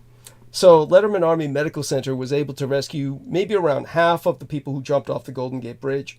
Once the Presidio military base was closed and the Coast Guard station became the headquarters for Mikhail Gorbachev's think tank, nobody is there to rescue the people who jump off the Golden Gate Bridge anymore. Now, the San Francisco will never release the number of deaths caused by jumpers from the Golden Gate Bridge, but what we do know is that thousands of people have died jumping off the Golden Gate Bridge. It is known as the Bridge of Death. It's so it is a There's recorded footages of people jumping off the... Yeah. There's a documentary where they just kept the camera on it for a year and recorded and recorded. Yeah. Yeah, and now no one who jumps off the bridge survives. They finally put up some guard kind of rails. Yeah, put up the netting finally. Yeah, but that's because this tourist couple had a young girl who literally they turned away for a second. She fell through the cracks and fell off the bridge. I mean, that's what finally got them to do that. And it was so sad and so unnecessary. But when it came to Rat Girl, that was how I first met her, was jumping off the Oakland Bay Bridge. And then she was so resilient, she retained consciousness, was able to swim to shore. There was really nothing wrong with her. It was like, she may as well have been diving in for a swim. But with Rat Girl, the thing about her was that we knew where to find her because there's death all around her. And of course, at that time, she was near Japantown, where she had been sighted feeding rats that were, again, the size of dogs. And of course, people were scared to death and didn't know what to do. Whenever people report her, the police will intimidate them and just say, what you saw was a girl wearing makeup. This is just a person who's like a clown, and it's nothing serious for you to pay attention to. The police will just intimidate them and not really follow up because it's the feds that are in charge of her. But I approached her and I said I needed her help. And so in exchange for some sexual favors, she killed everybody next door. Basically, I went home after sex with her, and then the rats showed up, and all the men next door were pretty much eaten alive. They ran out of the house screaming, ripping at their eyes. Their eyes had been chewed out. Some had their noses torn off. Some had their ears torn off. They died on the street. The government had to take the bodies away. The whole place was condemned after I immediately called the community thereafter, community service, the civil service for the San Francisco community health program. And I told them that a bunch of squatters had been next door and they left the place a wreck, and that's why it had caught on fire. You see, the rats had chewed through all the wiring of all their equipment and set the place on fire. The whole place burst into flames while the people were running out. Some of the guys were actually on fire when they ran out. I mean, her rats tore up everything, not just the men, but the equipment. The rats just dismantled that place, and it was going up in flames. Like I said, some of them were on fire when they died. When the fire department showed up and put the fire out, I said, there were a bunch of squatters next door. Again, the city and county condemned the place. That rendered it empty. They had to basically tear it down, restructure it, and then it was sold to a different family. But that was how Rat Girl saved my ass. Otherwise, I don't know what I could have done about that situation. So obviously Rat Girl is someone that I have a soft spot for, and do my best to kind of check in on her once in a while. And you might see, if you ever look up Rat Girl on YouTube, there's another stupid video with the Young Turks, and the Young Turks are talking about her. Yeah, Rat Girl says she's not going to breed rats anymore, and what a bunch of shit. And it's like, that was 9 years ago. I can't stand the Young Turks. Yeah, they're awful. They're just just ridiculous. Yeah, they're like the rival of Alex Jones. They're just as bad. Yeah, thank you. Whole fake wrestling match with Alex Jones, had at one point. Yeah, that's what they're into. They got this. They feed each other. They feed off each other. Yeah.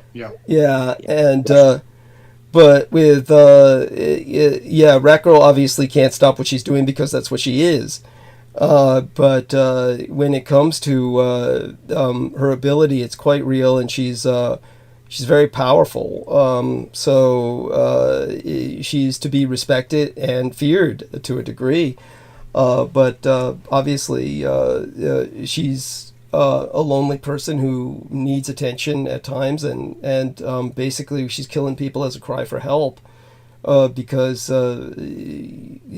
look at what the government did to her. I mean, it's just tragic. The whole thing is tragic. Here we have another Skype link. Rat Girl bred thousands of rodents and then released them. Rat Girl, a local woman accused of breeding rat army. Thank you. So all of these links are very relevant. I appreciate all of them. Douglas, I haven't posted them in the live chat yet, so I'm waiting in this case just do so, please. Yes, thank you. Okay. Yeah, and so good man. Starting Yeah. with one woman Yeah, infestation, and I'll just post the rest of them. yeah, please, thank you.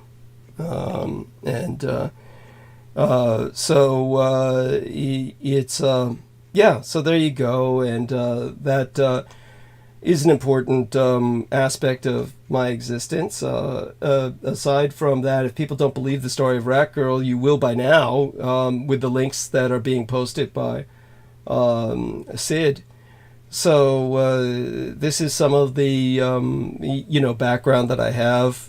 Peter Moon, when he was relaying this story to some other ladies, talking to them about Rat Girl, he was afraid to relay the sexual favors part, and I couldn't understand why. Like, why else would Rat Girl help me? It's kind of like give to get. Yes, it is what it is. Our world operates on a barter system. So when it comes to the whole story behind that, I think that day probably at least half a dozen men died, at least. Some of the bodies were still in the building when it caught on fire, so it might have been more than that, maybe twice as much. So she killed around between 6 to 12 men to help me out. Again, like I said, those rats under her command, they dismantled all the equipment, chewed into the wiring, set the place on fire, to the point where men were burning alive. It was beyond impressive. It was cinematic in terms of the level of what she could do. If she wanted to, she could wipe out a city easily. Right. So the fact that she kills as few people as she does shows at least a level of restraint. It's I feel obligated to defend her for obvious reasons, but I hope people come to understand that much. At any rate, aside from that, what else comes to mind? Any other questions you want to ask about that come to your mind, Sid? Is there or Nemo? Go ahead, Nemo. Is there any other individuals you know of that might not, in the same circumstance of her, that has this amazing psychic ability to command vast amount of animals, to do what the individual tells them to do telepathically? In terms of telepathic powers that I've been witness to, they were very different. It was something that I've tried to explain in the past, and will do my best to explain again. When we come to the entire situation of what the US government is working with in terms of what they call talents, that's one term that they use for people who have abilities. And of course, all of this was conducted, the research into espionage really started with a man known as Hobo Joe. And if I look up the article that I wrote a long column once on the Veterans March. Let me look up here in my Google. Let me see if what did we call it? Veterans March. And it was the bonus march. There we are. Bonus march. Veterans bonus march. So I can get his full name. Let me see now. Here we are. The bonus march. And let's see if I can dig this guy up. The name of this individual, because it's relevant to psychic research. And at that time, let me see now. Joe Angelo. Joe Angelo. Hobo Joe Angelo, as he was known. And let me see if I can look up a little something else on Hobo Joe. There's some old documents I've got here. One of them, an old pamphlet that was from his day, kept by the Department of Defense as quote-unquote evidence against him. So the big thing to know about Hobo Joe was World War I. That was when he saved George Patton's life. George Patton was a general in World War I, and he was always showing off. He was always, just this asshole full of braggadocio, and had to show that he had guts. So he was on the front lines and basically firing at the Germans with his pearl-handled pistols like a cowboy and shit. Came under heavy German fire, and Hobo Joe had to rescue his ass because, of course, the Germans injured Patton. And Hobo Joe carried him through just field after field of the trenches and shell holes under heavy enemy fire, and got him to safety. And so he saved Patton's life. And basically, neither he nor any of the other World War I veterans who were not officers, none of the servicemen got paid. Most people don't know that. I'm sorry? Joseph T. Angelo. I don't know his nickname. I don't know his middle name. What does it say about Joseph T. Angelo? Let me get back to that one. Okay. Sure, take your time. Well, there's Joe Angelo and the Angelo family. This is one of them. It says Joe Angelo, quote, Super Wop, unquote, 63 of Zimmerman, Minnesota. Well, I think the way you could find him is just Joe Angelo, who rescued... When I typed it in, I see Patton arrested man who saved him. Thank you. Joe Angelo. Holy shit. Thank you. Yes, that's the Joe Angelo. And, all you have to look up is man who rescued George Patton. This was... So basically, what had happened was that the World War I veterans who had never been paid organized what they called the Bonus March. And they marched on Washington demanding they get paid. And Washington was trying to write them off and not pay them, if you can imagine that. I mean, that's just so fucking... it's just inconceivable, but this is like how those fuckers are. I mean, honestly, it makes me sick to even relate this to you. So when they basically camped out in front of the White House, basically on the White House lawn, you had this whole tent city of veterans outside every time the president looked out his window. And so then what happened was that the president finally gave the order for the army to go in and clear them out. So the person who took personal charge of that was General Douglas MacArthur. And General Douglas MacArthur was basically commander-in-chief of the U.S. Armed Forces at that time. I mean, the highest level of command next to the president himself. It made no sense for MacArthur to do this. But MacArthur thought that this was a communist revolution. But it wasn't. The man who had organized the Bonus March was actually a Nazi. He was Sergeant Walter W. Waters, a 3W name, Walter W. Waters. And he was U.S. Army retired.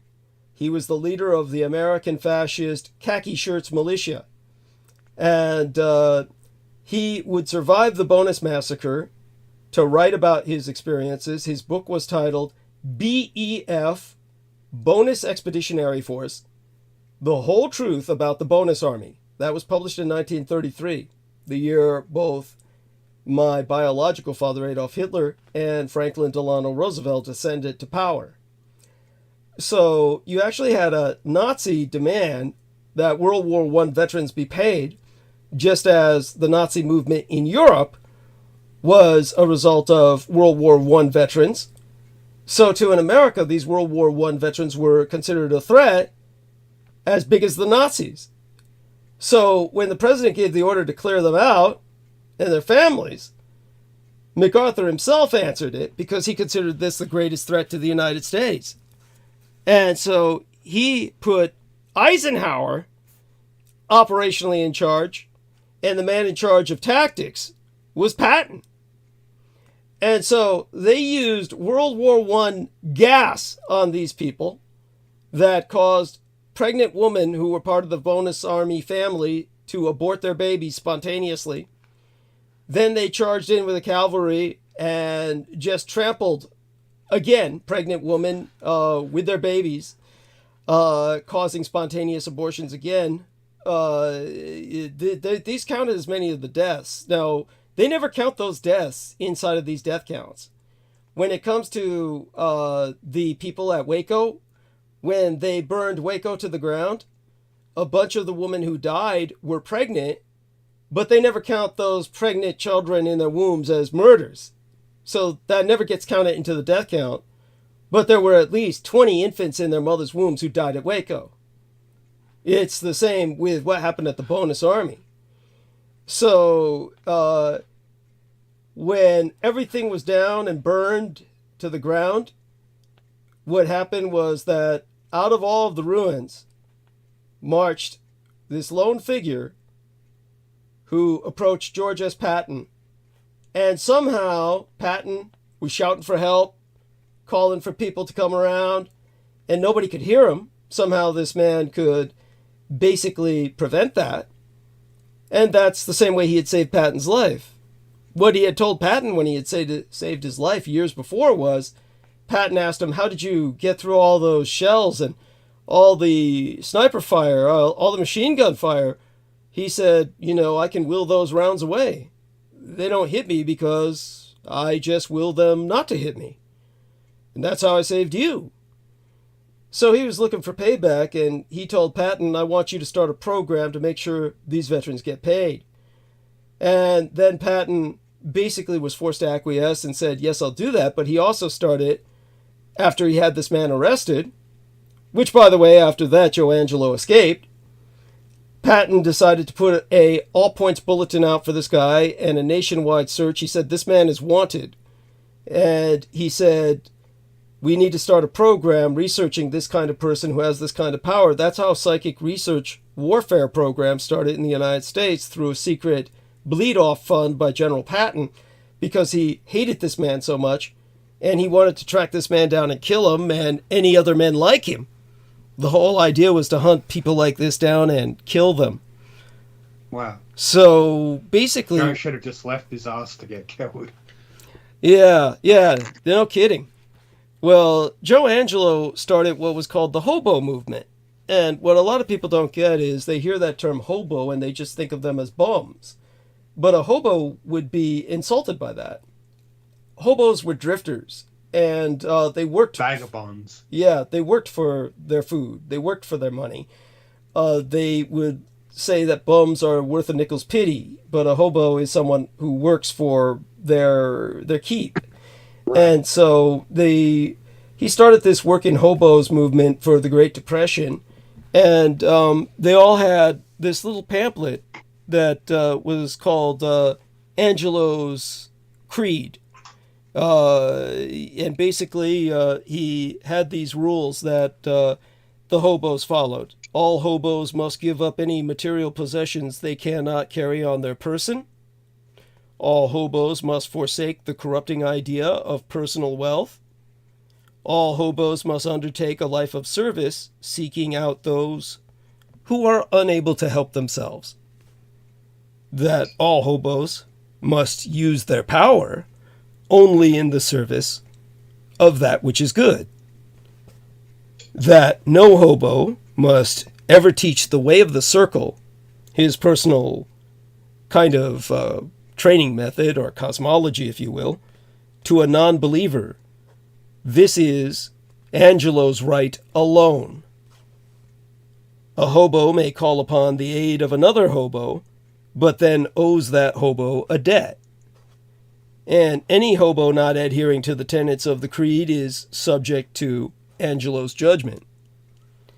So basically, this hobo movement was kind of a Christian crusader movement, sort of, without the Christian doctrine being cited. It was basically Good Samaritans that were traveling the United States during the time of the Great Depression. And the man responsible for it, Joe Angelo, who escaped after Patton had him arrested, was never caught.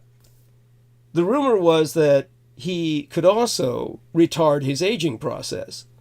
And I remember distinctly an article about a man named Hobo Joe living in New York City who slept with a different woman every night, and that's how he got a place to sleep every night.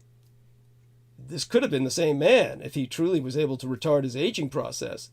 And if anyone could find that article on Hobo Joe in New York, that would help verify some suspicions. But at any rate, this Hobo Joe in New York, obviously, if he's able to convince a different woman to sleep with him every night, I think that's some psychic power there. That goes a bit beyond just normal charm. So Hobo Joe may be alive and well and doing quite well, actually. But they say he died in 1978 at the age of 82. Interesting. In New Jersey. Interesting. In Salkin Township, New Jersey. Interesting. So, because I've seen, when did they say he died? What year? 1978, at the age of 82. Now that's interesting because the government files kept on him at the time said that he died in 1967. Okay.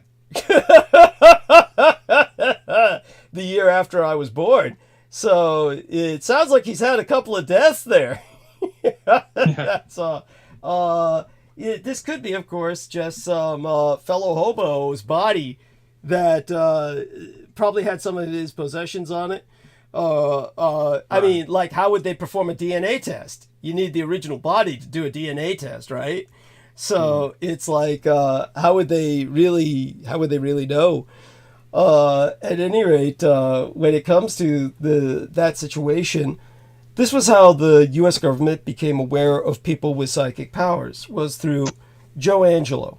And then what happened with their research into psychic powers was they began to basically pursue the different types of talents, trying to basically control them, get such people who had these talents under their control, and then use these people, of course, weaponize them, train them, use them as assets and agents. Get them to work for the intelligence agencies and military. Yes. Yeah. And that's why if you have any sort of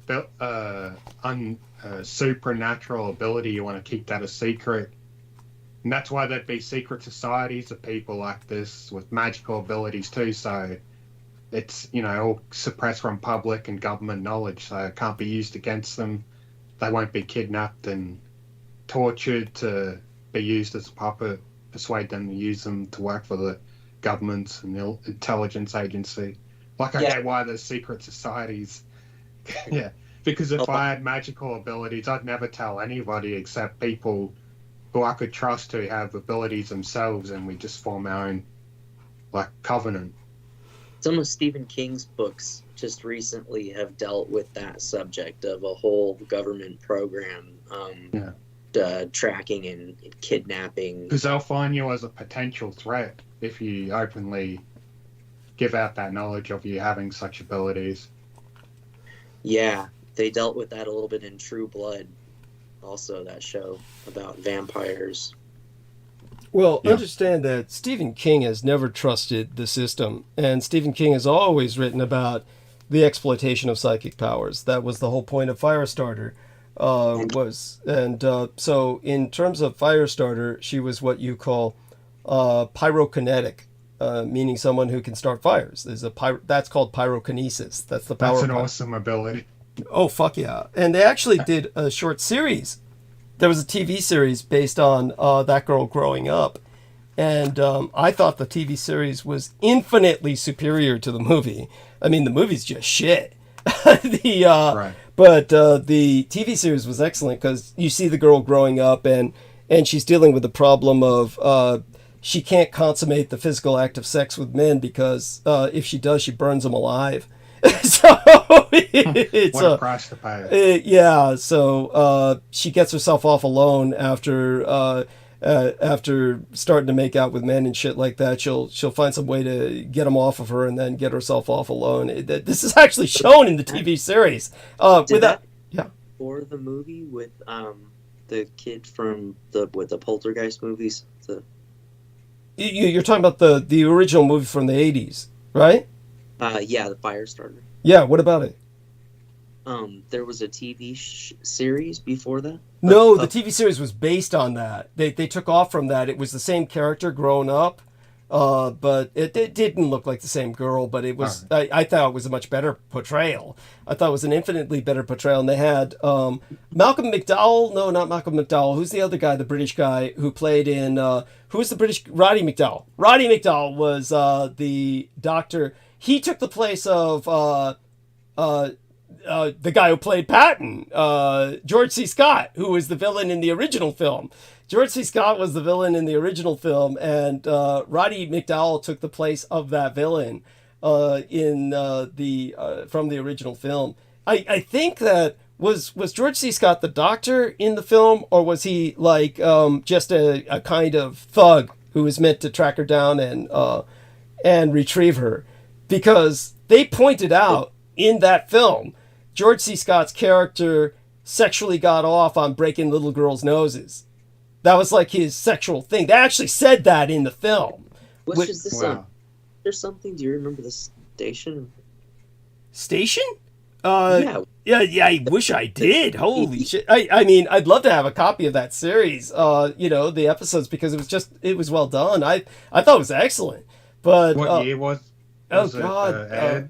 1990s. 1990s is all I remember. Maybe I'm trying to look for it. Yeah, it was in the 90s. But Firestarter, the series with Roddy McDowall. I mean, you'll find it. Roddy McDowall, the Firestarter, the series. But at any rate, that, by the way, if you want kind of like a picture of how a government psychic rogue lives, like how Rat Girl lives, that series gives you a good idea. They show, again in that series, children being raised by Roddy McDowall, the doctor, all these little boys, and they're just tearing people apart. He's raising them as children to abuse adults. So it's it got it down. Maybe that's why they scrubbed it. I'm pretty sure it'd be hard to find, but I'm sure you'll find it. I can only find like 1984 and a 2002. Yeah, maybe 2002 might have been the series. Is that? Oh, you're talking about the movies. Yeah, the only movies. I can't find the TV series. Man, they must have scrubbed that. Part 2, which was a mini series, which I just put in the Skype link. Okay, let's take a look at it. Okay. Yeah. So I'm going to look at Part 1 and 2. That's all there is. Yeah, so that was meant to be. It was meant to be the pilot for a series. Let me see if I can even get my stupid. So it got cancelled. Yeah, they canceled that shit. But I can't look at it because my stupid keyboard's not working. So maybe the batteries died. Available through Amazon. Let's take a look now. Okay, now I'm looking at it. Firestarter 2 rekindled miniseries. So is this the one with Roddy McDowall? Well, I'll find out. So here we are. Charlie McGee is a young woman. Yeah, it's Charlie McGee, I think, is the young girl who did it so much better. So what about John Rainbird? There we are. And did they mention Roddy McDowall as the... Malcolm McDowell. Malcolm McDowell is... Okay, so I'm getting them confused. It's Malcolm McDowell is the guy who plays him. Because Roddy McDowall was the guy who played in the Planet of the Apes. Okay, I always confuse those two because they're like, both Brits, right? They're both Brits. So yeah, it's Malcolm McDowell, the guy who played in, like I said, the guy who played in Clockwork Orange. Yeah. So it's there we have that. Okay, yeah. So I'd like to get a copy of that sometime. There's all kinds of things they don't stream these things. Like, there's all kinds of things they don't stream. They're for all intents and purposes, they're almost impossible to find. But I'm glad you found that. And kind of reminds me of that Carrie movie in the 70s I watched. Yeah. But she's just horribly bullied through high school and all this shit. And then she gets proposed to go on a date by a good-looking boy, and they do that prom queen shit, and she gets... It was all a joke. They're just trying to torment her. Go on. To pour her with pig's blood, and then she just fucking snaps and kills everybody with her mind. And then she dies herself, but then they show her fucking arm rising up from the ground in the burning house that she died in, I think. Yeah. She killed her mother in the end and herself. I can't remember. Set the house on fire. She killed because her mother was a religious freak who kept punishing her. What were you going to say, Sid, about that? The book is structured like it's an interview, like an interrogation, like after the events at the prom. Yeah. If I remember correctly, the whole book is written. So what I'll do now is I'll try and explain how this psychic warfare race, what they call the mind race, M-I-N-D, a mind race, this mind race developed between the Greater Soviet Union and the United States, which brought everything to a real intense culmination point. Our man Nemo was asking me if I had ever seen anyone aside from Rat Girl, and yes, I have. It demonstrate incredible powers, but I'll have to contextualize it. You see, the Soviets, of course, were atheistic, and as an atheistic state, they had no belief in an afterlife. They could not officially say that there was an afterlife, but as an atheistic state, they could acknowledge an existence after death. And they were able to acknowledge that in a scientific sense by basically saying that the dead don't really die. In other words, the dead, so long as there's a physical integrity, and oftentimes even when that's destroyed, maintain a memory that is stuck in place. Now, this actually matched perfectly with their atheistic, materialistic stance, because in this sense, there's no heaven or hell, there's no ascension or descension. You're simply stuck. Now, there is a truth to this, but what they're denying is the multi-elemental aspect of the soul. Soul and spirit are actually different, and there's something different from that. The mind, or the psyche. Psyche is come to mean soul, so the very term psychology really means a study of the soul. People have taken that instead to be a study of the mind. But just as we have a religious concept of the Father, the Son, and the Holy Ghost, there really is a Trinitarian aspect to all of us. When we die, there is an element of our essence, our soul, or spirit, that ascends or descends. It's not necessarily in the doctrinaire sense of heaven or hell, but you ascend or descend depending on your vibration. In other words, there's several factors involved. Your vibration at the moment that you die. If you die in shock fast enough, you may never realize you're dead. And at that point, you're kind of stuck. You're stuck because you don't know what's going on. And so a lot of mentally disturbed people don't understand that they're dead. Good example is when my cosmetologist V went to the St. Francis, or it's called the French Quarter or French Campus for Kaiser Hospital in San Francisco. A French campus is where they have a lot of psychiatric treatment for Kaiser Hospital in San Francisco. And she was going there for a biorhythmic treatment. So when you go into biorhythmic treatment, you are helped by kind of a brainwave machine that puts your brainwaves on screen, so to speak, so that you can kind of pace yourself and go into a meditative state.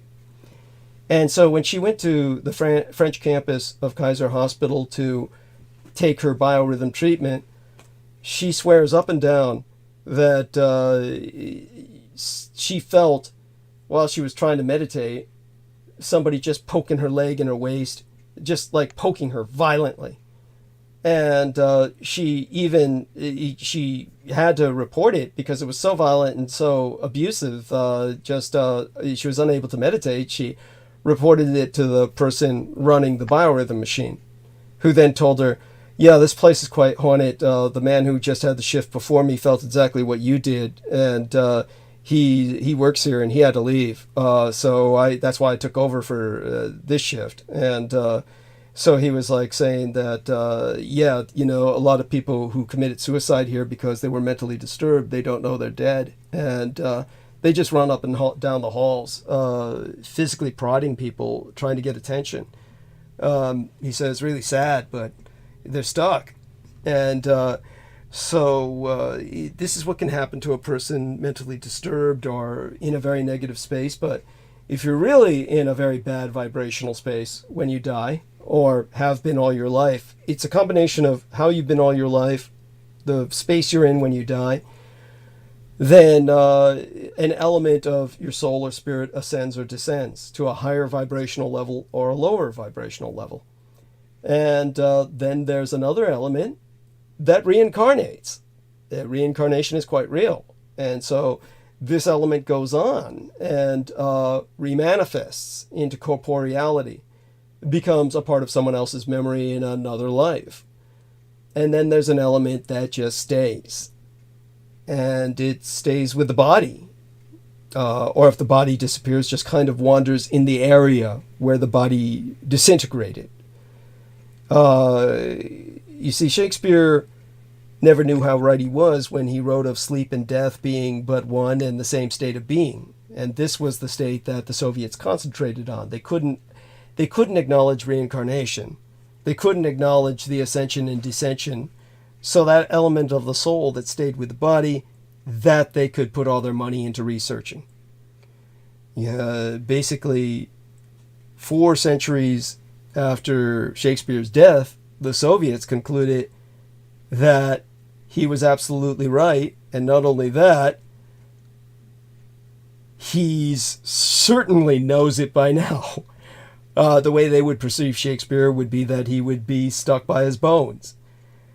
Now, of course, so what the Soviets concluded in their own way was that humans are made in 2 parts, the body and the spirit, and that the material in our bodies changes constantly on a molecular level, of course.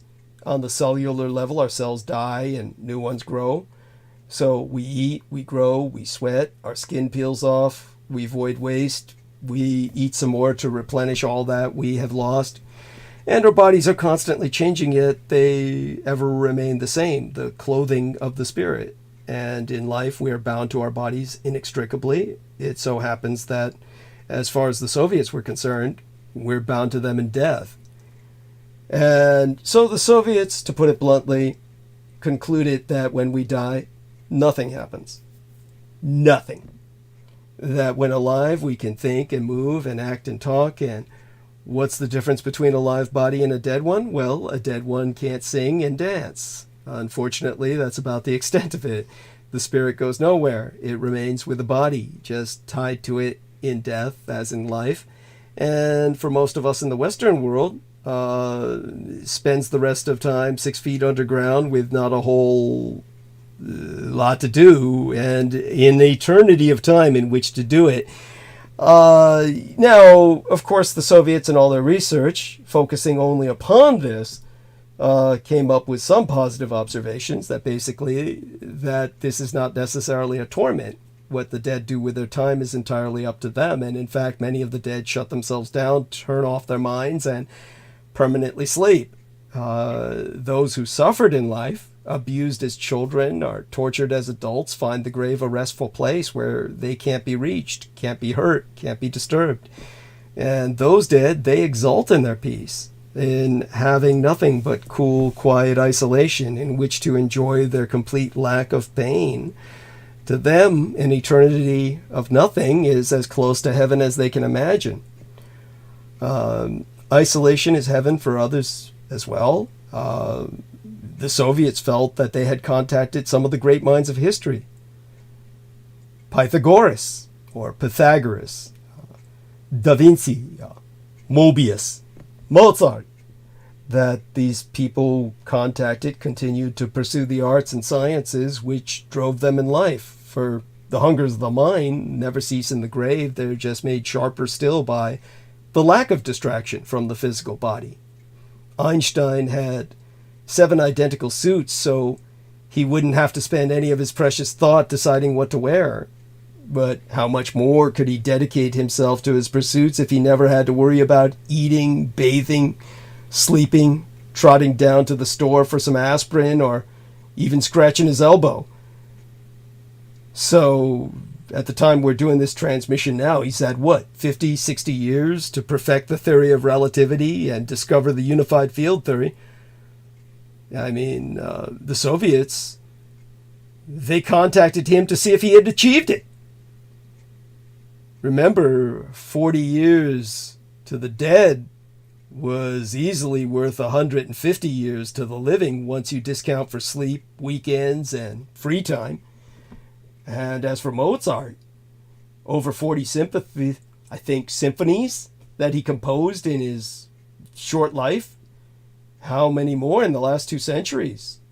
So the Soviets found that the dead can be a wealth of valuable, nay, actually not just valuable, but indeed priceless information. Of course, for others, death is no paradise. They create for themselves their own version of hell. Jack the Ripper, wherever he is, certainly has invented more sinister, more vicious ways of disposing of his hated ladies of the evening. Genghis Khan dreams of conquest, and certainly since his death, his dreams and schemes have gotten more violent, more clever, driven by a fierce desire which in his grave he knows he knows that they cannot be realized, unless, of course, someone reanimates him, or traps his soul and reinterrs it in a living body. The Soviets tried some of this. Some of these experiments went beyond their control and had to be destroyed. Others might still be wandering. But when it comes to some other people that come to my mind, all of this being prelude to the talent that I saw, need I say that anything at all about my biological sire Adolf Hitler, or Stalin, or Caius Caligula? Of course, I've told people the reason why my father is very likely still alive, my biological sire. But think of other people that stand out in history in a far more negative sense than even the people that I've mentioned. And whatever hatred or illness possessed sick and vile people in life has taken over their soul completely after death. The dead can be a veritable grimoire for vile scheming, priceless information for those to whom the world is worthless, which was the Soviet nihilism in toto. But for most of the dead, for the rank and file of public life, death, though not unpleasant, is not particularly great either. Those alert to their situation find themselves with no one to talk to, no company. Those fortunate enough never to catch on to their state might simply bear this feeling that a vital, intangible something is somehow missing. The dead exist in total isolation. Again, I'm speaking from the Soviet perspective. What they found out through their research is concentrating on only one aspect of the Trinitarian soul. And that aspect of those masses lie fallow in the earth and wait. They wait for anyone to talk to them. And no one ever comes. Ever. The graveyards are full of thousands of lonely people, none of whom can talk with each other. And if these people are without hope, how much worse for the sailors buried at sea, resting, abandoned at the bottom. The pharaohs in their pyramidal tombs, knowing that all their worldly possessions lie about them untouchable. So, like in their society, which was a state of misery and deprivation, the Soviets found no relief in death and promised none. That Their universe was one of misery and death and loneliness. It's no wonder that their empire collapsed. Who would want such an empire to last? But as mentioned, the spirit, to them, that part which they studied and knew of and acknowledged, remained tied to the body after death. And though the body rots, the spirit remains, because the essence of the person remains in the soil. Yes, it changes over time from flesh to soil, but whatever molecules made up the corpse at the moment of death are the body. And just like the body possessed material in life, and it made no difference, likewise it matters not to the spirit if dead flesh and bones are replaced with equally inert earth. That's where the body is, and that's where the spirit remains. Of course, although they're in their graves, not all the dead are isolated from the real world, for unknown to most, paranormal talents are very real indeed. This is what brings us to the psionics, the powers of the mind, the very soul itself.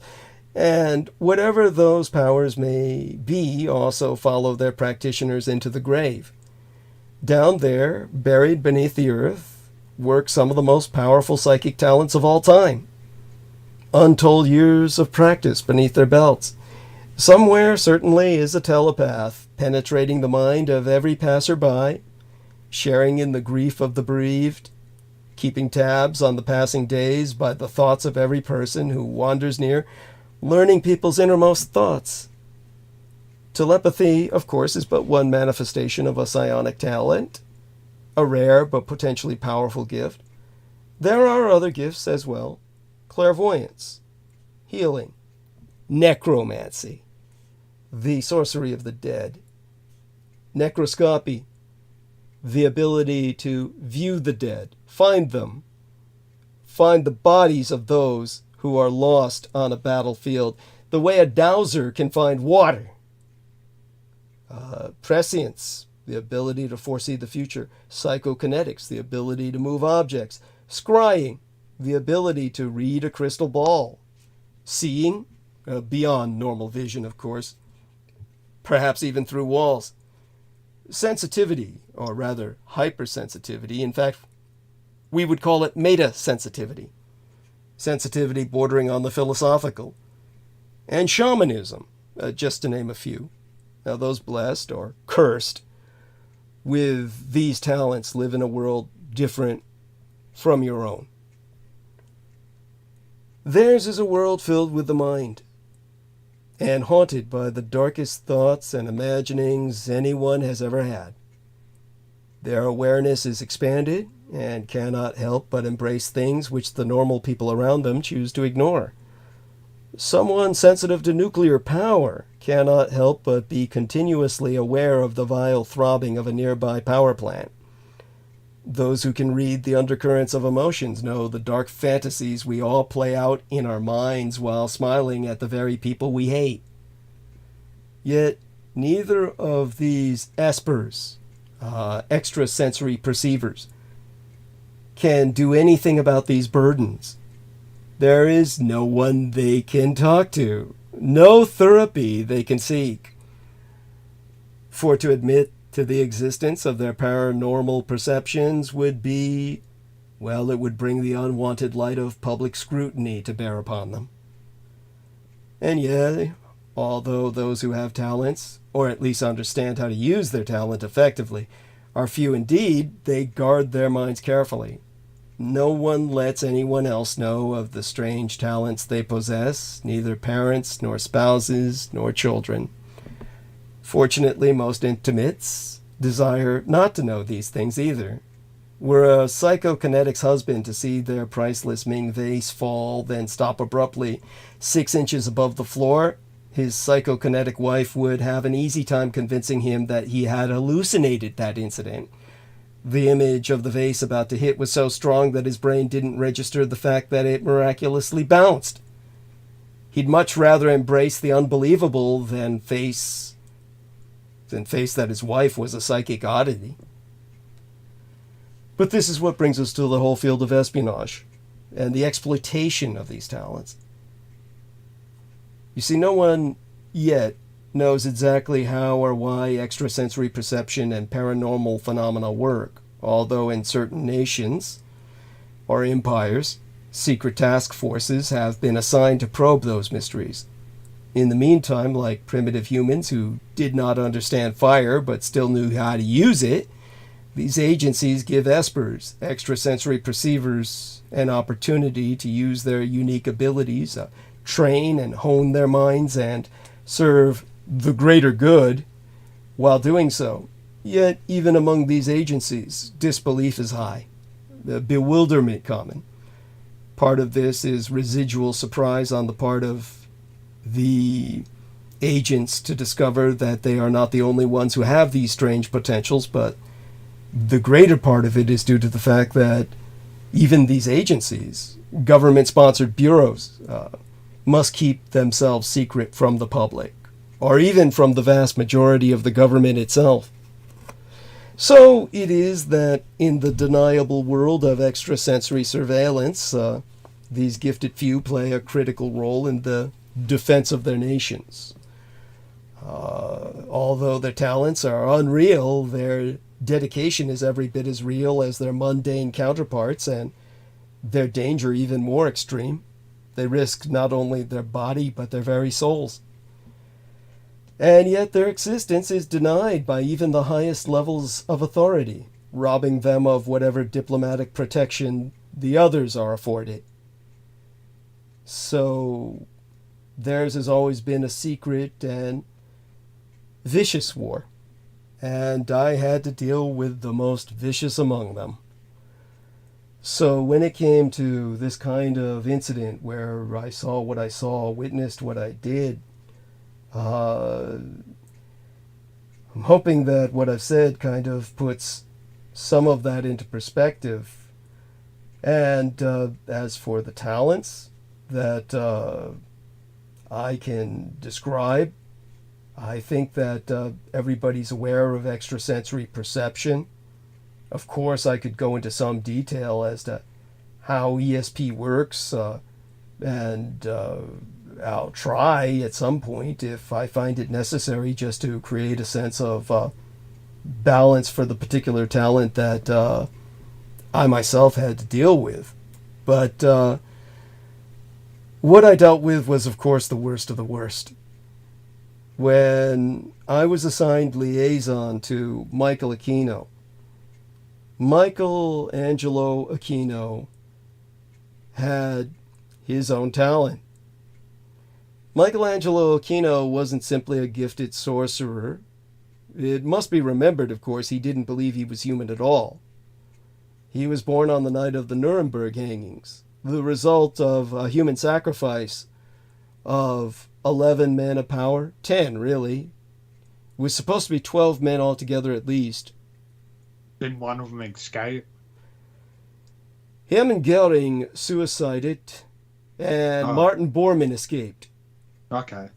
And so of the 12 that were supposed to die, they were only able to hang 10. Ideally, they would have had 13. They would have preferred, of course, Hitler to be there, or Goebbels, or Himmler. But all those men had escaped. And when it came to that sacrifice, when it was performed, that was the night that Aquino was delivered into this world. Rather than the Antichrist that they were trying to bring into the world with an imperfect sacrifice, all they were able to bring in was the Antichrist's herald. And as the Antichrist's herald, Aquino was born dead. Or rather, the baby delivered from his mother, Betty Ford, was born dead.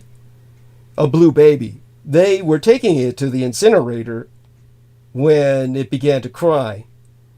And that's when they brought it back to the mother and said, "A miracle," the negative sort. Aquino himself always said that he wasn't a human being, but a demon that had entered that body of that infant.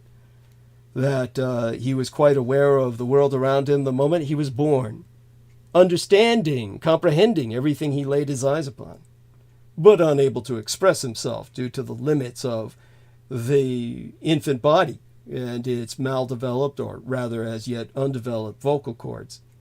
Otherwise, he would have screamed for what he wanted rather than just crying incoherently. He claimed to have memories from that very moment forward, quite cognizant, quite clear, and of course, he didn't consider himself a demon in the conventional sense, but ultimately one of the extra-cosmic entities, the representatives of the anti-gods, that he worshipped and wanted to bring into power in the world. And of course, he became a necromancer. Basically, the government had a different term for it. This isn't the Middle Ages. Nobody believes in sorcery anymore, not even the United States government, or rather, they don't allow themselves to officially acknowledge it. There's a different name for his kind now. His kind was called a thanatophage. Thanatos, the Greek word for death. Phage means what you eat. Vampire is a hematophage, feeding off blood. Hematome, like hematoma, or blood. The other kind of phage you can think of, anthropophage, someone who eats men. That's a cannibal. It's similar to necrophage. Yes, a thanatophage is an eater of the dead. Yeah. Now, classically speaking, a necromancer is one who practices divination by communicating with the dead. Now, that definition, of course, involved regular human beings using technique. This definition is essentially true in real life still. What is overlooked, or rather ignored, by this definition is that the postmodern necromancer communicates through torture, ripping the secrets of the dead from their souls by ripping their dead party apart with fingers, nails, teeth, and tongue. Remember, the way the Soviets viewed it and the way the Americans took their research was that a person's body and soul are inextricably united. Therefore, for thanatophage, the corpse is a means of accessing the dead person's mind. Manipulating the body allows the thanatophage to manipulate the knowledge of the deceased. In essence, the knowledge of the dead is embedded in their spirit, which is embedded in their body. If a thanatophage wants that knowledge, all he has to do is rip the body apart and take it out, much like someone ripping open a long-awaited gift to find the present within. And thanatophages being what they are, it is often done with as much glee. Unfortunately for the deceased, this action is torture. While they're lying fallow in the grave, a dead person experiences only the quiet darkness of death and the hazy, indistinct caress of feeling their body slowly transmute into soil. Nothing bad there, just a quiet, lazy, lonely existence. Imagine their shock then when they discover their loneliness can be violated, when the gentle decomposition of the years is a seeming eternity of violent, malicious savagery. It is torture indeed, a rape of both the body and the soul. The body is torn apart like prey, ripped and broken brutally to reveal every secret. The soul is laid naked before the searing eyes of the interrogator. After a necromantic examination, or rather a thanatophagic consumption, the remains of the body are grotesque at best and are often scattered about for several meters. The remains of the soul shudder in fear forever after. For the thanatophage, an interrogation is one part hunt and one part self-flagellation, almost masturbatory. So, during an examination, a thanatophage, that's spelled for our man Sid here, so he can look it up. Good fucking luck, Sid. Thana, thanato, thanato, phagy,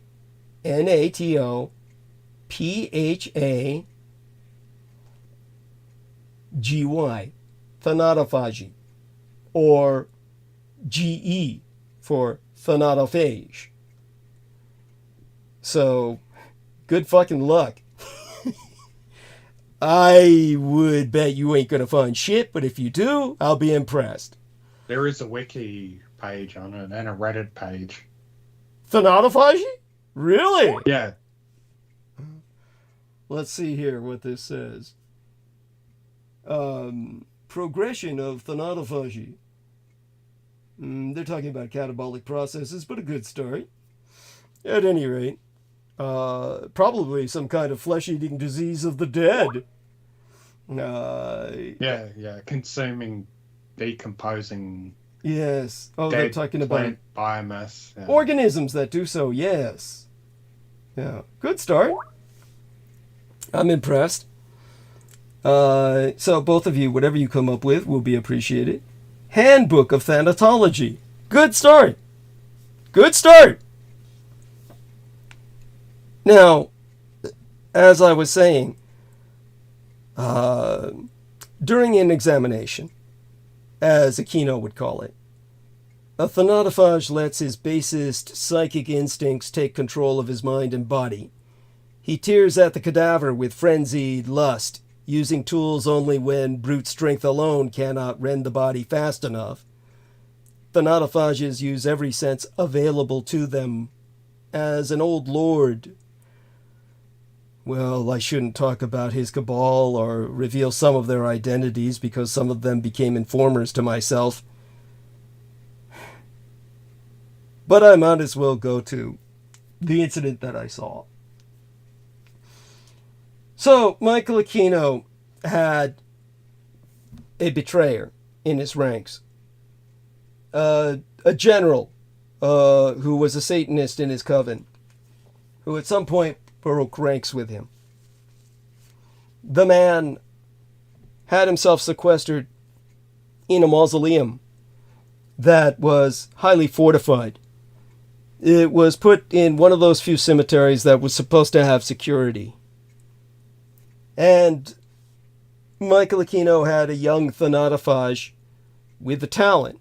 Now understand, a thanatophage is not a necromancer. A necromancer is a baseline human being who is using technique, sorcery, to attempt to communicate with the dead.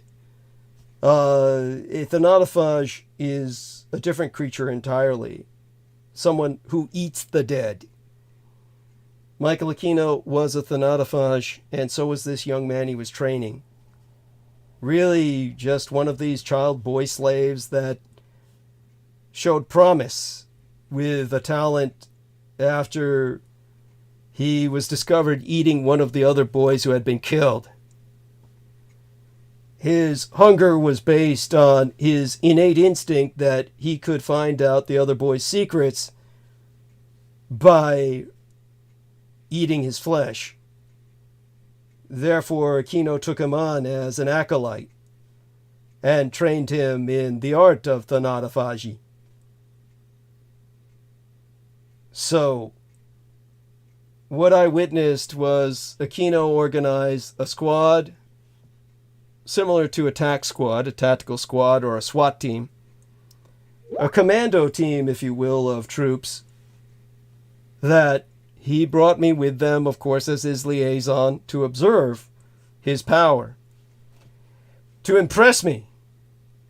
And these troops, of course, broke into the cemetery. Not a hard thing to do. There really wasn't security of note. There were dogs, but of course, they were distracted simply by tossing in a bitch in heat.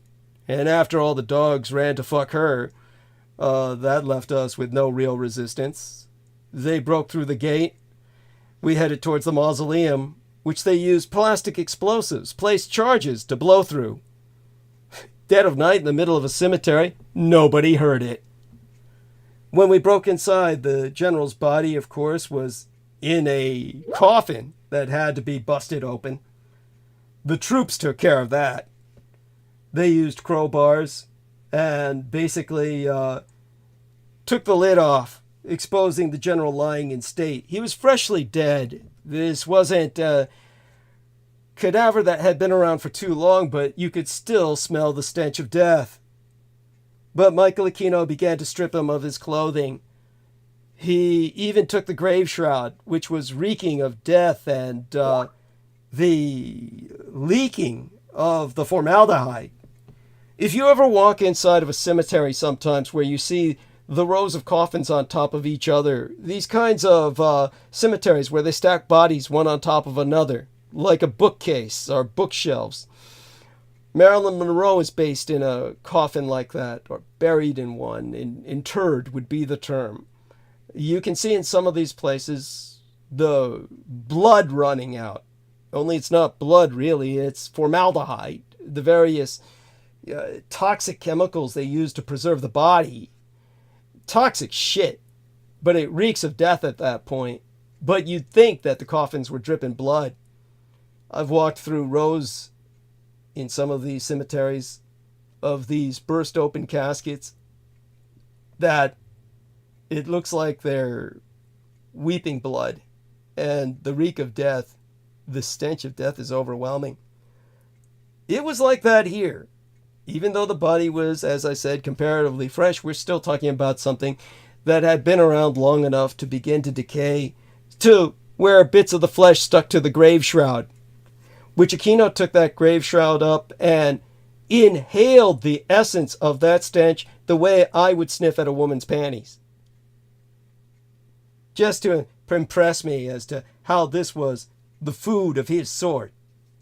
And this young boy, I had seen him in practice before.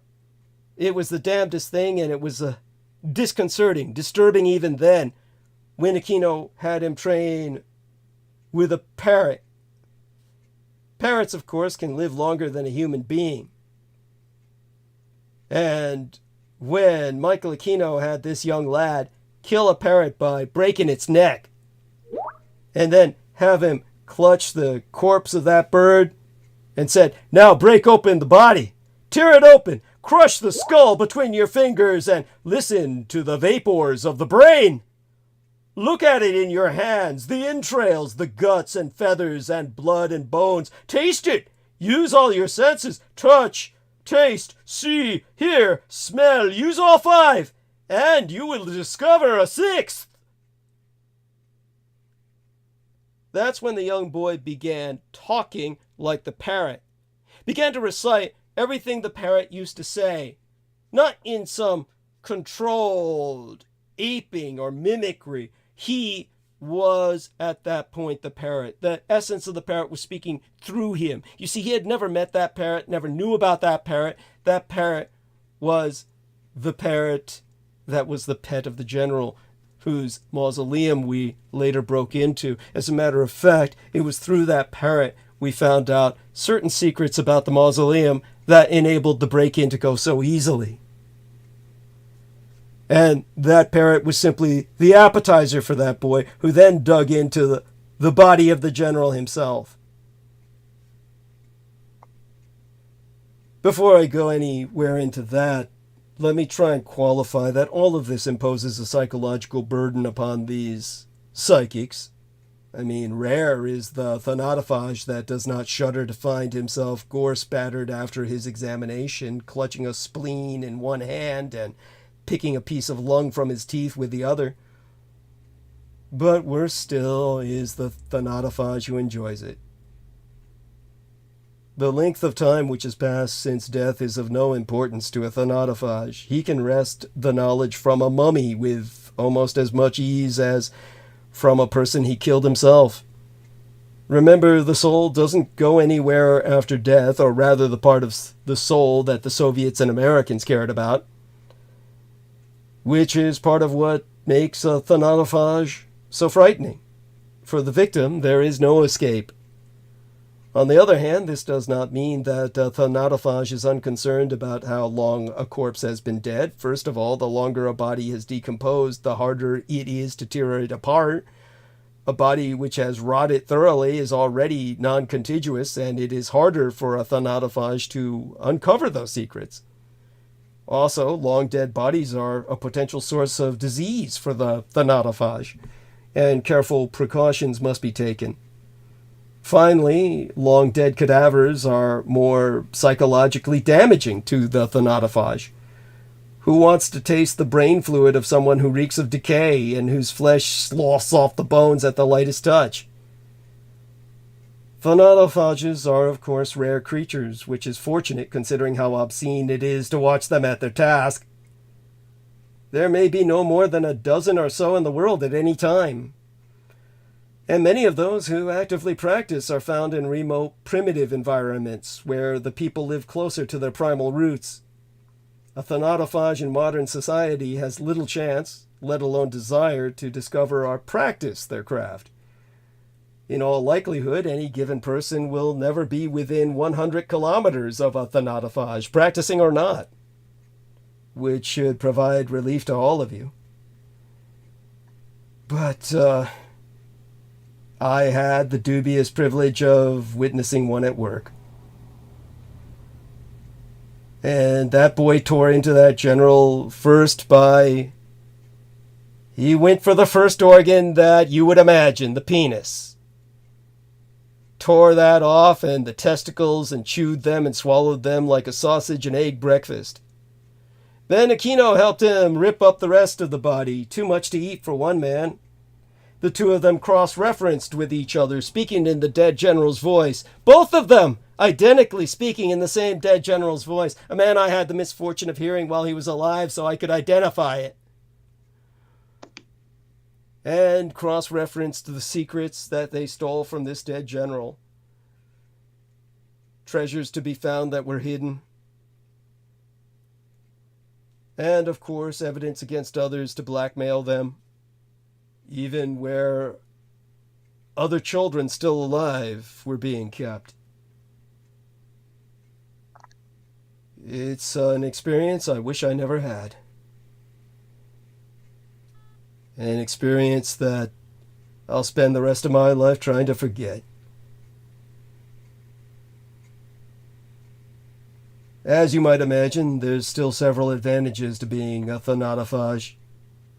The first is that there is no deceit, no lying, no half-truths, which are so often used by the living to defy their interrogators.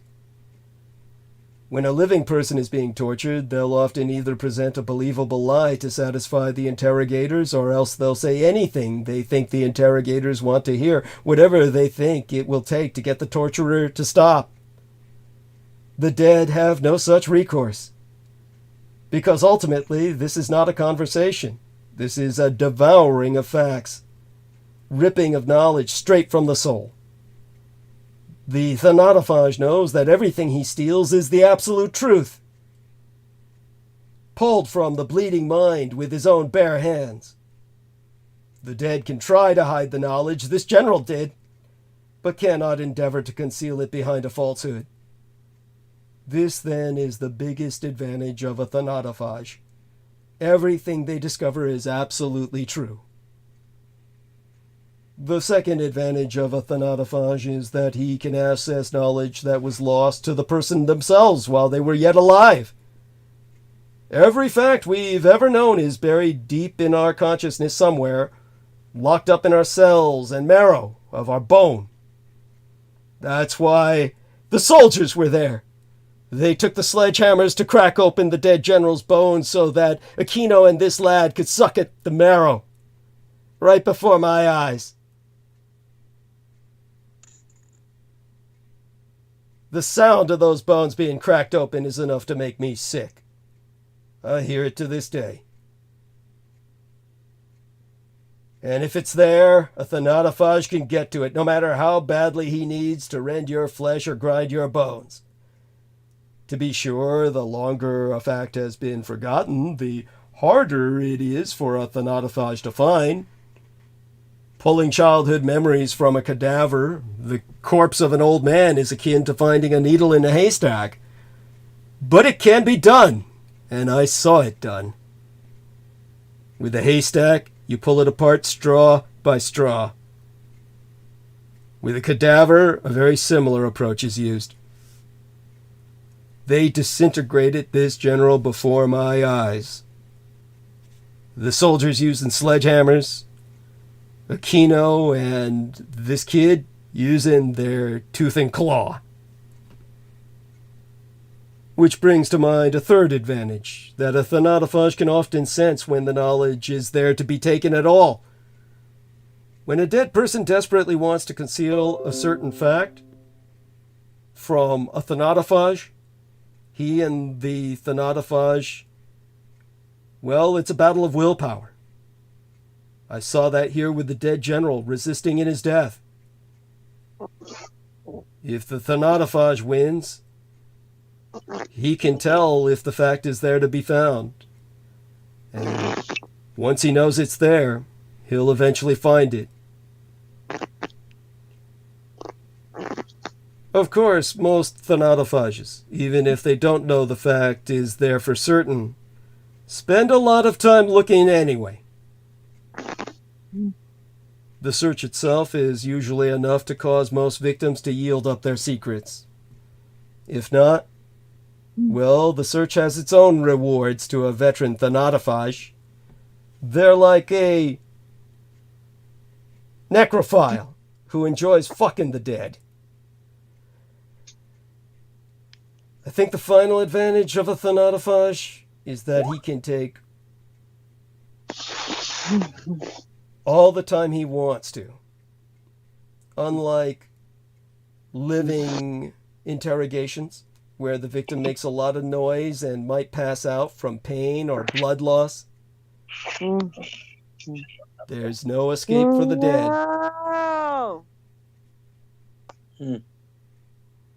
And actually, Nemo, you didn't need to mute Esther. That was almost apropos in terms of background noise. Sorry. I thought you were on a roll and I didn't want you being disturbed. I appreciate that. I do. You're looking out for me. That's appreciated. Yeah. At any rate, when it comes to what I was saying, there being no escape for the dead, you see, eventually, unless the thanatophage himself passes out from exhaustion, everything will be found out. Of course, even if the thanatophage pushes himself to collapse, he can return once he's recovered from the strain. For the dead, there is no recovery. As you might expect, there are a few drawbacks to thanatophagy as well.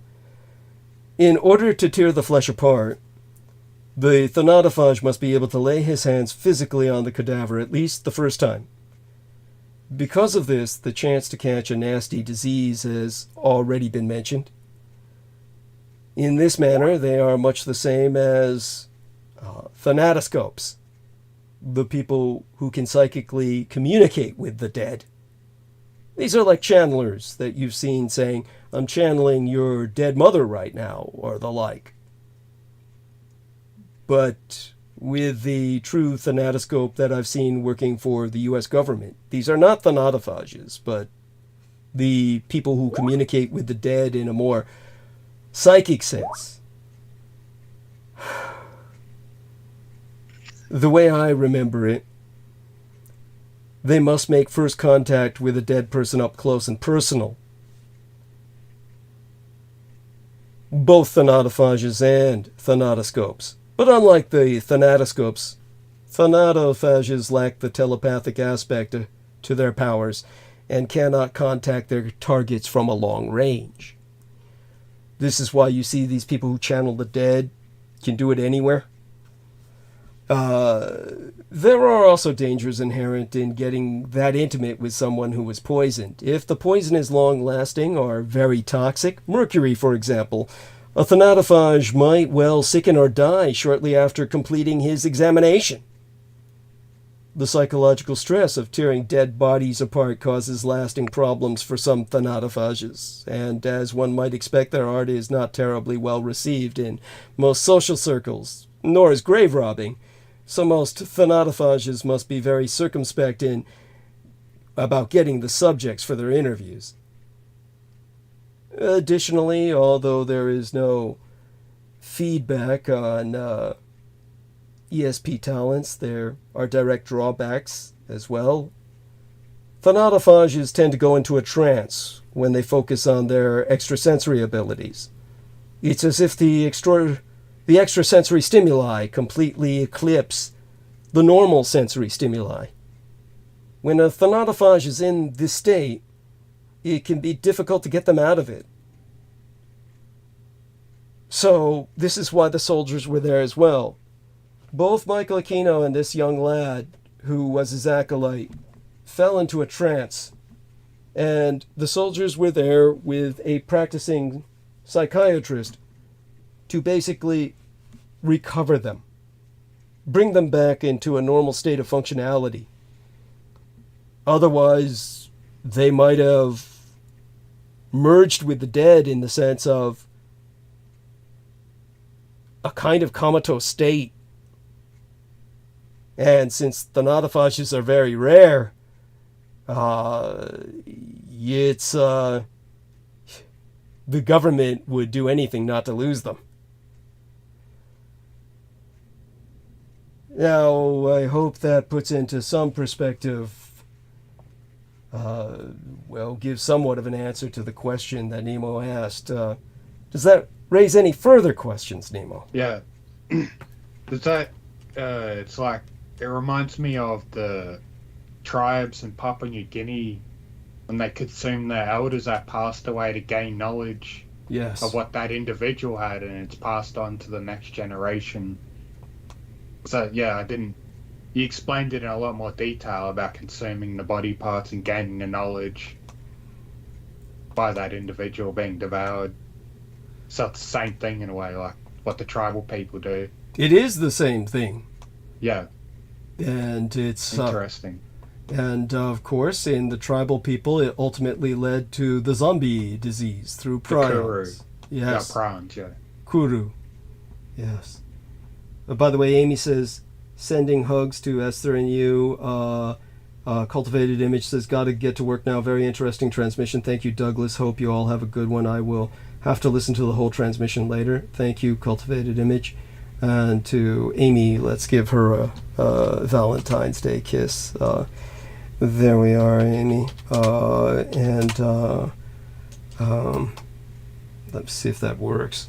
It's maybe, yeah, it's either the internet or my computer is taking its long, sweet time. There we are. That's pretty funny. Yeah. It came up with a kiss and this funny little face with the zombie eyes. I'm tempted to send the funny little face anyway, but I shouldn't. I should send that separately. So I kissed Amy there, and we've maintained numbers at a very good pace all this time. We've maintained good numbers. I'm pretty impressed. That was an interesting topic. Well, thank you. Yeah. Go on, Sid.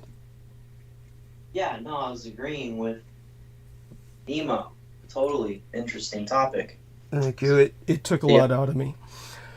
If you gentlemen could do me a favor, I'll take a short break. If you guys could hold the stage for me while I refresh myself, I'd appreciate it. Yeah. Could you do that for about 5 or 10 minutes? 10 minutes, really? Yeah.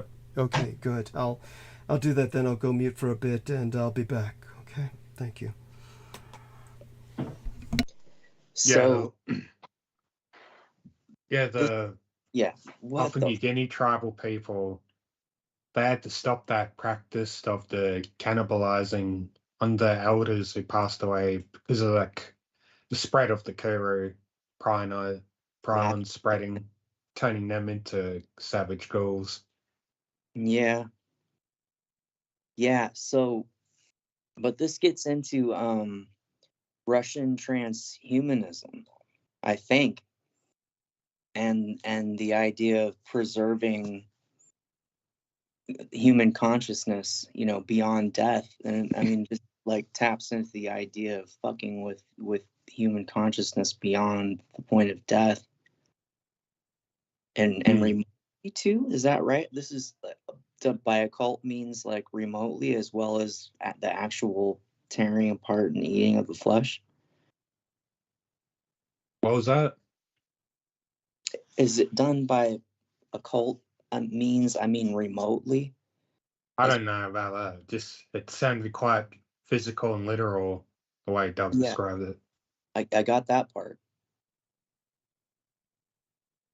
but yeah, it's just had to devour every part of the body to grasp any sort of knowledge whatsoever that was being suppressed.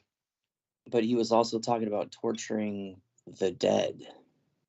Yeah, well, that's what it's like if the spirit of the dead person is trying to fight against the devouring to gain the knowledge. It's like an interrogation, and it can go on for hours, and eventually they'll have to give up and give in. In their state of actually being dead and being devoured. That's a lot to take in. I'm gonna have to go back and re-listen. I was looking up the word thanatophagy. And I couldn't find anything specifically on that. I put some stuff in the chat. No, like about beings devouring other dead beings for that particular reason. Yeah, you have to look more to that other term comes up, and it has to do with like everything you were talking about with Papua New Guinea and that take on it, and that's should I put that in the chat too? That other term, endo-cannibalism, which they're the only ethnic groups that I know that practice that. I'm sure there are other tribal ethnic groups that do similar things, same things. Yeah, I wonder who. I'm just trying to think. I mean, because Native Americans, some of the tribes, I think they practice cannibalism, maybe for that particular reason as well, to gain the knowledge of the dead individual. Yeah. To eat the heart of the defeated opponent, things like that. And Africans. Well, I think they just do that out of, like, for example, I saw a video, sort of a recent video years ago where these village people, Africans, I forgot which particular country it was, were fighting off against like a militant group, and they killed this one dude that was in like military fatigues, and they're burning him, and one of the African villagers just straight up cut his penis and balls off and start eating it. I don't know if that's just out of pure savagery or for a specific reason. Like, I'm going to get the testosterone and all this shit from this guy. On like one of the, like a gore site type Yeah, thing? yeah. Like the YNC or another popular website that was called Best Gore or the Best Gore, but it was no longer exists. Look, whatever you do, don't wait till Halloween and take a lot of LSD and spend lots of hours watching videos. I only went on there to see what's going on that the news never addresses. Like, I see a lot of warfare stuff and drug cartel stuff. Yeah. Apart from like the lurid whatever appeal, there was some good analysis of what was going on politically, like behind the scenes with different cartels when it involved drugs or different political groups. It's just mostly drug cartels taking out their rivals and the family members of the rivals. Yeah, there was a lot of that for sure. I remember hearing, just going back on the prions thing, I remember hearing something about in Rwanda in the fucking 90s, I think that was called, thousands of people were slaughtered. And I remember watching a video of this guy linking there were people infected with prions. And then the United Nations soldiers got involved, and they were just like barricading and blocking off this specific area where all these Africans were being slaughtered. You'd have to look in that again to get the full story. But some dude was linking prion infection with that big massacre. Okay, I don't know exactly what you're talking about. That sounds familiar, though. I'm not sure what to look up, but it brings to mind. Rwanda massacre in the 90s, United Nations getting involved with it. Okay. The guy that was doing a video on it, it was Trample on Snakes. He's also goes by like El Saturn, whatever his name is. I don't know if that particular video still exists. I'm just looking at. He's like an outsider researcher, conspiracy researcher. He goes deep into these topics. Yeah, I can't find anything with prions. He's on BitChute. Oh yeah. But Prawns, Rwanda. Yeah, you probably won't find it. If I do, I'll send it. Remember the whole thing about prions in Israel and it having to do with the neutron bombs? Yeah, maintaining the world's only arsenal of neutron bombs, right? Yeah, they didn't dismantle those, where the rest of the other nations were forced and do you remember under certain laws to dismantle them because of how dangerous they were. So, but if they are hit with a nuclear bomb, then it would create a World War Z type scenario. Is that something like? What do you mean? Like, you're saying if a nuclear bomb goes off in Israel and detonates the neutron bombs?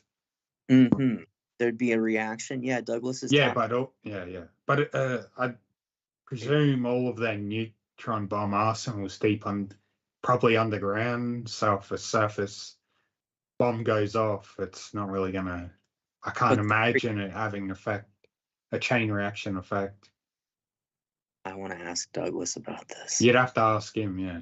Yeah, but that's a topic he'll go hours on about, which I'd like to hear, but I don't know if he's got enough time on that particular topic. Because the last time I mentioned the prion subject, it went on for like 2 to 3 hours. It was very interesting. Yeah. For sure. Yeah, but Israel will use those neutron bombs if they feel like they're going to be defeated and taken out. They'll, as a last resort, they'll try to, like, it'll take everyone down hell with them. They'll probably get affected by it too, but they'll use it in hopes that they'll survive and everyone else around them turns into fucking ghouls, zombies. Right. And then they can just kill them off because they're not human. Oh my goodness. Yeah, and there was something about the guy who wrote the World War Z books, like he comes from a military background and he's a really interesting position to know what goes on with Israel and who and Yeah, that's hinting at a plausible scenario, like right. Yeah, Israel will remain and all the other places, nations and population will get wiped out. And they build that wall, but even the wall in Israel is overcome in the movie, I think. Yeah, because in the movie, they make it out that massive hordes of the zombies will just pile up and climb over eventually. Right. But then realistically, they can just use fucking bombs to blow up those piles of fucking zombies. Yes, it's the point at that point is just terrorism, right? At that point, it's not really about coming back from that. It's really about unleashing that in response to the world saying, giving up on Israel. They're the type of people who will gladly take everyone down with them. If it means they got to die too, they'll kill us all if they know they're going out. Right. But they hope they'll survive. Because they got their underground facility. Like, some of them will. Like, if they're going to unleash neutron bombs, they'll have underground bases, facilities they can hide in and resurface when everything's safer and the dust settles, so to speak. The dysfunctional horror shows that'll go on in those underground bunkers and whatever. Because they do have a lot of underground facilities. For sure. Yeah, like who do you mean specifically? Like when JFK was in charge, President of America, Israel didn't like him, the Israeli leaders, because he was I forgot the name of the guy that he was sending to do inspections on their nuclear power plants and production of nuclear power and arsenal. And so the inspector was only seeing the surface facilities. And what he didn't know that they had multiple underground facilities to hide all their nuclear warheads, arsenals that they never found at that time. But after certain investigations over the years, they found out, yeah, they were hiding all that from the inspector assigned by JFK, who ordered him to do such. That's why one of the reasons why Israelis were IDF and Mossad was responsible orchestrating his death. Well, they were linked to the orchestration of his assassination. JFK's. Yeah. He was probably one of the only leaders who was competent, and he was kind of a thorn in the side of Israel. He wasn't full on compliant and conformist to them.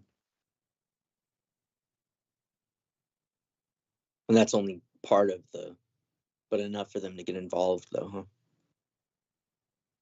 Think so. Yeah. He did do a big public speech about opposing to secret groups in America controlling governments and all that shit. Yeah, doesn't he mention the Freemasons specifically in that? I don't remember that. I don't remember hearing that. Maybe.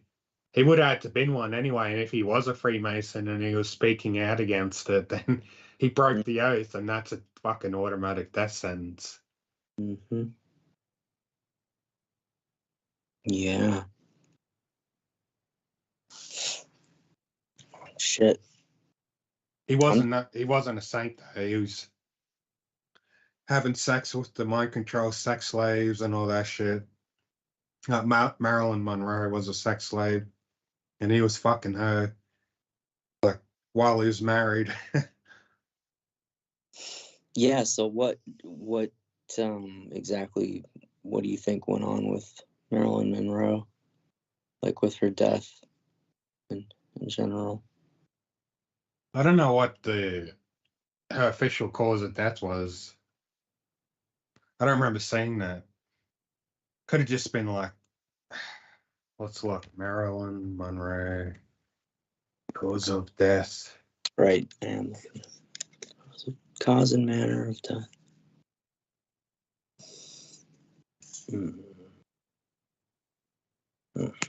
Overdose, typical. I thought overdose. Yeah, that's typical for American celebrities, actresses, and a die of an overdose. Probably so.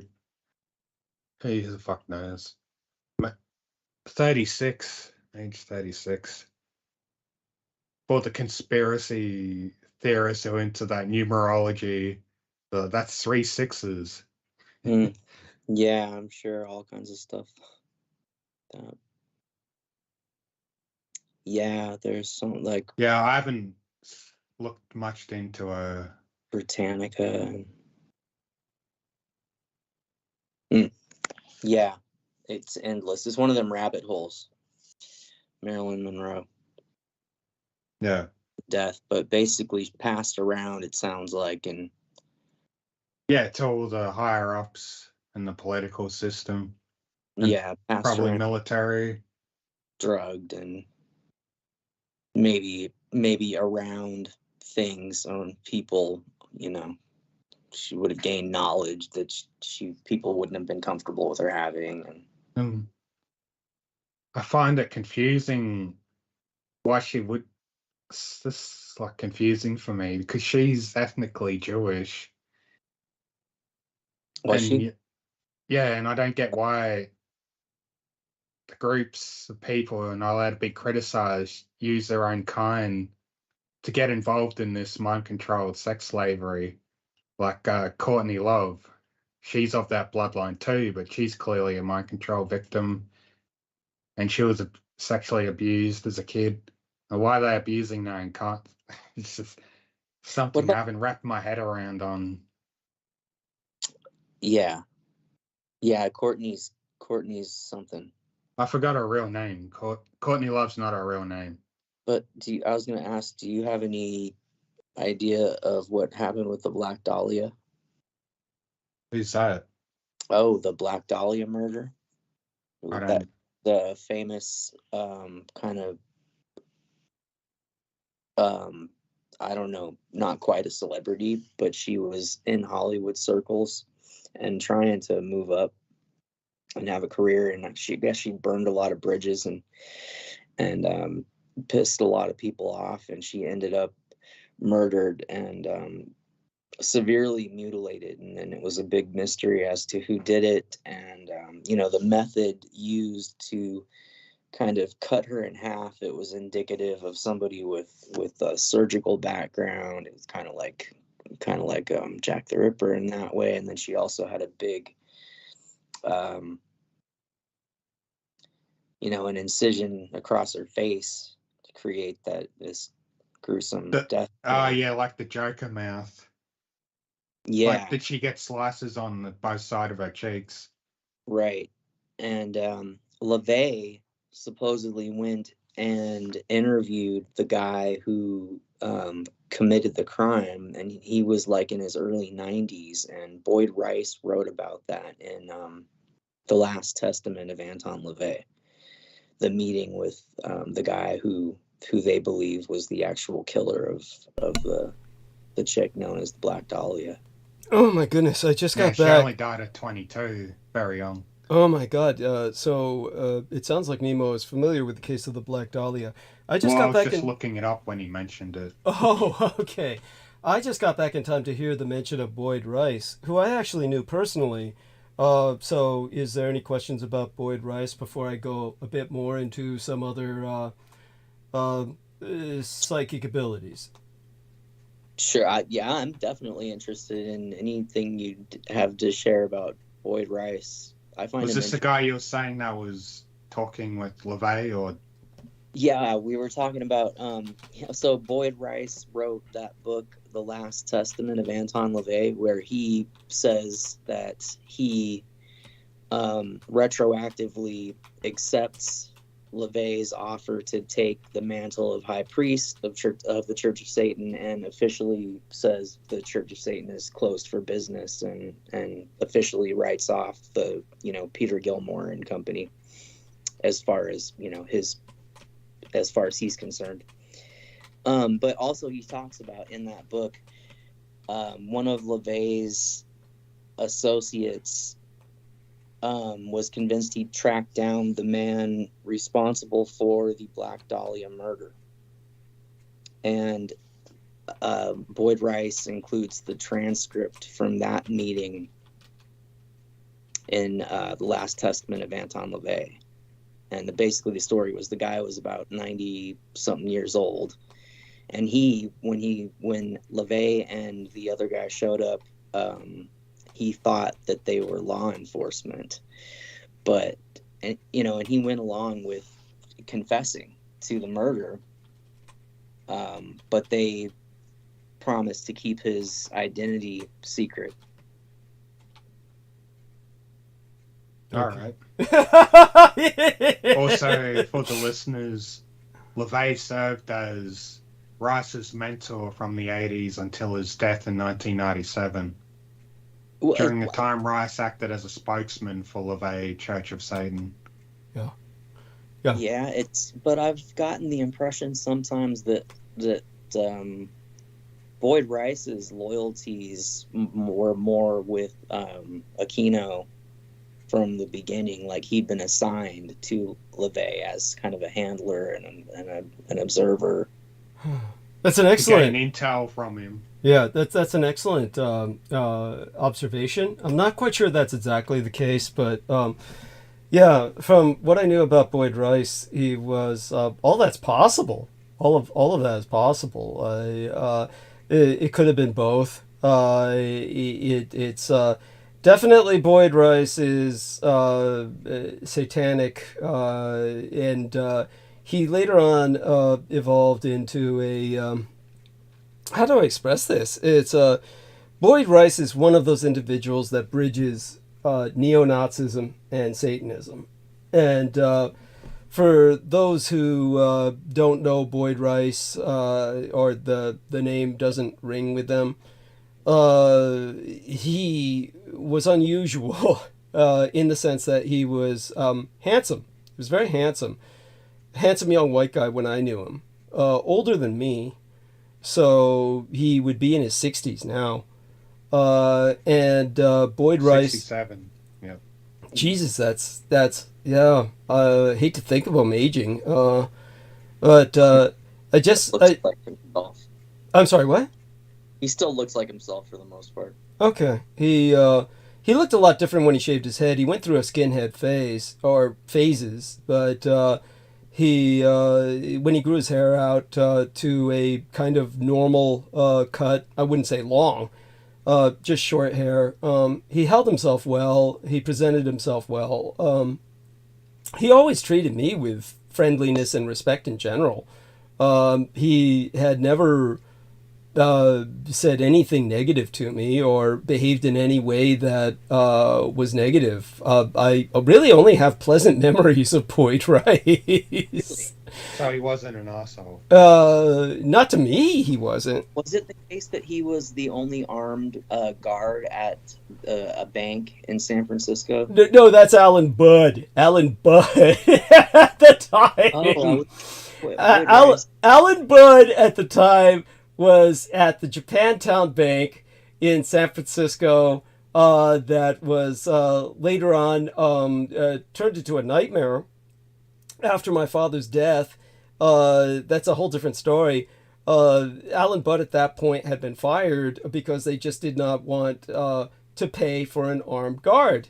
They had been taken over by another owner. But just to put all this into perspective for people, that goes back to the internment camps. Now, I don't want to lose track of my thoughts about Boyd Rice, but we'll get back to Boyd Rice because Alan Budd's story is very funny in its own way. But Alan Budd, there's several aspects to his personality, but basically what had happened with the Japantown situation was that World War II happened, and they rounded up all the Japanese and stole all their property. And then what happened was that Japantown, for those of you who don't know, historically Japantown was once as big as Chinatown. And Chinatown has completely shrunk. For those of you who don't know, Chinatown was once... Again, think about what I'm saying. San Francisco is the most congested city in the United States next to New York City. New York City's Chinatown is a tuna fish can. It is just like pocket-sized. It's like, nothing compared to San Francisco's Chinatown. And San Francisco's Chinatown was once immense. It was 14 square city blocks. And so you had at least 14 square city blocks that was just pure Chinese. Moment you stepped in there, you stepped out of the United States. You were in China, or at least on Hong Kong Island. And you were in a different world, and it was packed. And this was a world that it took the great San Francisco earthquake and fire to burn that down. After that, shrank considerably. And what happened was that when Japantown was at its height before World War II, it was the same size as Chinatown, 14 square city blocks. So it was immense. In other words, both Chinatown and Japantown took up the majority of San Francisco. Imagine that. Imagine what I'm saying. It's almost impossible to imagine today. But the majority of San Francisco was Chinese and Japanese. So that was historically. Now it's mostly... the biggest majority of people would be still Chinese. But World War II killed the Japanese population. And when the Americans stole all their property, and they had all this property on their hands, then what do you think they did with it? What do you think these dumb motherfuckers did with it? You're talking about some of the most valuable property on earth.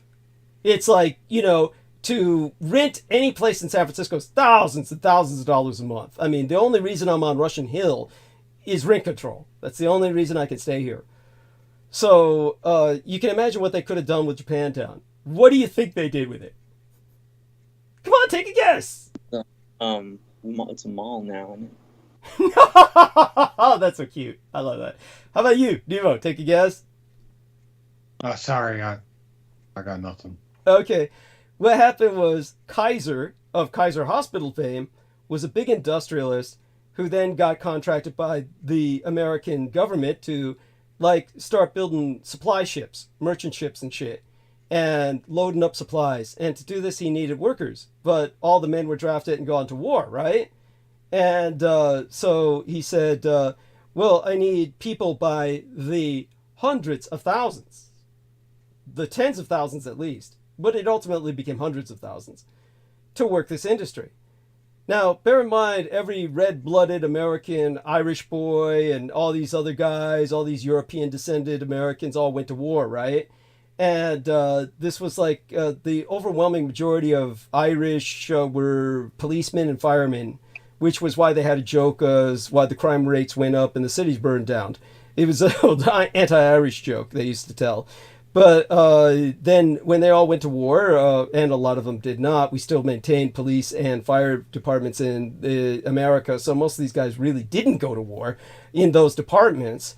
But other departments cleared out, like bus drivers. They all cleared out and left for war. And there was nobody left to drive the buses, among other things, and load the ships and all that shit. So basically what happened was Kaiser said, I need people and I need them fast, I need them cheap, and I need them dumb. And so they went to the Deep South. And in those days, of course, as I mentioned, your average black man had a criminal record because it couldn't be helped because they had what were called anti-vagrancy laws. So if a black man was it could not prove that he was employed, and very few people would hire a black man, then he was considered a vagrant and would be arrested and put to work. So this was a continuity of slave labor. And so they would take all these blacks and they would arrest them for vagrancy and put them to work in the mines mostly, so that they would work miles underground in dangerous shafts and often die for pennies on the dollar as prisoners, if paid at all other than food. And of course, all their work was produced for the industry up north, which needed the coal, the steel that they were, they needed the coal they mined for use in the steel industry in the north. So all these blacks were, basically because they were used in prison labor, had a criminal record. So there was a system that when they're drafting you for war, they couldn't take you if you were 4F, which means that you failed on 4 counts. It meant that you had a very poor education. You weren't educated enough to go to war, that you weren't educated enough to handle a weapon because you couldn't read the instructions on the rocket launcher, that kind of shit. You failed if you were not healthy enough, which most black men were not healthy enough. They had hypertension because they ate bad food all their lives. Or you had a criminal record. Most of these guys had criminal records. And I forgot there was something else. The medical, educational, criminal, some other factor. And so they brought tens of thousands of 4F blacks and their families, and they gave them Japantown. Imagine what I'm saying. Gave them Japantown. Just gave them all that property for free. Here, it's yours. Very scary. What's that? Very scary. Yeah. So that's how Japantown became an all-black neighborhood. So when the Japanese, quote-unquote, moved back into Japantown, in this small little pitiful reserve of what was left of Japantown, the Japanese consulate was there, believe it or not. San Francisco has international consulates, being an international city. They got tired of black people trying to rape them, mug them, physically assault them every time they walked out the door. So they moved the Japanese consulate out of Japantown. Japantown doesn't even have a Japanese consulate. And they basically, because of all the robberies of the banks, because the banks were robbed every other day, basically they had the only armed guard in San Francisco was at the Japantown Bank. And that was Alan Budd. By the way, welcome aboard, Amy. Amy, say good morning. Good morning. Good- Hello. Hello. I'm sorry. I fell asleep last night. I tried to warn you. We love you. We I'm love tired. you. We love you, Yep. Amy. We love you. Yes. I know. I Did just you have a good sleep? I picked up the phone and looked at it, and I'd been on for 2 hours and I didn't remember anything that was said. So I just had to shut it down. Say hello I to just Nemo. couldn't do it. Say hello to But that- Nemo.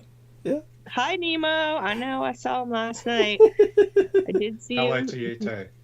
It's good to see you. So you guys are talking about something about We're- All we're- various topics. Yeah, well, we're getting back to Boyd Rice. Really, we are. But we had to go this roundabout way because it is relevant. It actually is relevant because what happened was Sid conflated him with Alan Budd, who's this totally different character. And but before we go there, what I was trying to get you to do last night, and remember to do it later before we get off air, was tell everybody about your experiences with work, whatever you're willing to share, because I think that they're incredible. I mean, oh my God, this Okay, shit. well, go ahead and finish, round it out. Yeah. Bring it all home. Yeah, well, and this- then I'll talk more about Sure. what I'm dealing with. Sounds good. I mean, you'll probably take up the last half hour, and that's fine. And let's see, who was it says they're going to have a smoke here. Somebody says they're going to have a smoke. Is that I'm just Nemo? gonna have a cigarette. I'll be back. Okay, can you hear us while you're gone, or? Oh no, I gotta go outside to smoke. Not allowed to smoke inside. Sorry. Should we wait till you get back? If you want to do that, if you want to let Amy talk a bit. Sure. Yeah. Just let us know when you're back. Okay. Yeah, it won't be long. Yeah. Okay. There you go. So Amy, yeah, tell us a little bit about. So you missed Esther last night. Esther was. An acid kick is back. What woke me up is I heard Esther talking, and then I realized I really hadn't been paying attention the whole time. What did you hear her say? I didn't hear any of it. I just realized that she was on, and then I was like, wow, I didn't even notice. I was just way asleep. But was it bad? Was she disruptive? Oh, she's still here. She's still here. You see her, right? I mean, technically. No, I don't. Oh, I she's don't on. see her. She's on the call. She's on the call, but she's not participating. She's out cold. But she was talking in her sleep. She was talking in her sleep. So she say it. Yeah, say it, Sid. Yeah. I hate that. Why does Sid do that, Yeah. Sid? I'm eating some dinner, but yeah, she was talking up a storm in her sleep. It was really cute. Yeah. Yeah, it's adorable. Yeah, I didn't mind it really, but Nemo muted. Thank you, Sid. Thank you for that. Anyhow, at any rate, Esther did tell us she was drinking, and but I think she was far more active in her sleep than when she was conscious. When she was conscious, she was so drunk, she really couldn't talk coherently, and she really couldn't talk for very long periods of time. She was just kind of glitching along, laboring and just kind of fading in and out. And so then what happened was when she went to sleep, then she became really active and then started like shouting in her sleep. And so it was Sid said it's cute. I'd hate to be sleeping next to that. Animal grunts and sounds, and then screams of no, and then my name a few times. Oh, really? Yeah. Huh. I'm so glad that I was good enough to mute before I fell asleep. Oh yeah. That's No, that sounds like Chutai. Yeah. Kind of. Yeah. What was it you said, Sid? What does he do that? You're becoming Yeah, go on. You're becoming like a Freddy Krueger type character for her. Yeah, that's cute. That's funny. Maybe. Fortunately, my name wasn't too close to the time she was shouting no, so it wasn't like no, Douglas. But it did. And other times it was just animal growls and shouts. It was. It could have been disconcerting. I thought it was apropos as a background for what I was speaking about later, but right. Yeah. I mean, Sid. Yeah. To your transmissions many times over the years, and those are some strange dreamscapes, man. Yeah. Thank you. No. Yeah. Mm-hmm. Like, what happens? Do you remember any of them? Well, your narrative will drift into areas at some point where I'll be so shocked that you'll be talking about some specific thing will come up, and it'll be so close to some part of my own experience, and I'll kind of hook into it as I'm drifting off, and then later on, anytime I've tried to ask you about it, you don't seem to remember. So I'm not sure what happens. I think that maybe the narrative starts to take on different dimensions as I drift into my dream world. Well, admittedly, sometimes you do conflate, and maybe that's what confuses me when you ask about it. It could be you're conflating different, parts of different narratives. Yeah. So there we have that. In terms of, Amy. So then when that, that happened, and aside from that, Amy, tell us a little bit about your work. So you were telling everybody at work about what is it you're willing to share about this? I mean, it just is. It was sort of one of those deals where, like, I just really wasn't on board 100% anyway. Mm-hmm. And I think... But you had dedicated... This was your life! Honey, you were going... This was all your life. You woke up, you drove for hours, you came home. That's just it. I just needed some money, Douglas. Yeah. I needed to put some money together. Uh-huh. This was going to do it. But the whole idea of, like... these vacation homes that are like $500 a night, and they're really outdated. They're really like not worth even half of that. And like these people are spending all this money just to show up in Vermont where there's no housing. Everybody's on drugs. and like, like there's just this aging population who's just created the problem from the get. Like they didn't help stop any of it.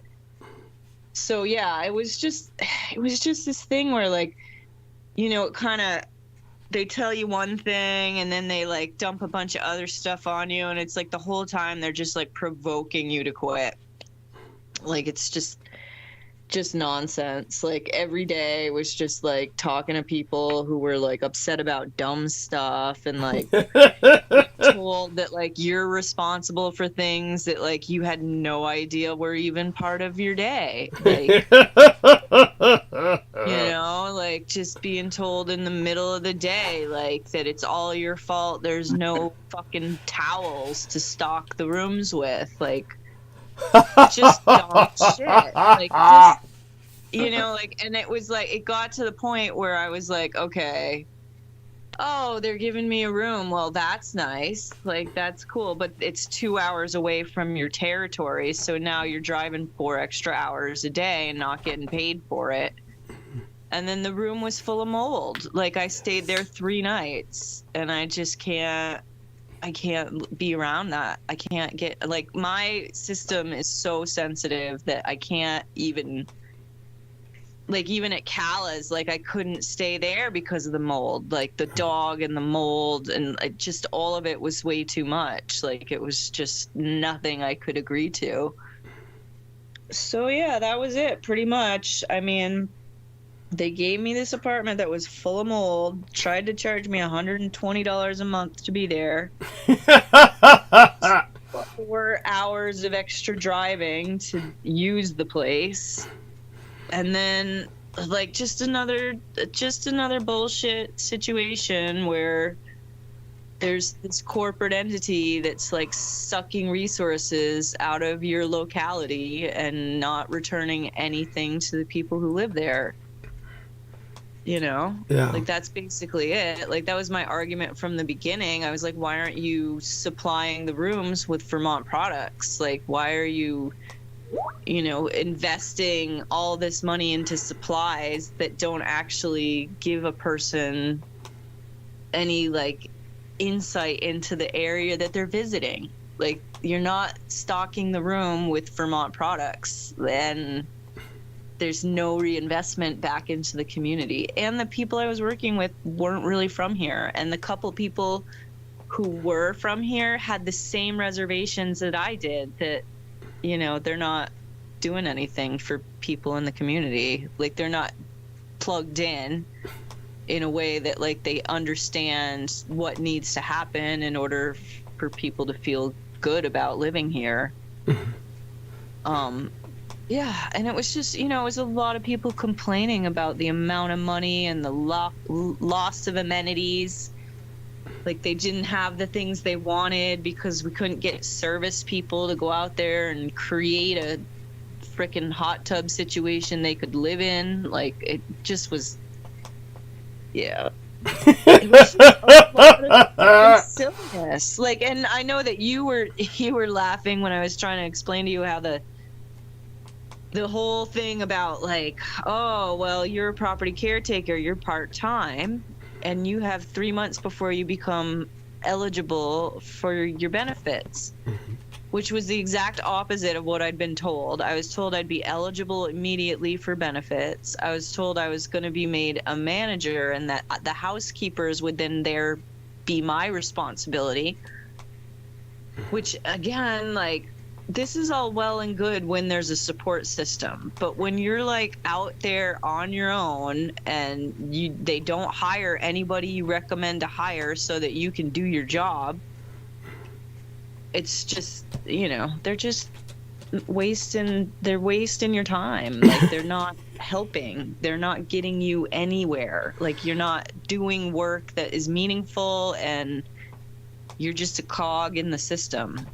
And, you know, I'd done a lot of research on the company before even agreeing to do this, and they're really souring. Like, their stock market values are just plummeting. Like, they're not doing well. Like, when you look them up on the internet at the, you know, there's in the stock market, they're just all the head people making millions of dollars a year in salary. They're all just sucking money out of the company, and nobody's reinvesting.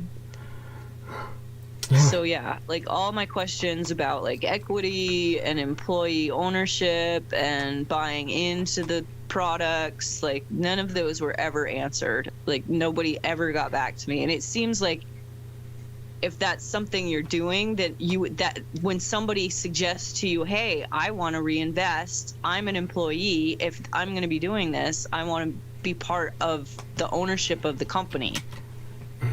Yeah. Nobody ever responded to me. Like, it was just like they couldn't believe I would even say that. Like,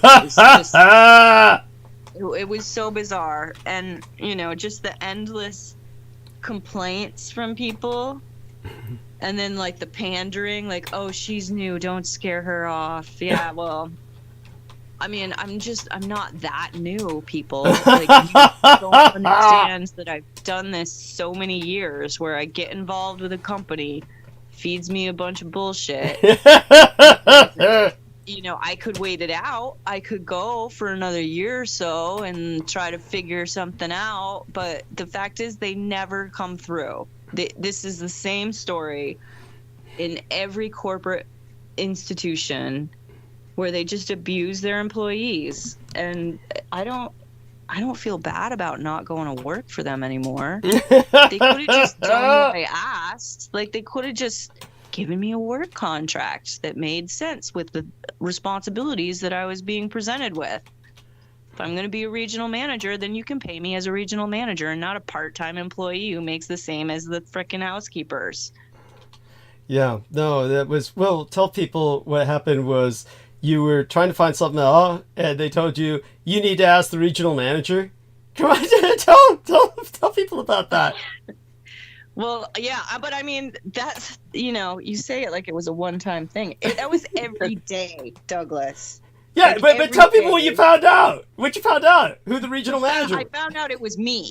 Like, I found out that the person who was supposed to be answering my questions was me.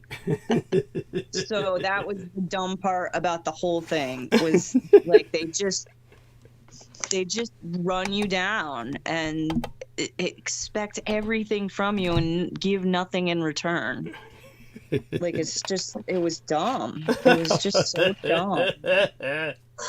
I don't really even think about it much at this point. Like, I'm excited to do something else for sure, where people aren't quite so ridiculous. Well, yeah, it's just, have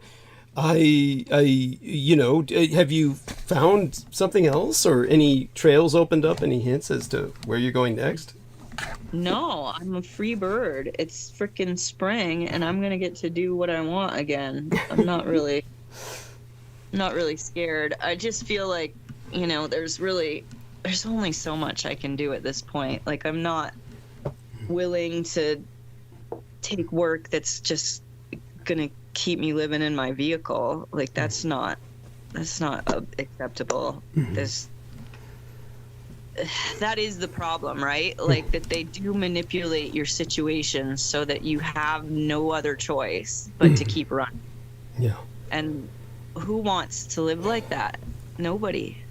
Like, no. You don't have, you don't have any kind of social life because you can't nail down a place where you're safe enough to be there for more than a couple days. Yeah. This is an ongoing issue with me, and I'm starting to realize that it has a lot to do with things that I don't control. First of all, like, I didn't do this to myself, and part of the issue is, like, they get you believing that you've done something to deserve this. Yeah. Like, you've somehow created this situation where you can no longer, afford a place to live. Like, that is all on you, right? I've become unmanageable. And it's not even new. That's the thing of it, is, like, when you start out and you're like, oh, okay, I'll do this. And then 2 days later, you're like, okay, I never should have done that. I never should have agreed to, like, do any of this without first clarifying what it is that they expect. And generally, the expectations are just entirely unreasonable, Like, that's just it. Like, I'm really okay. Like, I'm not in a bad way. I'm not feeling like I'm gonna have any, real danger. Like, I'm not in danger in that way, but I'm still having to cope with, nothing is happening as far as, like, getting any more income. Like, nothing is happening, like, with my family, like, that, they're all just ignoring me. I did try to go talk to my uncle the other day. That was really, really sad. I felt really bad about all of it. Why? I hadn't seen him in so long, and when I saw him, because I went to his work and I saw him, and all I could think was, he looks exactly like Pepe. He looks just like my dad's dad at this point, because I haven't seen him in, like, more than 10 years. Like, it's really been years since I've seen him, and he didn't recognize me at first, probably because of this stupid haircut. Yeah, he didn't recognize me at first, and then he came and gave me a hug, and I was like, I'm so sorry, nobody told me until 2 hours after her funeral. And he's like, yeah, it's been really hard on your aunt. And I was like, yeah, I can imagine, after all these years, like, just taking care of her, now she has nothing to do. Like, that's a hard, a hard place to be, like, realizing, like, you've spent every day for the last decade just doing caregiving. Yeah, no, that fucking sucks. Yeah. I mean, I spent over a decade doing it myself. Go on. I know. And that seems like, you must be doing a good job if it's 10 years. If you end up doing it for 10 years, you must have been doing it right. Because, if it goes on that long, they must have benefited from your attention. Yeah. So, yeah, that's just sort of in a nutshell what I got going on. Okay. But it's just so yesterday was such an ugly Valentine's Day here. It was so cold, so dark. Just wasn't even fun. Today I wake up, the sun is shining. The sun shines here, we're doing good. Yes. So I figure I might be able to get something done today. I have all these phone calls. Like, I just keep setting up meetings with people to try to put something together, you know? Because it's, what else do I have? Like, I mean, my thought was that I would just go down to Georgia, which is kind of my hideout. Like, over the years, I have always, like, hit up Atlanta or gone over to Savannah, Athens. Just, I don't know what it is, but I like going to the state of Georgia to hang out and kind of regroup. And I don't know what it is. They always seem to help. Like, it always seems to do me good to go visit that state. So cool. That was sort of my idea originally. But I don't really have anything set in stone at this point. Like, I'm really, like, even that job, like, to think that I was going to keep that, like, to think that I was just going to keep going with that. I don't know who I thought I was, like some regional manager of some property vacation home company. I don't know about all that. I'm like, you were like, Amy, that's everybody's life. Yeah. Driving 4 hours a day to go do a job they hate. Yeah. In a place they hate. Yeah. I don't want that. Like, I don't want to hate my life. I want to be, I want to be happy. I want people around me to feel good about themselves. But the pattern hasn't been that. The pattern has been a bunch of crazy people behaving crazily. I don't control that. I'm not going to try to change that. If I didn't cause it, I don't control it, and I can't change it. Those are the rules. God grant me the serenity to... Sorry. It's awesome that Sid, of all people, is the one reciting the 12-step program prayer. Yeah, that's... Yeah. Accept the things I cannot change. Yes. Things I can, and the wisdom to know the difference. Yes, there we are. He is in the 12-step program. You are aware of that, Amy. No, I'm aware of his truffle habit. That's what I know about. Completely so. Yes.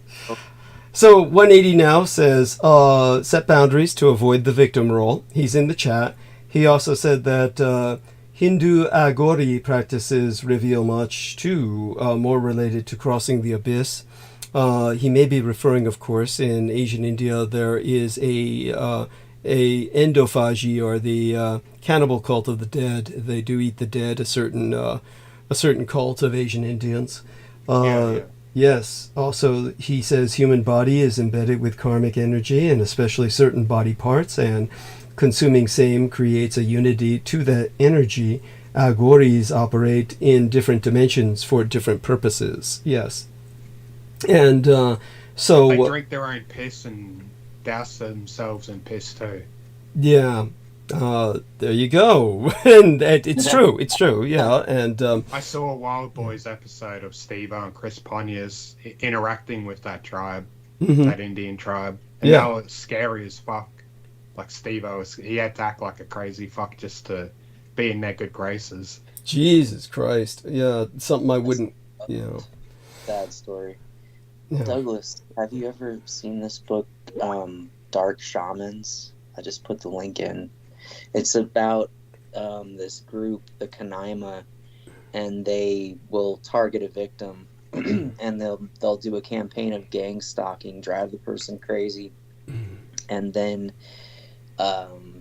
immobilize the person and plant a concoction of herbs inside their living gut, and allow it to kind of ferment and cook into a hallucinogenic brew, which they call Canaima. Mm-hmm. Which is, they're saying the same word they have for honey. Mm-hmm. Very scary. I'll check it out. Why exactly are you bringing this to my attention? I mean, like, the world isn't miserable enough and full of assholes and negative people that you're showing me another variant on negative assholes again. This was popular among the remnants of the Presidio crowd in the early 2000s. Yeah. The psychedelic therapists would brag about being in touch with, the folks who started Burning Man and whatnot. And this was one of the books that they bragged about being popular in the in circles, in the gang stalking circles. It's kind of like a... No, it makes sense. I mean, certainly it resonates. It rings several bells. It's not something that... I want to really delve into in terms of reawakening old memories of these kinds of people. But yeah, these are the kind of gang stalkers that we have. Actually, that's what I was going to ask Amy Como about, but we can save that for maybe another episode. But I was going to ask Amy Como to tell us a bit about some of the stalkers she had. Because she came from a background where she picked up some military stalkers that have been impacting her ever since. We don't need to go into that tonight, and of course, Amy doesn't need to go into that until she feels comfortable about it. But it was something that. Let's get right to it. Let's just talk all about it. I've been holding on to that for a long time. Okay, tell us about it. Well, I was working, and I know we've talked about how the condors basically just target people who like to work. Yeah. But so let me explain that to our listeners, a little bit of the context of the Condor program, okay? So just so our listeners understand, and eventually we may get back to the Japantown thing and then Alan Budd and Boyd Rice, but this is important, and this may take up the remainder of the program. And if it does, that's fine. We can always get back to these other subjects on Sunday. So what happens, so that people understand it, is one time Michæl Aquino showed me the reason why America is so fucked up. And it was called the Condor program. This is certainly one of the major factors for why America is all fucked up. Basically, they pick up a bunch of non-working assholes that are welfare recipients, and they're all over the United States. And just so people understand, the overwhelming majority of welfare recipients are white trash. It's there's simply the population of America is still majority white. And because the population of America is still majority white, the majority of poor people in America are actually white. So there are more whites on welfare than other ethnicities. And a lot of these people are overweight, fat, diabetics, or just lazy-ass people, and they've decided to do nothing with themselves.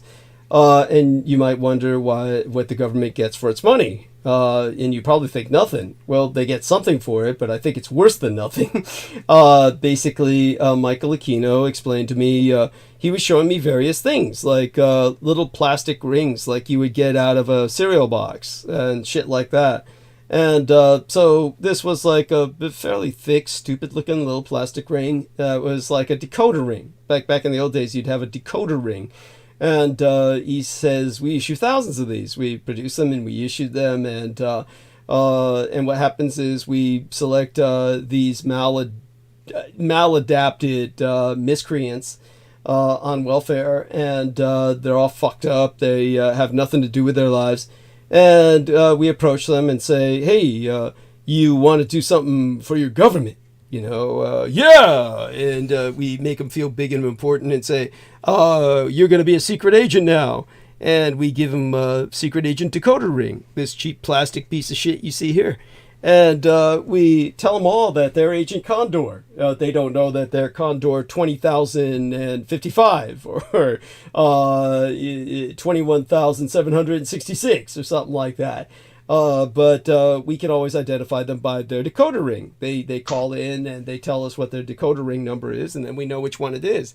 But there are, something like 200,000 condors in the United States.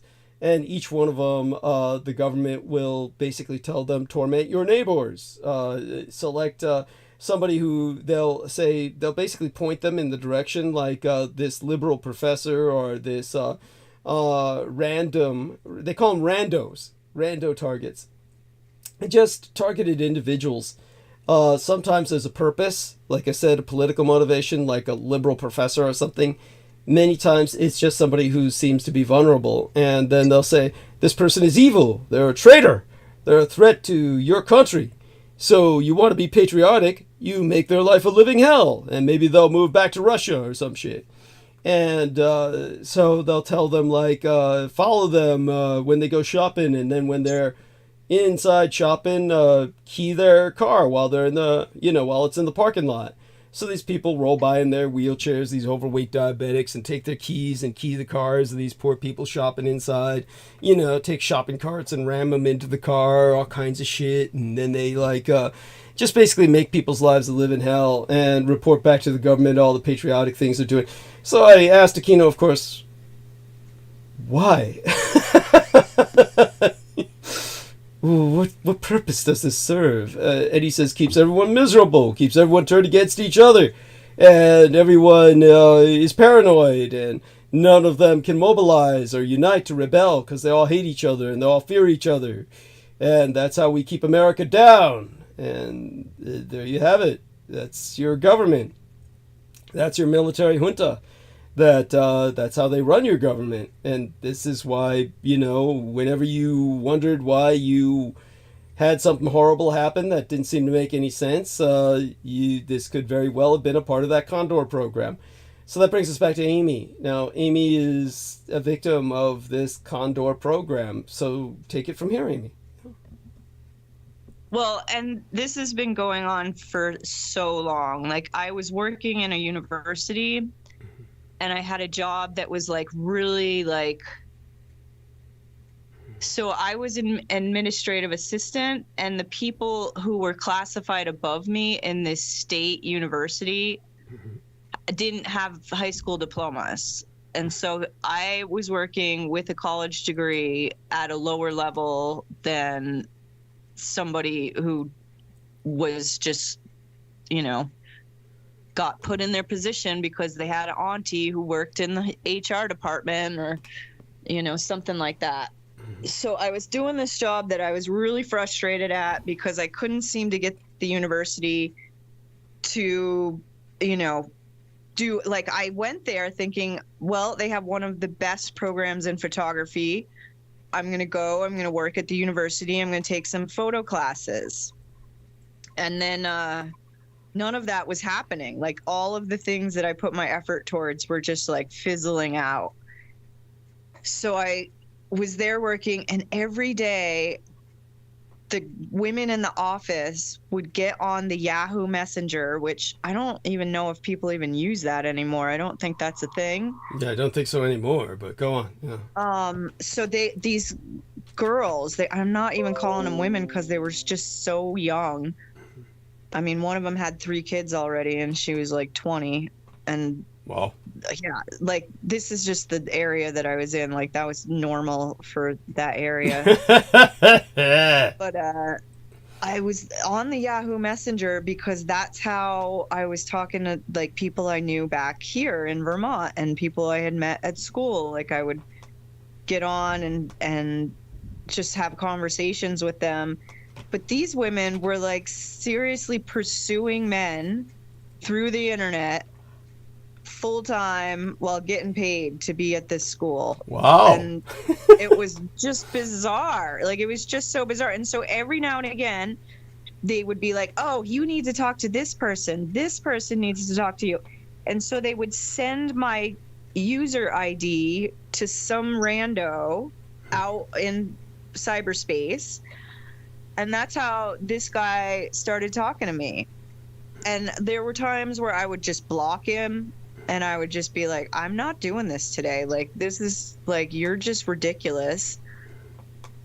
But then he, like, insisted that he wanted to take me out to dinner, and I really didn't think it was a big deal. I was wrong. It was a bad idea. And so this went on for 5 years, where this guy would, like, show up in my life, make a big deal, like he was, like, pursuing me for marriage or something. And I would argue about it. I would just be like, you don't know what you're talking about. Like, I don't even know you. Like, you're not you're not involved in my life. You're just texting me incessantly, like 24/7, which is not a relationship.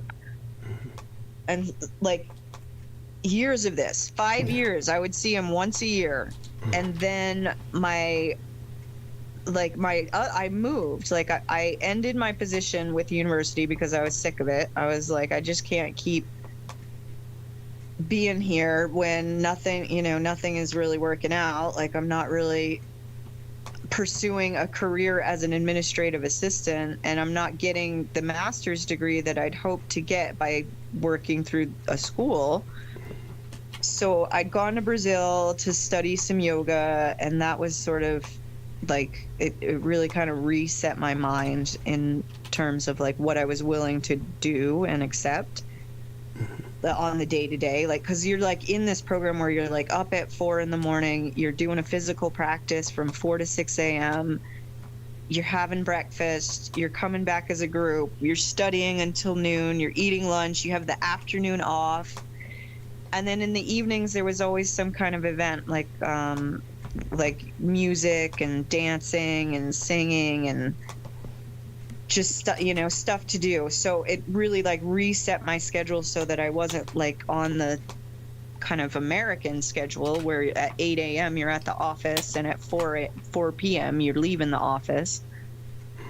So I really didn't want to, continue doing that. And I ended up quitting and coming back to Vermont. And then I was working in Vermont, and his wife called me. And I was like, well, this is the first time in 5 years I've heard about a wife. And there was ample opportunity for him to tell me that he was married because he was texting me all day, every day. Right. So it wasn't, it was just like this ridiculous situation where she's angry that he's going to come and visit me because she doesn't understand why her and her kids can't come. And I'm going, you need to tell your wife to stop calling me. Like, go get help, leave me alone. And so that was like the beginning of the problems, because once I had outed him and like, that's it, like, you're disgusting, I don't want anything to do with you. I got somebody who has security clearance to check it out, to like find out like, when did he get married? Like, after 5 years, you have to wonder, like, how is somebody married and just on you all the time, like, without, and it doesn't seem to matter whether or not I pay any attention to him. He's just constantly bugging me. And which, that's the cell phone life, right? Like, as long as you have a cell phone that works, people are going to try to jump through it at you. Yeah.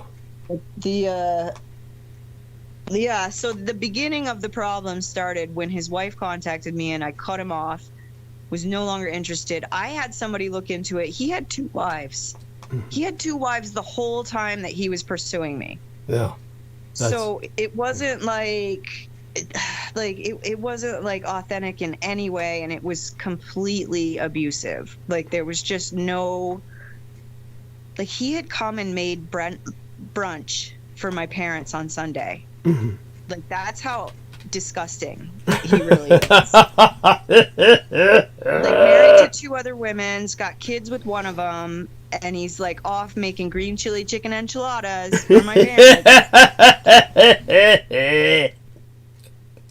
I mean, it's just nonsense, you know? And then, so I wanted nothing to do with him. And then I moved away. I moved out west because I had a friend who was giving me a place to stay. And that was the first time I'd ever gone anywhere where I had a plan.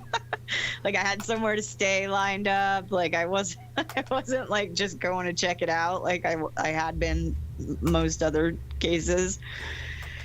So I was out west. I was doing stuff. I was really I was really doing pretty good. Like I'd been living with my mom and dad, which always sets my head in a bad way. So being out west and having some time to myself and, you know, doing the things that I like to do. Like I was teaching yoga. I was working. I was teaching. I was a substitute teacher in the public schools in Washington State. So I had stuff to do. Mm-hmm. But I ended up doing a lot more yoga. Like I ended up being really supported by people to just continue working in that way. And so I had a great situation where I worked 10 hours a week and I had plenty of money. Like it was really comfortable. And it was really good for somebody who didn't know the area because I had all this time to go explore and to meet people. And then, I had a breakup. Like I was with somebody for years and then we broke up and I was kind of on my own again. And then I'd moved into another housing situation. Like I had to get out of the place that I was in and I got into this other place. Like it was like this woman was trying to leave. She needed me to take over her lease. Mm-hmm. And I got in there and that place was horrible. That was like gang stalking central. Like just there were people on all sides. The walls were paper thin. The manager's grandson lived below me and was just obnoxious all day long. Like the toilet leaked from the unit above me through my ceiling, through the floor, into the grandson's unit. He comes up like I've done something, like I'm like making a mess in his unit over the shit that's going on in my unit. Fire alarm's going off because it's dripping through the fire alarm. So we didn't really know what was happening, but the people upstairs, they had overflowed their toilet. So it was basically just toilet water coming down through all the units. Delightful. And it was just disgusting. It was just fucking disgusting. And I couldn't believe they did nothing.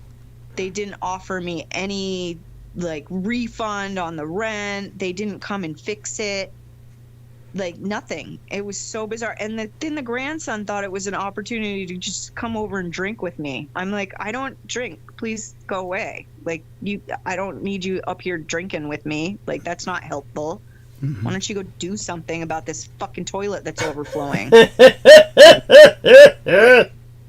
So this is going on, and then one day out of the blue, that guy, Captain Asshole, just sends me a text that his wife is dead and he's a widow now. Oh, widower. Whatever the fuck he is. I don't give a shit. I hadn't talked to him in over 6 years. Why? Why do you think I give a shit? You probably killed her. Yeah, that was my first thought. Was you probably fucking killed her. Yes. You're an asshole. Yes. That's right. That's it. So there you have that. That is the beginning and the end of why I wanted to come on the Douglas Dietrich show, because I know what you're talking about is true. I know the military is full of idiots. Thank you. Criminal idiots with nothing to do other than harass people, stalk people, and ruin lives. Like these kids now have no mother. Yes.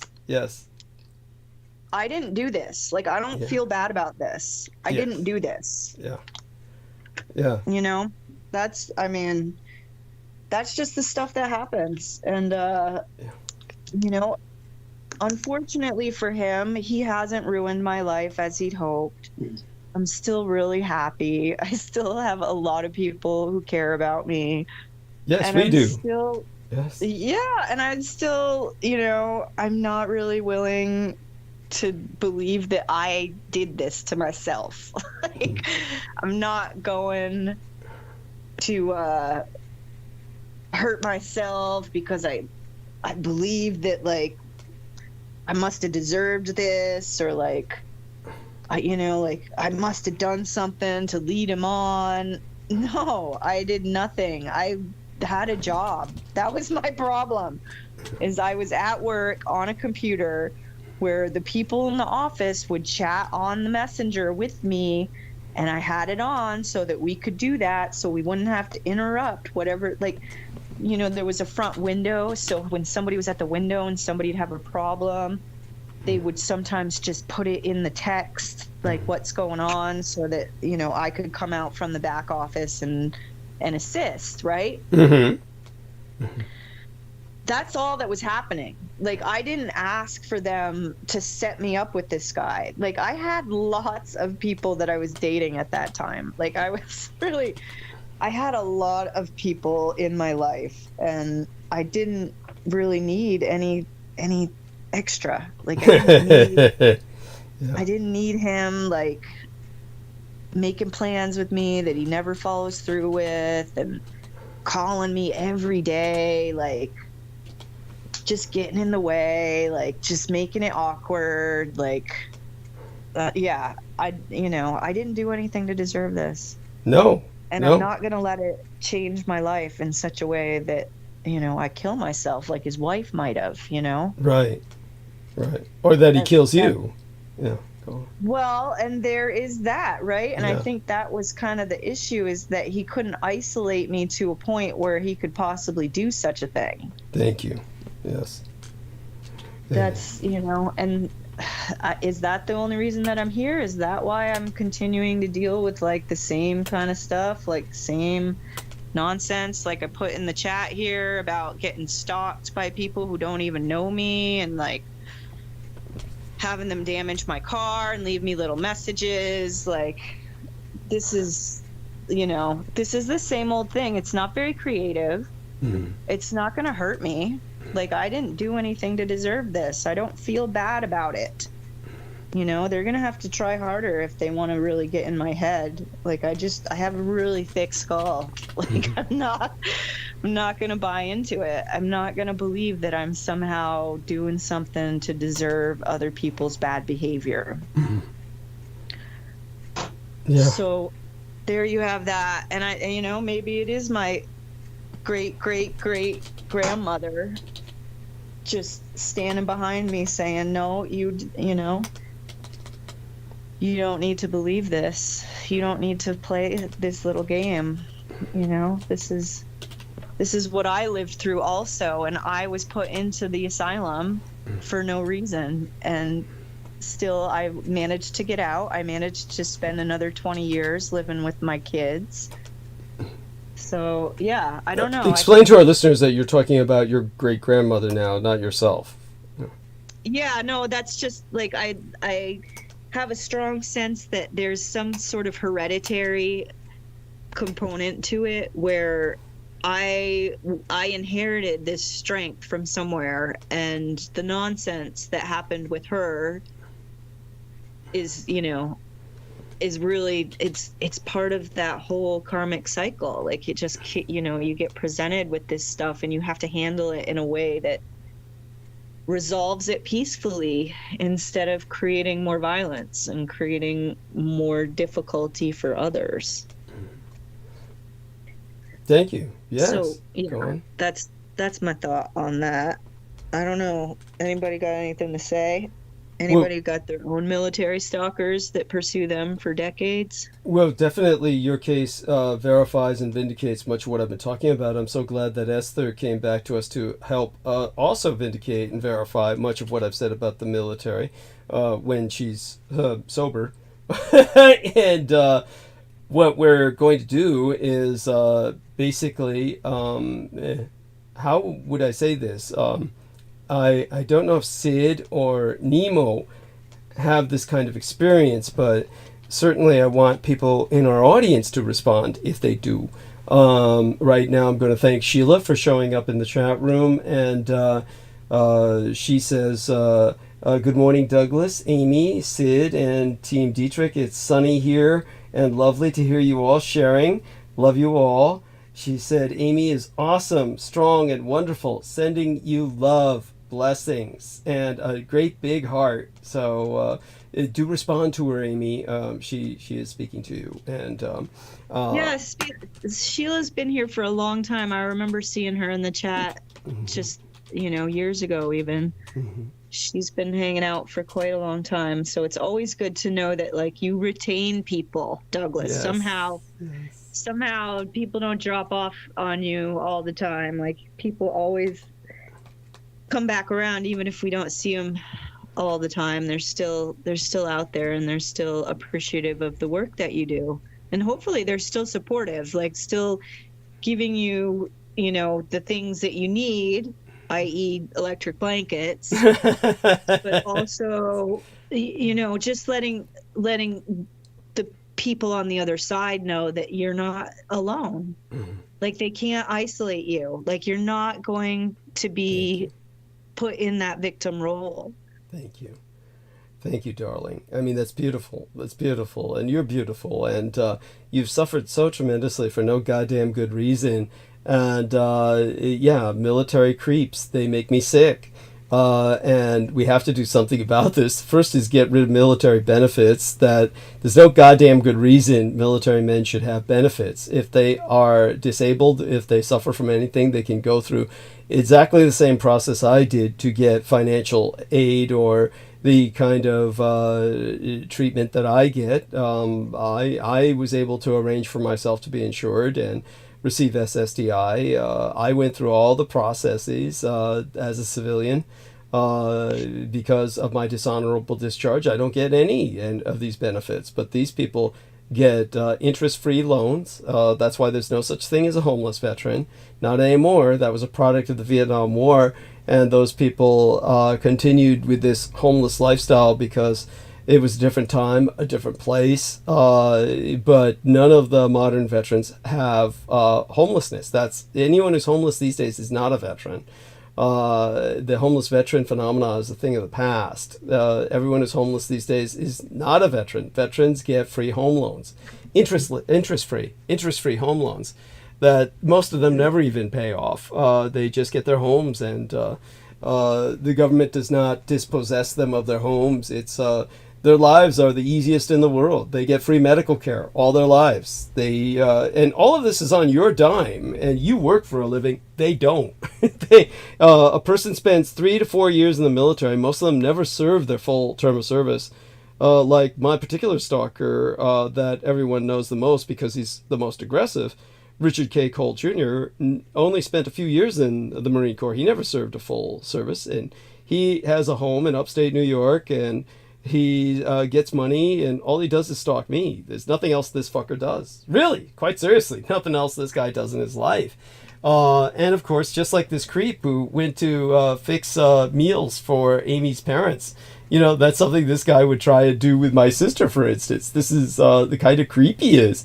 And insinuate himself by calling everybody I know. And, he never paid for his home, and he gets free medical care all his life. Free drugs, free dope, all the painkillers they want. And they're responsible for your fentanyl problem, not the goddamn communist Chinese, for reasons I've explained. There's no computer monitoring of veteran prescriptions. They use these very old primitive computers, the VA, and these guys go to every VA hospital and fill a prescription multiple times over because no one's keeping track of their prescriptions. They can't. They don't have the computer system to do that with. And so they just go there and fill their prescriptions up and go out and sell them on the streets. And they do this on a daily basis. And like I said, they go from state to state to every different VA and get more prescriptions. And, several states are close together, like upstate New York area with Vermont and all those areas. They just drive around, collect their prescriptions, then sell it on the street. This is the source of your fentanyl problem. And this is what these fuckers do. They're killing the country. Eliminate veterans' benefits, and we would save billions of dollars. As I've said before, for those of you who just don't get it, Imagine communist China with a centralized healthcare system and over 1 billion people. They do not have the largest healthcare system in the world. The largest healthcare system in the world is the Veterans Administration of the United States. The largest healthcare system in the world. Larger than that of India with over 1 billion people. Larger than the centralized national healthcare system of communist China with over 1 billion people. The VA, because there's so many veterans, all of them get free medical care the rest of their lives. You get, if you needed a heart transplant, a kidney transplant, an organ transplant, you'd be put on a waiting list and likely never get one and would die first. They get them immediately. This is where all those disappearing children go to, is organs for veterans.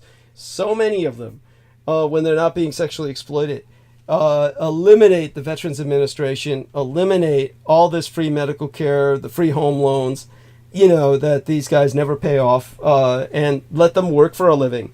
Or do what I did, go through all the necessary processes to get whatever assistance they need, like any civilian does who has genuine injuries. And my injuries are a direct result of combat. That's on the medical record.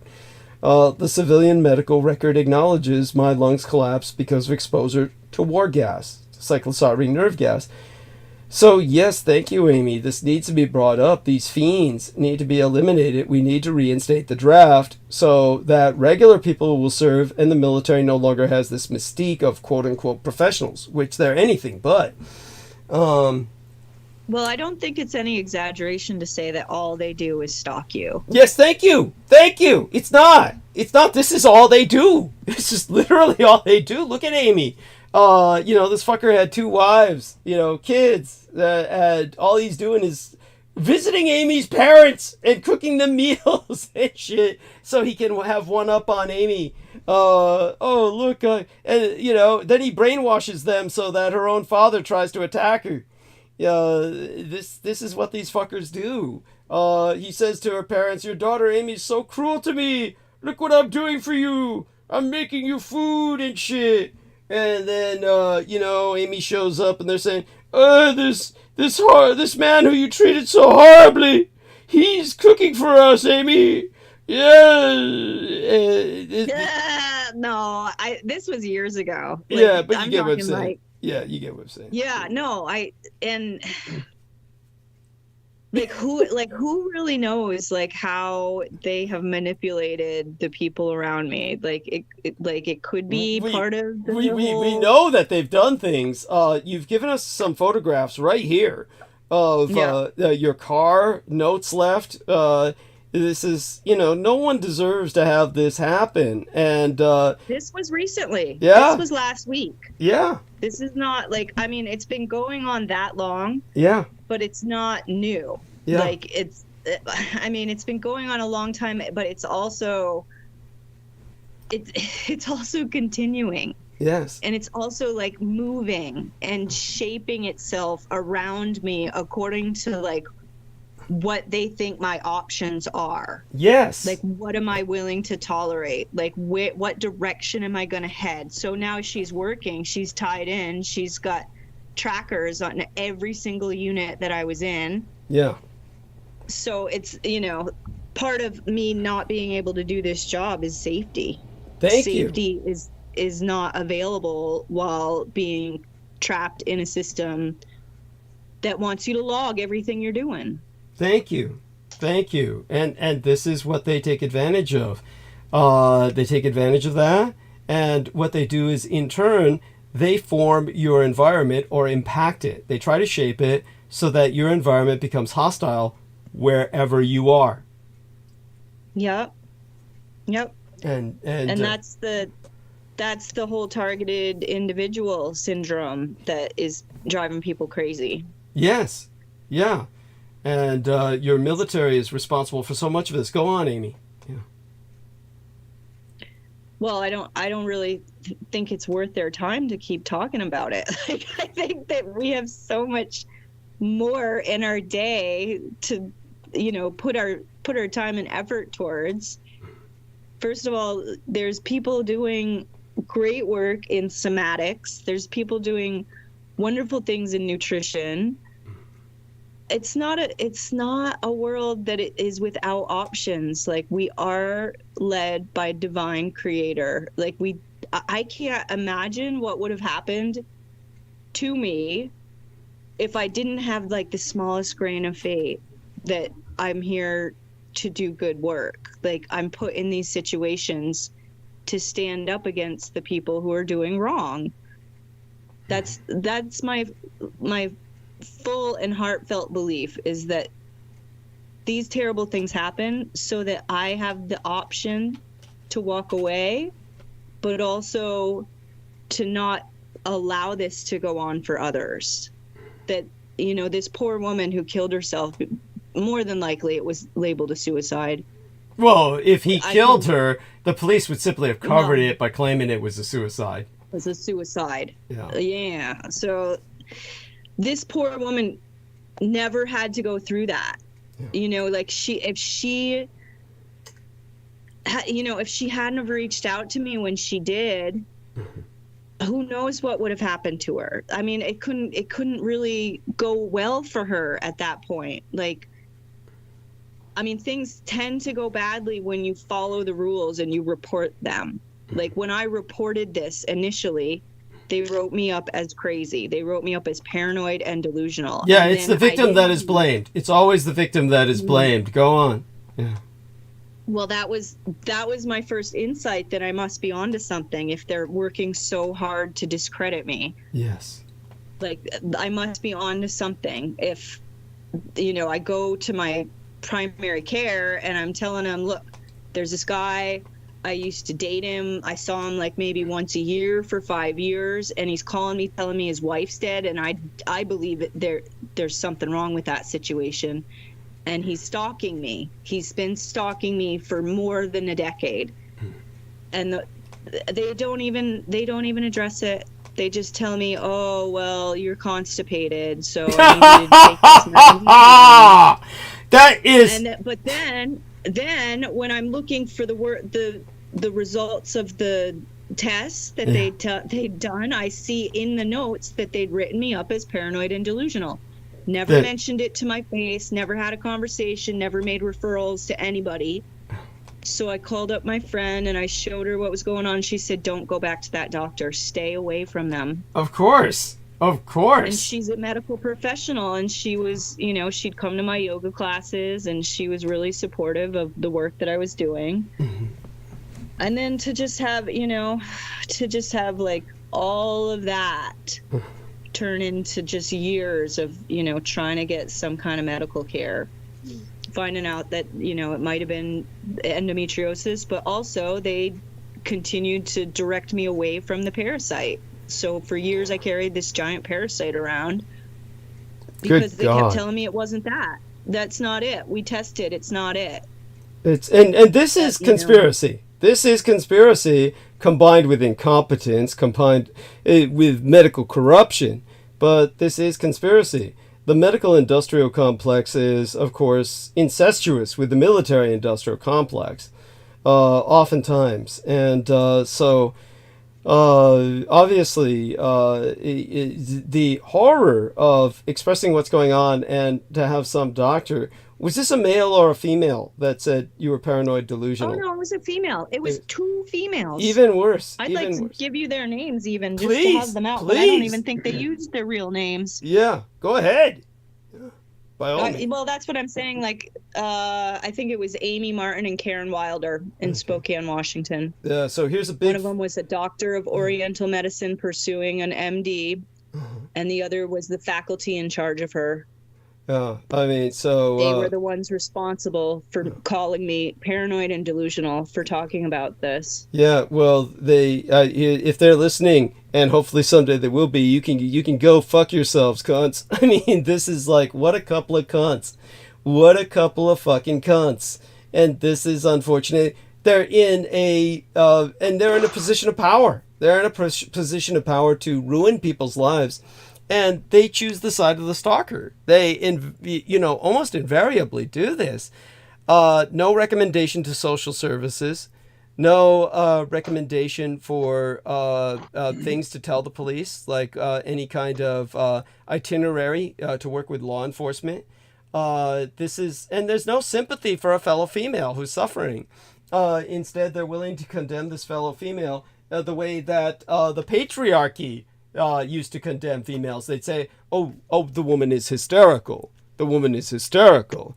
And now these women are carrying on that tradition, so to speak, that reflexive habit of the medical industrial complex. It is beyond offensive. This is why our society is so fucked up. A prison rape anti-culture is what I've called it.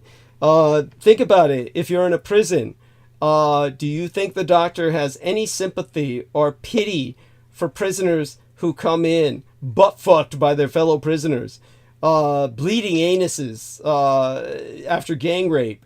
The doctor just, does what they can to patch up the bodies, if that, and sends them back into hell. There's nothing the doctor does for these people. You might ask, what can the doctor do? It's easy. There's all kinds of things that could be done for prison reform, where you can prevent gang rapes and various other assaults on prisoners, but no one does it. This is the same. They treat everyone like we're in a prison. So with Amy, it's just, the horror is that you were probably considered at the lower end of the income spectrum, and they probably stereotyped you as some kind of drug abuser because of the rampant drug abuse throughout so much of white America. Sure, it's rampant throughout black America too, and I'm certain many blacks seeing their doctors would be dismissed. But we're dealing with a culture-specific area here. The fact that this one was a student of quote-unquote Oriental medicine, that she's trying to look holistic and shit, dismisses what you have to say, is beyond reprehensible. It wasn't even like the thing that really like was disturbing to me and to the woman that I went to with this information and was like, look at what they've done. Like, the thing that was most disturbing was the fact that they didn't discuss the diagnosis and they just slipped it in there. Yeah.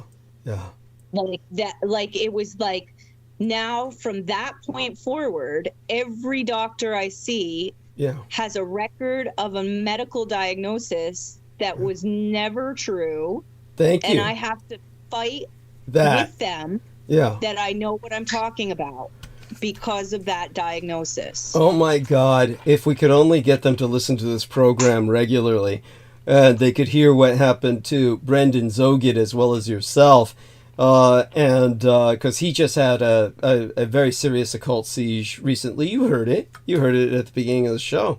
It's about time we shared yours. So I'm so glad you opened up tonight with this, because this is, as Amy said, the reason why she sought me out, was trying to communicate with me for years. I mean, how long was it before we finally were able to talk? Well, I think, I've been coming on now for about a year, because, we just had an anniversary, but I don't even remember. It probably was like 4 or 5 years before I was sending you Skype requests. You weren't getting them. My Skype account was shut down. Had to start a fake Skype account so that I could contact you. Oh my God.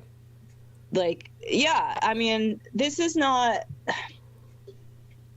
this is conspiracy. It's not a fabric. It's not something I fabricated. It's not something I wove together in order to get attention. Right.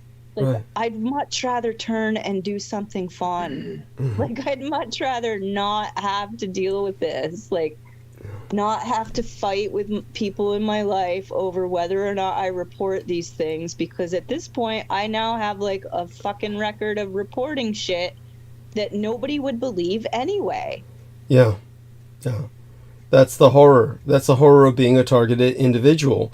The targeted individual is basically, their reputation is ruined by doctors in particular oftentimes.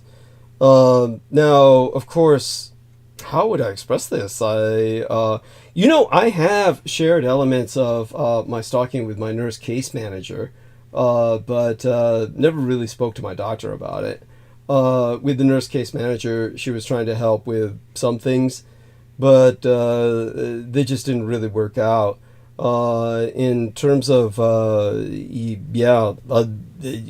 things, it's just you wind up, of course, as you do, just living as positive a life as you can. That's really all we can do. And but thankfully, now through this program, we have a community. And so it is the most important thing for us to have, is this sense of community. And that is to our advantage. And of course, we reinforce the reality of what we're experiencing. So believe me, Amy, this is important. It's really important. And what you've done today is a milestone in our transmissions. And it'll only get better from here in several senses. Obviously, there will probably still be challenges, and this creep stalker. Do you want to call out the name of Captain Asshole, or have you already done so? And I just kind of forgot, just kind of checked out when you did that. I'm not interested in giving him more attention. Okay. Do you see how, like, it really isn't, what he's done isn't that special? Mm-hmm. Like, he's not that important.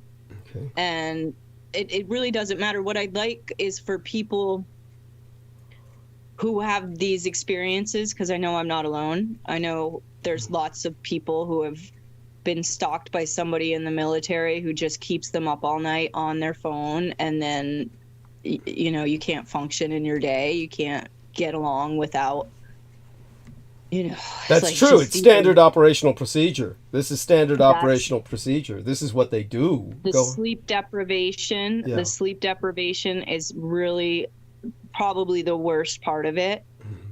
So if there's other people out there, you just have to understand that it's not the way they present it to you.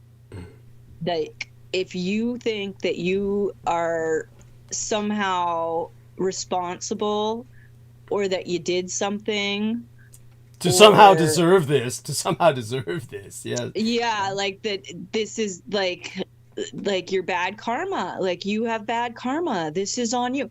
It's not. It's a systemic issue. There is a bunch of places that you can go to try to get some support, but my suggestion is to simply keep your mind open to the possibility that you can have a good life despite all of this. I don't understand how anybody else gets through it. Like, I don't understand how people go to the courts and take people to court and, like, fight the system. And they don't. That stuff like that is so rare that it's almost non-existent. Most people just go crazy and kill themselves, and or they wind up getting killed by the stalker ultimately, and they're not even missed because all of society is just geared towards ignoring this. Like I said, we're in a prison rape anti-culture. It's like you're in a prison, and do you think the prison guards care when they see other prisoners shank each other? For those of you who don't know, a shank is both a object and a verb. Shank is like a homemade blade that they make in prison from some implement that they steal or break off their own bed or something like that. Some metal thing they can sharpen and then jab someone with. That's called shanking. The object is a shank, and stabbing somebody with it is shanking them. So when it comes to the prison guards, do you think they're paying attention when prisoners are shanking each other left and right? It's one less mouth to feed. So that's how most of the authorities feel about targeted individuals. They have no sympathy. They just think these are losers anyway. They're, just extras on the stage of life. The stalkers take them out. They think they're doing society a service. So this is the horror of the environment you live in. I've spoken before about the violence against women, VAW, as I call it as an acronym. But violence against women is so pervasive in the United States that, as I've explained, far more women die because of violence against them by their boyfriends, their stalkers, their husbands, than soldiers die in war. All the soldiers' deaths since 9/11 are nothing compared to the mountains of bodies of women killed by American men. It's far safer to be a soldier on the battlefield than it is to be a woman living in the United States. So it's this is why I get so sick when they're presenting soldiers medals.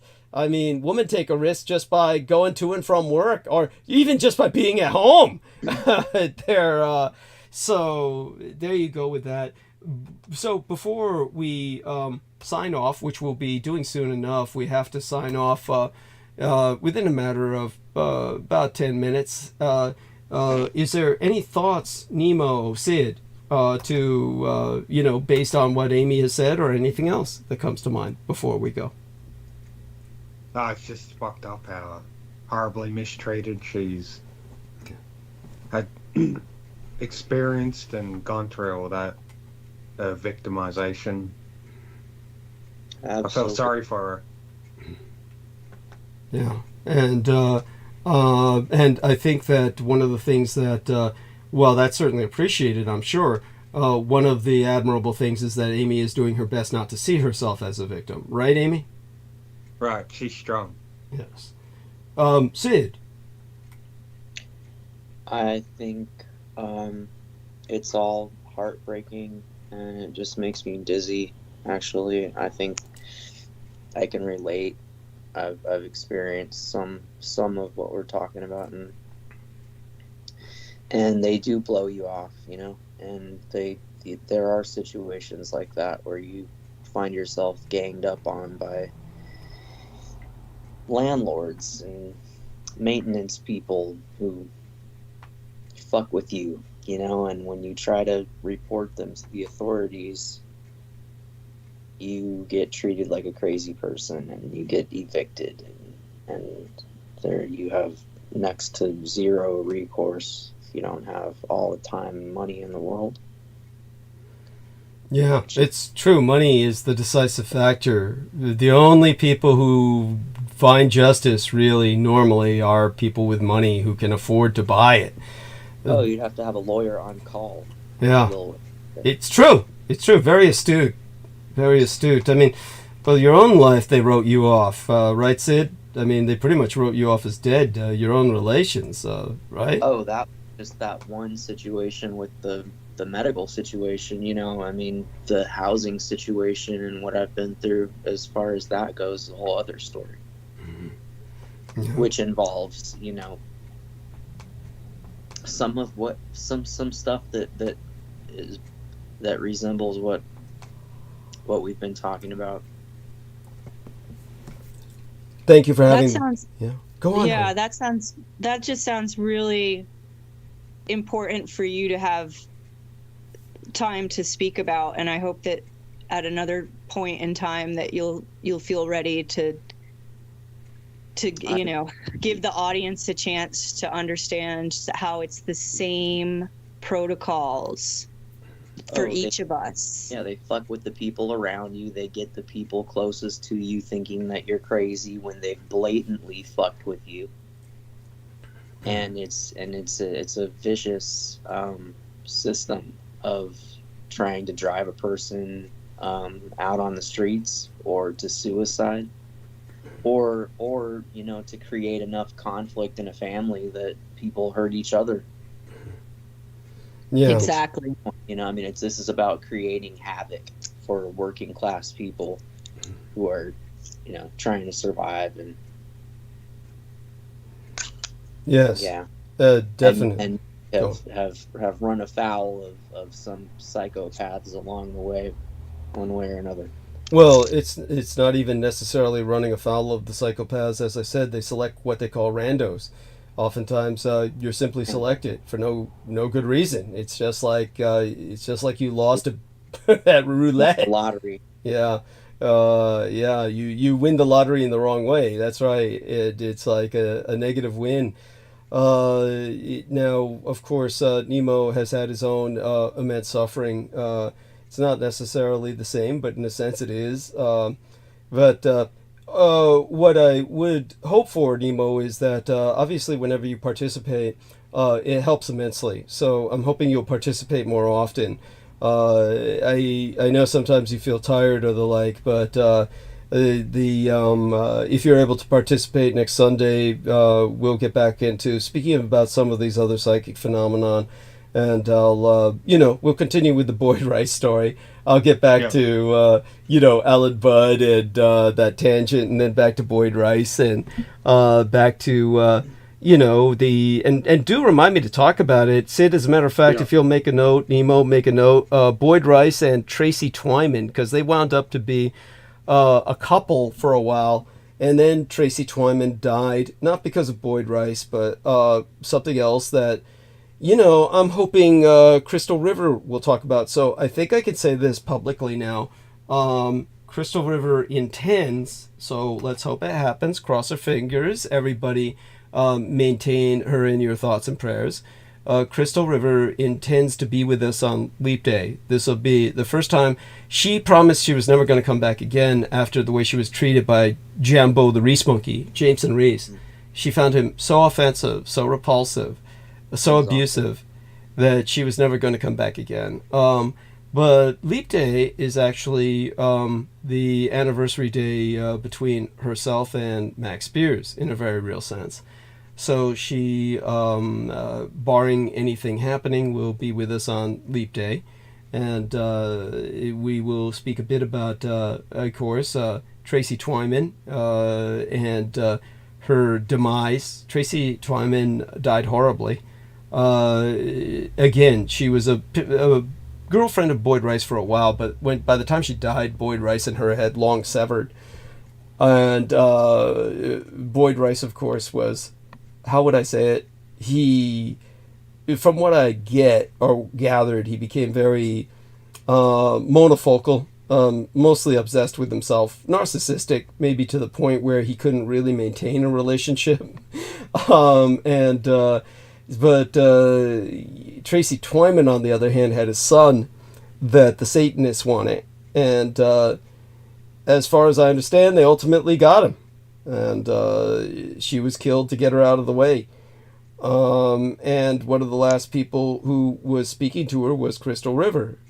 Just as one of the last people Crystal River was speaking to was Max Spears before his death.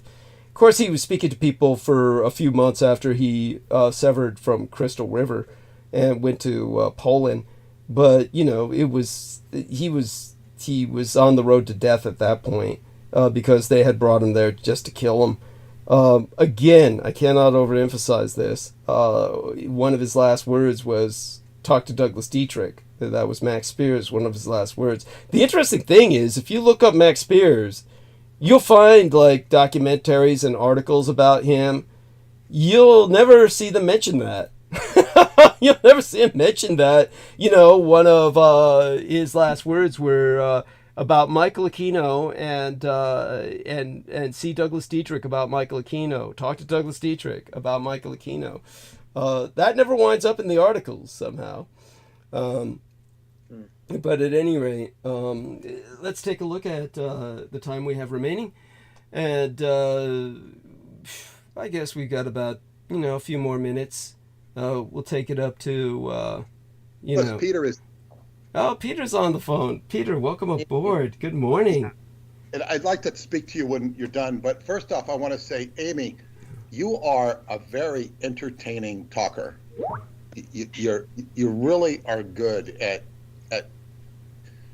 talking. You could have your own. Thank you. Like everybody else, you could have your own YouTube channel. Is there a YouTube thing for targeted individuals?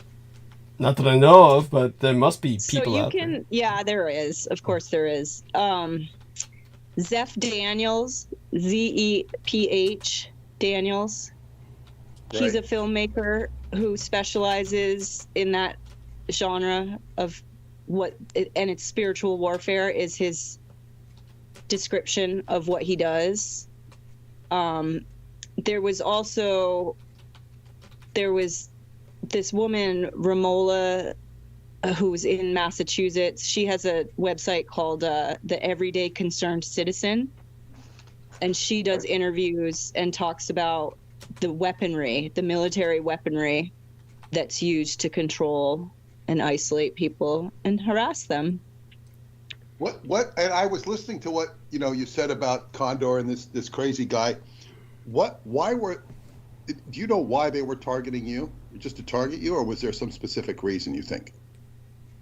I wish I could tell you. I just don't know. Like, it seems as if like I have always made choices around, maybe not conforming. Like maybe like I've always sort of decided that like just because everybody's doing it doesn't mean I have to do it. Like that's sort of been a mode of life. There's two components to it, Amy. One is your something in your electromagnetic resonance, your consciousness that makes you the way you are, and there might be some other subtle aspect. Certainly, whatever it is, it's something that's resonating between you and them, and it's mysterious, but there's something attracting them. Well, and Peter, it's not like this instance in my adulthood with this military stalker. This is like 26 years later. Like I have had abusive situations from childhood. Like it wasn't the first time where I was having to get myself out of a really bad situation. Yeah, so that there is that it wasn't something that just happened out of the blue in my early adulthood. It was something that happened, but it was kind of a continuance of the sort of abuse that I dealt with in childhood, like the isolation, the kind of way that the school system just ignores your complaints. Thank you. Yeah. No, you're welcome. Really killing it. I'm sorry, Sid. You came in. I didn't hear the first thing you said. He was saying thank you. He was thanking her because he feels that she's, as he says, killing it, meaning that she's hitting the situation, explaining it well. That she's, I got it. Yeah. Yeah. And definitely the school system is part of the problem. Amy, did you attend the public school system? I did. I went to the same school with the same group of kids in a small rural community, 12 all the way to 12th grade. From pre-K to 12th grade, I was around the same people. And it wasn't a big group. It wasn't a big school. It was, our class had less than 90 kids. Okay. Yeah, and that's right, because Anthony, you met him pretty much, like first grade or something, or kindergarten or something. 4 years old. Yeah. Wow. Very young. Yeah. Yep. Yeah. And so just so people know, Anthony's dad was feeding him psychedelic mushrooms so he could film him behaving strangely and then get him institutionalized. Oh my God. And that is so the biggest, worst kind of thing that stands in the way of legalization is what the horrible kind of things that parents will do to their fucking kids when nobody's looking. No. They don't need it to be legal to do it. Oh yeah, no. Shit, it's examples of like that just. When you bring up situations like this, it really, and what Douglas went through, it really makes me think of, the wheel of samsara and this, reincarnation stuff, and keep confronting situations you didn't confront in past lives or whatnot. It's like because like what other explanation can there be? Because when you don't have an answer, you look outwards, and that explanation has been out there for thousands of years, I guess, with varying degrees of usefulness. Yeah. Well, Peter, what I'm going to do is I'm going to timestamp the period in which I was talking about an experience with Michæl Aquino that I don't believe I've ever shared with you. It was brought up by the questions of Sid and Nemo.